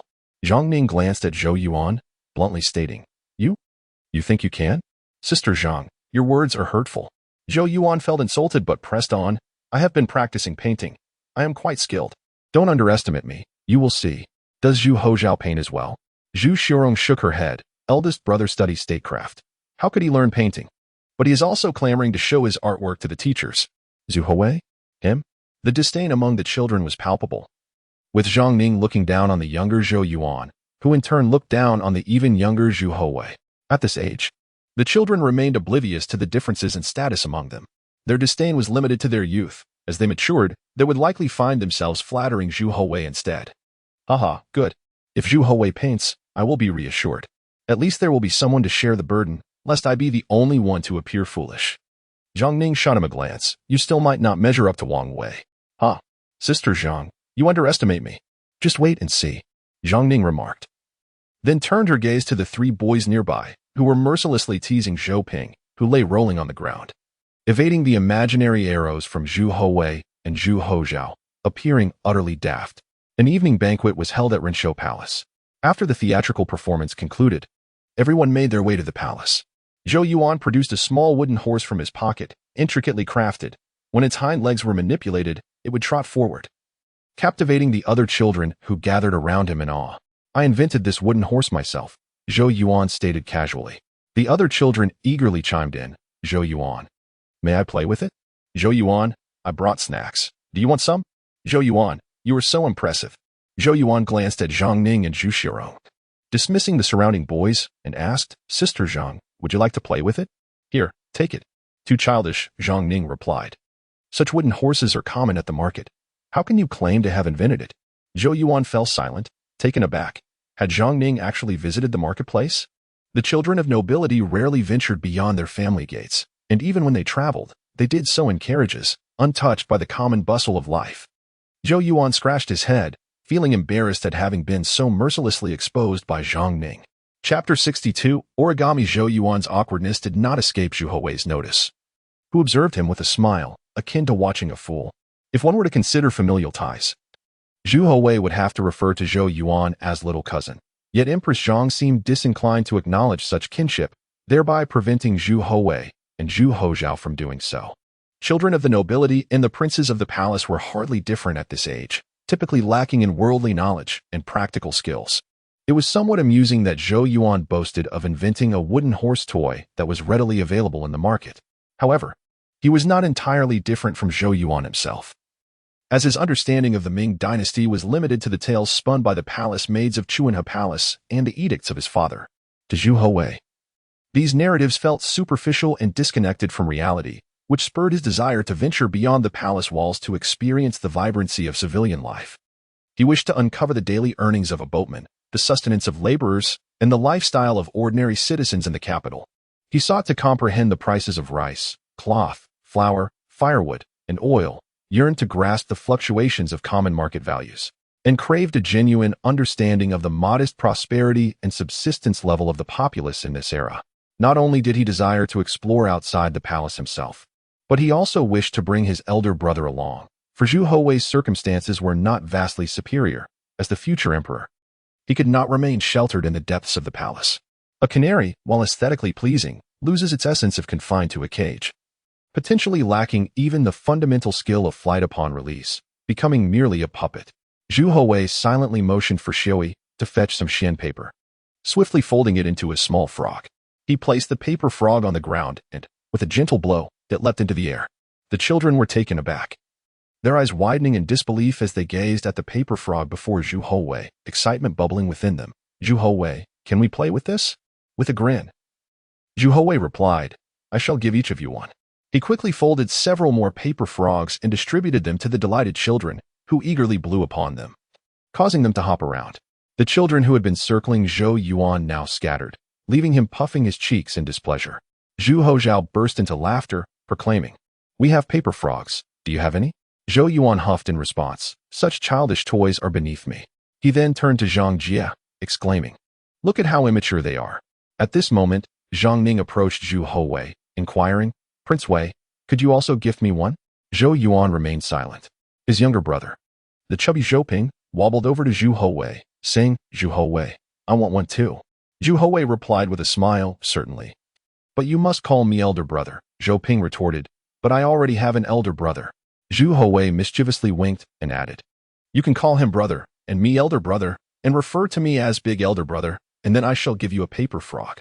Zhou Yuan quickly approached Zhou Ping, pulling him aside. "Brother, we do not covet such trifles." Zhou Ping responded, "What is it?" Zhou Yuan, confused, glanced at him, only to find Zhou Ping pulling Zhu Houwei's hand and calling him elder brother, while tugging at Zhu Houzhao's hand. "Big elder brother, could you ask big brother to give me one?" Zhu Houzhao laughed heartily. "Very well. From now on, you shall be my little brother. Will you still aspire to be a general?" Zhou Ping shook his head. "No. You are the general. I will serve under you." "Excellent." Zhu Houzhao waved his hand casually and turned to Zhu Houwei. "Brother, grant our little brother a paper frog to play with." Zhou Yuan, in a fit of frustration, exclaimed, "Zhu Houwei, I have heard you plan to showcase your painting skills to the teacher. I am certain I am far superior." He proposed a wager. "If my painting surpasses yours, you must give me 10 paper frogs." Yet he added, "But I doubt you will dare to bid against me. You surely cannot match my prowess." His gaze lingered longingly on the paper frog in his brother's hands. His brother was shameless, but he could not bring himself to ask Zhu Houwei directly. Amused, Zhu Houwei noted the innocence of these children. Such provocations were ineffective against him. Nevertheless, he responded, "Very well, but if I prove to be better, you must call me elder brother." Zhou Yuan protested, "How can that be? I am older than you. Are you afraid?" Zhu Houwei taunted, the self-proclaimed king of boasting. Zhou Yuan retorted defiantly, "Who said I am afraid? I can call you elder brother if I wish. Go on, let me see if you dare," Zhu Houwei challenged. "Elder brother, what is it?" "I dare," Zhou Yuan exclaimed, clearly agitated. Zhang Ning and Zhu Shirong watched Zhou Yuan in disbelief, realizing that this child was beyond saving. With intellect like that of these two brothers, they might as well share a table with dogs at mealtime, a most embarrassing sight. Zhu Houzhao laughed heartily, addressing Zhou Yuan. "Then you must call me big elder brother. I assume you would not dare?" Zhou Yuan huffed, "Big elder brother, I dare to call you." Zhu Houzhao replied, "I do not dare." Zhou Yuan beamed with pride, but then he realized he had yet to prove himself in painting, and he had not lost. Every time Zhu Houwei played with these children, he found immense joy, free from the burdens of scheming and the complexities of life. Often, the simplest things could enchant them, bringing him delight. Each time, the two chubby Zhou brothers would find themselves at a disadvantage, yet they bore no grudges, returning with unabated enthusiasm for another round of playful defeat, easily forgetting their previous losses.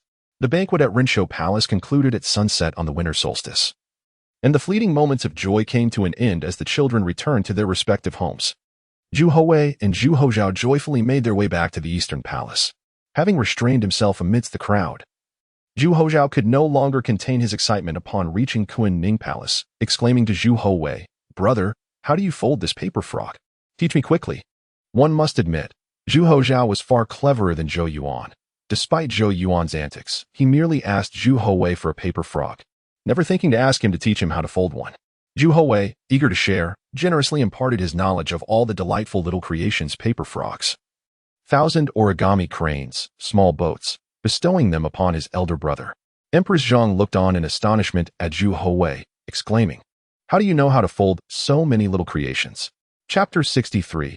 Yearning for the outside world. Emperor Hongzhi arrived at Kunning Palace rather late.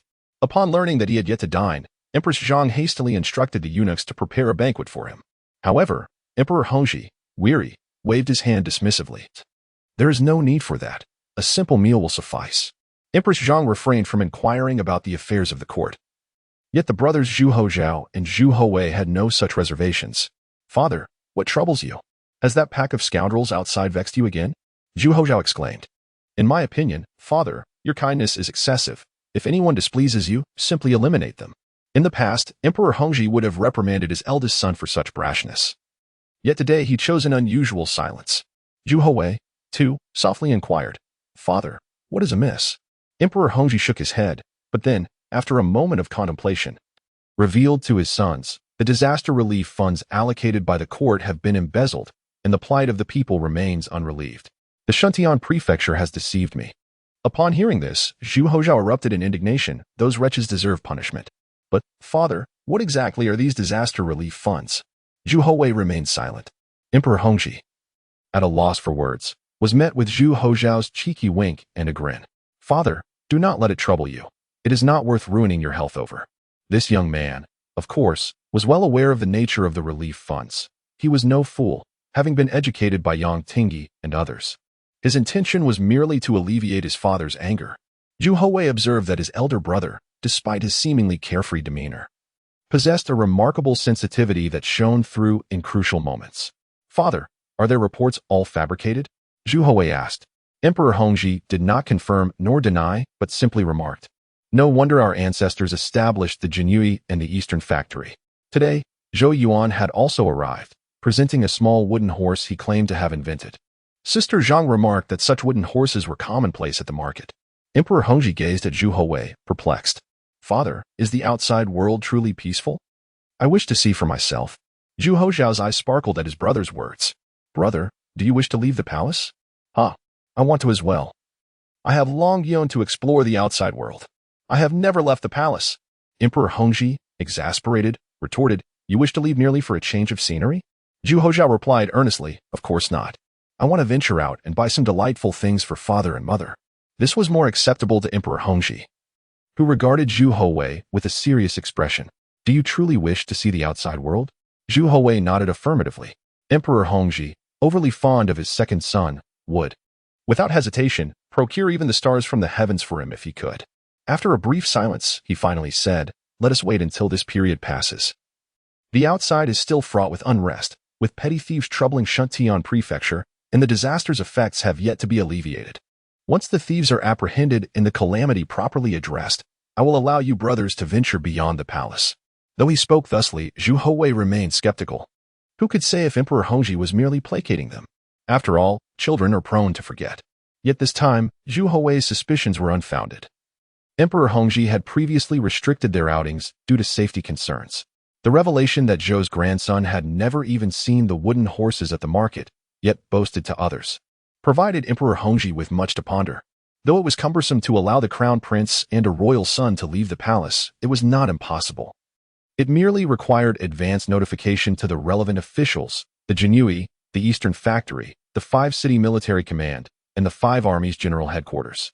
After finishing his dinner, Emperor Hongzhi, fatigued, retired for the night.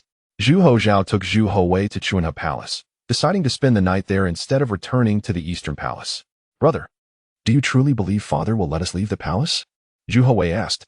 "Ah, father has already said so. Of course he will." Zhu Houzhao replied with an air of wisdom, "You are mistaken. Father sees us as children. He is certainly deceiving us. When I mentioned wanting to learn hunting at Wanshui Mountain, father said I must first study, yet despite my prolonged studies, he has not permitted me to go. He is tricking us." Zhu Houwei, realizing the truth of his brother's words, understood that Emperor Hongzhi indeed treated them as mere children. However, with a cheerful pat on Zhu Houwei's shoulder, Zhu Houzhao reassured him, "Do not worry, brother. I have a plan to help you leave the palace." "What plan do you have, brother?" "Please do not act recklessly," Zhu Houwei cautioned. Zhu Houzhao spoke mysteriously, "Just follow me. Your elder brother is capable of anything." Zhu Houwei acquiesced. "All right then." As night deepened, the room was bright and clean, with moonlight casting a silvery glow upon the white snow. The two brothers lay side by side and soon fell into a deep slumber. The next morning, Zhu Houwei rose early and found his brother still indulging in slumber. He shook him gently. "Brother, you will be late for class." Zhu Houzhao, bleary-eyed, replied, "No worries. An extra half-hour of sleep won't matter. The school is quite near." "This is not the Eastern Palace." Suddenly, he jolted upright, realizing, indeed, this is not the Eastern Palace. "Hurry, or we shall be scolded by Mr. Young." The eunuchs and maidservants attended to the brothers as they washed up before heading to Kuan Ning Palace for breakfast. Once the time was right, they walked hand in hand to the Eastern Palace. In Mingda Hall, Cheng Minzheng held a book and earnestly instructed Zhu Houwei in the four books. The essence of the great learning lies in manifesting bright virtues, fostering the well-being of the people, and striving for the utmost goodness.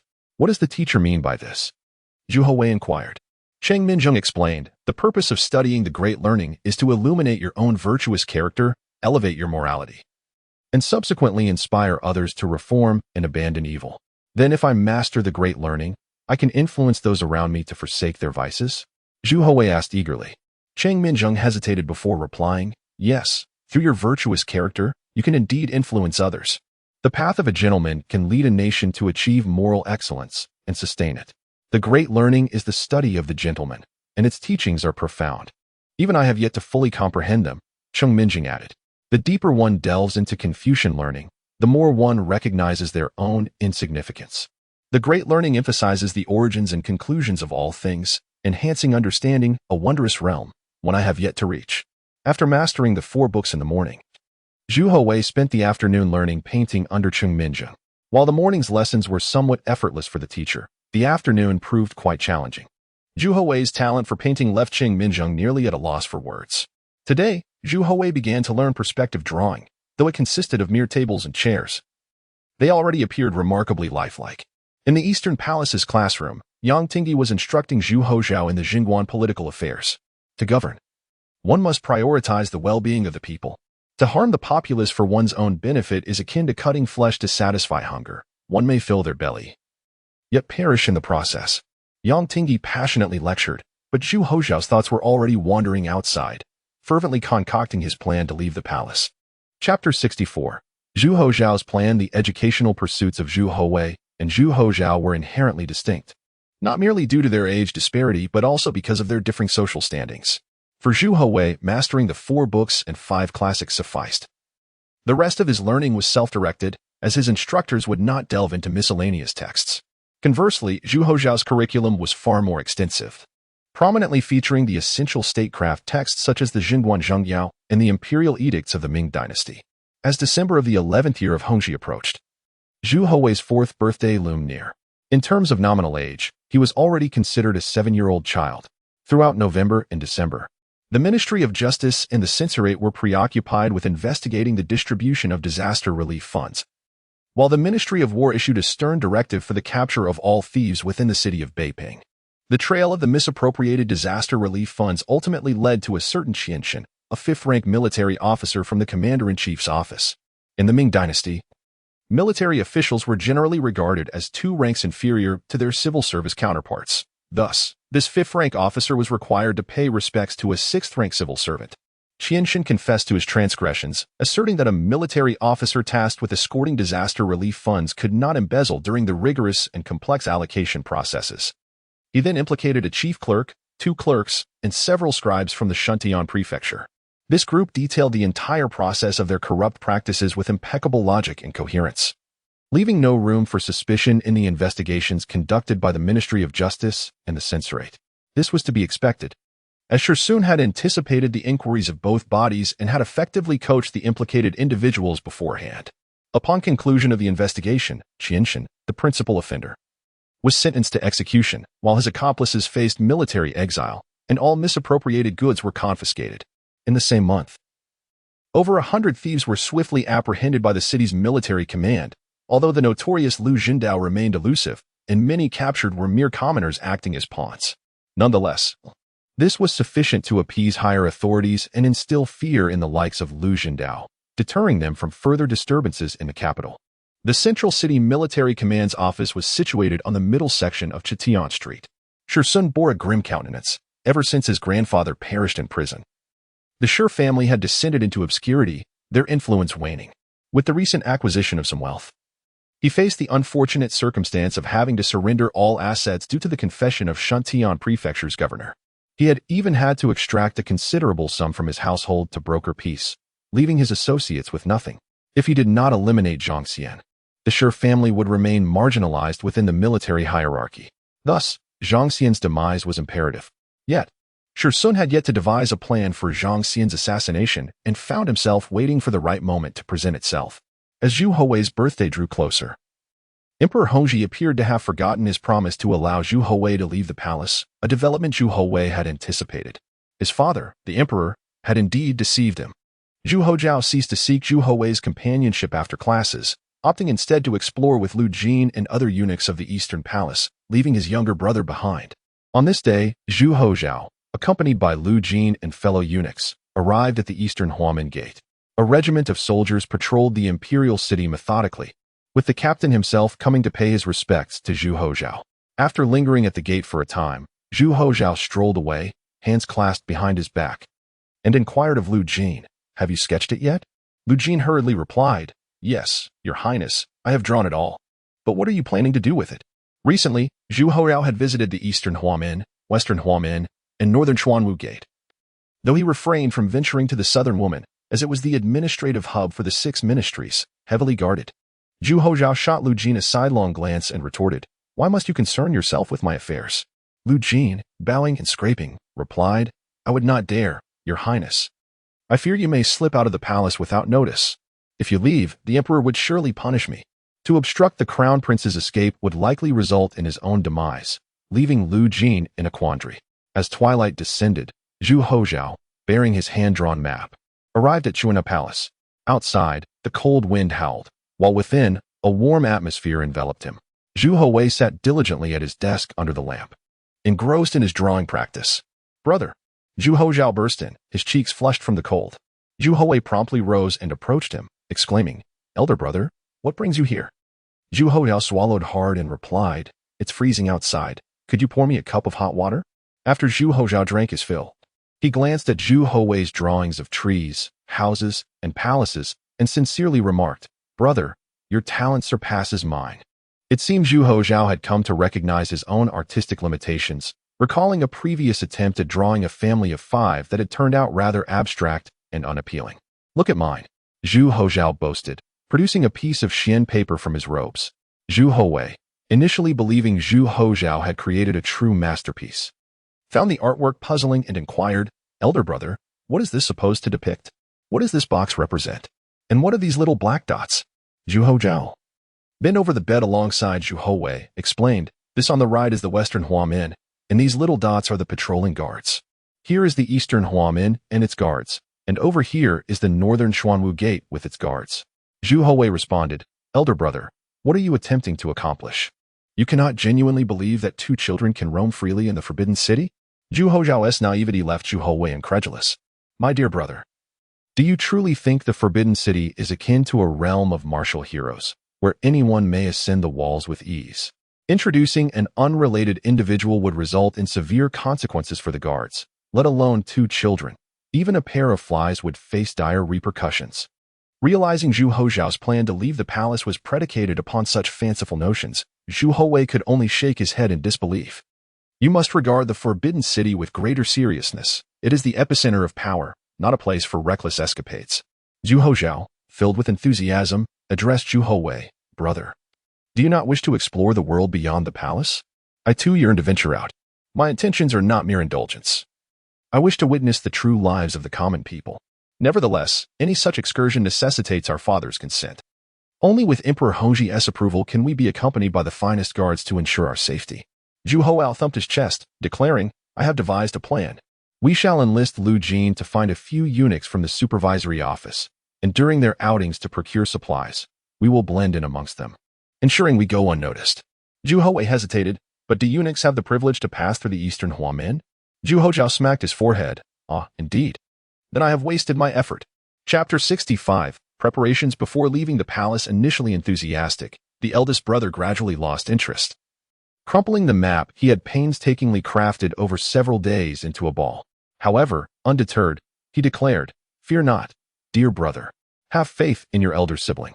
Zhu Houwei responded, "In truth, perhaps we should simply acquiesce to father's decree and remain within the palace walls." "Never," exclaimed Zhu Houzhao. "From childhood until now, you have rarely requested anything of me. This modest desire, I shall endeavor to fulfill." Zhu Houwei countered, "But I haven't actually requested anything." "Brother, do I detect a fervor exceeding my own? Is that so?" "Haha." Zhu Houzhao chuckled, embracing Zhu Houwei. "Brother, your birthday approaches. Soon, you shall no longer be a mere 3 years of age. What is your heart's desire? Your brother shall procure it for you." "4. Am I not still a child?" Zhu Houwei smiled. "Brother, spare yourself the trouble. I simply desire the daily presence of you, father, mother, and elder sister." "Done. Since crickets are your wish, I shall task our uncle with their acquisition," Zhu Houzhao declared with exuberant confidence. Eastern Palace. Lu Jin had been quite occupied these past few days, as Zhu Houzhao had entrusted him with a task to discreetly inquire into the customary procedures by which eunuchs of the Inner Court Bureau leave the palace for errands. Upon receiving this charge, Lu Jin immediately sought information from the Inner Court Bureau in the imperial kitchen. "Damn you curs," he demanded. "Reveal to me the manner in which you typically depart the palace. Be specific. How many venture forth, and what is the procedure? What items do you carry? And when do you return? I demand every detail. Should anyone dare conceal even the slightest trifle, they shall incur my wrath." As a eunuch of the Eastern Palace, a close aide to the Crown Prince, and destined to be the foremost among the infamous 8 tigers, Lu Jin was as docile as a lamb within the Eastern Palace. However, once outside, he was arrogant and imperious, inciting resentment among the lesser eunuchs. Should their responses be inadequate, Lu Jin would not hesitate to deliver a resounding slap. Having gathered all the necessary information, Lu Jin departed, a semblance of clarity and wisdom returning to his countenance as he exited the imperial kitchen and Inner Court Bureau, replacing the earlier arrogance. The Crown Prince had instructed him to conduct a discreet inquiry, yet he had acted with unusual brazenness. With so many years spent within the deep palace, he was acutely aware of the nature of these eunuchs. They were vengeful, and some possessed considerable intelligence. Lu Jin's arrogant demeanor would undoubtedly be remembered, and his unusual behavior would be reported to the Hongzhi Emperor.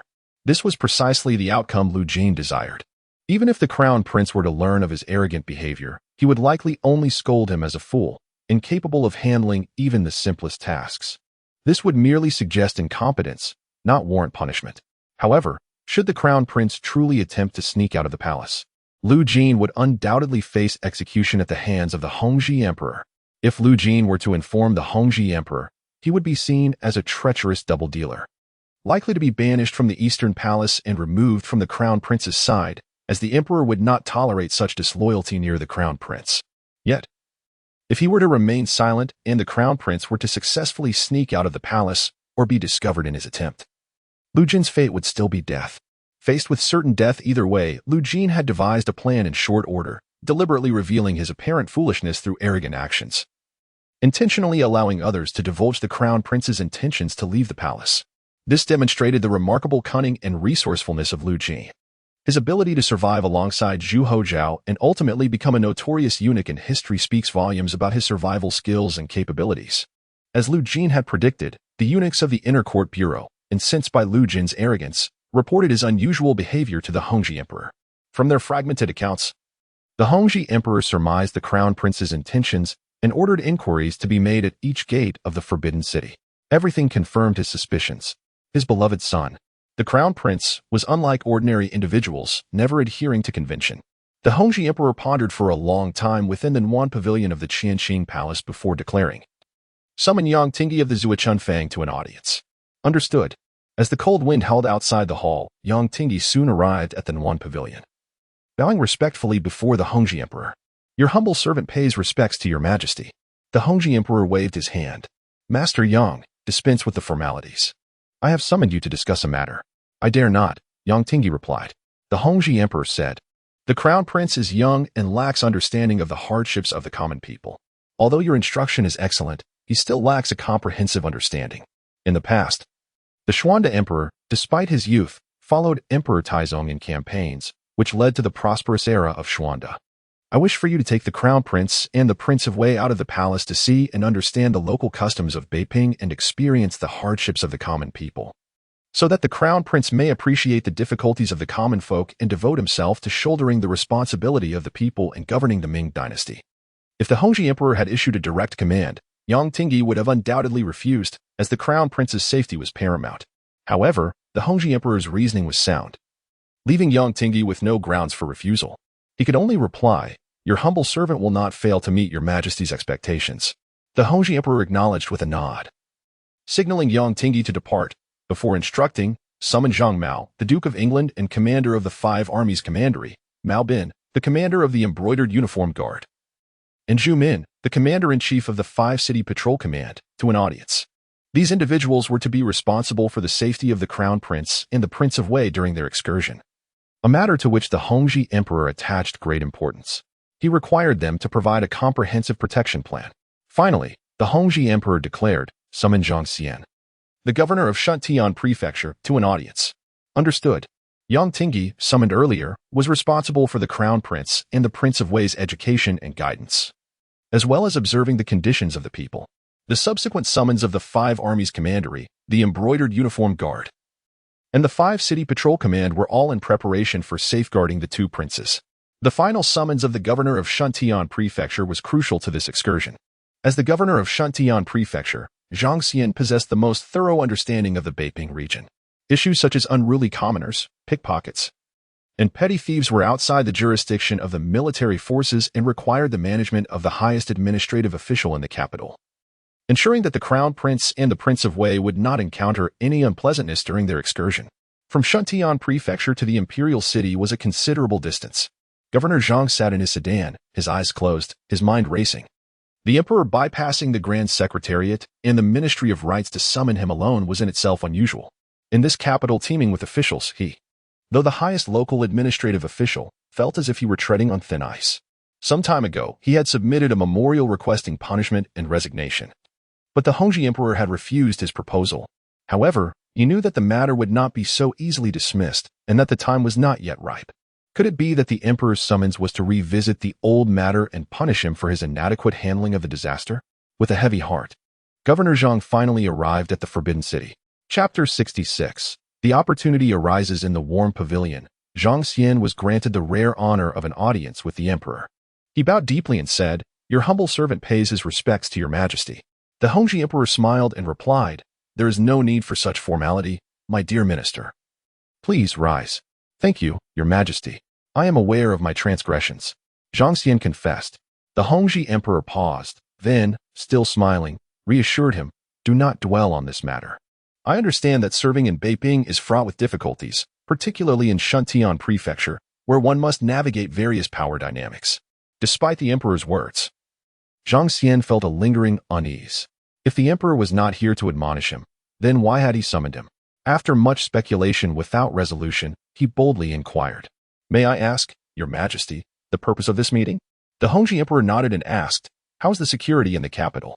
Zhang Xian quickly assured him, the recent disturbances caused by petty thieves have been addressed through a collective effort, and the calamity has been managed effectively. The capital has returned to its former prosperous state. Your majesty need not worry. Then I can confidently allow the crown prince and Prince Wei to venture outside the palace, the Hongzhi emperor stated. Zhang Xian's expression momentarily froze in disbelief. The crown prince and Prince Wei were to leave the palace. He could not agree to this. Should any misfortune befall them under his jurisdiction, not only would he lose his position as prefect, but he would also likely face severe repercussions. However, having just pledged his assurance of safety to the emperor, to now cite concerns over security would be tantamount to deceiving his sovereign. Is there a problem? The Hongzhi emperor inquired. Zhang Xian hastily replied, I would never dare suggest such a thing. There is no issue. I will do my utmost to ensure the safety of the crown prince and Prince Wei. The Hongzhi emperor smiled, that is reassuring. They shall depart on the 6th day of the 12th month. Return to make the necessary arrangements, but do not disturb the populace or burden them unnecessarily. Let them explore and learn at their own pace. Indeed, the Hongzhi emperor had come to realize that it was better to be lenient. His second son could be somewhat easily misled, but the crown prince was the most unpredictable. If he wished to see the world, then it would be better to facilitate that desire. After all, he would one day ascend to the throne. And it was essential for him to experience the realities of the common people, to understand their struggles and the complexities of governance. On the 3rd day of the 12th month in the 11th year of Hongzhi, amidst the chill of winter, the 4th birthday of Zhu Houwei arrived. The Kuan-Ning palace was filled with merriment, though no outsiders were invited. Only family gathered in celebration. The Empress Dowager, Lady Shou, personally came from the Ren Shou Palace to celebrate with the little one, bringing 2 exquisite pieces of jade from the Zhou family patriarchs. However, as time passed, the 2 uncles from the Zhang family had yet to arrive. Soon enough, Zhu Houwei learned the reason. Both uncles had intended to present jade gifts, but upon discovering their inferior value compared to the Zhou family's offerings, they promptly returned to acquire more prestigious gifts, a larger, more valuable piece of jadeite for Zhu Houwei, along with a jade jar containing 2 lively crickets for Zhu Houzhao. After the banquet, the Hongzhi emperor held Zhu Houwei close and cheerfully remarked, "The calamity has been alleviated, and the petty thieves have all been apprehended. You have long expressed a desire to leave the palace, and on this day, your birthday, I shall grant you that wish. But remember to heed Mr. Yang's guidance once outside."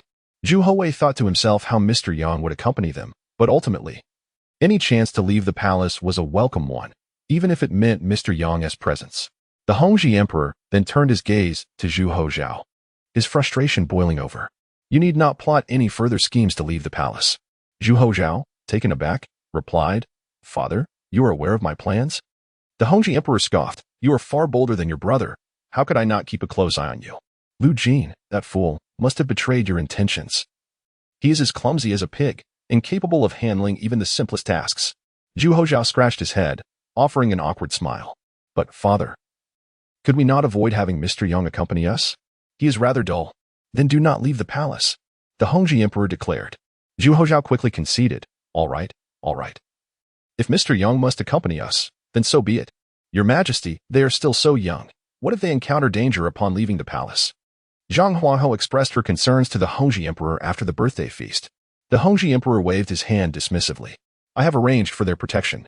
That little rascal Houwei has longed for life beyond the palace walls. Let him see it to prevent future yearnings. Houwei will eventually inherit my throne. He too must witness the world outside, for one must travel far and wide to truly understand the wisdom of life. Allowing them to experience the lives of the common folk will cultivate empathy and understanding, essential traits for a benevolent emperor." The Hongzhi emperor's dedication to Zhu Houzhao's education was evident, and this opportunity would allow both children to step outside and alleviate their incessant desires to do so in the future. However, the palace also organized annual activities to teach them about the hardships of farming. Why was it necessary for them to leave the palace for this knowledge? As a mother, Zhang Huahou naturally worried for her children's safety in the outside world, fearing they might encounter danger or learn undesirable habits from unsavory characters. The Hongzhi emperor, as a father, shared similar concerns, but he understood that they must eventually face these realities. "Do not fret. It is merely for a day." At the Central City Military Command, a message arrived on Shursun's desk. The Crown Prince and Prince Wei were to leave the palace in disguise for an incognito visit. The 5 cities' military command and the 5 armies' command, along with the Jinyui, were responsible for ensuring their safety. Shursun closed his eyes in contemplation. Moments later, his eyes snapped open with determination. "The opportunity has arrived." He called out, "Come here." The deputy commander rushed in, clasping his fist in respect. "My lord." Shursun handed the message to the deputy, who quickly read it and exclaimed, "I shall arrange for personnel immediately." Shursun shook his head. "You must locate Lu Zhendao within the next few days." The deputy commander looked puzzled. "We must find him to eliminate Zhang Xian," Shursun replied, narrowing his eyes. The deputy commander appeared bewildered. "My lord, I do not comprehend your meaning." Shursun smirked coldly. "Once we locate Lu Zhendao, we will inform him of the Crown Prince and Prince Wei's impending departure. He will undoubtedly attempt to abduct them. If any harm befalls the Crown Prince or Prince Wei, Zhang Xian, as the prefect of Shuntian, will bear full responsibility, though they were tasked with safeguarding the Crown Prince and Prince Wei. The 3 agencies would ultimately shift blame onto Zhang Xian, for Beiping fell under his jurisdiction. He had been patiently awaiting this opportunity. It was the perfect moment to rid himself of Zhang Xian.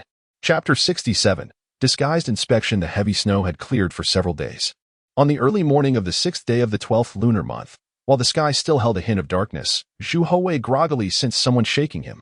As he opened his bleary eyes, he was startled to see his elder brother, Zhu Houzhao, eagerly peering at him, prompting an involuntary cry of surprise from Zhu Houwei. "Brother." "It's me," exclaimed Zhu Houzhao, brimming with excitement. "Why are you still lazing about? I woke up an hour ago," rubbing his eyes uncertainly. Zhu Houwei glanced outside and then at the hourglass, bitterly exclaiming, "Brother, it's only just after 5. Time to get up. We are leaving the palace today." "Have you forgotten?" Zhu Houzhao urged. Under his brother's insistence, Zhu Houwei reluctantly emerged from his warm bed. Soon after, Shoei arrived to dress the young prince in appropriate attire for their excursion from the palace. To avoid drawing too much attention, Zhu Houwei donned a simple blue short coat, while Zhu Houzhao wore a black one. Once Zhu Houwei finished washing up, a maid and a eunuch from Chuanhe Palace arrived with lanterns to escort the brothers to Kuan-Ning Palace. Empress Zhang and Emperor Hongzhi were already seated in the main hall, partaking in breakfast. With a smile, Emperor Hongzhi remarked to Empress Zhang, "I knew these two little rascals would rise early." "Father, mother," the boys greeted. Seeing her sons dressed like ordinary children, Empress Zhang hurriedly retrieved 2 small satchels, saying, "I've prepared some food for you. If you find it hard to eat what's outside, you can have this." Emperor Hongzhi, bemused, replied, "The whole point is for them to experience the common folk. I didn't allow them breakfast in the palace this morning for that very reason. They will be fine under Lord Yang's care. Don't spoil them too much." Despite his words, a mother's concern is hard to quell, especially for a child just 4 years old. Be careful outside and listen to Mr. Yang. Don't provoke him. He does every word, understand?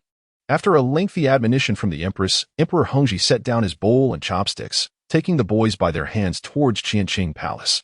Empress Zhang, still uneasy, watched the 3 retreating figures, her gaze lingering on her son's departing silhouettes. Zhu Houwei glanced back at his worried mother. It seemed she was on the verge of tears. "Mother, is it really necessary? It's just for 1 day. Besides, I will eventually leave the palace to govern my fief. What will it be then?" Yang Tingyi had been waiting respectfully at Qianqing Palace. Upon seeing Emperor Hongzhi, he promptly bowed and greeted, "Your Majesty, Your Royal Highness," and Prince Wei. This was not a classroom. Outside the walls of learning, the relationship of sovereign and subject prevailed. Yang, a prodigy well-versed in Confucian teachings, was meticulous in matters of etiquette. The teachings demanded loyalty to the emperor, and any breach of protocol within the palace could lead to severe consequences. Emperor Hongzhi nodded gently and solemnly inquired, "Scholar Yang, how old is your son this year?" Yang Tingyi hastily replied, "He is 11 years old, Your Majesty." Emperor Hongzhi continued, "As fathers, we understand the challenges of parenting. Once outside the palace, ensure the safety of my 2 sons." Before Empress Zhang, Emperor Hongzhi appeared nonchalant, simply to reassure her. Yet, he couldn't shake the worry of entrusting his young ones to Yang Tingyi. Yang Tingyi assured him, "I will protect the Crown Prince and Prince Wei, Your Majesty, rest assured." Emperor Hongzhi waved his hand, instructing, "Let them see the myriad facets of life in the Ming Dynasty along the way. They must experience the hardships of the common people." "Understood," Yang Tingyi responded, and before departing, Emperor Hongzhi added with a hint of concern directed at Zhu Houzhao, "If you dare disrespect your teacher, I shall punish you severely." "I am not jesting." Zhu Houzhao pouted and retorted, "Why do you not give the same warning to my brother?" Emperor Hongzhi replied, "Your brother is far more obedient and sensible than you." Chuckling, Zhu Houzhao countered, "That's because you haven't seen him trick the 2 plump boys from the Zhou family. No one can outplay my brother." "Very well, father, I shall take my leave now," Zhu Houzhao said, and Zhu Houwei chimed in, "Father, we're off." "Be good and listen to your teacher," Emperor Hongzhi reminded. "Yes, father," Zhu Houwei acknowledged.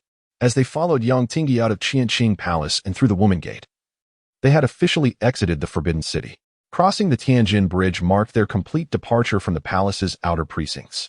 Yang Tingyi maintained a stern demeanor, embodying the archetype of a serious teacher. At the bridge, he had arranged for palanquins and respectfully invited Zhu Houzhao and Zhu Houwei to board. "I wish to walk," Zhu Houwei declared. "Yes, we want to see the sights," Zhu Houzhao echoed. Yang Tingyi insisted, "You can observe the world from the palanquin as well. I can explain things to you. We shall disembark when we reach the dining location." Zhu Houwei countered, "If you've already arranged for the meals, what will we see? It's no different from being in the palace. We'll only see what you want us to see." Zhu Houwei inquired, "Have you arranged the dining places already, mister?" Yang Tingyi replied, "Yes, Your Highness, it has been arranged." "Then can we walk?" Zhu Houwei pressed. Yang Tingyi hesitated but finally relented. "As long as Your Highness does not mind the fatigue, it is permissible." The brothers obediently followed Yang Tingyi, enveloped in a tranquil atmosphere, the early morning still dim, with only a few common folk appearing occasionally. However, these citizens appeared furtive, casting wary glances, clearly spies. "Brother, when we eat, let us say the food is unpalatable so we can change places," Zhu Houwei whispered to Zhu Houzhao. "Why?" Zhu Houzhao asked curiously. "Mister, Yang's arrangements can't possibly be good. Let's south find another place to dine." "Ah, you're right." Zhu Houzhao agreed. "Let us switch restaurants." They had barely walked for half a stick of incense when they reached Zhangjiangmen Street, where the number of pedestrians gradually increased. Soon, Yang Tingyi halted at a brightly lit breakfast shop along the western street. The lavish establishment seemed empty, with only a few patrons seated stiffly, clearly individuals from the military. Chapter 68.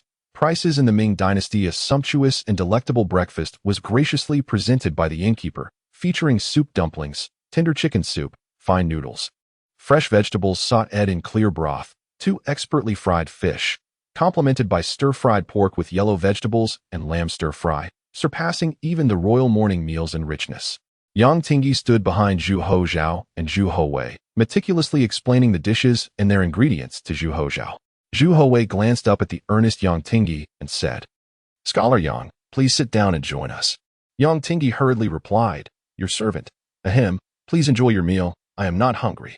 He never forgot the protocols of court, mindful of any perceived transgression as if it could cost him dearly. Despite the absence of censors here, he maintained his cautious demeanor. Zhu Houzhao paid him no mind, taking a bite of the food, only to spit it out exclaiming, "This is not good. I want to change places." Yang Tingyi cupped his hands and said, "Young master, 1 bowl of porridge and 1 meal should remind us of their preciousness. Every thread and fiber should evoke our awareness of the hardships of sustenance, and we must avoid extravagance." Zhu Houwei concurred, "Indeed, it is not tasty. Mr. Yang, we are not wasting it. Let us give it to them." He pointed at the diners around them. Yang Tingyi was momentarily taken aback. "Why would we give it to unrelated individuals?" Zhu Houwei retorted, "Are they not the ones protecting me and my brother?" Zhu Houzhao looked around at the few diners, surprised. While Yang Tingyi skeptically asked, "Your Highness, what do you mean by that?" Zhu Houwei replied, "They look at us the same way those eunuchs in the palace do, afraid I might trip or fall. It's unusual if Mr. Yang is not among them." Yang Tingyi was at a loss for words, unsure whether to commend Zhu Houwei's keen observation or criticize the poor disguise of the guards. Young master, now that we are here, these dishes represent some of the finest breakfast offerings in Beijing. It is unlikely we will find anything better outside." Zhu Houwei insisted, "Mr. Yang, my brother wants to see the genuine essence of the common people. How can you deny him that?" Zhu Houzhao added, "Do I? Fine, brother. Let it be as you say." After a moment of contemplation, Yang Tingyi seemed swayed by Zhu Houwei's words. He took a deep breath and declared, "Very well. Let us change to another establishment." As they departed from the inn, they wandered aimlessly along Zhangjiangmen Street. At the entrance of Erba Alley, Zhu Houwei halted. The daylight remained dim, characteristic of a deep winter morning, with lanterns hung in the alley and shadows of bustling figures, creating a lively atmosphere. Zhu Houzhao, sensing his younger brother's intentions, said to Yang Tingyi, "Mr. Yang, let us dine here." Yang Tingyi looked troubled, saying, "Your Highness, this place is filled with all sorts of people. It may be perilous." Zhu Houwei countered, "Father says the capital is very safe. Did you not often say that the Ming Dynasty flourishes under father and the official's governance?" Yang Tingyi stumbled over his words. He had previously thought poorly of Zhu Houwei, believing him to lead the crown prince astray and hinder his studies, hastily equating him with the other princes. Yet, he now realized a side of Zhu Houwei he had not understood. The young prince was astute, exhibiting a childlike innocence while beginning to learn and think critically, even using the relationship of spear and shield to counter his own arguments. Zhu Houzhao boldly remarked, "Mr. Yang, you do not say I am the crown prince and my brother is the Prince of Wei. Who would care about 2 children?" Yang Tingyi was momentarily taken aback, believing he had taken on a simple task of escorting 2 children through Beijing, only to discover they were more formidable than he had anticipated. Their reasoning was sound, making it difficult for Yang Tingyi to refuse. Well, then he conceded.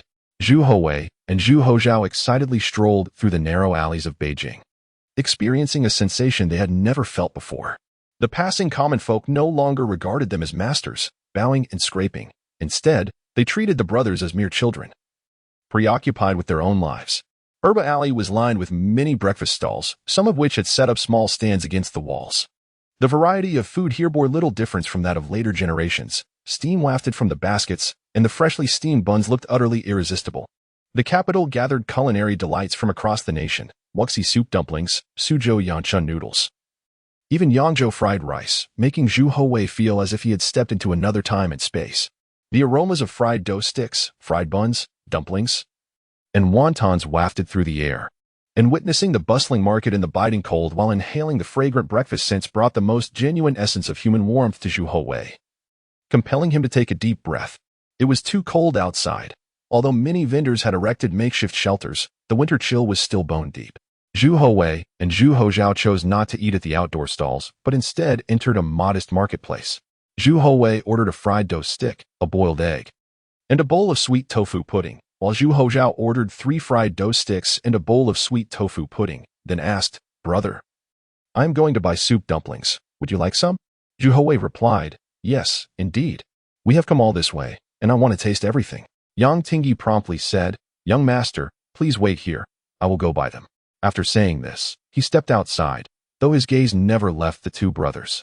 "Brother, please ask Mr. Yang for a savory tofu pudding, 2 fried dough sticks, and 2 eggs." Yang Tingyi, being from Sichuan, originally from Luling, Jiangxi, had little taste for sweet foods and preferred spicy flavors. When Yang Tingyi returned, he noticed an additional breakfast on the table, looking puzzled at the Zhu brothers.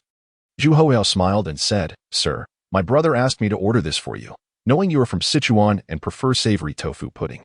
Yang Tingyi was somewhat surprised and taken aback. He glanced deeply at Zhu Houwei. Just as he was about to bow, Zhu Houwei interjected, "Sir, there are many people here." Yang Tingyi had no choice but to forego his gesture of respect, but his perception of Zhu Houwei grew increasingly complex. A 4-year-old child possessed such delicate thoughts. What a fine student Deputy Minister Qing had nurtured. He was unlike the other princes of the Ming Dynasty and would surely achieve great things in the future. Yang Tingyi's view of Zhu Houwei began to transform once more. After finishing their breakfast, Zhu Houwei said to Zhu Houzhao, "Brother, you should pay the bill." Yang Tingyi quickly stood up, but Zhu Houzhao was quicker, asking the shopkeeper, "How much do we owe for our table?" The shopkeeper smiled, responding, "You may settle for 10 coins. 10 coins, not 10 taels of silver.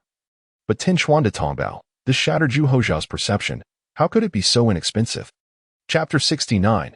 Observations at the morning market. During the Hongzhi era of the Ming Dynasty, the fundamental currency was the chuan de tongbao, primarily utilized for minor transactions, while larger sums were typically handled with broken silver. Although the Hongwu paper currency remained in circulation, its credibility had nearly collapsed by the time of Hongzhi. From the Xuande to the Hongzhi era, nearly 65 years had passed without the issuance of new tongbao, making the Xuande-cast small coins the predominant medium of exchange. Zhu Houzhao pulled out a piece of broken silver, weighing approximately 2 taels. In other circumstances, one could easily cut it to weigh its value. But in a breakfast shop, the proprietor rarely accepted silver. The elderly shopkeeper wiped his greasy hands on his soiled white apron and inquired, "Do you have any small copper coins?" Zhu Houzhao awkwardly shook his head. He had filled his small purse with silver before leaving, as Lu Jin and others had advised that money was essential for any endeavors outside the palace. He worried that he might not have enough for breakfast. Yet the shopkeeper could not provide change for his coin. Yang Tingyi approached with a smile, producing 10 small coins and handing them to the shopkeeper. "Here are 10 coins for you." Zhu Houwei observed silently. It was noteworthy that Yang Tingyi, a genuine scholar and a graduate of the imperial examinations, held a prestigious position in the Hanlin Academy in the Eastern Palace. Despite his elevated status, he interacted with common folk effortlessly, indicating his frequent engagement with the everyday lives of the lower classes. "How much do you earn in a day?" Yang Tingyi engaged the shopkeeper in friendly conversation, his demeanor exuding grace and the scholarly aura of Confucianism. The commoners of Beiping were astute enough to discern the wealth or poverty of patrons at a glance. The shopkeeper felt a sense of pride in conversing with such a noble individual and did not suspect that Yang Tingyi was merely inquiring about market prices. "During this morning period, we can barely earn enough for our modest living," the shopkeeper replied candidly. "We rise at 4 in the morning to prepare, and by 5, customers begin arriving for breakfast until sunrise. After excluding costs, we might earn over 100 yuan in a day, but if we disregard rent, Our monthly income barely exceeds 1 tael of silver. Yang Tingyi smiled and remarked, "That's good to hear. As long as you and your wife are healthy. Your son is diligent, and your grandson is safe. That is enough." The shopkeeper nodded in agreement. "You speak wisely." Zhu Houzhao stood contemplatively, realizing that this challenged his perception of wealth. Within the palace, he dismissed hundreds of taels of silver as insignificant, often bestowing thousands in rewards to Lu Jin and others. Yet, he now recognized that a single tael of silver represented a month's arduous labor for the common folk. "Please continue your work, and may your business thrive," Yang Tingyi said with a smile, leading Zhu Houzhao and his brother away. His extensive conversation with the shopkeeper was deliberate. He wished for the crown prince to gain insight into the lives of the common people. The opulence of the palace was ultimately superficial, and understanding the true conditions of the populace was essential for sound governance. Without engaging with the grassroots, how could one comprehend the realities of life for the common people? How could one make informed judgments when faced with diverse petitions in the future? Zhu Houwei had insisted on leaving the palace not only due to his ignorance of the current conditions of the common folk, but also to encourage his brother to understand the hardships they faced. Zhu Houwei began to view Yang Tingyi in a new light. His previous judgments of him as rigid and outdated seemed misguided. While Zhu Houzhao might not fully grasp Yang Tingyi's nuanced intentions, Zhu Houwei recognized that he genuinely sought to educate his royal student. As they departed from the bustling market, the eastern horizon began to glow with the first light of dawn, and the crowd gradually thickened. Despite having endured a great calamity, Beijing remained vibrant and populous. "Brother, they earn merely a tael of silver a month. They are so impoverished," Zhu Houwei remarked. "Indeed," Yang Tingyi gently explained. "This is the normal income for small businesses. The county officials of the Ming Dynasty earn only 60 to 70 taels a year. For commoners, a net income of 12 taels annually signifies a household that is well fed, better off than most." This was particularly true in Beiping, the capital. In counties further from the political center, the commoners would be even poorer. Zhu Houzhao fell into deep thought. Previously, within the palace, he had received jade pendants and crickets from his uncles, often worth hundreds or thousands of taels, leading him to believe that such sums were commonplace. However, he now realized that reality was quite different. As the sky brightened, the cold lingered. But the crowds on Zhongyang Street began to swell as the year-end approached. The guards surrounding the three were particularly vigilant, fearing any mishap involving the crown prince or Wang Wei. "Apologies, esteemed sir," an elderly woman bumped into Zhu Houzhao and quickly bent over to apologize. Seeing her sincere demeanor, Zhu Houzhao graciously waved, "It's quite all right. Do not be anxious. I bear no ill will." Zhu Houwei observed the departing elderly woman with a serious expression. He had noticed her in the breakfast shop and found her presence curious, despite her gentle appearance. He glanced at his brother's waist and confirmed his suspicion. "Brother, your wallet is missing." Zhu Houzhao checked his waist and erupted in anger. "Who dares to steal from the crown prince? My wallet." If anyone was anxious at that moment, it was not Zhu Houwei nor Yang Tingyi, nor the guards of the Jinyue or Wuqing Bingmisi, but rather Zhang Xian, the governor of Shuntian. Zhu Houzhao turned to chase after the thief, shouting, "That wretched woman! I thought she was a good person. Turns out she is a thief." Yang Tingyi hurriedly restrained Zhu Houzhao, saying, "My lord, let it go. Someone will apprehend her." "No." Zhu Houzhao retorted indignantly, "I have lost face. How could I be deceived by an old woman?" Yang Tingyi, concerned for Zhu Houzhao's safety, replied, "Your Highness, our time is precious. Why waste it on this trivial matter?" With that, Zhu Houzhao relented. Yang Tingyi cast a knowing glance at Zhu Houwei, sensing that he understood more than he let on. "Your Highness, here is different from the palace. Wealth should not be displayed openly.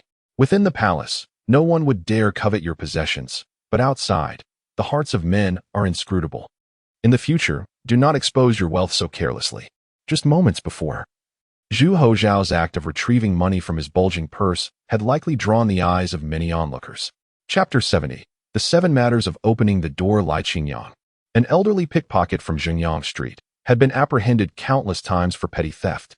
Given her age of over 60, the authorities typically refrained from imposing severe penalties upon her. The Ming Dynasty was known for its leniency towards the elderly.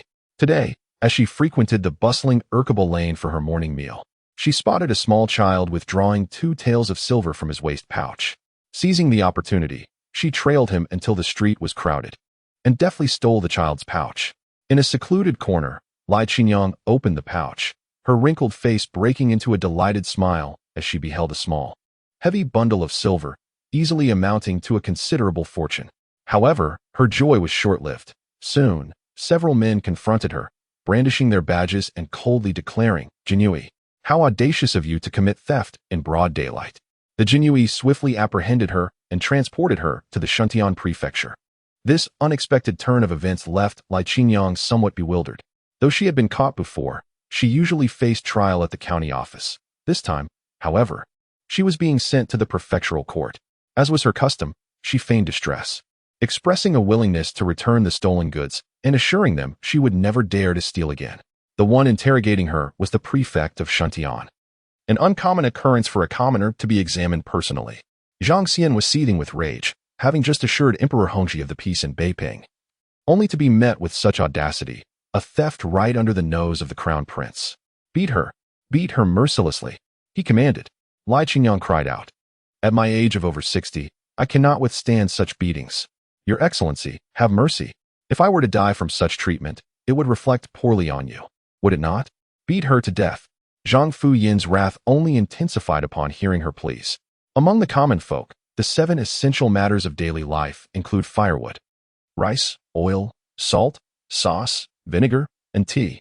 Firewood, being the foremost concern, is particularly challenging to acquire, as mountains are privately owned, forcing commoners to seek out untamed, undeveloped areas for gathering wood.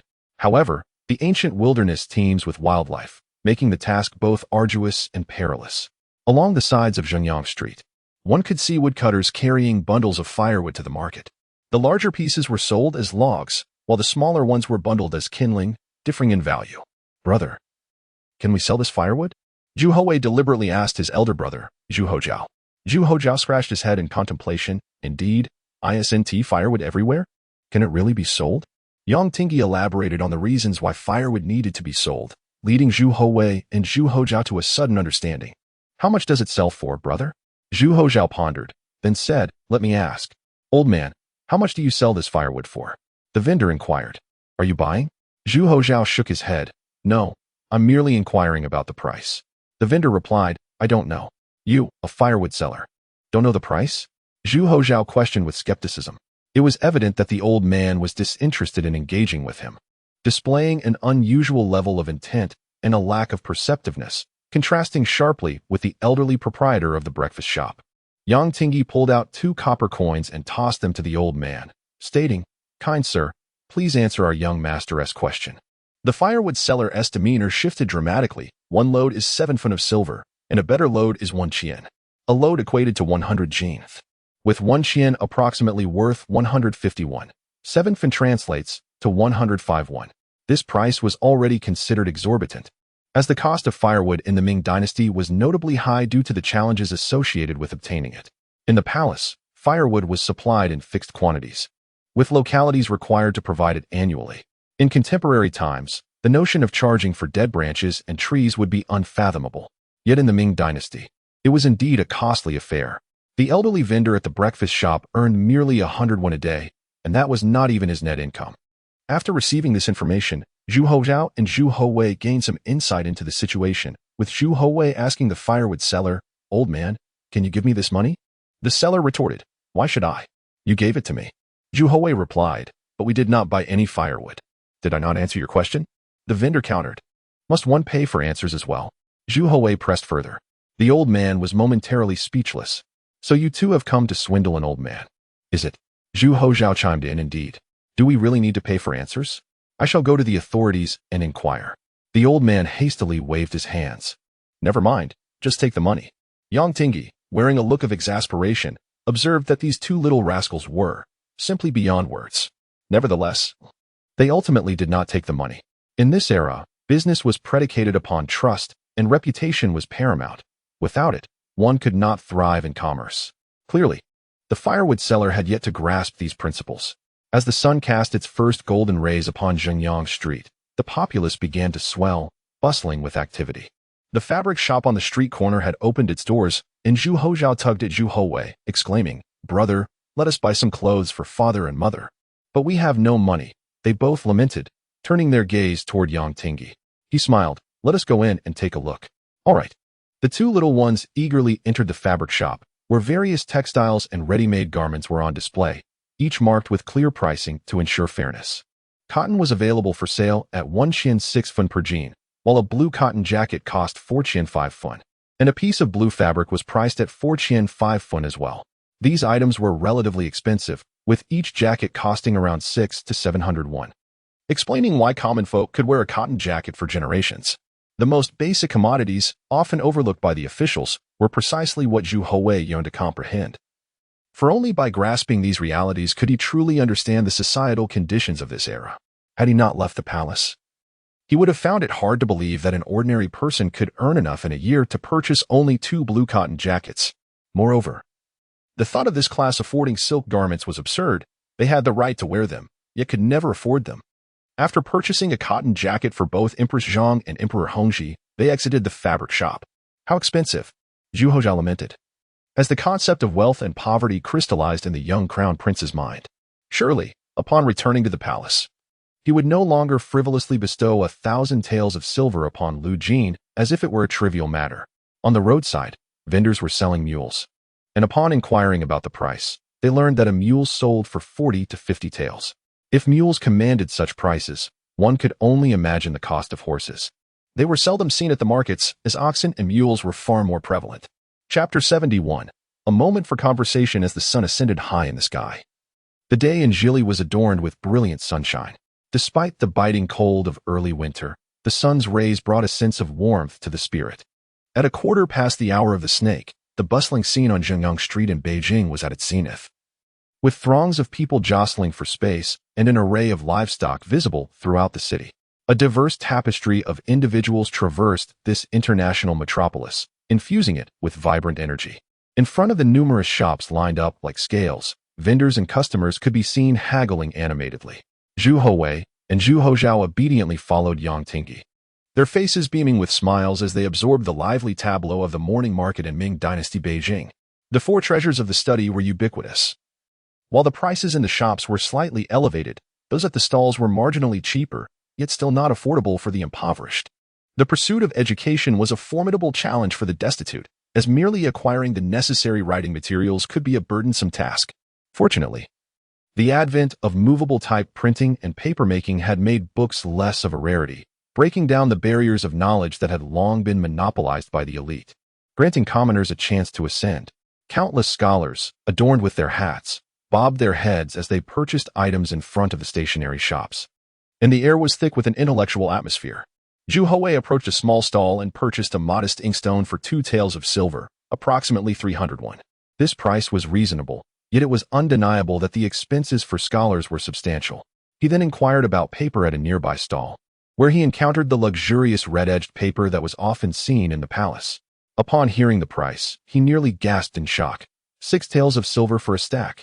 A stack contained about 100 sheets, making this paper exorbitantly priced. Such paper, used in the palace, could sustain a modest household for half a year, highlighting the stark economic disparities he had never fully comprehended while living in the palace. Even his usually boisterous elder brother, Zhu Houzhao, inhaled sharply upon learning the price of the red-edged paper. Bamboo paper was somewhat cheaper, costing 5 qian per stack, over 700 won. Yet the price of more than 100 won per sheet still left Zhu Houwei feeling uneasy. It was no wonder that supporting a scholar through the imperial examinations was such a daunting task for every household. Zhu Houwei now truly grasped this reality. After securing their writing materials, Yang Tingyi curiously inquired, "Young master, what do you intend to do with these?" Zhu Houwei replied, "Scholar Yang, please take note of the prices of food and clothing today." Yang Tingyi looked at him with increasing bewilderment. Zhu Houwei simply stated, "Once we return to the palace, my brother and I will understand the market prices." A good memory pales in comparison to a poor pen. This outing was a significant endeavor, and it would not be easy to venture out again. Over time, one would inevitably forget, and Zhu Houwei needed to comprehend these foundational prices, providing his brother Zhu Houzhao with a reference. Yang Tingyi regarded Zhu Houwei with a profound gaze, feeling a twinge of discomfort. How wonderful it would be if these words had come from His Highness the Crown Prince. "Very well," Yang Tingyi said, taking the writing materials in hand, now serving as the secretary for Zhu Houwei and Zhu Houzhao, meticulously recording the prices. The price of rice was undoubtedly the cornerstone of market evaluation. Zhu Houwei smiled and suggested to Zhu Houzhao, "Brother, let us inquire about the price of rice." "Excellent," Zhu Houzhao exclaimed, and the 2 brothers, one tall and one short, ventured into a rice shop under the sun. The shopkeeper, a shrewd and amiable middle-aged man, treated the young boys with utmost respect, answering all of Zhu Houzhao's inquiries with thoroughness. By the Hongzhi era, rice prices had remained relatively stable, averaging around 1 tael and 5 qian per shur, approximately 100 jin. This recent snow disaster had not disrupted the market's order. Rice prices remained firm, indicating that the officials still possessed the capability to regulate and maintain stability. Historically, maintaining stable prices in the face of disaster was a remarkable feat, Scholar Yang. What were the rice prices in previous dynasties? Zhu Houwei asked after leaving the rice shop. Yang Tingyi smiled and replied, during the Hongwu period, it was about 4 qian. In the Yongle era, 3 qian, and around 4 qian and 5 when during the Changhua period. Yang Tingyi was indeed a prodigy, having passed the imperial examination at 12 and attained the degree of Jinshi at 19. His achievements were nothing short of extraordinary, reflecting his diligent study of history and his profound understanding of various subjects, from governance to market prices. The Yongle era was truly a flourishing time, evident in the rice prices. Although the Hongzhi period was marked by a revival, the rising prices were undeniable. Yet, compared to the exorbitant price of 1 tael per shur during the Chongzhen period, the situation was still relatively favorable. The increasing rice prices from the Hongzhi era onward hinted at the decline of the dynasty. Why do you ask these questions, young master? Zhu Houzhao inquired. Zhu Houwei replied, my teacher said that by reflecting on history, one can discern the rise and fall of dynasties. I wish to compare our circumstances with those of the past. This answer caught Yang Tingyi off guard, leading him to reflect on his previous biases regarding Zhu Houwei, the young prince. It was impressive that a mere 4-year-old could contemplate such profound ideas and draw parallels with history. Zhu Houzhao raised an eyebrow at Yang Tingyi, silently asking, what do you think, Mr. Yang? Is my brother not impressive? Yang Tingyi, at a loss for words, thought to himself, Your Highness, shouldn't you be the one delving into these comparisons? Why do I sense a hint of pride in your demeanor? Excuse me, young master. May I have a moment of your time? A sharp-featured man quietly approached Zhu Houzhao, prompting Yang Tingyi to become vigilant, as several hidden guards surrounded them discreetly. The man, unaware of the situation, whispered to Zhu Houzhao, would you like the examination questions for next year's county test? Questions from Daxing, Tongzhou, and other counties in Zhili can be procured, ensuring your success in the examination. Zhu Houzhao. Zhu Houwei. Zhu Houzhao raised an eyebrow, intrigued, and asked the man, isn't this cheating? Can one even cheat on the imperial examinations? The man boasted, to be honest. My uncle works as a cook in the county office, and he can obtain these materials. What is your uncle's name? Zhu Houzhao inquired with a smile. Ah, that would be somewhat indiscreet, young master. Do you think I would be foolish enough to divulge such information? Zhu Houzhao retorted, it matters not whether you speak or not. We can apprehend you regardless. The man, taken aback, could only stare in disbelief. Chapter 72. Cousins in the bustling streets, amidst the myriad of life as characters. Today, brothers Zhu Houzhao and Zhu Houwei encountered a diverse array of individuals, thieves, con artists, simple shopkeepers, and profit-driven woodcutters, creating a vivid tapestry of experiences. This day illuminated for the brothers the stark contrast between the vibrant human nature outside the palace and the sheltered existence within its walls. No one in the outside world regarded them as noble offspring, thus revealing their most authentic selves. The man selling examination questions was taken away by the Jinui, and Zhu Houwei hoped fervently that his words were not true. Otherwise, his uncle might find himself in dire straits. At lunchtime, Zhu Houwei intended to find a quaint little eatery, but Yang Tingyi was adamant and would hear none of it. Aware of the fatigue that weighed upon Yang Tingyi, who was tasked with both imparting knowledge to the brothers and managing 2 restless youngsters, Zhu Houwei reluctantly acquiesced and accompanied him to the Xian Rinja restaurant on Zhengyang Street. Initially, Yang Tingyi aimed for a private room, but both Zhu Houwei and Zhu Houzhao insisted on dining in the main hall. The once sparsely populated restaurant soon filled to capacity, largely with the influx of Jinui. The midday meal was far from lavish, although the restaurant offered a dazzling array of dishes. Zhu Houwei ordered only a simple stir-fry of scallions and eggs, a bowl of steamed egg custard, and a steamed sea bass. Zhu Houzhao, indifferent to culinary extravagance, ordered fried rice and a pot of braised chicken. Scholar Yang, if you do not sit down, we shall not eat. Zhu Houwei sighed in exasperation. As Yang Tingyi stood by, observing them, perhaps overly conscious of their status as the illustrious scions of the Ming Dynasty, a silk robe would have been more fitting. Yet Yang Tingyi, dressed in a simple shirt, could not conceal his scholarly demeanor. Eventually, young Tingyi took a seat, albeit precariously perched on the edge of the bench, cautiously ordering only a serving of wontons. He was indeed a paragon of propriety, adhering to the rules within the palace and remaining vigilant in public. Over the years, many officials had faced censure from the censorate, including even the 3 grand secretaries, yet Yang Tingyi had remained untouched by such scrutiny. It was evident that the censors were stringent in their judgments, reflecting the meticulous nature of Yang Tingyi. The most unfortunate were the Jinhui officers at the other tables. Seeing the simplicity of the meal the prince and scholar Yang consumed, they could only settle for plain rice accompanied by vegetables and tofu. This disparity did not escape the notice of the restaurant's owner, who frowned quietly, mistaking the presence of the Jinhui for a sign of prosperity, only to realize they had attracted a gaggle of paupers. As midday approached, the restaurant grew increasingly crowded, and the private rooms quickly reached full capacity. Soon after, a man and a woman entered. Upon seating herself, the woman loftily addressed the proprietor, "In such a grand establishment, why are there so few private rooms? What sort of business are you running? Furthermore, with such exorbitant prices, how do you expect laborers to dine here?" Zhu Houwei glanced at the Jinhui, noticing several faces twitching in discomfort. "Cousin, what sort of establishment have you brought us to? The private rooms are full, and we are forced to dine amidst a horde of stinky laborers, and you claim this restaurant ranks among the finest in the capital? What a farce." The man beside her attempted to console her. "Cousin, let us seek out a better restaurant tonight. We are here now, and the fare is indeed quite palatable." "Very well. Then we shall dine on the best this afternoon," the man declared, patting his chest with assurance. "It is only fitting. After all, cousin, you have made the journey to the city, and I cannot allow you to subsist on such meager fare. Look at this scallion and egg stir-fry.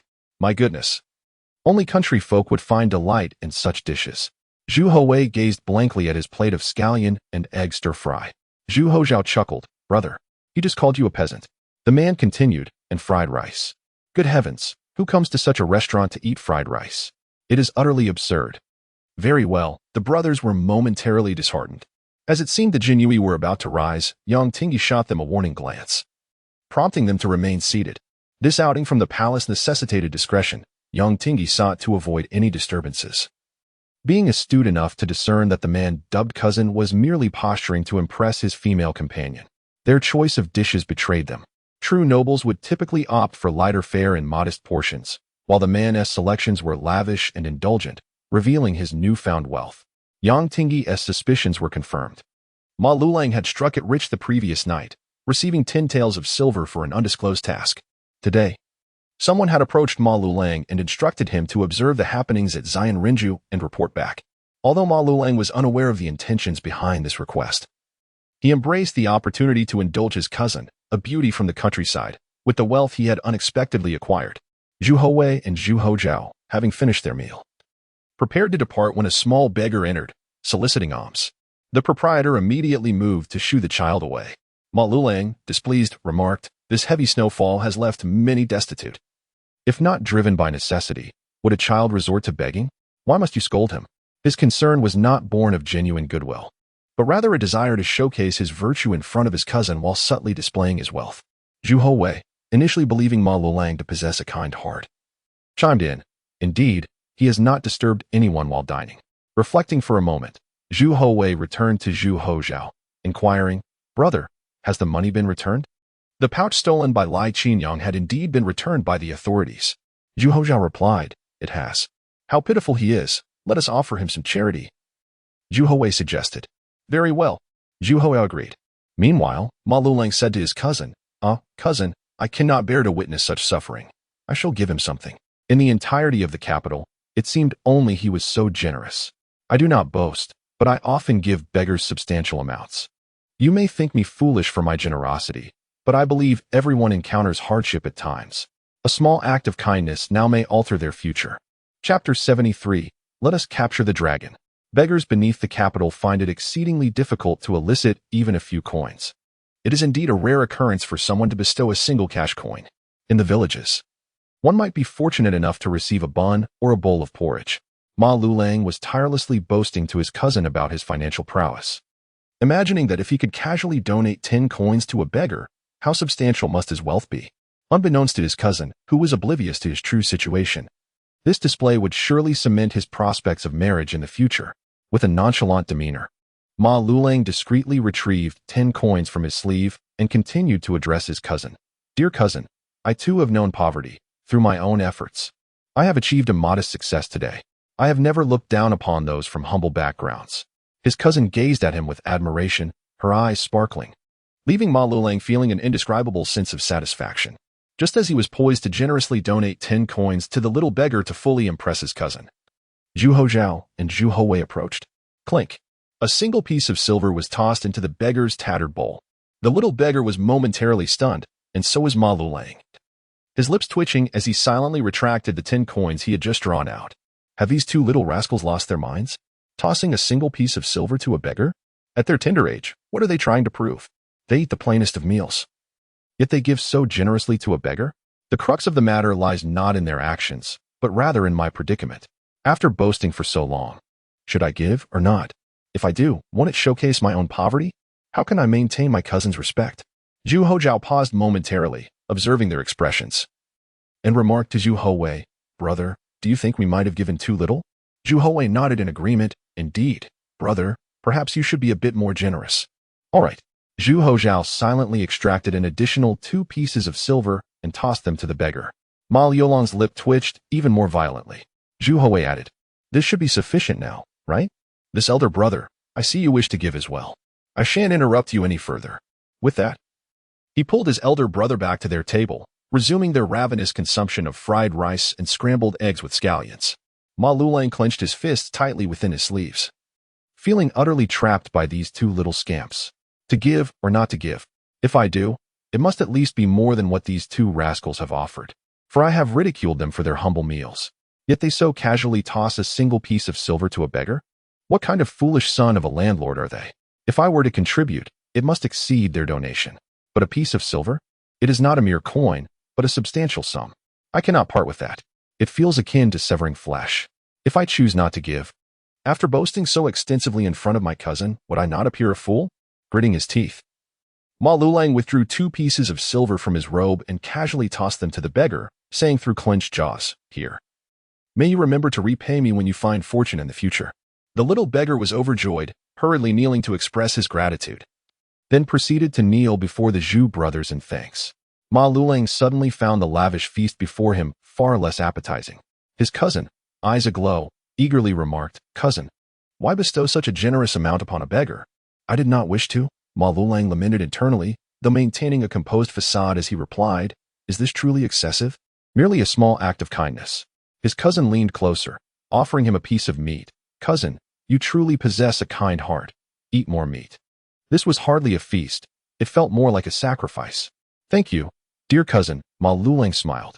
Lunch concluded swiftly, and Zhu Houzhao inquired of Zhu Houwei, brother, where shall we venture next? Upon exiting the celestial abode, the streets bustled with even greater activity. Zhu Houwei glanced at Yang Tingi and said, Scholar Yang, I wish to visit the Tongji Canal dock. Yang Tingi hastily cautioned, second young master. The docks are rife with dangers and unsavory characters. It would be wise to avoid them. Zhu Houwei pressed, what do you mean by unsavory? Yang Tingi explained, there are numerous laborers there, which poses a risk. Why is it dangerous simply because there are laborers? Are they not citizens of the Ming? Yang Tingi found himself at a loss for words, resignedly stating, then let us merely observe and return. Very well. Meanwhile, those destitute laborers have finally departed. Ma Lulang and his cousin have finished their meal. He gazed at the banquet spread before him, wishing he could take some home. Today's dining experience had left him feeling as if he were losing his very garments. He lamented, indeed, a bunch of paupers, including those 2 little brats. He spoke the words with a hint of bitterness. Cousin, why not explore a bit? I shall visit the restroom and return shortly. All right. Before long, Ma Lulang found a secluded alley where a rugged man awaited his arrival. Upon seeing Ma Lulang, he inquired, what is the situation inside? He dared not follow the crown prince and the Prince of Wei. He was well aware of the formidable guards surrounding the crown prince and the formidable authority of the Jinyui. As a man with military experience, he knew that any attempt to tail them would quickly draw the attention of the Jinyui, making it prudent to gather information discreetly. How foolish, Ma Lulang mused, viewing the rugged man as such. You offer me 10 taels of silver to merely dine and observe the situation? Could he be a business rival? He responded, there is nothing much to report, just 2 little rascals enjoying a home-cooked meal. along with several laborers partaking in simple vegetable and tofu dishes. The rugged man's face twitched slightly as he asked, "How many laborers were there?" "Approximately 20, Ma Lulang replied, nodding. The rugged man deduced that these must be the core guards of the Jinyui, though he was uncertain about the number of hidden operatives surrounding them. After dismissing Ma Lulang, Lu Zhendao's expression darkened as two men emerged from behind him, one missing an arm and the other bearing a long scar across his face. They addressed Lu Zhendao, "Boss. We've infiltrated a troop of acrobats after providing them with a bit of coin." Lu Zhendao nodded silently. "The crown prince is flanked by a dozen elite Jinyui. I observed from a distance that there are also 3 to 5 dozen personnel from the Wu Qingdu's military nearby. It is likely the forces of the 5 armies general's office are not far off. Should the crown prince find himself in peril, they could arrive within the time it takes to brew a cup of tea. This is perilous. If any of you wish to withdraw, do not take unnecessary risks. I shall handle it alone." The two men gritted their teeth. "Boss, this is an unprecedented opportunity for us. After the last calamity, did anyone from the court come to our aid? They regard us as mere fodder. Even if we perish, we must seek some measure of justice." Lu Zhendao's voice turned steely. "Then let us capture the dragon." Chapter 74. The night market of the capital. The Hongzhi Canal dock is merely a name for a tributary of the capital, not to imply that it serves as a thoroughfare. The Grand Canal, connecting north and south, spans over 1,000 kilometers, facilitating agricultural irrigation, providing a source of drinking water, and serving as a vital transportation route. Among the ancient modes of transportation, the grain transport system undoubtedly stands out as the most efficient, allowing for swift and labor-saving transit as countless vessels navigate from south to north. Upon arriving at the Hongzhi Canal dock, one is greeted by a bustling scene, with laborers laden with burlap sacks making their way back and forth from the vessels. Here, silk, tea, fish, shrimp, firewood, stones, and spices from Jiangnan are all unloaded, forming a complete industrial chain. Zhu Houwei took a moment to rest at a tea shop, though being quite young. He opted for plain water and a few simple pastries to satisfy his hunger. The pastries here differed greatly from the exquisite delicacies of Xingyang Street, as those catering to the laborers prioritized sustenance over finesse. The tea shop was filled with patrons, and despite the winter chill, the mingling scents of sweat and foot odor were quite unpleasant. Zhu Houwei inquired about the daily earnings of a dock worker, who earned wages based on the quantity of goods unloaded, 1 won for each stone bag. On average, a laborer could unload 20 stones in a day, earning 21, which totals 600 won a month. While meager, it barely suffices to support a family, with 1 stone equating to 120 jin. They must hoist 2,000 jin of cargo daily, certainly a grueling endeavor, yet many still struggle to secure work. From the moment he left the palace, Zhu Houwei observed the myriad facets of life in the capital, remaining a silent spectator without interference or demands for Yang Tingyi to leverage his position for change. He lacked the authority to do so. The chaotic scene at the grain transport dock was indeed as Yang Tingyi described, as Zhu had already witnessed several conflicts among rival factions. Zhu Houzhao, agitated, exclaimed, "Teacher, why does the government not intervene when they fight like this every day?" Yang Tingyi, with insight, replied, "Young master, managing one individual is straightforward, but governing a multitude is challenging. The authorities need only to address the most prominent figure among them." Yang Tingyi's wisdom was profound, and his words resonated deeply. If the government imposed control, it would only exacerbate tensions among the factions. Even if they managed to suppress the chaos momentarily, what would follow? The government would have to expend considerable resources daily to oversee these factions. It would be wiser to allow them to establish a hierarchy, ultimately leading to a singular faction's dominance, which the government could then manage more effectively. Zhu Houwei nodded in understanding. These factions, though seemingly formidable, were ultimately pawns utilized by the court. After departing the grain transport dock, twilight descended, and Yang Tingyi exhaled a sigh of relief, grateful that the day was nearing its end, feeling an unprecedented weariness. "Your Highness, Prince Wei, the sun has set. I humbly urge you both to return to the palace." Zhu Houwei smiled and replied, "Mr. Yang, the day is not yet over. We still have the evening ahead." Zhu Houzhao added excitedly, "Indeed, the night is even more vibrant." Yang Tingyi suggested, "Shall we dine at the market before heading back to the palace?" Zhu Houwei agreed. "Good." The lanterns lining Xingyang Street glowed brightly, illuminating the thoroughfare as if it were daylight. The interplay of countless lights twinkled like stars scattered across the sky. Various street stalls offered a plethora of snacks. As the largest national metropolis in the Ming Dynasty, the capital's liveliness defied description. The alleys were filled with steaming delicacies, showcasing culinary specialties from all corners of the nation. Zhu Houzhao led Zhu Houwei and Yang Tingyi to a small stall in an alley, serving Suzhou's chicken noodle soup, while nearby, they also purchased some braised pork. Yang Tingyi's bowl was generously spiced with chili, its vibrant red hue causing the brothers to gasp in surprise. After a hearty meal, Yang Tingyi rose to escort the brothers back to the palace. "Mr. Yang, may we buy some gifts for our father and mother? They have never left the palace and have not seen many local delicacies and trinkets," Zhu Houwei expressed, his filial intentions evident. Yang Tingyi, recognizing the sincerity, had no reason to refuse. For the next half hour, the two young boys eagerly gathered an assortment of snacks, all of which were entrusted to Yang Tingyi to carry. On their way back to the palace, Zhu Houzhao's attention was drawn to a staircase plaza, where a crowd had gathered. From a distance, he could see several performers showcasing their acrobatics, juggling forks, lifting stone locks, performing lion dances, balancing on high stilts, and even swallowing swords. The spectacle captivated the audience, who erupted in applause. "Brother, look! The acrobatics here are even more thrilling than those in the palace," Zhu Houzhao exclaimed. While the palace hosted performances, many dangerous acts were avoided to prevent mishaps, but the folk artists relied on such displays for their livelihood and were well trained to mitigate risks. Yang Tingyi felt an unsettling premonition and cautioned, "Your Highness, we should return to the palace." True to form, Zhu Houzhao hesitated. "Teacher, let us watch a little longer. This is too splendid to miss. If we leave now, we may never have this chance again. If you're unwilling, I shall ask father to let you take me out next time." Yang Tingyi, at a loss for words, had already endured considerable effort for this outing. He resigned himself, saying, "You two must stay close to me, not straying by a single step." "Good." Zhu Houzhao and Zhu Houwei obediently nodded. The imperial guards stealthily blended into the crowd, discreetly parting the masses to allow the crown prince and Prince Wei to reach the front row. Observing closely, Zhu Houwei was enthralled as the fire rings danced in the hands of the performers, reminiscent of Nez's fiery wheels.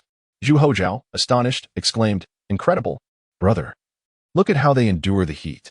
Wow, that person is flipping as they dive through the fire ring." With a flourish, a performer wielding a torch continuously sprayed alcohol from his mouth, igniting it upon contact with the flame, unleashing dazzling bursts of fire that left the audience spellbound.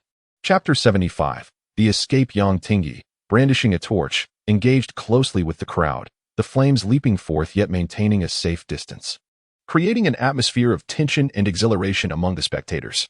A woman on stilts traversed the flaming circle, slowly advancing on stage, her acrobatics thrilling the young princes Zhu Houzhao and Zhu Houwei to the utmost. Each performer exhibited remarkable skill, their expertise evident in every stunning act.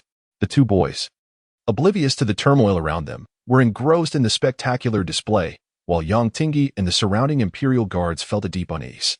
The throng of spectators swelled, and some individuals began to brawl for front-row positions, their shouts escalating into violence. The authorities swiftly intervened, dispersing the fighters from the scene. Suddenly, explosions erupted, and the imperial guards rushed to shield the two princes, their vigilance heightened. Colorful fireworks illuminated the sky, drawing the crowd's attention skyward, where they noticed someone launching the pyrotechnics from the left side of the stage. The Ming Dynasty had already advanced significantly in firearms technology, and the firework displays were a testament to this pinnacle of artistry. Amidst the dazzling spectacle, Zhu Houwei and Zhu Houzhao gazed upward in awe, exclaiming how beautiful it was. In that fleeting moment, the focus of both the imperial guards and Yang Tingyi shifted to the sky.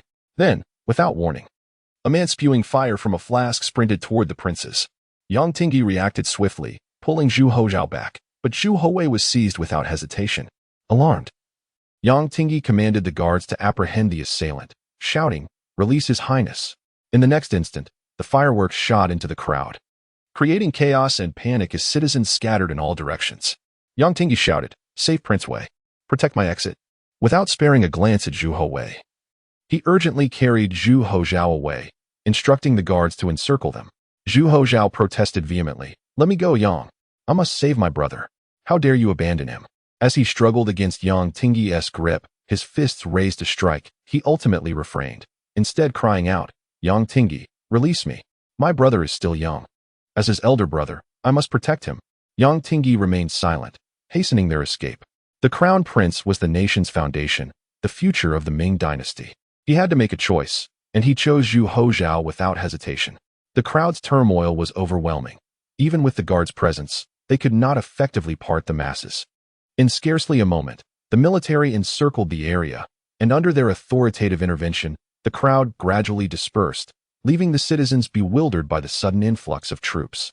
Zhang Xian, the governor of Shuntian Prefecture, and Duke Zhang Mao arrived promptly, with Zhang Xian's heart racing as he inquired, "Lord Yang, what has transpired? Where is His Highness, Prince Wei?" Yang Tingyi replied, "He has been captured by rogues." Zhang Xian's complexion turned ashen, while Duke Zhang Mao cursed, "Yang Tingyi, you are worthless. You couldn't even safeguard a child." At that moment, the commander of the imperial guards, Mu Bin, arrived, and Duke Zhang Mao berated him. "You and your guards are utterly incompetent. With so many of you, how could you fail to protect a single child?" Mu Bin, unable to explain, was still unaware of the unfolding events, only knowing that Prince Wei had been abducted, and that the responsibility fell heavily on the imperial guards. Yang Tingyi asserted, "The guards are following their trail. They should discover their whereabouts. Protect the crown prince." Duke Zhang Mao, seizing Yang Tingyi, shouted, "Coward! Are you paralyzed with fear? You will not escape this city. Prepare for execution." Yang Tingyi glared at Zhang Mao, demanding, "Release me." Shaking off Zhang Mao's grasp, Yang Tingyi hurriedly departed, leaving behind a group of enraged onlookers. "What are you waiting for?" Duke Zhang Mao bellowed. "If Prince Wei loses a single hair, we shall all face the consequences. Go find him." Mu Bin retreated to the side, then raised his voice. "What are you all doing? You are the finest of the imperial guards. How could you let him be taken right under your noses?" Zhu Houzhao clenched his teeth and declared to Duke Zhang Mao, "I will rescue my brother." Alarmed, Zhang Mao knelt to reassure him, "Your Highness, rest assured. We will find a way to bring Prince Wei back safely. Do not act impulsively. He will come to no harm." Zhu Houzhao's expression turned icy. "If anything happens to my brother, I will hold all of you accountable. Inform the Ministry of Justice to arrest Yang Tingyi at once. Imprison him immediately." He dismissed all notions of filial piety and decorum, consumed by the urgency to save his brother. Returning to his residence, Yang Tingyi was shaken and retreated to his study, where he sat in silence for a long while. Then, he made his way to the ancestral hall, kneeling in reverence. Yang Tingyi is unfilial. Tears streamed down his cheeks as he felt lost and helpless, the resolute facade he had maintained on Zhengyang Street evaporating, replaced by weakness and remorse. After a moment, Yang Tingyi composed himself, adjusting his appearance before emerging into the courtyard. In a study, his son, Yang Xiao, was engrossed in the intellects. "Xiao," Yang Tingyi called softly. "Father, what troubles you? Have you been crying?" Yang Xiao, the pride of the Yang family and a perfect embodiment of his father's talents, stood up, nearly matching the height of the crown prince. Yang Tingyi murmured, then steeled himself, "Come with me. We must go out." Chapter 76. What is the intention? In the Qianqing Palace, when Mu Bin conveyed the news to Emperor Hongzhi, the atmosphere in the warm pavilion felt as oppressive as a mountain, suffocating in its weight. The emperor's face was as dark as water, his cold gaze fixed on the bowing Mu Bin, piercing like invisible daggers, causing Mu Bin to break into a cold sweat. "Rescue Prince Yi at once," Emperor Hongzhi said coldly. Mu Bin quickly clasped his fists. "I shall obey your command." Once Mu Bin exited the main hall, the emperor turned indifferently to a nearby eunuch. This matter must not circulate within the palace, particularly not to the harem. The empress must remain unaware. So ensure that everyone keeps their mouths shut. This old servant understands. Although Emperor Hongzhi had tried to suppress his emotions moments before, once he was alone in the warm pavilion, he slumped onto the soft couch, a deep worry etched on his face. It took him a long while to recover. He walked with his hands clasped behind his back to the hall's entrance, gazing up at the overcast sky, murmuring softly, "My son, you must be safe.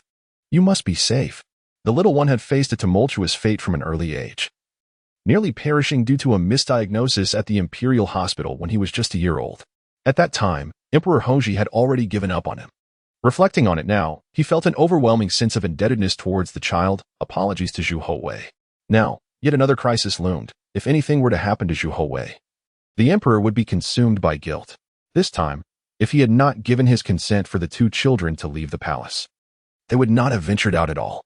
Such a significant incident had occurred, and he, as the emperor, bore the primary responsibility. In that moment, he resembled a worried father rather than a sovereign, devoid of any semblance of imperial authority.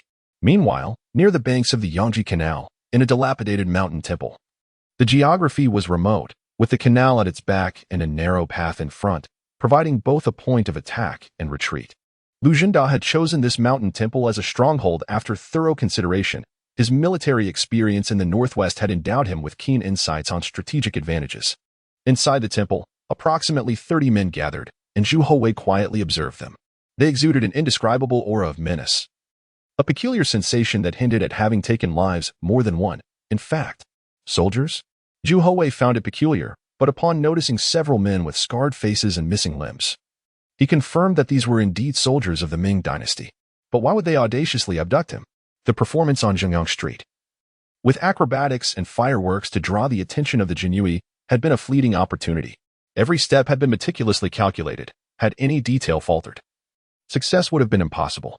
With such intricate plotting, Zhu Houwei found it hard to believe they acted without purpose. As night deepened, the moonlight dimmed, and the cold wind howled.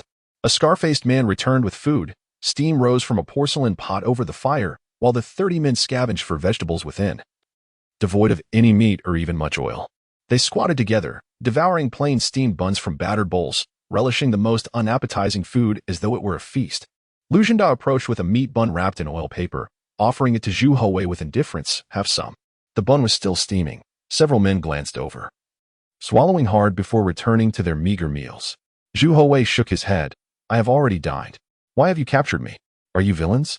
Hearing the innocent question from the child, Lu Xunda's expression turned bitter. You may call it what you will. Nonsense. A man with a severed arm shouted vehemently. A villain? I lost an arm fighting for your Zhu family in the northwest. What has your family ever done for us? If anyone is a villain, it is your Zhu family. Lu Xunda shot a fierce glare at the man. Zhou Hong, do not frighten the child. He is so young. What does he know? Zhou Hong fell silent, continuing to chew on his bun. Lu Xunda cast a meaningful glance at Zhu Houwei, recognizing his composure. Indeed, a child raised in the imperial family. Had he been a commoner's child, he would have likely been terrified and crying by now. Since Lu Xunda had abducted Zhu Houwei, the child had remained quiet, neither causing a ruckus nor complaining. Lu Xunda tossed the meat bun toward Zhou Hong. If he won't eat it, you take it. All right. Zhou Hong replied eagerly. Now that they were outside the palace, Zhu Houwei felt emboldened to ask various questions that were not age-appropriate. He gathered his thoughts and inquired. How did you manage to capture me? Lu Xunda paused, staring intently at Zhu Houwei. What do you mean? We had no intention of capturing you. You lacked significance. However, that official shielded the crown prince, so we had no choice but to take you. Thinking of Yang Tingyi, Zhu Houwei felt anger rise within him. Damn it. When he saw me being captured, he didn't utter a single word, fleeing with remarkable speed, as if he feared he would be cut down by these men. Zhu Houwei shook his head, calmly stating, that is not what I meant. My brother and I left the palace under strict security. There is no way you could have known. Was there an informant among the 5 armies command, the Jinyui, or the Wuqing military command? Did they relay the information to you? Lu Xunda looked at the tiny Zhu Houwei with astonishment, marveling, is the imperial lineage truly more astute than us common folk? How old are you? 4 years old, Zhu Houwei replied. Are you not afraid I might kill you? Lu Xunda countered. Zhu Houwei shook his head. If you went through such trouble to capture me, you could have easily done so at the theater. Ha ha ha, well said. Lu Xunda laughed heartily, but quickly regained his composure. I cannot speak to the internal affairs of your court, but it is true that someone leaked information to us. Initially, we doubted its authenticity. We had been observing you since your departure from the palace, confirming it by noon. Zhu Houwei paused. The pickpocket who stole from my brother, the man selling exam answers, and the performers at the tavern, were they all sent by you to verify my and my brother's identities? Indeed, Lu Xunda admitted candidly, adding, you are remarkably clever. As you grow older, your potential is boundless, though alas, you may only ever be a princely vassal. It would be splendid if you could become the crown prince. Zhu Houwei smiled. Are you trying to sow discord? Lu Xunda shook his head. No, I genuinely believe this. A 4-year-old child can discern so much. You surpass me greatly. I have lived this long, yet my wits fail in comparison to a 4-year-old. The fact that Ma Lulang could afford such fine dining indicated that this group of men must have provided the funds, yet they were now subsisting on meager rations. Zhu Houwei felt a twinge of contradiction within. What could they possibly be after? Chapter 77. Bittersweet under the dim light of the crescent moon. The troops of the War Council had encircled the dilapidated mountain god temple. From the moment the incident occurred at the theater on Zhengyang Street, the Jinyui had been covertly trailing Lu Xunda and his cohorts, only notifying the War Council once they confirmed the location. The ensuing actions were to be entrusted to the army of the War Council. Although the Jinyui and the five-city military command possessed the capability, their equipment was insufficient. The formation of sword and shield soldiers, long knife wielders, and archers worked seamlessly together. Thus, only a military intervention could ensure a decisive victory in such a temple. Were it not for Prince Wei being inside, the Ming army would have stormed in immediately, leaving no survivors. The highest officials from the Four Corners, Zhang Mao, Shi Sun, Zhang Xian, and Mao Bin gathered here, their expressions grave as they fixated on the ruined temple. Shi Sun cast a meaningful glance at Zhang Xian. In truth, even if the Jinyui had not tracked Lu Zhendao and his bandits, Shi Sun was already privy to their whereabouts. Zhu Houwei must not encounter any mishaps, otherwise the upper echelons would bear the brunt of the consequences, a predicament that was not worth the risk for Shi Sun. He understood that Lu Zhendao lacked the audacity to assassinate Prince Wei, having long known the location of Lu Zhendao's group. If the Jinyui failed to locate Zhu Houwei, he could still send someone to find him, thereby establishing a significant achievement. Nevertheless, it was futile to dwell on such matters now. He underestimated the tracking abilities of the Jinyui and the on-the-spot judgment of Yang Tingyi. As the flickering lights dimmed, Yang Tingyi arrived late, having already escorted Prince Zhu Houzhao into the palace. Upon seeing Yang Tingyi, Zhang Mao's frustration boiled over, and he exclaimed, "How dare you show your face here? Why did you bring the prince?" The child beside Yang Tingyi was of similar height to the prince and wore garments almost indistinguishable.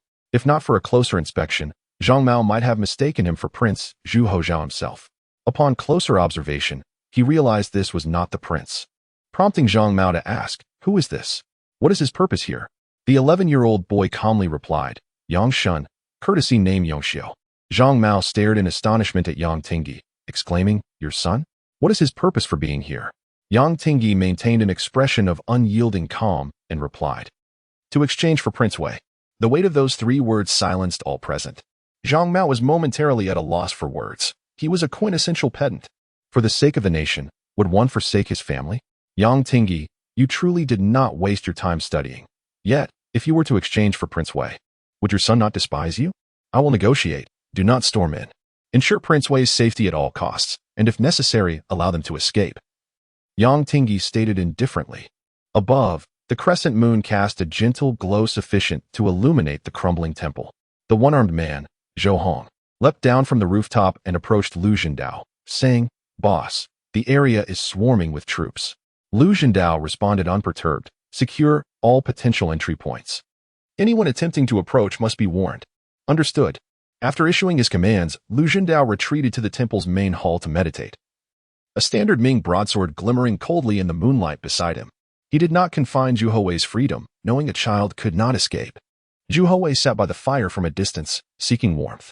He glanced at Lu Zhendao, whose eyes were half closed, and inquired, "I heard from the one-armed brother that you retreated from the northwest. Are you soldiers?" Lu Zhendao responded with a faint murmur. "If you are soldiers, why engage in such treasonous acts?" Zhu Houwei pressed. Lu Zhendao furrowed his brow deeply, opening his eyes to fixate on Zhu Houwei. After a moment of contemplation, he replied, "It is futile to explain. When your father arrives, I shall speak with him properly. I enjoy listening to stories. May I ask you to share one with me?" Zhu Houwei suggested, simultaneously grasping the underlying truth that their capture of him and his brother was ultimately to compel Emperor Hongzhi to intervene personally. A trace of pain flickered across Lu Zhendao's face. He was reluctant to revisit many past events but spoke with an icy demeanor, since General Wang arrived in Hami. The chaotic region has finally seen effective governance. The General Wang he mentioned must be Wang Yu, the commander of the 7 guards of the western frontier. Zhu Houwei had heard Emperor Hongzhi speak of him, recognizing the veteran as formidable, having gained prominence during the Chuhua period, and now among the Ming's rare-esteemed generals. After General Wang's arrival in Hami last year, he organized the Battle of Helan Mountain. The Tartars had long occupied Helan Mountain, eyeing the cities of the northwest with hostility. We had engaged them previously, but each encounter ended in failure. The frontier lacked capable commanders. Generals were replaced repeatedly. Yet each time they claimed credit for peace in the border regions when true victories were scarce. During the Battle of Helan Mountain earlier this year, General Wang divided his forces into 3 routes, commanding over 10,000 troops, achieving significant victories at Wagwoyan and Putsao Ditch. Zhou Hong lost an arm in this battle, while Lu Meng sustained injuries, yet none of this mattered. We had achieved such a resounding victory that the court would surely commend us. He paused, sneering, and continued. In this battle, over 700 brothers from our regiment perished, nearly the entire force. We inflicted casualties approaching 1,000 on the enemy, marking an unprecedented triumph. The memorial submitted to the court was met with skepticism. The Ministry of War dispatched inspectors to verify the claims, ultimately reporting only 20 enemy heads taken. In a battle involving tens of thousands, we claimed only 20 enemy lives, yet the court believed it. General Wang's repeated attempts to petition the Ministry of War for recognition of his subordinates' achievements were consistently rebuffed. The fighting spirit of our brothers in the Northwest waned. Had it not been for their respect for General Wang, who would still be willing to serve in the Northwest, this remarkable victory, with so many brothers lost, saw General Wang recognized for merely 1,000 achievements. Yet the Ministry of War granted only 33 commendations. Zhu Houwei remained silent for a long while before asking. So it was just you 33? Lu Zhendao nodded. We accepted our fate, unwilling to burden General Wang. We will follow whatever orders he gives. Upon returning to the capital, we went to the 5-city military command. Logically, we should have been assigned to positions of Qianhu or Baihu, as our military honors were earned through blood. A promotion would provide for the families of our fallen comrades. We harbored no grand ambitions, such a modest request sufficed. However, the 5-city military command granted us not even that opportunity, constantly finding reasons to belittle us. Those who should have been Qianhu were demoted to Baihu. Those who should have been Baihu were reduced to common soldiers. Well, we endured it. What choice did we have as mere foot soldiers? Yet, as winter approached this year, the Ministry of War and the inspectors jointly accused General Wang of claiming false credit for the Battle of Helan Mountain. The old general was already 72. And they still would not spare him. Was there truly no place for martial men in the Ming? Chapter 78, Seeking Justice upon hearing Lu Zhendao's words. Zhu Houwei remained silent for an extended period. In the flourishing era of the Hongzhi Dynasty, beneath its apparent prosperity lay countless shadows of helplessness and suffering. Although he had heard the Hongzhi emperor speak of the exhaustion of border defenses, Zhu Houwei had not grasped the full extent of it until this moment. He realized that the slaughter of 1,000 enemy soldiers could merely equate to the beheading of 20, and that a commendation for 1,000 men would ultimately yield only 33 recipients. Nearly 1,000 lives of young men from the Ming Dynasty had been lost, each one a pillar of their households, brave and resilient. Unafraid of dying on the battlefield or being wrapped in their horse blankets after death. What they feared was this kind of injustice. They fought valiantly on the front lines. Yet in the end, they did not even have the means for a proper burial. They believed their military achievements would bring glory to their families. But the truth was that their merits were obliterated and usurped. Despite this, these robust men endured, knowing they could not contend with the powerful figures above them, aware that the struggles among the elites were beyond their reach. However, while they could tolerate their own grievances, they could not accept the injustices faced by General Wang Yu. The commander of the Northwest, Wang Yu was labeled a eunuch faction by the scholars. Having interacted with eunuchs from Guangxi during the Changhua period to Li Guang during the Hongzhi period, the civil officials would not allow anyone from their ranks to be associated with the eunuchs, and most importantly, they would never permit the military's power to grow. Thus, Wang Yu's repeated petitions for merit were met with various obstructions from the Ministry of War, even leading to accusations that he had slain innocents and claimed false victories in the Northwest. Eventually, these 33 men could no longer endure. They brought the wishes of thousands to the capital, seeking promotions, and even when faced with myriad difficulties, they remained patient. But they could not tolerate such blatant injustice against their commander. Lu Zhendao, with tears in his eyes and a trembling body, spoke to Zhu Houwei in a remarkably calm voice. General Wang's health is failing. At 72 years of age, he cannot withstand the torment inflicted by the high-ranking officials. They wish for him to perish in the Northwest. Do you understand? You do not comprehend. Perhaps you cannot fathom these matters, let alone possess the ability to change anything. The righteous often suffer at the hands of the treacherous, and the disloyal are often the learned. Previously, Zhu Houwei had felt little weight in these words. But at this moment, he suddenly understood their profound significance, making it hard for him to breathe. Earlier this year, the loyal king of Hami, Shanba, was captured by the Turpan. In August, unable to withstand General Wang's onslaught, he could only apologize to the court, returning the title bestowed by the court back to Hami. Had it not been for General Wang's stronghold in the Northwest, how could the Turpan have dared to reclaim the loyal king? The emperor's granted title of King of Hami was seized by the Turpan. Do you understand what this signifies? It signifies the loss of dignity for the Ming Dynasty, a loss that would leave the Northwest forever unable to hold its head high. Who restored this dignity to your Zhu family? Was it the cabinet? The Ministry of War? The Ministry of Rights? No. It was an elderly man who took a coffin into battle. Since the emperor ascended the throne, General Wang had been sidelined. As his significant military achievements during the Chu Hua period instilled fear in the civil officials, due to his close relations with Hongzhi, they were even more terrified of General Wang. Thus, they resorted to every means to render him obsolete. In 10 years, Hami changed hands multiple times. Losing Hami meant losing Guanxi, and losing Guanxi meant losing Gansu, the gateway to the northwest. If this continues, will there not be a need for another defense of Beijing? The court recognized that it could no longer control the situation in the northwest, hence they had no choice but to reinstate General Wang. Once the Hami situation was stabilized, they would quickly discard him like a worn-out tool. In July, General Wang submitted requests to the Ministry of War and the Ministry of Revenue, seeking funds of 200,000 taels of silver to fortify the defenses of Hami, as well as provisions for the various tribes who had fought against the Turpan and the Walla. General Wang promised to commend their efforts. However, the Minister of War, Ma Wanxing, declared that those who were not of our kind must have different hearts, stating that the Chinese should not engage in trade with the barbarians. The court rejected his requests. General Wang found himself in a precarious situation in the northwest, with his brothers even foregoing their salaries to gather over 10,000 taels for him to personally transport supplies to the tribes. Who did the tribes express gratitude to? General Wang? No. They were grateful to the Ming Emperor, grateful to your Zhu family. General Wang dared not overstep his bounds. Who among you truly understands his plight? As Lu Zhendao spoke, his face grew increasingly flushed, and by the end, he was filled with righteous fury, his eyes wide with indignation. Over 10,000 taels of silver. In the capital, it was hardly significant, as even Zhang family's uncles could easily procure that much just by demanding a bit more salt. Even the princes, such as the Prince of Longevity and the Prince of Good Fortune, amassed substantial wealth during their journeys to their fiefdoms. Yet in the northwest, this meager amount of silver had to be cobbled together by these brave men from their meager salaries. Zhu Houwei's breathing grew rapid, his face increasingly flushed. His fists clenched tightly within his sleeves. He felt an unnameable fire ignite within him, only to be subdued by a profound sense of helplessness and despair. As winter approached, Li Guang was executed for his crimes, and the greatest victim of Li Guang's death was not the eunuchs in the palace, but General Wang. All officials, from the censors to the court officials, accused General Wang of colluding with Li Guang, urging the court to impose severe punishment upon him. What did your father do? Did he ever advocate for the old general?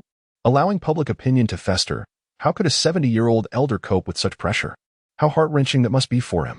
Zhu Houwei had seen this matter in the memorials presented to Emperor Hongzhi. At the time, he paid little heed to it. His father had mentioned it as well, but he never anticipated such significant repercussions. Just as Emperor Hongzhi had once told Zhu Houwei, when memorials are presented to the throne, what the emperor sees are merely a few lines of text, yet how much more lies behind those words that require the emperor's own discernment. Now, Zhu Houwei finally understood the weight of those words. People cannot teach one another.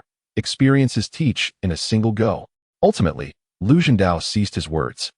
This outpouring was merely an emotional release, thoughts that had likely been pinned up for a long time. He recognized that a child could not grasp the complexities and sorrows of adulthood, and thus quietly sat beside him, resting with closed eyes. Boss. The scar-faced man Lu Ming approached, brandishing a broadsword, and said to Lu Zhendao, "There are voices calling from outside." Then they heard a cacophony of wailing outside. "Brave heroes, we are the uncles of the child. Please do not harm Houwei. I swear by the honor of the Ming Dynasty that we will not pursue your responsibilities. How much do you want? We, the Zhang brothers, will sell everything we have to raise the funds. Please, release my nephew." Zhu Houwei. Chapter 79. Obsolete. Outside the mountain god temple, torches illuminated the small expanse, casting shadows of soldiers everywhere. Archers, swordsmen, and axe-wielders were plentiful. The biting wind howled, fluttering the flames, while delicate snowflakes began to fall from the sky. Once again, snow descended. The Zhang brothers, having obtained news from an unknown source, were aware that their nephew had been abducted by bandits. They initially intended to inform Empress Zhang in the palace, but were obstructed by eunuchs. Consequently, they sought out Emperor Hongzhi, who did not grant them an audience. Thus, they ventured to find the Duke of England, gathering information until they arrived at this location. "Do not approach, esteemed uncles. It is perilous ahead," Caution Duke Zhang Mao. Zhang Helling bellowed defiantly. Nonsense. My nephew is inside, suffering at the hands of those scoundrels. While you stand here like statues. Peril? When have my brother and I ever feared danger? The two brothers strode boldly toward the temple's entrance, calling out loudly. Swoosh. A flurry of arrows suddenly rained down at their feet, causing both brothers to shudder, their voices abruptly silenced, faces paling with terror. They yelled back, Zhang Mao. You old scoundrel. Why aren't you coming to rescue us? My legs have gone numb. I can't move. Fear gripped them. Their limbs felt leaden, trembling uncontrollably. Their faces etched with panic. These bandits exhibited a complete disregard for martial ethics. They were here to negotiate, yet they resorted to shooting. How uncouth. The shield bearers advanced, quickly surrounding the Zhang brothers behind their shields, lifting them by the thighs to retreat. Yang Tingyi glanced at the Zhang brothers before slowly advancing. Swoosh.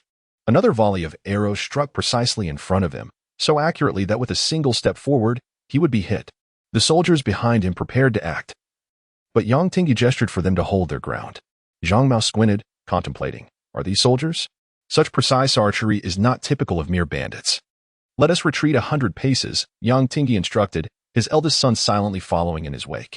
On the rooftop, Lu Zhendao scoffed. Speak. What business do you have? Yang Tingyi replied, I wish to enter and discuss matters. This place is unsuitable for conversation. Lu Zhendao nodded, recognizing the esteemed scholar from the stage. He deemed there was little danger, especially since the soldiers had retreated a safe distance. Lu Zhendao had his own motives for speaking with these individuals, and Yang Tingyi commanded considerable respect among them. Lu Zhenshan signaled to his men to open the door, allowing Yang Tingyi and his son to enter. Which garrison do you hail from, Your Excellency? Yang Tingyi inquired, neither servile nor arrogant. Lu Zhendao smiled. I am Lu Zhendao, former captain of the Hami Guard. Yang Tingyi bowed. I am Yang Tingyi, bachelor of the Left Spring Pavilion in the Eastern Palace. Inside the dilapidated temple, Zhu Houwei, upon hearing of Yang Tingyi's arrival, rushed to exit, only to be stopped by Lu Ming, the scarred man, and Zhou Hong, the one-armed man. He could only peer through the door's crack to observe the situation outside. Why has Master Yang come without reason?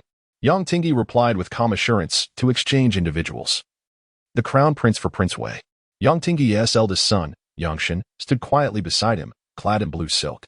Despite his youth of merely 11 years, he exuded an extraordinary presence, cultivated over years, conveying an aura of nobility that was palpable.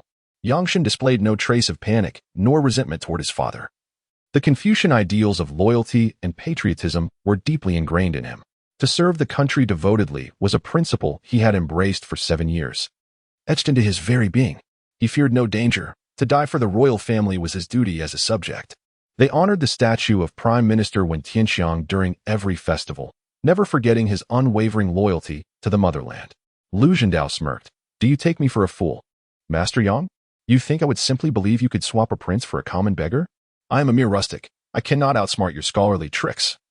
Yang Tingyi remained silent, but Yang Shun interjected sternly. Impudence. Your arrogance blinds you. His lofty demeanor momentarily unsettled Lu Zhendao. With a more serious expression, Lu Zhendao fixed his gaze on Yang Tingyi. Your logic is flawed. You are an official of the Eastern Palace. The crown prince is the foundation of the Ming Dynasty. Would you dare to exchange him for Prince Wei? Yang Tingyi replied indifferently. My duty is to ensure Prince Wei's safety. If he perishes, so do I. The crown prince's safety is entrusted to others. I know you will not resort to murder, but I seek to avoid blame. As long as Prince Wei emerges safely, I will bear no guilt. I have discussed this matter with His Highness the Crown Prince. He and Prince Wei share a deep bond. Prince Wei is but a child of 4. He cannot withstand such intimidation from you. Yangshan added calmly, using the Crown Prince to exchange for my brother is unacceptable. He is still young and should not suffer. Within the temple, Zhu Houwei was momentarily taken aback. From a distance, he noted how Yangshan bore a resemblance to his elder brother, yet the tone of his speech was entirely different. Yang Tingyi has brought his son. The children of commoners could not embody the aura of nobility. No family of status would risk their child as safety. Yang Tingyi could only have brought his own child. Has he lost his mind? If this matter resolves, how will he interact with his son afterward? A father who cannot protect his child has no right to be called a father. Truly, an obsolete gentleman. Zhu Houwei's eyes glistened with unshed tears. Lu Zhendao sneered. Though I believe your words, why should I take the risk? I am certain that the one behind you is the second prince of the Ming Dynasty. But I am uncertain if the one beside you is truly the crown prince. Why should I agree to the exchange? Yang Tingyi took a deep breath and stated, "You have captured the second prince and have not fled. Instead, you are confronting the imperial army. I know you have demands." After a moment's contemplation, Yang Tingyi continued, "Thus, since you do not believe him to be the crown prince and are unwilling to exchange, keep me here. I shall ensure Prince Wei's safety with my presence. You hold an additional bargaining chip to release the crown prince." Lu Zhendao smiled. "Then why not keep them both here?" "Fool. Presumptuous scholar of the decaying Ming." Yang Tingyi immediately replied, "Very well. Let us all remain." He had prepared for this. He had long anticipated that he might not succeed in exchanging Prince Wei tonight. But this did not hinder his entry or his ability to guard Zhu Houwei's safety, even if it meant sacrificing his own son. If he could secure Prince Wei's release, it would indeed be a joyous occasion. At that point, the court would not need to concern itself too much. For the dignity of the court, he would willingly sacrifice his son without a second thought. Chapter 80. I wished to see the Emperor Yang Tingyi and Yang Shun were brought into the dilapidated main hall of the mountain god temple. He immediately sought out Zhu Houwei, quickly leading Yang Shun to his side, and spoke urgently, "Your Highness, are you unharmed? The crown prince is quite worried about you." Yang Shun followed closely, expressing his concern. "Brother, are you all right? You frightened me." Yang Tingyi then exchanged a meaningful glance with Zhu Houwei. Though Zhu Houwei felt a twinge of discomfort, he played along with the father and son, saying, "Elder brother, Mr. Yang, I am fine." Yang Tingyi hurriedly removed his outer robe and draped it over Zhu Houwei, saying, "Your Highness, it is cold. Do not catch a chill." Zhu Houwei remained silent, gazing with a complex expression at the man he deemed pedantic, still believing him to be rather antiquated. "Is it worth it?" Zhu Houwei suddenly asked. Leaving Yang Tingyi momentarily taken aback, he replied solemnly, "Indeed, it is worth it. To discern success and failure with clarity, to prevent and rescue beforehand, to block the passage and cut off the source, thereby fortifying one's resolve.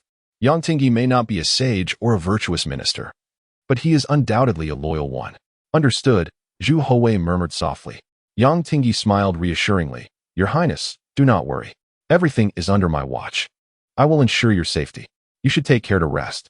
After speaking, he approached Lu Zhendao. Zhou Hong and several men armed with broadswords stood beside Yang Tingyi, who remained unperturbed, his countenance calm as he addressed them. "I am here before you. Feel free to express any demands." Zhou Hong looked at Lu Zhendao, who merely smiled faintly and pointed at Yang Tingyi, saying dismissively, "You are still not worthy. Both the crown prince and the second prince are in my grasp. The court only sent over a scholar from the Eastern Palace. This is insufficient. I still need to wait." Yang Tingyi seemed to grasp something and queried Lu Zhendao, "What is it that you truly seek? Tell me, and I shall do my utmost to accommodate you." Lu Zhendao scoffed, "You still cannot make decisions." This night was destined to be anything but tranquil for the Ming Dynasty. In the centuries since its founding, the capture of royal heirs had never occurred before. The court was faced with an undeniable failure of the entire capital's defense system and the negligence of high officials from all 6 ministries, marking a classic failure of state governance. The dignity of the court had been utterly shattered by this incident, and it had already been half an hour since the capture of the second prince without any successful rescue. High officials from all around could not even propose a viable rescue plan. The bandits ignored them completely, and they did not dare to launch a full-scale attack. Merely enduring the situation, the Yangtze Canal was immediately filled with warships, completely cutting off any escape routes for the bandits, leaving them no opportunity to flee. Within the Qianqing Palace, Emperor Hongzhi had been closely monitoring the developments, with constant reports from the Jinyue. As the situation remained unresolved, his anger grew, prompting him to summon high officials from the 6 ministries for an emergency meeting. The officials, still unaware of the gravity of the situation, arrived at the Qianqing Palace only to be met with shocking news from Emperor Hongzhi, their expressions shifting to one of profound fury. The Minister of War, Ma Wensheng, immediately bowed and said, "Your Majesty, I take responsibility for this failure and shall head to the scene at once." The matter of resigning could not yet be broached. All must wait until the dust settled before discussing accountability. The immediate priority was to rescue Zhu Houwei. The Prime Minister, Lu Jian, also bowed, stating, "Your Majesty, I shall proceed to the Yangtze Canal immediately." The 3 cabinet elders, the 6 ministers, and the pinnacle of power in the Ming Dynasty hurriedly left the Qianqing Palace, flustered as they boarded their carriages, racing to the mountain god temple to oversee the rescue operations for the crown prince. As night deepened, more officials began to gather outside. Standing before the mountain god temple, Prime Minister Lu Jian declared his identity, his stature as the prime minister enough to compel Lu Zhendao to engage in dialogue. "I am Lu Jian. May I speak with Lord Yang?" Lu Zhendao nodded. "Bring that civilian official here." Under the watchful eyes of several men, Yang Tingyi climbed onto the roof of the mountain god temple and lay down to converse with Prime Minister Lu Jian. "Is the crown prince safe?" Lu Zhendao's words were met with skepticism from Lu Jian. If anything were to happen to the crown prince, all would be rendered meaningless. Which is why Lu Jian chose to speak with Yang Tingyi. Yang Tingyi replied, "Minister Lu, the crown prince and his highness Zhu Houwei have not been harmed." Lu Jian paused momentarily, then responded, "Good." Once Yang Tingyi descended from the roof, Lu Jian turned to Lu Zhendao. "What are your demands? Speak freely. As Prime Minister of the Ming, I can agree to any condition you propose. I require 100,000 taels of silver and safe passage out of Hongzhi Canal." Lu Zhendao stated. Lu Jian readily agreed. "Very well." Lu Zhendao smiled. "Will the moment I leave Hongzhi Canal be when the Ming's executioners and archers turn against me? I will not survive regardless of where I go, will I?" Lu Jian shook his head. "I assure you, you will live safely. And what of the Ming's honor? I have captured the second prince. Can you tolerate my survival? How will history record your incompetence? Can you swallow such a bitter pill?" Lu Jian's expression darkened with anger. Yet he restrained himself, merely stating, "That is not for you to worry about. I only seek the safety of the crown prince and Zhu Houwei." Lu Zhendao's tone shifted coldly as he declared, "I demand to see the emperor." "Impossible." Lu Jian retorted sharply. "The emperor is gravely ill and cannot leave the palace." "Then we shall remain in this stalemate. Let me see if you can breach this place. Should you advance, I will sever one of Zhu Houwei's arms." With that, Lu Zhendao swiftly retreated into the mountain god temple. He approached Yang Tingyi and the others with a complex expression, coldly instructing the one-armed man, "Zhou Hong, seize him." Yang Shun was brought before Lu Zhendao, who swiftly raised his blade, stopping just before Yang Shun's hair, severing a lock instead. "What a fine blade. Mr. Yang, you truly have the audacity to use your own son to deceive me. I always said you scholars are untrustworthy."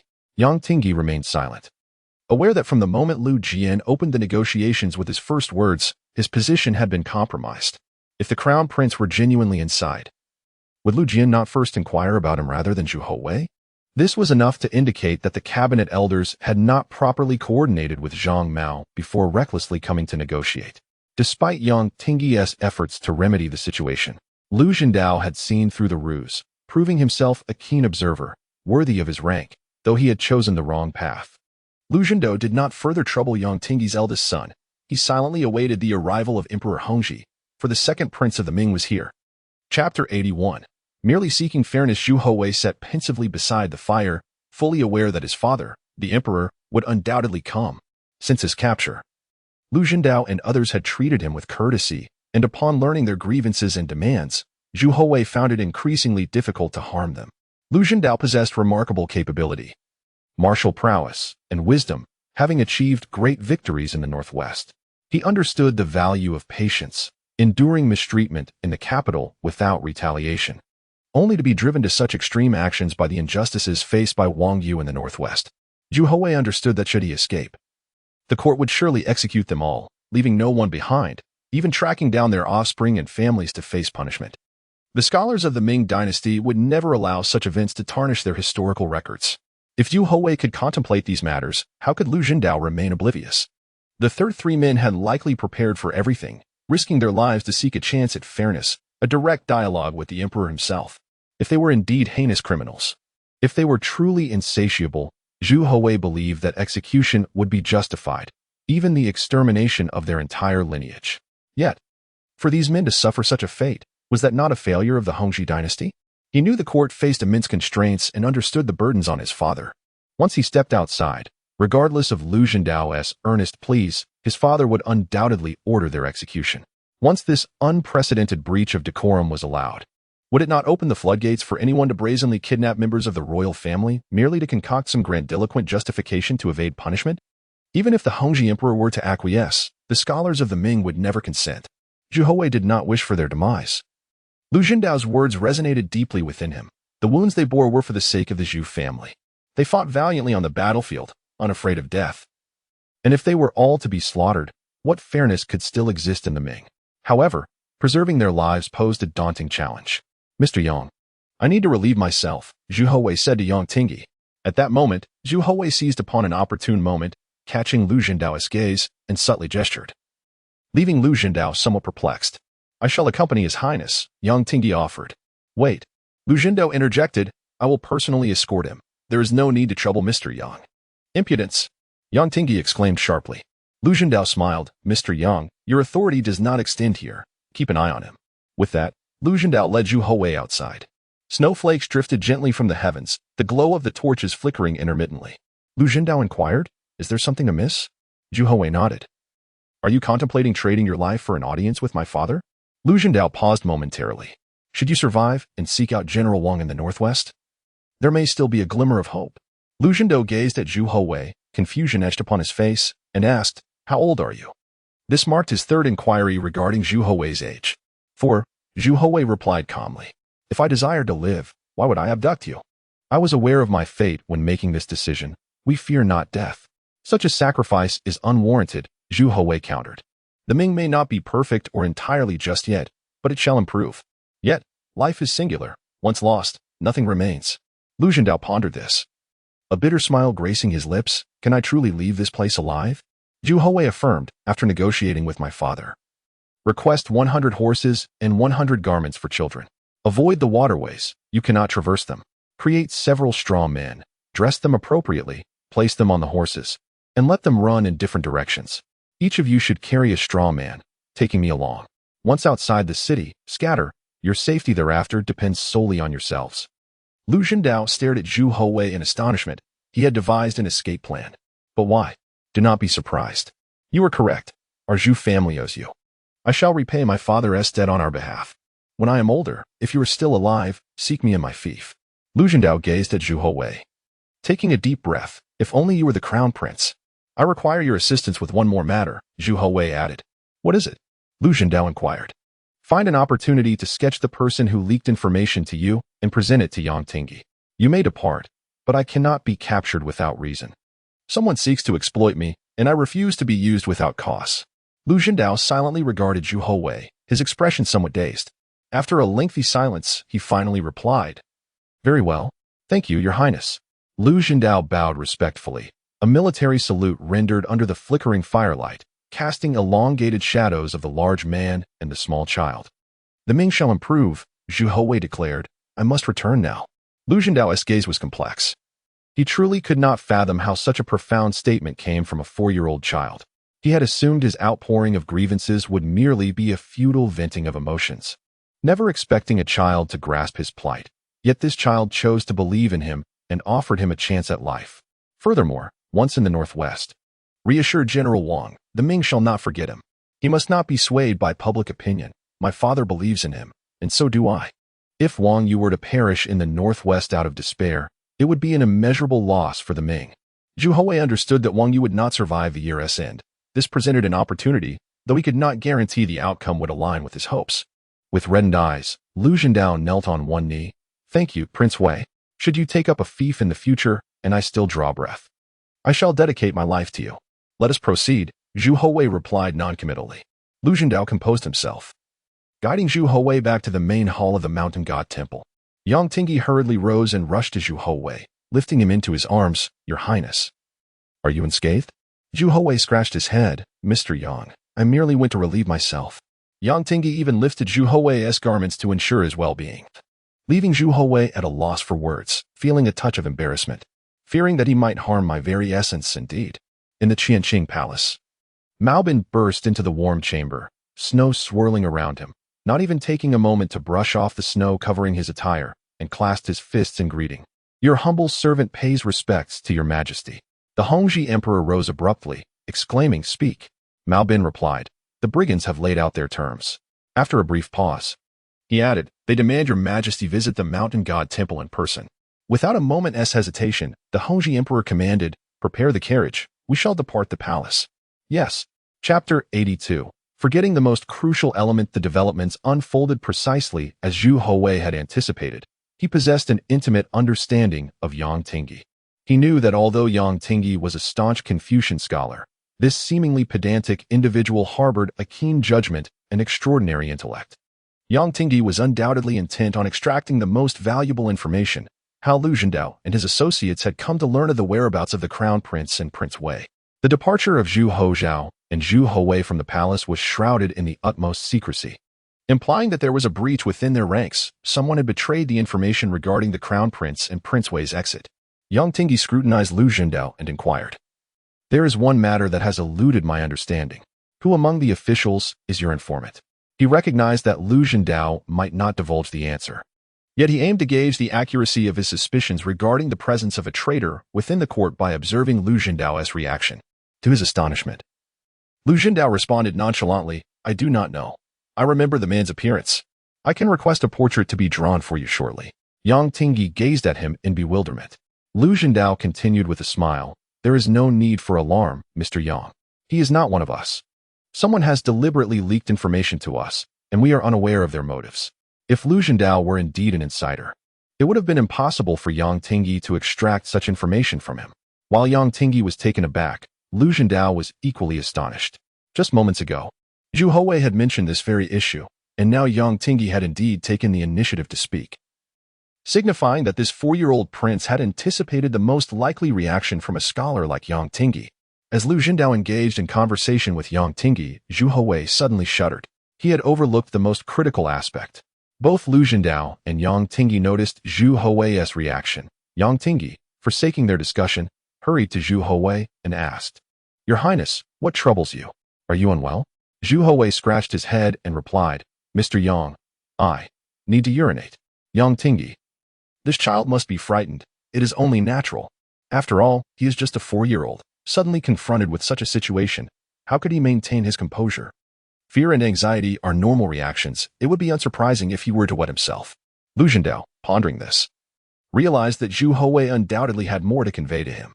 Just as he was about to take Zhu Houwei outside, a scarred-faced Lu Ming shouted, "Boss, the emperor has arrived." Lu Ming swallowed hard, a mix of tension and excitement coursing through him. He had never encountered an emperor in his life, and even now, as a rebel, the mere announcement of the Ming emperor's presence filled him with trepidation. "I need to urinate, Mr. Yang. I can hardly hold it." Zhu Houwei fretted internally, lamenting the timing of his father's arrival. He still had something crucial to discuss with Lu Zhendao. Fortunately, Lu Zhendao understood that Zhu Houwei would not speak without reason. He turned to Lu Ming and said, "Wait a moment. I'll take the child to relieve himself." Lu Ming, "Huh? Urinating is more important than meeting the emperor? Why did we capture him in the first place if not to meet the emperor?" However, he kept these thoughts to himself. Soon, Lu Zhendao led Zhu Houwei away from the main hall of the mountain god temple, his expression thoughtful. "Does Prince Wei have something further to discuss?" Zhu Houwei spoke urgently. "When you speak with my father, do not mention General Wang Yu. Just express your grievances." "Eh?" Zhu Houwei continued. "If you mention Wang Yu, what will the scholars think? They will assume that Wang Yu is your ally. At that point, you would not be defending the general but rather sending him to his doom." Lu Zhendao gasped in realization. As a warrior, his intelligence was somewhat limited, particularly regarding political matters, and he had always felt outmatched by scholars. He believed that merely reaching the rank of Qianhu was his utmost limit. Had Zhu Houwei not offered this critical reminder, he might have unwittingly endangered General Wang, believing he was acting in the general's interest. It was astonishing to think that a well-intentioned act could lead to such grave errors. How could he have been so careless? Lu Zhendao nodded. "I understand. Thank you, Your Highness." As the heavy snow fell like goose feathers, Emperor Hongzhi's imperial entourage arrived at the mountain god temple of Yangji. Countless soldiers armed with knives and shields surrounded Emperor Hongzhi, guarding against any sudden ambush on the sovereign.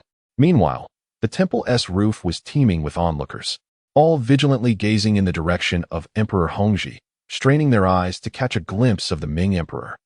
Having dedicated their lives to serving the Ming Dynasty on the battlefield, these loyal subjects, despite their current treachery, still held a profound respect for the emperor. Regrettably, the night was too dark, and the distance too great for them to discern the emperor's features. The chief minister Lu Jian, representing the emperor, stepped forward to negotiate, ensuring that Emperor Hongzhi would not expose himself to danger, for the emperor represented the entirety of the Ming Dynasty. No one dared take that risk. "The emperor has arrived.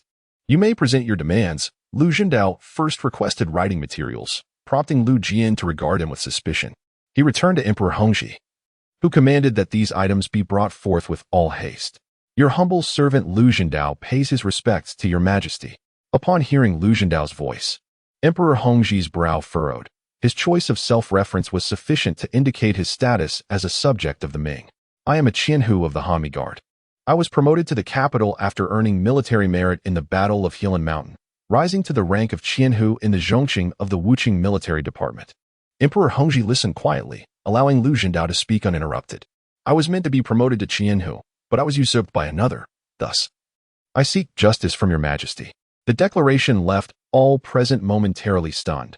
Was it truly because of a missed promotion that he had dared to abduct the second prince of the Ming? Such reasoning seemed implausible. Emperor Hongzhi spoke coolly. I shall thoroughly investigate the Wuqing military department and release Prince Wei, alongside a surrender. Lu Zhendao, undeterred by Emperor Hongzhi's words, continued. That is not what I wish to convey. I seek justice for the 700 brothers who perished in the Battle of Helan Mountain, as well as for the 1,000 soldiers of the Qianhu Guard. Emperor Hongzhi cast a meaningful glance at Minister of War Ma Wanxing. Ma Wanxing barked. Do not speak such nonsense. Emperor Hongzhi interrupted. Let him speak. Continue. Lu Zhendao pressed on. In the previous battle at Helan Mountain, my Qianhu Guard suffered 763 casualties, slaying 996 enemies. I beseech your majesty to grant military honors to these 763 soldiers, ensuring benefits for their descendants. Chapter 83.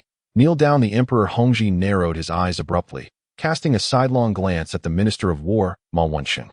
Ma Wanxing hastily clasped his hands in salute, saying, Your Majesty, please do not heed the slanderous words of these traitors. The achievements from the Battle of Helan Mountain were determined through a joint evaluation by the Military Selection Office and the Censorate, with the inspectors personally visiting the Northwest to assess military merits. A total of 33 were recognized for their valor, and the number of enemy commanders beheaded was merely over 20. How could it possibly amount to 1,000?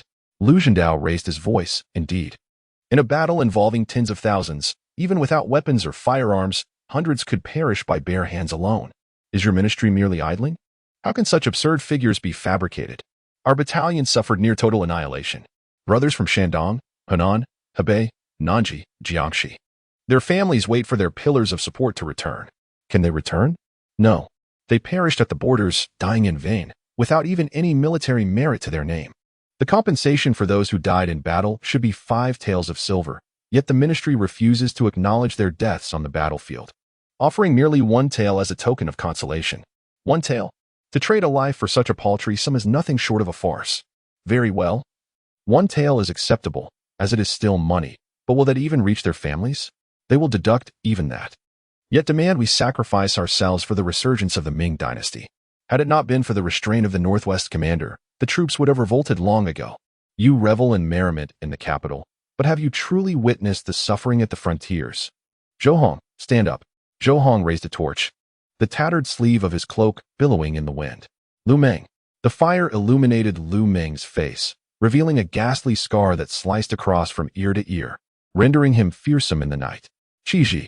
The circular scar from an arrow on his neck was a stark reminder of the peril he had faced. It was no exaggeration to say his life had been snatched back. Each man bore various scars upon their bodies. Lu Zhendao, with reddened eyes, called out, Your Majesty. Do you see? We 33 have returned bearing the last wishes of 1,000 fallen brothers. Our voices are but whispers, hardly worthy of the Emperor's notice. Let alone seeing the Emperor, the officials of the ministry look down upon us. Today, in the presence of your Majesty, I beseech you to provide justice for the 1,000 soldiers who sacrificed themselves in the Northwest. Emperor Hongzhi remained silent, staring blankly at the group of soldiers. He had always believed that under his and the cabinet's efforts, the Ming Dynasty was experiencing a resurgence. Yet he had never anticipated such hidden turmoil beneath the facade of prosperity. The border defenses were worn thin, the army demoralized, and the suppression of military men by civil officials remained severe, leaving them with no opportunity to voice their grievances. Clearly, this abduction was more than it seemed. These men were risking their lives for a chance to converse with the Emperor. Though Lu Zhendao spoke with fervor, Emperor Hongzhi remained unmoved by their emotions. He replied calmly, I understand your grievances. First, release my son. Do not make a further mistake. I am aware of your injustices, and I will investigate this matter thoroughly. The inequities of the 5 cities military division and the unfairness of military honors in the Northwest had all been laid bare to Emperor Hongzhi. Though Lu Zhendao chose to withhold mention of Wang Yu's injustices, Zhou Hong and the others exchanged perplexed glances, failing to comprehend why Lu Xindao did not address the plight of General Wang. Yet, it was evident how high Lu Xindao's esteem was among these soldiers, despite their confusion. They did not question Zhou Hong's motives for prioritizing his own concerns over Wang Yu. Lu Xindao declared, "I require 100 bolts of hemp cloth, 10 bundles of straw, 100 horses, and riding supplies. I urge your majesty to expedite their delivery. Do not resort to force. Prince Wei is still young and cannot withstand such intimidation." Emperor Hongzhi furrowed his brow but instructed Lu Jian, acquiesce to his requests. The safety of Prince Wei is paramount. Lu Jian bowed, "As you command." The court's efficiency was remarkable, particularly under the personal supervision of Emperor Hongzhi. Within the span of a single tea time, all the requested items were delivered promptly. Inside the main hall of the mountain god temple, a man swiftly sketched the informant's likeness and handed it to Yang Tingyi. Yang Tingyi stared in astonishment at the man. As Lu Xindao explained, scouts possess certain skills. Yang Tingyi silently nodded. It was undeniable that these 30 men each had unique talents, making them invaluable military assets. Had they not strayed into thievery, but it was too late for such reflections, and Yang Tingyi felt a pang of regret for them. Lu Xindao glanced at Zhu Houwei and subtly nodded before stepping outside. "Boss," the one-armed Zhou Hong asked, perplexed, "why did you not mention General Wang's situation to the emperor?" Lu Xindao replied, "To bring up General Wang's plight would be akin to signing his death warrant." He explained Zhu Houwei's warning to Zhou Hong and the others, who were taken aback, admiring Lu Xindao's wisdom. "Stop flattering. That was Prince Wei's instruction to me." "What?" Several men gaped in disbelief, astonished that a 4-year-old child could possess such insight. Moreover, why did he share this knowledge with the boss?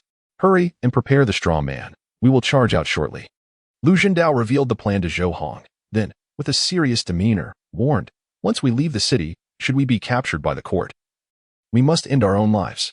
They understood the fate awaiting them if they fell into the court's hands. They had never expected mercy from the officials. Zhu Houwei was Zhu Houwei, the civil officials were civil officials, and the emperor was the emperor. They were not the same. Lu Xindao was acutely aware of the gravity of the situation. Should they be captured, it would not be a simple beheading. It could implicate Wang Yu. And they did not wish to be pawns in the official schemes. Zhou Hong and the others nodded solemnly, understood. Once all preparations were complete, Lu Xindao approached Yang Tingyi. Clasping his hands, "Scholar Yang, you are a good man. My apologies for the offense." Yang Tingyi was taken aback, but before he could respond, Lu Xindao struck him and his son unconscious with a swift blow. "Kneel." Lu Xindao shouted to the 30 men behind him. All 30, including Lu Xindao, knelt and bowed to Zhu Houwei, saying, "Thank you, Your Highness Wei." "My apologies." Zhu Houwei shook his head, gazing at these loyal men with a sigh, muttering softly, "I am still young. When I grow up, just stay alive. Let us go." Zhu Houwei commanded. Lu Xindao wrapped him in a cloak and mounted a horse, as over 100 steeds prepared to charge forth from the mountain god temple. Chapter 84. Shifting blame as the mountain god temple swung open. Over 100 fierce steeds erupted into a cacophony of whinnies, charging forward with unbridled ferocity. "Protect His Highness. Pursue them," Zhang Mo bellowed. "Your Majesty, once I have safely exited the city, I shall ensure Prince Wei's return to you. I vow I will not renege on my promise. Please, Your Majesty, open the city gates swiftly." With that, Lu Xindao urged his horse into a frenzied gallop. All gates of Beiping had long been sealed, and the chaos wrought by the stampede rendered the soldiers incapable of discerning which mount carried Zhu Houwei. Each horse bore a rider, and in the shrouded night, it was impossible to distinguish the genuine from the false. Upon reaching the city gate, Lu Xindao encountered no obstruction, yet the pursuers relentlessly closed in from behind. Approximately a mile outside the city, Zhu Houwei was safely deposited onto the official road by Lu Xindao. The horses kicked up a flurry of snow as they vanished into the misty darkness. Shadows flickered along the thoroughfare, and the pursuers hesitated to accelerate, uncertain which of the dummies among them concealed the true Prince Wei. "There he is! There he is!" a soldier exclaimed, brimming with excitement as he knelt and bowed deeply, then carefully lifted the prince onto his steed. This singular act would earn him glory. At that moment, Zhu Houwei's life held greater value than his own, and the soldier treated him with utmost care as he hastily returned to the city. "Your Majesty, Prince Wei is safe and sound." The soldier dismounted and respectfully assisted Zhu Houwei down from the horse. Emperor Hongzhi, cloaked and striding rapidly, rushed towards Zhu Houwei, flanked closely by high-ranking officials from the cabinet and various ministries. "My son," he exclaimed, enveloping Zhu Houwei in a fervent embrace, his eyes glistening with unshed tears. Though he valiantly restrained his emotions, mindful of the many witnesses around him as the emperor of the Ming Dynasty, Liu Jian had already arranged for a palanquin. Going to Emperor Hongzhi and Zhu Houwei, he said, "Please, your majesty, enter the palanquin." Clutching Zhu Houwei tightly, Emperor Hongzhi stepped inside. And with the escort of thousands of soldiers, they made their way directly to the Forbidden City. At that moment, officials from all levels of the cabinet, the Ministry of War, and the military garrisons collectively breathed a sigh of relief. Once the emperor had safely entered the Forbidden City, Liu Jian's expression turned severe as he narrowed his eyes and declared, "We must capture those miscreants." The Ministry of War should immediately issue a decree for their apprehension across the 2 capitals and 13 provinces. Minister Ma Wensheng of the Ministry of War responded urgently, "I shall attend to this at once." Liu Jian cast a cold, disdainful glance at Zhang Xian, stating icily, "This is the governance of your Shuntian prefecture." Zhang Xian, the governor of Shuntian, trembled, fully aware that the real ordeal was only just beginning. At the 5 armies command, commander of the Jinyue, Mao Bin, and commander of the central city garrison, Shi Sun, along with Zhang Mao, convened. With Prince Wei rescued, everyone felt a wave of relief, yet the gravest challenges lay ahead. Tomorrow would undoubtedly bring a storm of bloodshed. As the 3 factions serving as guardians to the Crown Prince and Prince Wei, they bore an undeniable share of the responsibility. The failure of Shuntian Prefecture's governance is evident, Shi Sun declared decisively. Even if blame were to be apportioned, they could not bear the brunt of it.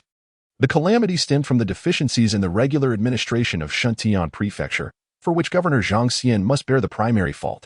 Zhang Mao and Mao Bin shared this sentiment, eager to shift all blame onto Shuntian Prefecture, a most advantageous outcome for them. Everything unfolded precisely as Shi Sun had orchestrated, with events progressing in accordance with his designs. Meanwhile, in the Eastern Palace, Liu Jin fell ill, the onset sudden, racked with convulsions and a high fever. In Kuan-Ning Palace, Empress Zhang longed to visit Chunhe Palace, missing her son dearly. She had not seen the little chubby fellow all day and was consumed by concern. It was late into the night, and he still had not returned. Just as she prepared to head to Chunhe Palace, she was intercepted by the eunuchs, who, trembling with fear, reported, "Your Majesty, Prince Wei is already asleep." "Let him sleep, but I must see him," Empress Zhang replied dismissively. The eunuchs, in a frenzy, implored, "The emperor has decreed that Prince Wei must not be disturbed. Is it not apparent that something is amiss?" Empress Zhang retorted angrily, "Get out of my way. Your Majesty, the emperor forbids entry to Chunhe Palace. Please, spare us." The eunuchs begged, terrified. Empress Zhang's voice rose in fury. "Is my son not in Chunhe Palace? Has he not returned?" None dared respond. Pointing at the eunuchs of Kuan-Ning Palace, she commanded, "Go to the Eastern Palace and summon Liu Jin." Since she could not enter Chunhe Palace, she would not force her way. She dared not defy the emperor's orders. As the crown prince's personal attendant, inquiring with Liu Jin would clarify the situation. However, the eunuchs soon returned, delivering the news, "Your Majesty, Liu Jin is unwell, gravely so." Anxiety gripped Empress Zhang's heart as she commanded, "To the Eastern Palace." Yet, the outcome was the same. The Eastern Palace was sealed off. Her worry deepened. Something must have gone awry. Unable to enter the Eastern Palace, she ordered her attendants to call out for Zhu Houzhao from outside. The emperor may have barred her entry, but she could summon Zhu Houzhao forth. "Mother! Mother!" Zhu Houzhao cried, standing at the gates of the Eastern Palace, blocked by the eunuchs. "My brother has been captured. Woe is me, my brother has been taken." Empress Zhang's complexion turned as pale as paper, her breath quickening. Darkness swam before her eyes, and she nearly collapsed, but fortunately, a palace maid quickly caught her, preventing her from losing her composure. "Go, take me to Qianqing Palace. I must see the emperor." The biting cold wind howled, and Qianqing Palace shone with light. Yet Empress Zhang found herself barred from entry. The eunuchs and maids were terrified, kneeling before her, desperately urging her to return to the palace. In the frigid air, snow continued to fall, and the empress stood resolutely in the midst of it. If she fell ill in the cold, upon the emperor's return, the eunuchs and maids would likely face dire consequences. Some palace maids hastened to bring warm clothing and hot water to shield her from the cold. But Empress Zhang forcefully pushed them away. "Begone! I shall remain here until I see the emperor to the bitter end." Her beloved child's fate remained uncertain. How could a mother find peace? Snowflakes fell relentlessly upon her, while the palace attendants, holding oil paper umbrellas, dared not approach. instead standing by her side in fear and trepidation. In the royal hierarchy, any misfortune befalling a member of the family invariably resulted in the suffering of the eunuchs and maids, seemingly peripheral figures revealing the harsh realities of the feudal social order. Time slipped away, and in less than the duration of a single incense stick, Empress Zhang was enveloped in snow. For the sake of motherhood, she stood unwavering in the snow outside Qianqing Palace. Your Majesty, the Emperor has left the palace. Shall we seek warmth in the warm chamber until His Majesty returns? The aged eunuch Huaiyan, who served closely beside Emperor Hongzhi, approached softly. Even at the risk of incurring the Emperor's wrath, he felt no fear. For if anything were to happen to the Empress, his fate would be sealed. As for the consequences of defying the Emperor's orders, that was a matter left to fate. Chapter 85. The Jinjui returned the unconscious Yang Tingyi and his son to the Yang residence in Huaihua Alley. When Yang Tingyi finally regained consciousness, he hurriedly fumbled in his embrace until he found the scroll, letting out a sigh of relief. He was certain that Zhu Houwei would not come to harm. He promptly left the residence, heading straight for the Jinjui. Despite the enmity between the civil officials and the secret police, Yang Tingyi understood that the Jinjui were most adept at locating individuals. He sought out the commander, Mao Bin, whom he trusted above all others. Upon handing the scroll to Mao Bin, who curiously inquired, "What is this, Lord Yang?" Yang Tingyi explained the urgency of the matter, mentioning that they needed to investigate the person who had leaked the whereabouts of the Crown Prince and Prince Wei, emphasizing the gravity of the situation. Mao Bin's expression turned serious as he clasped his hands in acknowledgement, saying, "Understood." As midnight approached, the Qianqing Palace was illuminated brilliantly, with snowflakes dancing in the air. Mingling with the flickering lights, Empress Zhang had been standing there for an indeterminate time, oblivious even when the old eunuch spoke to her. She was waiting for her son to return. After enduring countless days and nights, she had finally raised her child. Her deep affection for him made it unbearable for her to remain at ease, knowing his life was uncertain. She did not desire greatness for her son. She only wished for his safety. In that moment, she was no longer the empress of the Ming Dynasty, and the formalities could be cast aside. Like countless mothers, her child was a part of her, and she yearned to see him safe. The Emperor Hongzhi entered the Forbidden City through the Donghua Gate, holding Zhu Houwei in his arms as he descended from the carriage. "Father, don't cry," Zhu Houwei said, wiping away the tears that streamed down the Emperor's cheeks. The Emperor smiled and replied, "I am not crying. I am merely overjoyed." "Did they frighten you?" Zhu Houwei shook his head. "No, they didn't frighten me. They even gave me meat buns." That's good, that's good," the Emperor nodded repeatedly. Zhu Houwei sighed within, realizing that after this incident, he might never have the chance to leave the palace again. He wondered if Lu Zhendao and his group could escape safely from North Jili. Yang Tingyi must have set the Jinjui to work by now.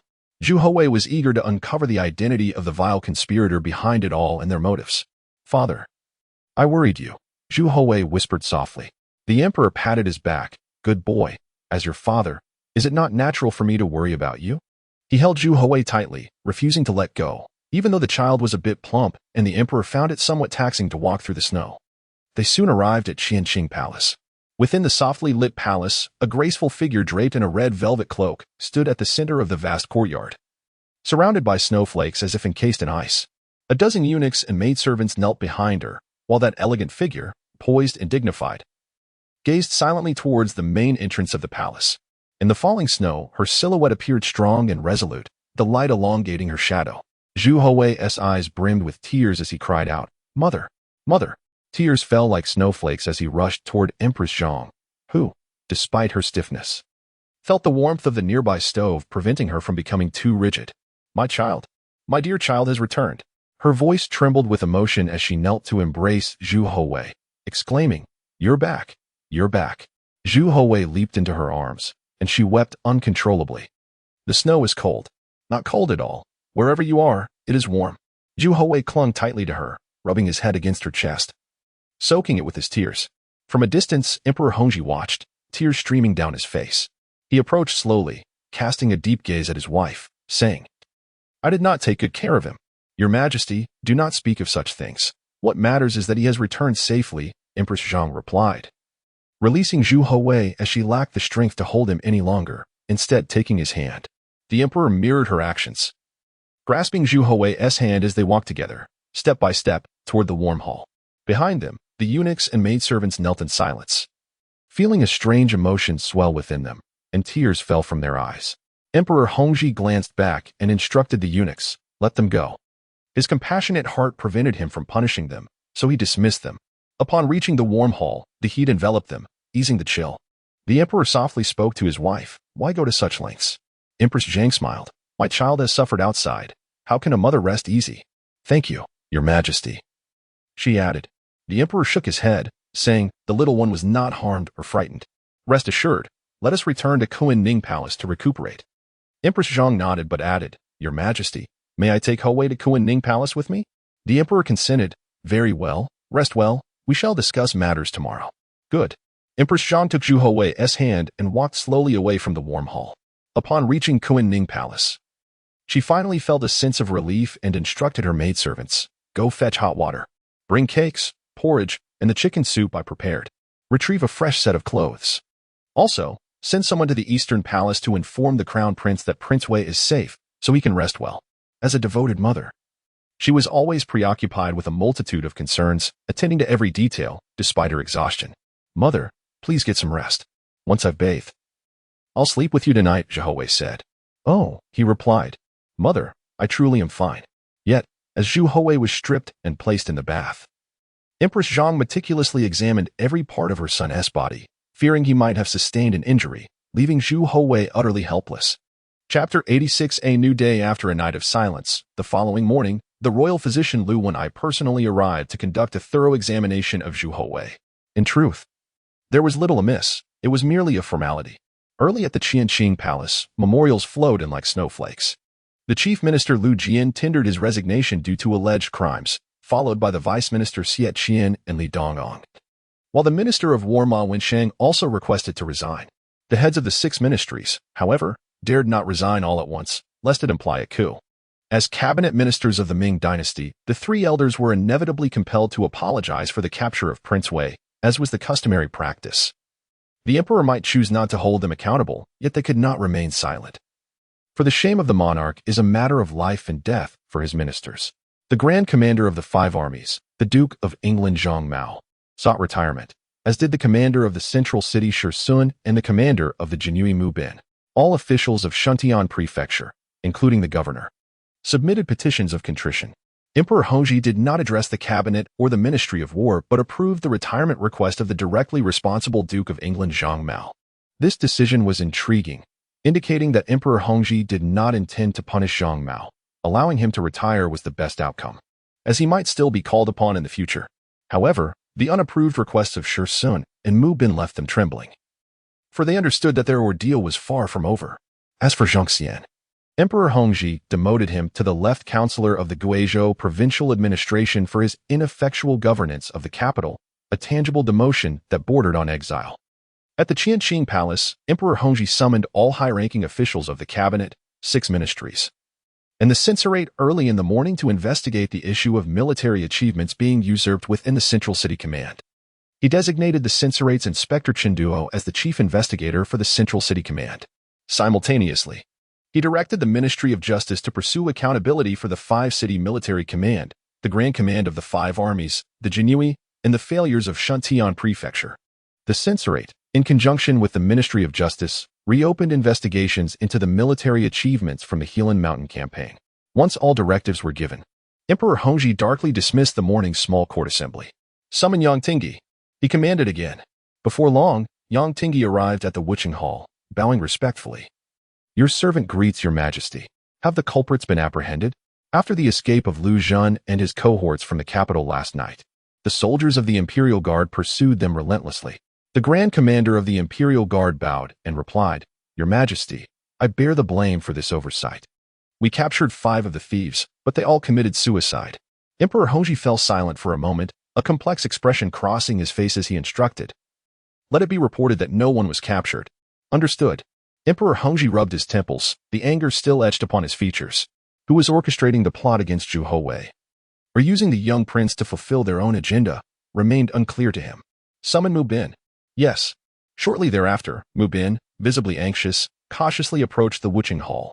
Before he could pay his respects, Emperor Hongzhi abruptly asked, Have you found the person?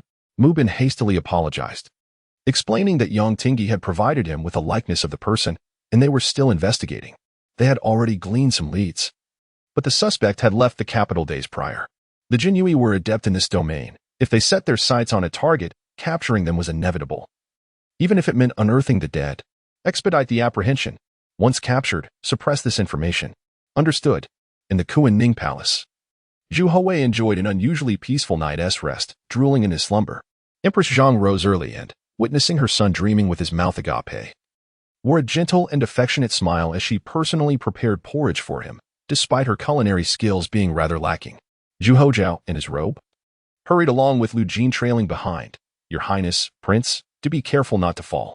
Zhu Houzhao, though still recuperating from illness, was able to attend to the crown prince. Brother. Zhu Houzhao, sweating profusely, dashed towards the side hall of Kunming Palace, only to be met with a sharp gaze from Empress Zhang. Your brother is still asleep. Your incessant chatter is quite bothersome.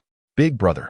Zhu Houwei had awakened after Empress Zhang's departure, dressed in a white silk inner garment, and approached the side hall door. Zhu Houzhao rushed over and enveloped Zhu Houwei in a hearty embrace, exclaiming, "How wonderful! You're all right. I was so worried all night." Zhu Houwei replied, "But big brother, you didn't sleep all night. Aren't you tired?" Zhu Houzhao responded, "Not at all. You don't even have dark circles under your eyes. You look so energetic." Zhu Houzhao admitted, "All right, I did doze off for a bit, but I was so worried about you." Zhu Houwei said, "I'm fine, really." Zhu Houzhao huffed, "Thank goodness you're all right. Otherwise, I would have truly wanted to strike Yang Tingi."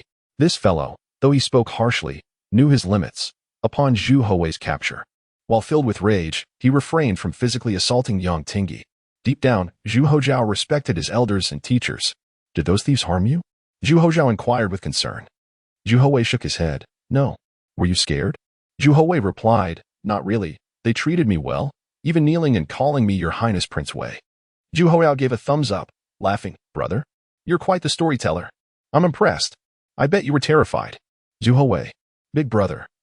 You truly are my real big brother." After a pause, Zhu Houzhao sincerely said, "Brother, I'm sorry. I failed to protect you. I would have preferred to be the one captured, to have been saved by Mr. Yang instead of you. But as I am the crown prince, Mr. Yang believes I am more important. I shall report to father and have you named crown prince, so next time, Yang Tingi will save me instead." Zhu Houwei, "Big brother, please don't say such foolishness." "All right, I know you're worried about me. I am truly fine. They really did kneel and call me Prince Wei. They treated me with respect." Zhu Houzhao chuckled. "I see. I don't believe a word of it." Chapter 87. News under lockdown. The news of Zhu Houwei's arrest was known only to the high-ranking officials in the capital. No one else was privy to the information, which was comprehensively sealed off. Anyone who dared to leak even a word would face dire consequences. Such matters that could tarnish the court's reputation must be concealed at all costs, particularly by the 6 ministries of the cabinet, for should this information escape, it could incite an unimaginable uproar. In the Kunming Palace, during the morning meal, Zhu Houwei curiously inquired of Empress Zhang, "Mother, has the chef in Kunming Palace changed?" Zhu Houzhao boldly chimed in, "Indeed. Today's porridge tastes akin to swill. Which chef is so incompetent? Mother, please reassign him." The candid remarks of these 2 children pierced the heart of Empress Zhang like daggers, causing her great displeasure. Zhu Houwei quickly amended, "Mother, I must say, while the first bite may not be pleasing, upon further tasting, it reveals a delightful sweetness, quite enjoyable, actually." Zhu Houzhao erupted in laughter. "Brother, your kindness is commendable. But there's no need to plead for the chef. It's inedible. Brother, have you not noticed how our mother's countenance has changed? I'm afraid I cannot save you now." "Humph. You little rascal. You haven't even married yet, and you already forget about your mother once you do. If it's unpalatable, then don't eat here again. This porridge is made for your brother, not for you. Have you not learned the value of a meal? Where is it unappetizing? Tell me." Zhu Houzhao replied, "Ah, this swill, oh no, this delicacy, is actually made by my mother? How could I have described it as such? It possesses a beauty that warms my heart." Zhu Houwei chuckled, covering his mouth. "Brother, you truly are a talent." Returning home felt splendid. Though he had only been away for a day, Zhu Houwei felt as if he had been gone for ages. Now, he was finally back in the palace, beside his mother and brother, and everything felt as serene and warm as ever. "Dear nephew, little nephew." Early in the morning, the Zhang brothers braved the cold winds to arrive at Kunming Palace, where they burst into tears. "Oh, second nephew." Empress Zhang scolded. "What are you wailing about? Cease this foolishness." The Zhang brothers wiped their tears, genuinely worried for their little nephew. Upon seeing Zhu Houwei well, their hearts finally eased. "Sister, We have yet to have breakfast. Empress Zhang replied, "Come, sit and eat together." Though these two often appeared frivolous, true feelings emerged in times of hardship. The saying that one's true character shows in adversity held true, as the two fearful boys rushed to Zhu Houwei's side in his time of danger. "Ah, this porridge tastes dreadful. It's simply swill. How can such a disgrace exist in the palace?" Zhang Heling exclaimed, and Zhang Yanling added, "Brother, it's worse than swill." Empress Zhang, blushing with anger, ordered, "Get out. Leave Kunning Palace, immediately." The Zhang brothers scratched their heads, perplexed as they departed. What had happened? Why was their sister so furious? Unbeknownst to them, the news had not reached Rinshou Palace, and thus Empress Dowager Zhou had not sent anyone to inquire after Zhu Houwei. Emperor Hongzhi had organized all matters early that morning. There was no morning court, and after a brief assembly, he hurried to Kunning Palace. "Father!" the two youngsters exclaimed, rushing out to greet Emperor Hongzhi. The emperor smiled warmly. Seeing the two children safe made everything worthwhile. "Father, come quickly and taste the porridge. It is delicious," Zhu Houzhao urged. Zhu Houwei watched in astonishment. His brother was remarkably bold. Emperor Hongzhi took a seat and, after sipping the porridge, commented nonchalantly, "Not bad, quite good." "Is that so? You have only taken a small sip?" Truly, he was the father. Years of companionship with the empress had honed his palate to recognize her culinary skills with just a taste. Zhu Houzhao's little scheme had not succeeded, leaving him slightly disappointed. Breakfast was soon concluded, and Empress Zhang busied herself with palace affairs, creating an opportunity for the three men to be alone. Knowing Emperor Hongzhi had missed the children dearly throughout the night. "Father, have those scoundrels been captured?" Zhu Houzhao inquired, filled with righteous indignation, yearning for their eradication. "They dared to seize my brother. How audacious!" Zhu Houwei, equally concerned about the news regarding Lu Jindao's faction, listened intently. Emperor Hongzhi, with a grave tone, replied, "5 were captured, but they all committed suicide. The death of 5 was, under the circumstances, a relatively favorable outcome, which brought some relief to Zhu Houwei." "Father, did you order the Ministry of Justice to investigate them?" Zhu Houwei asked. Emperor Hongzhi shook his head. "I have kept the news under wraps." Zhu Houzhao was furious. "Why?" Zhu Houwei regarded his father with deep admiration. Keeping the information concealed was the only way to prevent repercussions for the families of those involved. Emperor Hongzhi was indeed a good emperor, understanding the plight of others and recognizing the difficulties faced by soldiers in the northwest, even though those 5 men were dead. If the news were to spread, their families would likely be implicated and executed. Under the imperial rule, the might of the dynasty should not be underestimated. In a feudal society, the dynasty was akin to heaven, and investigating their families was quite feasible. Emperor Hongzhi chose to shield their families from harm by concealing the news of the deceased, ensuring that the civil officials remained unaware. Nevertheless, this did not imply that Emperor Hongzhi lacked a broader perspective. No monarch would negotiate with thieves or tolerate threats. It must be understood that when Lu Jindao sought terms with Emperor Hongzhi, he was essentially employing threats. No sovereign could endure such occurrences, yet even so, Emperor Hongzhi opted to protect the families of those involved, harboring no resentment towards them. This magnanimity deserved Zhu Houwei's utmost respect. "Father? Zhu Houwei pondered briefly before speaking. "They told me some things." Emperor Hongzhi paused, his expression shifting to one of concern. "What did they say? Did they threaten you? Why didn't you mention this yesterday?" Zhu Houwei shook his head. Regarding General Wang Yu, this information could not be disseminated through Lu Jindao, but could be conveyed through Zhu Houwei himself. Zhu Houzhao spoke up. "Brother, do not be afraid. If they dare to threaten you, I will have father eliminate them." Zhu Houwei softly replied. "They mentioned General Wang Yu." Emperor Hongzhi's expression momentarily faltered before he inquired, "What did they say?" Chapter 88. A necessary execution. Wang Yu shared a camaraderie with Li Guang, as well as with the powerful eunuch Hongzhi from the Chihua period. However, such connections do not suffice to label him as a member of the eunuch faction. Having lived for over 70 years, Wang Yu was acutely aware of the intricate dynamics of power within society and the inherent vulnerabilities of military generals. Could he rely on the civil officials to have a voice in the court? Absolutely not. The emperor, distant and removed, was not privy to the nuances. He relied on the quills of the literati, and if they scorned him, Wang Yu's chances of influence were tethered solely to the eunuchs by the emperor's side. In the Ming Dynasty, military leaders faced tremendous challenges, yet Wang Yu managed to navigate this treacherous terrain, even if it meant bearing the enduring scorn of the civil officials. To accomplish tasks, mere capability was insufficient. Throughout history, this realm has always thrived on personal connections. After Li Guang's demise, the accusations against Wang Yu cascaded like snowflakes. with countless slanderous remarks directed at him. How could he possibly remain unaware of these events while stationed on the frontier? Emperor Hongzhi maintained a silence on the matter. Yet such reticence only deepened Wang Yu's sense of betrayal and indignation. His petitions for funding were entirely rejected. The hardships in the northwest left Wang Yu feeling isolated. Without the support of the court, he struggled to manage Hami, and should any military failures arise there, he would undoubtedly face fierce censure. Although he currently maintained a semblance of victory, how long could this situation endure? A skilled artisan cannot create without resources, without funds, supplies, and provisions. How could he wage war or stabilize the morale of his troops? When Zhu Houwei relayed the plight of the veteran General Wang Yu to Emperor Hongzhi, the emperor fell into deep contemplation. With military achievements usurped and funding denied, all of Wang Yu's accomplishments since he began overseeing Hami the previous year had been obliterated.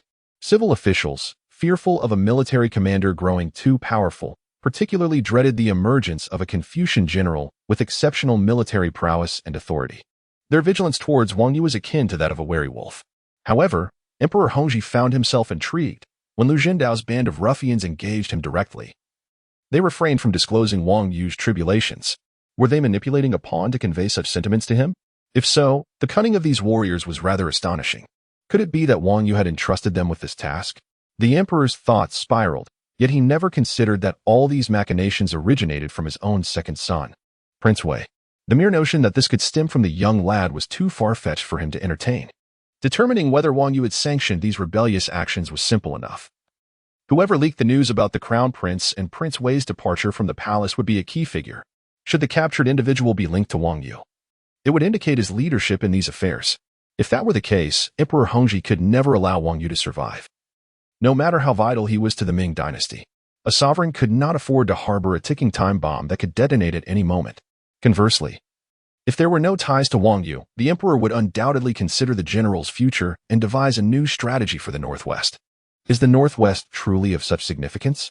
Zhu Houwei inquired. Emperor Hongzhi nodded, affirming its importance. After speaking, he glanced at Zhu Houzhao, who was eating, and instructed, "Eat. Eat. No more distractions. Pay close attention." Zhu Houzhao replied, "How am I involved in all this? Must I forego my meal?" Emperor Hongzhi collected his thoughts and addressed both Zhu Houwei and Zhu Houzhao. "Let me elucidate the critical importance of the northwest gateway of Hami." The two young boys listened intently as the emperor continued. "Since the reign of the Taizu, Hami has remained beyond our borders. The Taizu emperor repeatedly dispatched Fengxing and Fuyud westward, with strategic eyes set firmly on Hami. Securing Hami would open the entire northwest trade route, transforming this barren land into a military strategic buffer for our Ming Dynasty, while also serving as a vital artery of the Silk Road, offering immense economic value to our empire. During the Yongle reign, the military acumen of Emperor Yongle matched that of Taizu, and he understood Hami's significance. However, the sagacious Taizong emperor decreed that Hami could engage in trade with China, resulting in a flourishing economy. In gratitude, the former Yuan prince and Qidi supported China politically and nominally became a tributary state of the Ming Dynasty. The Taizong emperor conferred the title of loyal prince upon Hami, which then welcomed imperial envoys, overseeing various tributary states, shielding the western borders from incursions and severing the northern threats. The prestige of the Yongle emperor continued to ascend. With Hami under our control, not only did the nations of the western regions tremble, but also the northern Tatars, who viewed the Hami prince as a traitor, relentlessly sending assassins. The Ming Dynasty's emphasis on Hami stemmed from another pressing concern, the Timurids' eastern campaigns. This monumental conflict between the most formidable empire in the Middle East and the strongest empire in the East is not an exaggeration to describe as a collision of worlds. Neither side could predict the war's outcome, maintaining a wary stance. Ultimately, this grand conflict never materialized, for Timur succumbed to illness on his campaign. Following Yongle's reign, the position of the loyal Prince of Hami became entrenched, yet the role was fraught with peril. The Turpan region persistently attacked Hami, and the northern Tatars did the same, resulting in the Hami loyal prince being frequently killed and reinstated. Since the beginning of our current dynasty, Hami has changed hands 7 times. The Turpan and Tatars, aware of Hami's strategic importance, continuing their invasions in a perpetual cycle. Last year, I reinstated Wang Yu to govern the region, and since then, Hami has stabilized. Now do you understand why the northwest gateway of Hami is so crucial? I empathize with General Wang's struggles, faced with a barrage of accusations.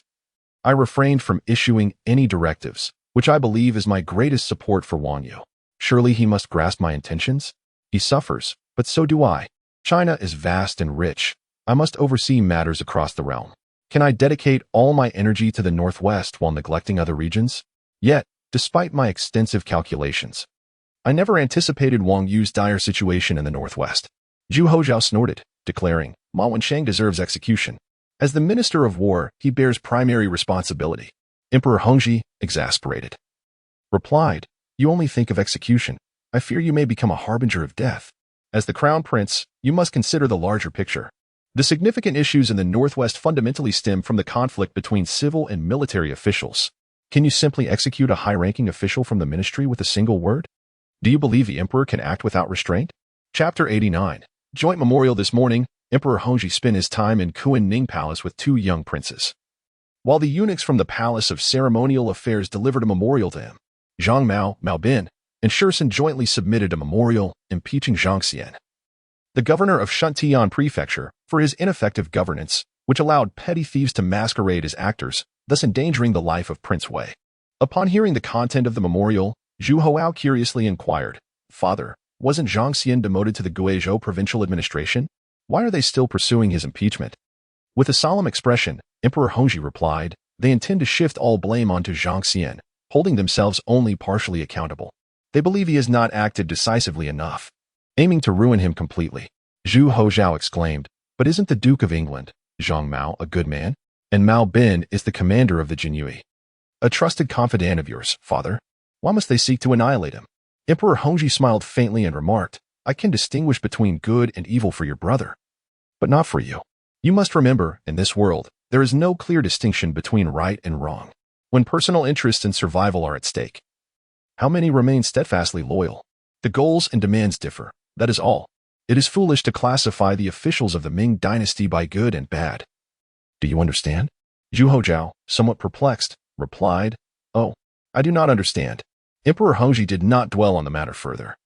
Zhang Xian's demotion to Guizhou was already a severe punishment, and while executing him might be justified, the emperor felt a pang of compassion, recognizing that he had not committed a grave offense. Father, how could those thieves have known we left the palace? Zhu Houwei interjected, attempting to steer the conversation in that direction. He felt uneasy about not having caught the individuals behind this betrayal and was eager to uncover who had divulged their movements and to what end. Zhu Houzhao scratched his head and said, Indeed, brother, I hadn't thought of that. How could those rogues know we were leaving? Is there a traitor within the court? Only just realized? Emperor Hongzhi expressed his delight, pleased that his young prince could think so critically. He then turned to Zhu Houzhao, Eat. Can you learn something from your brother?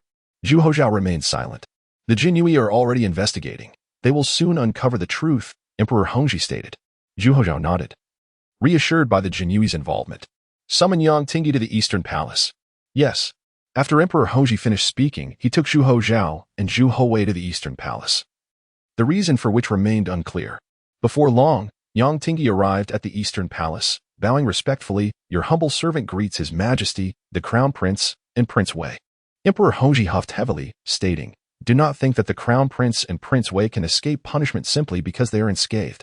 I entrusted you with the care of my two children, yet you allowed them to fall into such peril. Yang Tingyi, you deserve death. Yang Tingyi adjusted his clothing and bowed deeply. I have failed in my duties. Please punish me as you see fit, Your Majesty. I harbor no resentment. Emperor Hongzhi declared sternly, Yang Tingyi, do not presume that your display of loyalty to the throne will spare you. Execute him. Zhu Houwei glanced at his father, pondering. Moments ago, Emperor Hongzhi had been calm. What had ignited such fury? However, he quickly understood and remained silent.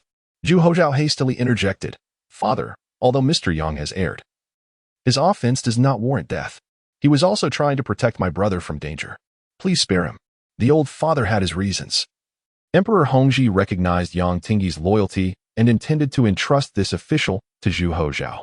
Though Yang Tingyi was already a member of the Eastern Palace's court and Zhu Houzhao's teacher, their bond had yet to deepen. Zhu Houwei's plea on Yang Tingyi's behalf would undoubtedly evoke profound gratitude from him. History often repeats itself. Studying it indeed enhances one's understanding. Zhu Houwei recalled a similar situation in history, Emperor Li Shimon's demotion of Li Ji, who then recommended a talented general to his son, Li Ji. Emperor Hongzhi huffed again and said, Were it not for the Crown Prince's intercession, I would have shown no mercy. While death may be avoided, you cannot escape your punishment. I hereby reduce your salary for 1 year and demote you by 1 rank, as a warning to others." Yang Tingyi was overwhelmed with gratitude and bowed before taking his leave, fully grasping the emperor's intentions. At the northern town protecting office, Mao Bin felt immense pressure. He had yet to fulfill the task assigned by Emperor Hongzhi, a matter of great urgency. Should he fail to uncover the truth, his position could be in jeopardy, and the emperor might hold him accountable for the failure of his guards. Only by identifying the informant could he redeem himself. "My lord." The 1,000-household officer, Shinju, hastily arrived at the White Tiger Hall, where 3 portraits hung, one of the founding Emperor Zhu Yuanzhang and another of Emperor Yangle Zhudi. Alongside a fierce tiger descending a mountain. Mao Bin squinted. "Speak." Shinju clasped his hands and replied, "We have identified the informant." "Details," Mao Bin demanded. Cutting straight to the chase, Shinju continued, "The informant is merely a ruffian from Shuntian Prefecture, but tracing his connections led us to the Wiching military command." Mao Bin's expression shifted slightly. "Continue." "It is a 100-house officer from the Central City Military Command who leaked the information." The Jinhui had yet to apprehend anyone, and naturally, they had to report this to Mao Bin without alarming the suspect. The Central City Military Command? How could a mere 100-house officer easily divulge such critical information? They would not dare risk their lives. Shirsun? Mao Bin's body trembled slightly. Only recently, he had joined Shirsun in impeaching Zhang Xian. If this were true, would he not be complicit in the crime? Would the emperor suspect that he, as the commander of the Jinhui, was involved? The thought sent chills down Mao Bin's spine. He quickly ordered, "Keep the informant under strict surveillance. Suppress the news. Control your men. Anyone who dares to leak a whisper will face the annihilation of their families. I will enter the palace. Ensure that no word escapes. Otherwise, it will not just be us who will lose our heads. Do you understand?" The 1,000-house officer, Shinju, clasped his hands. "I understand, my lord." Mao Bin felt a sense of dread as he traveled in silence toward the Forbidden City. In the Eastern Palace, an urgent inner eunuch approached Emperor Hongzhi, whispering, "Your Majesty, the commander of the Jinhui, Mao Bin, urgently requests an audience." "We found something." Zhu Houwei's eyes widened. The Jinyui's arrival at this moment surely indicated they had uncovered something significant. Emperor Hongzhi immediately rose and declared, "Let us proceed to Qianqing Palace and allow Mao Bin to enter." Yes. Chapter 90, The Originator in the Qianqing Palace, within the warm chamber. Emperor Hongzhi sat upright on the couch, his countenance as deep and tranquil as water, displaying an expression devoid of emotion, yet exuding an air of authority and solemnity. After a brief moment, the commander of the Jinhui, Mao Bin, stepped into the hall, bowing respectfully with clasped fists, and declared, "Your Majesty, I present myself before you." Emperor Hongzhi gazed at him intently and replied indifferently, "Speak." Mao Bin took a moment to gather his thoughts before responding, "Your Majesty, we have traced the source of the leak to a local ruffian in Beiping, but upon further investigation, it appears a 100-house official from the Central City Military Commission is involved." He refrained from embellishing the truth, knowing that the Jinhui reported their findings as they were. Although he suspected the matter might implicate higher-ups within the military commission, he chose not to voice such conjectures. The grand hall fell into an absolute silence. Mao Bin dared not lift his gaze while Emperor Hongzhi closed his eyes in contemplation. After what felt like an eternity, he finally inquired, "A 100-house official dares to commit such treasonous acts? What advantage could this bring to him?" The Central City Military Commission is rife with corruption. The scandal of replacing others' military accomplishments has not yet been resolved, and now it is revealed they have disclosed the whereabouts of the Crown Prince and Prince Wei to criminals. Summoned the Eastern Depot's supervisor, Liang Min. Typically, the head of the Eastern Depot was appointed by the second or third ranking official of the ceremonial office. And during the Hongzhi era, the power of the Eastern Depot was minimal as societal stability allowed the authority of civil officials to surge, suppressing the influence of the palace guards. This, of course, was also tied to the emperor's own disposition. Neither the Eastern Depot nor the Jinhui possessed sufficiently capable individuals to rival the civil officials. Although the likes of Wang Zhi, a powerful eunuch, had been demeaned by the officials, it took Emperor Hongzhi 11 years in power to fully appreciate the wisdom of his father, Emperor Qinghua, in nurturing a potent eunuch. For such a figure could facilitate many endeavors. Unfortunately, by the time of the Hongzhi reign, the regime was firmly established, and the possibility of cultivating another Wang Zhi was virtually non-existent, as there were no eunuchs of his caliber in the palace. In the 10th year of Hongzhi's reign, the emperor had intended to recall Wang Zhi, who was overseeing the royal tombs in Nanjing, but was met with vehement opposition from nearly all civil officials. forcing him to abandon the idea in disappointment. Shortly thereafter, Supervisor Liang Min of the Eastern Depot arrived at the warm chamber, bowing respectfully. Emperor Hongzhi proclaimed, "You two shall work together to apprehend all military officials above the rank of 100 House from the Central City Military Commission. Bring them to the Jinyui's prison. Do not arrest them during their duty hours. Go to their residences instead. The Jinyui will handle the main interrogation, and the case will be assigned to Mao Bin. I wish to know everything." Mao Bin clasped his fists. "This subordinate obeys your command. Leave them with breath. Do not torture them to death," Emperor Hongzhi stated calmly, providing the palace guards with clear instructions for interrogation, implying that as long as the individuals remained alive, they could be subjected to any form of torment. If the emperor had not spoken, the Jinyui and Eastern Depot would not have dared to employ excessive measures, considering they were dealing with officials of the military system. Wu Min was a 100 House official of the Central City Military Commission. Initially, he was merely an ordinary low-ranking officer, but through flattery towards Shi Sun, he was improperly recommended for promotion to the position of 100 House officer, replacing Lu Zhendao's group. He was essentially Shi Sun's most trusted confidant, and it was he who facilitated the leak of the Crown Prince and Prince Wei's whereabouts, although he had not personally delivered the information. Instead, he had employed a local ruffian. Afterward, he intended to eliminate that ruffian, but the man had already absconded with the money, leaving Beiping. Wu Min had attempted to track him down, but could not ascertain his whereabouts. Fearing to reveal the truth to Shi Sun, he deceitfully claimed that the ruffian was dead. Today, after his shift, Wu Min went to the Riverside Tavern as usual for a drink, and upon staggering back home, he was suddenly confronted by a group of dark figures as he reached the alley. Instantly sobering, he grasped the knife at his waist and exclaimed, "Presumptuous! Do you know who I am?" The skilled agents of the Jinyui and Eastern Depot acted swiftly, silencing him and whisking him away. The alley was left with only the sound of a bottle shattering. Simultaneously, 9 other 100 House officials and 1,000 House officer from the Central City Military Commission were quietly apprehended on their way home.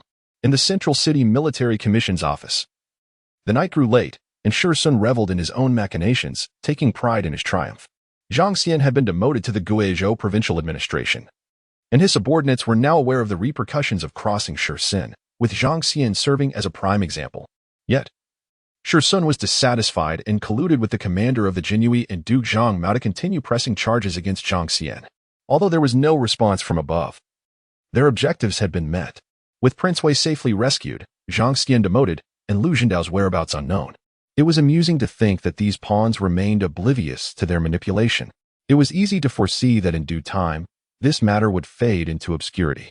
The civil officials' reactions mirrored his expectations. No one dared to escalate the issue, and the entire capital remained tight-lipped about the affair, which was precisely what Shi Sun desired. In the end, everyone would collectively forget, and tranquility would reign once more. Everything was unfolding according to his design. Outside, the cold wind howled as Shi Sun finished the last sip of tea from his cup, donned his fur coat, and strode away from the Central City Military Commission. His residence was not far from the Imperial City, just 3 blocks or approximately 1,000 steps away.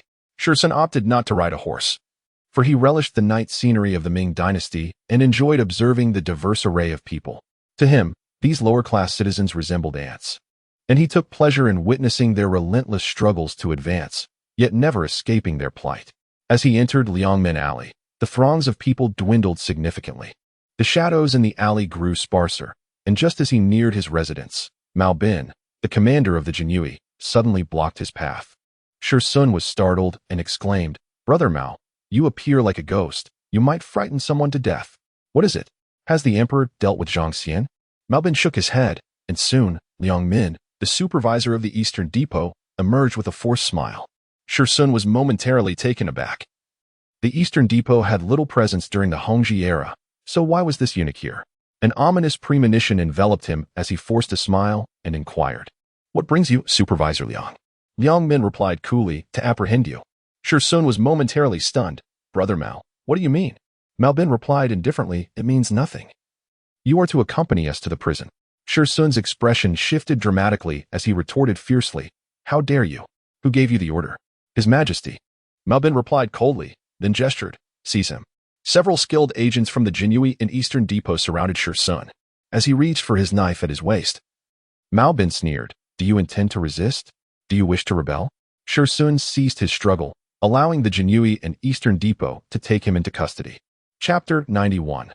Past events. The night was as tranquil as water, and within the dimly lit confines of the Jinyui prison, the flickering lanterns cast eerie shadows on the walls adorned with various torture instruments, many of which had long succumbed to rust.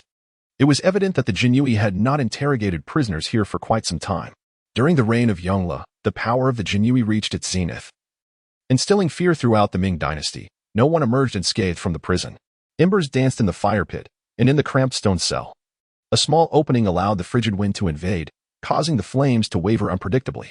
Wu Min, a 100-house officer, remained oblivious to the methods of the Jinyui, for the peak of their authority felt like a distant memory to him.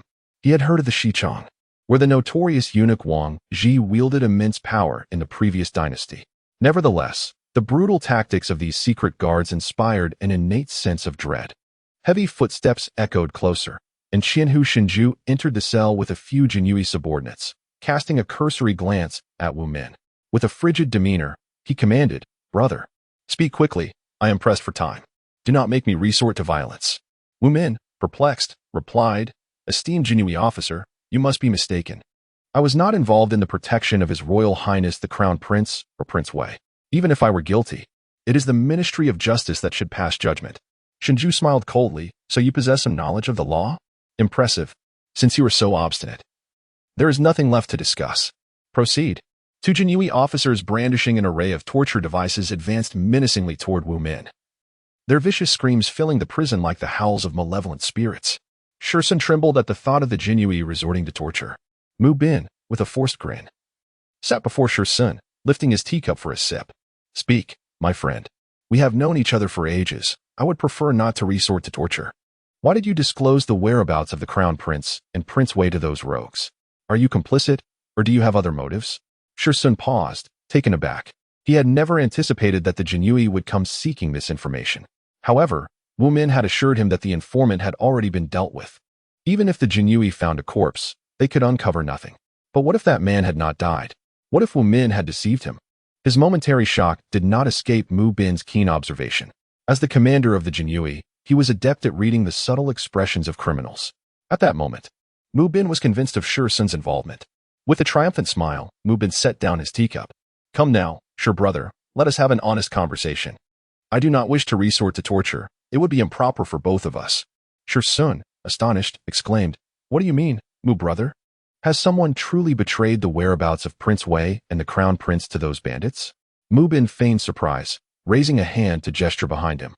Several Jinyui officers approached with a basin of cold water and doused Shursun, the sudden chill jolting him into alertness. Two officers then brandished a heated iron brand, glowing red from the fire, and aimed it at Shursun's chest. "Ah, Mu Bin, you wretched scoundrel. You are abusing your power. I shall inform His Majesty." Calm yours. Chapter 92. Execution in the warm hall. Mu Bin, filled with trepidation, paid his respects to Emperor Hongzhi and then meticulously relayed to him all the details unearthed during the investigation in the imperial prison. The instigator of the entire affair was none other than Shursun.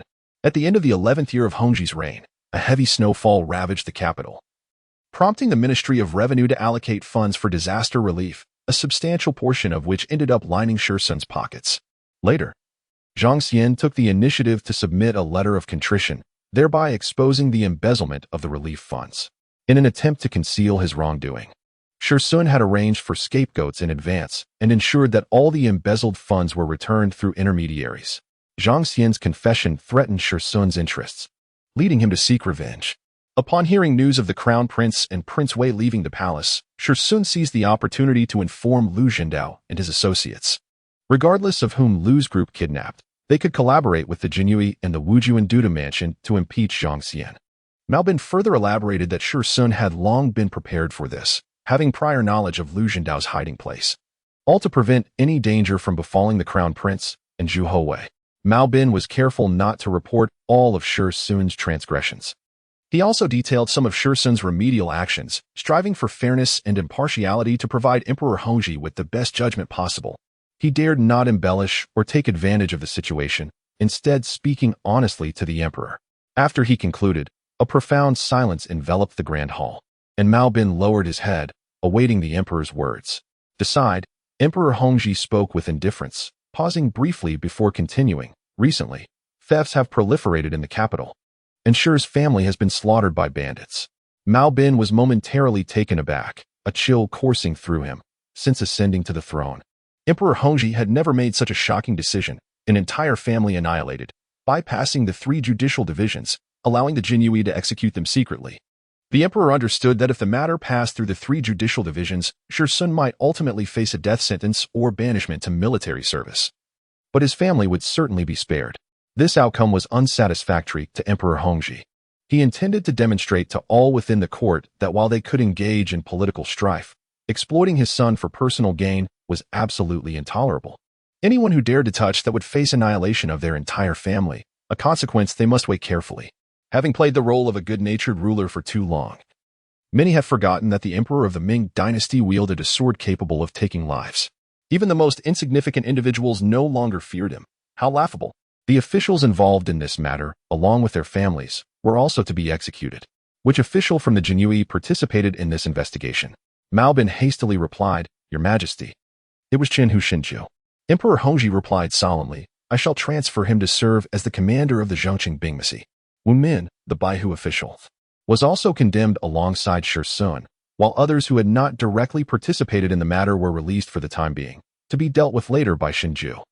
It became clear that the emperor's elevation of Xinjiu served this purpose. Too many deaths in the Zhongqing command would be difficult to explain externally. So the direct criminals could be executed quickly, while the remaining influence of Shi Sun's faction would be dealt with gradually, aiming to minimize fallout and maintain stability within the capital's military. In the winter of the 11th year of Hongzhi's reign, amidst heavy snowfall, the bloodstains within the Shi residence intertwined with the falling snow. When the 3 judicial divisions arrived, the scene was utterly horrific, a river of blood with corpses strewn about. High-ranking officials, including He Xiaoxin, Minister of Justice, Min Guo, Left Minister of the Censorate, and Yuan Shouzhong, the Chief of the Supreme Court, all arrived at the Shi residence. Upon witnessing the gruesome sight, the officials gasped in shock, exchanging glances before arriving at a swift judgment. Chapter 93. Revitalizing the Northwest. If one were to identify the 2 most prosperous offices of the Ming Dynasty, they would undoubtedly be the Ministry of Personnel and the Ministry of War, with the former's Department of Examinations and the latter's Bureau of Military Selections standing out prominently. One oversees the promotion assessments of civil officials, while the other evaluates the military achievements of generals. The matters concerning Zhu Houwei's faction have been resolved, yet the issues plaguing the Northwest remain unaddressed. The Censorate, the Ministry of War, and the Grand Secretariat have dispatched personnel to the Northwest to reassess the military achievements from the Battle of Helan Mountain.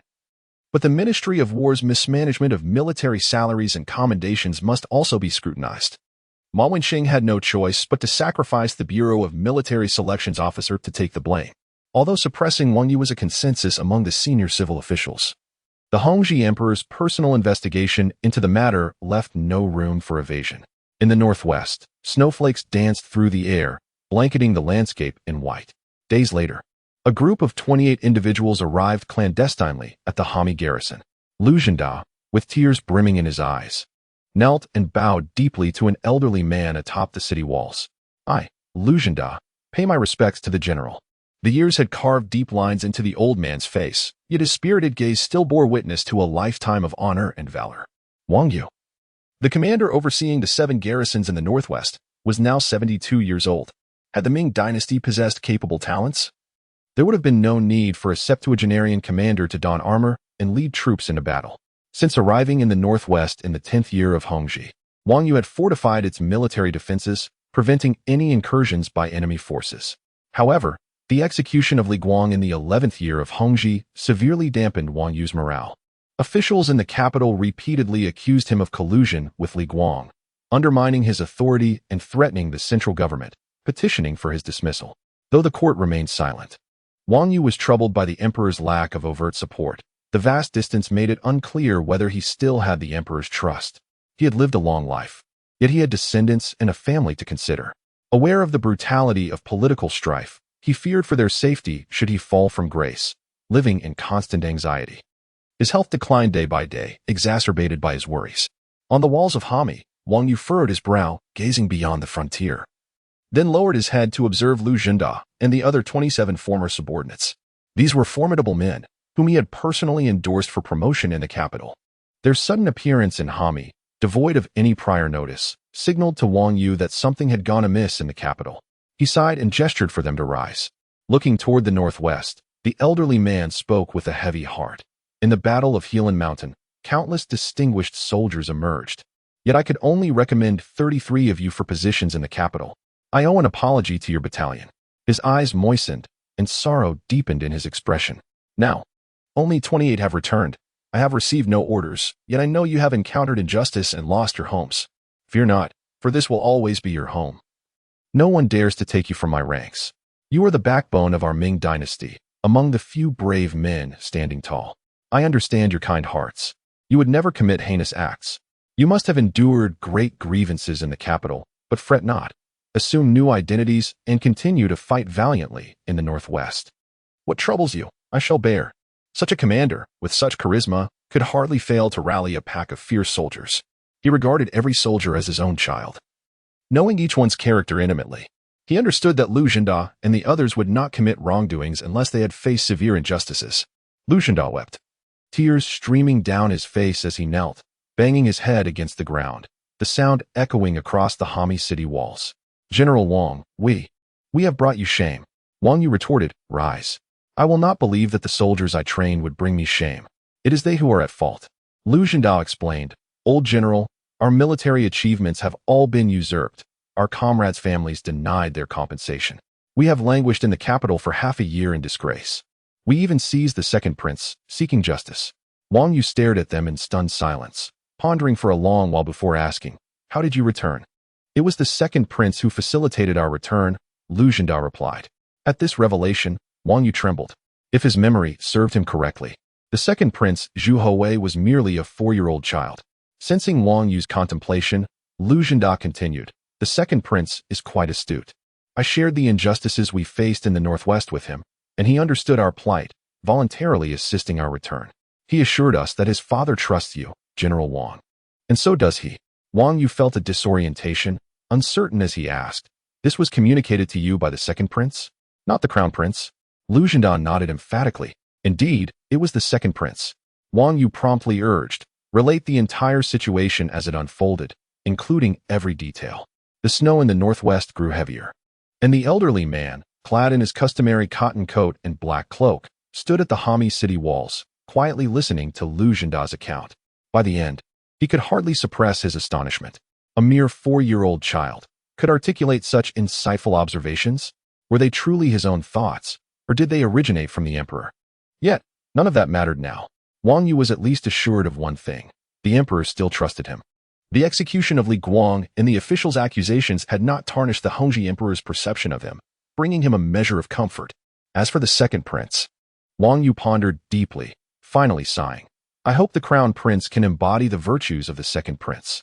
He then arranged for Lu Zhanda and his companions to take on new identities and rejoin the military. In the Forbidden City, within the Shuhui pavilion of the Eastern Palace, smoke curled languidly in the air. Outside, winter's chill was biting, while inside, Zhu Tao bathed leisurely in the pool, surrounded by fruits, pastries, and fine wine laid out on a nearby table, reveling in his comfort. Zhu Tao inquired of the Hongzhi emperor, Father, have you found that traitorous dog who leaked information? Has he been executed? The Hongzhi emperor cast a silent glance at him, replying, yes, he was found and executed, along with his entire family. Zhu Tao's enthusiasm surged as he raised his fist. Father, you have finally accomplished something remarkable, truly impressive. The Hongzhi emperor's lips twitched. How is it that this child only ever thought of violence? What would become of him as emperor, with such a disposition? Zhu Houwei, unable to resist his elder brother's fervor, chimed in, well done. The Hongzhi emperor could only shake his head in bemusement, realizing his elder son had led him astray. Zhu Houwei then asked, Father, who was it? The Hongzhi emperor replied, it was Shi Sun, the commander of the central city garrison. Chapter 94 Remarkable Points by mid-December. The weather gradually stabilized, the heavy snow had melted, and the official roads were now passable for vehicles. Scholars from all corners of the nation flocked to the capital in preparation for the grand imperial examination of the 12th year of the Hongzhi era. After a fortnight of investigation, the Ministry of War dismissed 3 officials and 1 supervisor, reassessing the merits of the battle near Helan Mountain. Over 700 valiant soldiers who sacrificed their lives were duly honored, While the surviving 300 were promoted according to their military achievements, life resumed its usual rhythm. Zhu Houwei, as was his custom, rose early at the Chuanhe Palace. After being attended to by Xiaoyi, he was escorted to the Kuan-Ning Palace, where he shared breakfast with Empress Zhang. His mother had sewn him a new satchel. "My dear son, I beseech you to bring the satchel back today," she implored. Zhu Houwei slung the little cloth bag over his shoulder and, with Xiaoyi guiding him, wobbled his way towards the Eastern Palace, turning back to reassure Empress Zhang understood. Mother. His teacher, Cheng Minzheng, remained oblivious to Zhu Houwei's experiences outside the palace. However, the prolonged absence from lessons under Emperor Hongzhi's decree hinted at underlying circumstances. Though Cheng chose to remain discreet and did not pry, "Your Highness, what have you learned from your time outside?" Cheng Minzheng casually inquired after sipping his tea. Following their morning reading of the intellects, to read extensively and travel far, to align words with actions, and to balance rhetoric with substance has always been my scholarly principle. Surely, your excursion must have yielded some insights. Zhu Houwei replied, "Oh, I have learned about the prices of goods outside. Laborers in the riverworks must carry 2,000 pounds of cargo each day to earn merely 20 coins, and many are still unable to find work. As for breakfast, my brother and I ate quite a lot, yet only paid 10 coins. This stark contrast to grandiose discourses on governance and national affairs elicited delight from Cheng Minzheng, who nodded approvingly. Understanding the minutiae reveals the broader picture. The condition of the common folk is best exemplified through their sustenance. The essence of governance lies in the well-being of the populace. Only by comprehending their plight can one truly govern." He abruptly halted, realizing he had digressed into excessive exposition, which might not be suitable for Zhu Houwei. Zhu Houwei then inquired, "Teacher, are you familiar with Shi Yun, the commander of the central city garrison?" Cheng Minzheng nodded. "Indeed, he is the grandson of the traitor Shi Hong." "What of it?" Zhu Houwei asked. "My father mentioned that Shi Hong rebelled during my great-grandfather's reign. How is it that his grandson can still hold an official position?" Cheng Minzheng smiled. "This illustrates the sagacity of Emperor Yingzong. That traitor wielded power and influence, forming factions for personal gain, and was exceedingly arrogant, with the court and the populace largely aligned with him. Though he was apprehended, the entrenched powers loyal to him were too deeply rooted for the court to eradicate without his confession. A ruler must always strive for stability. Stabilizing the court, the officials, and the commoners is essential to maintaining order and eradicating treachery. This is the path of enlightenment. Indeed, as is befitting of the wise emperor," Cheng Minzheng continued, having observed the balance of power after the emperor's ascension. Even when the 3 corrupt officials were dismissed for their grave transgressions, the enlightened ruler understood the need for stability within the Ming Dynasty, hence he wielded power judiciously, facilitating a smooth transition of authority. While holding power, taking lives may seem the simplest act, but have you pondered the purpose behind such actions? Zhu Houwei scratched his head in confusion. "I don't know." Cheng Minzheng, stroking his beard, explained, "Your Highness, remember, the purpose of taking a life is not merely to vent anger, but to instill fear, to deter future imitation. However, one must also achieve their objectives through such actions. Those who delight in violence act impulsively, while the astute calculate the consequences. Shi Hong may be deserving of death, yet killing him is not the ultimate goal. Emperor Yingzong's foresight aimed to cleanse the court and eradicate the Shi faction. Compromise, when necessary, is not to be frowned upon, for it can restore balance. Hence, the emperor spared Shi Hong's grandson, impressed by his teacher's insights. Zhu Houwei grasped the nuanced application of power and the importance of strategic compromise over impulsive retribution. Cheng Minzheng had elucidated the complexities of governance with remarkable clarity. "Teacher, do you know Wang Yu?"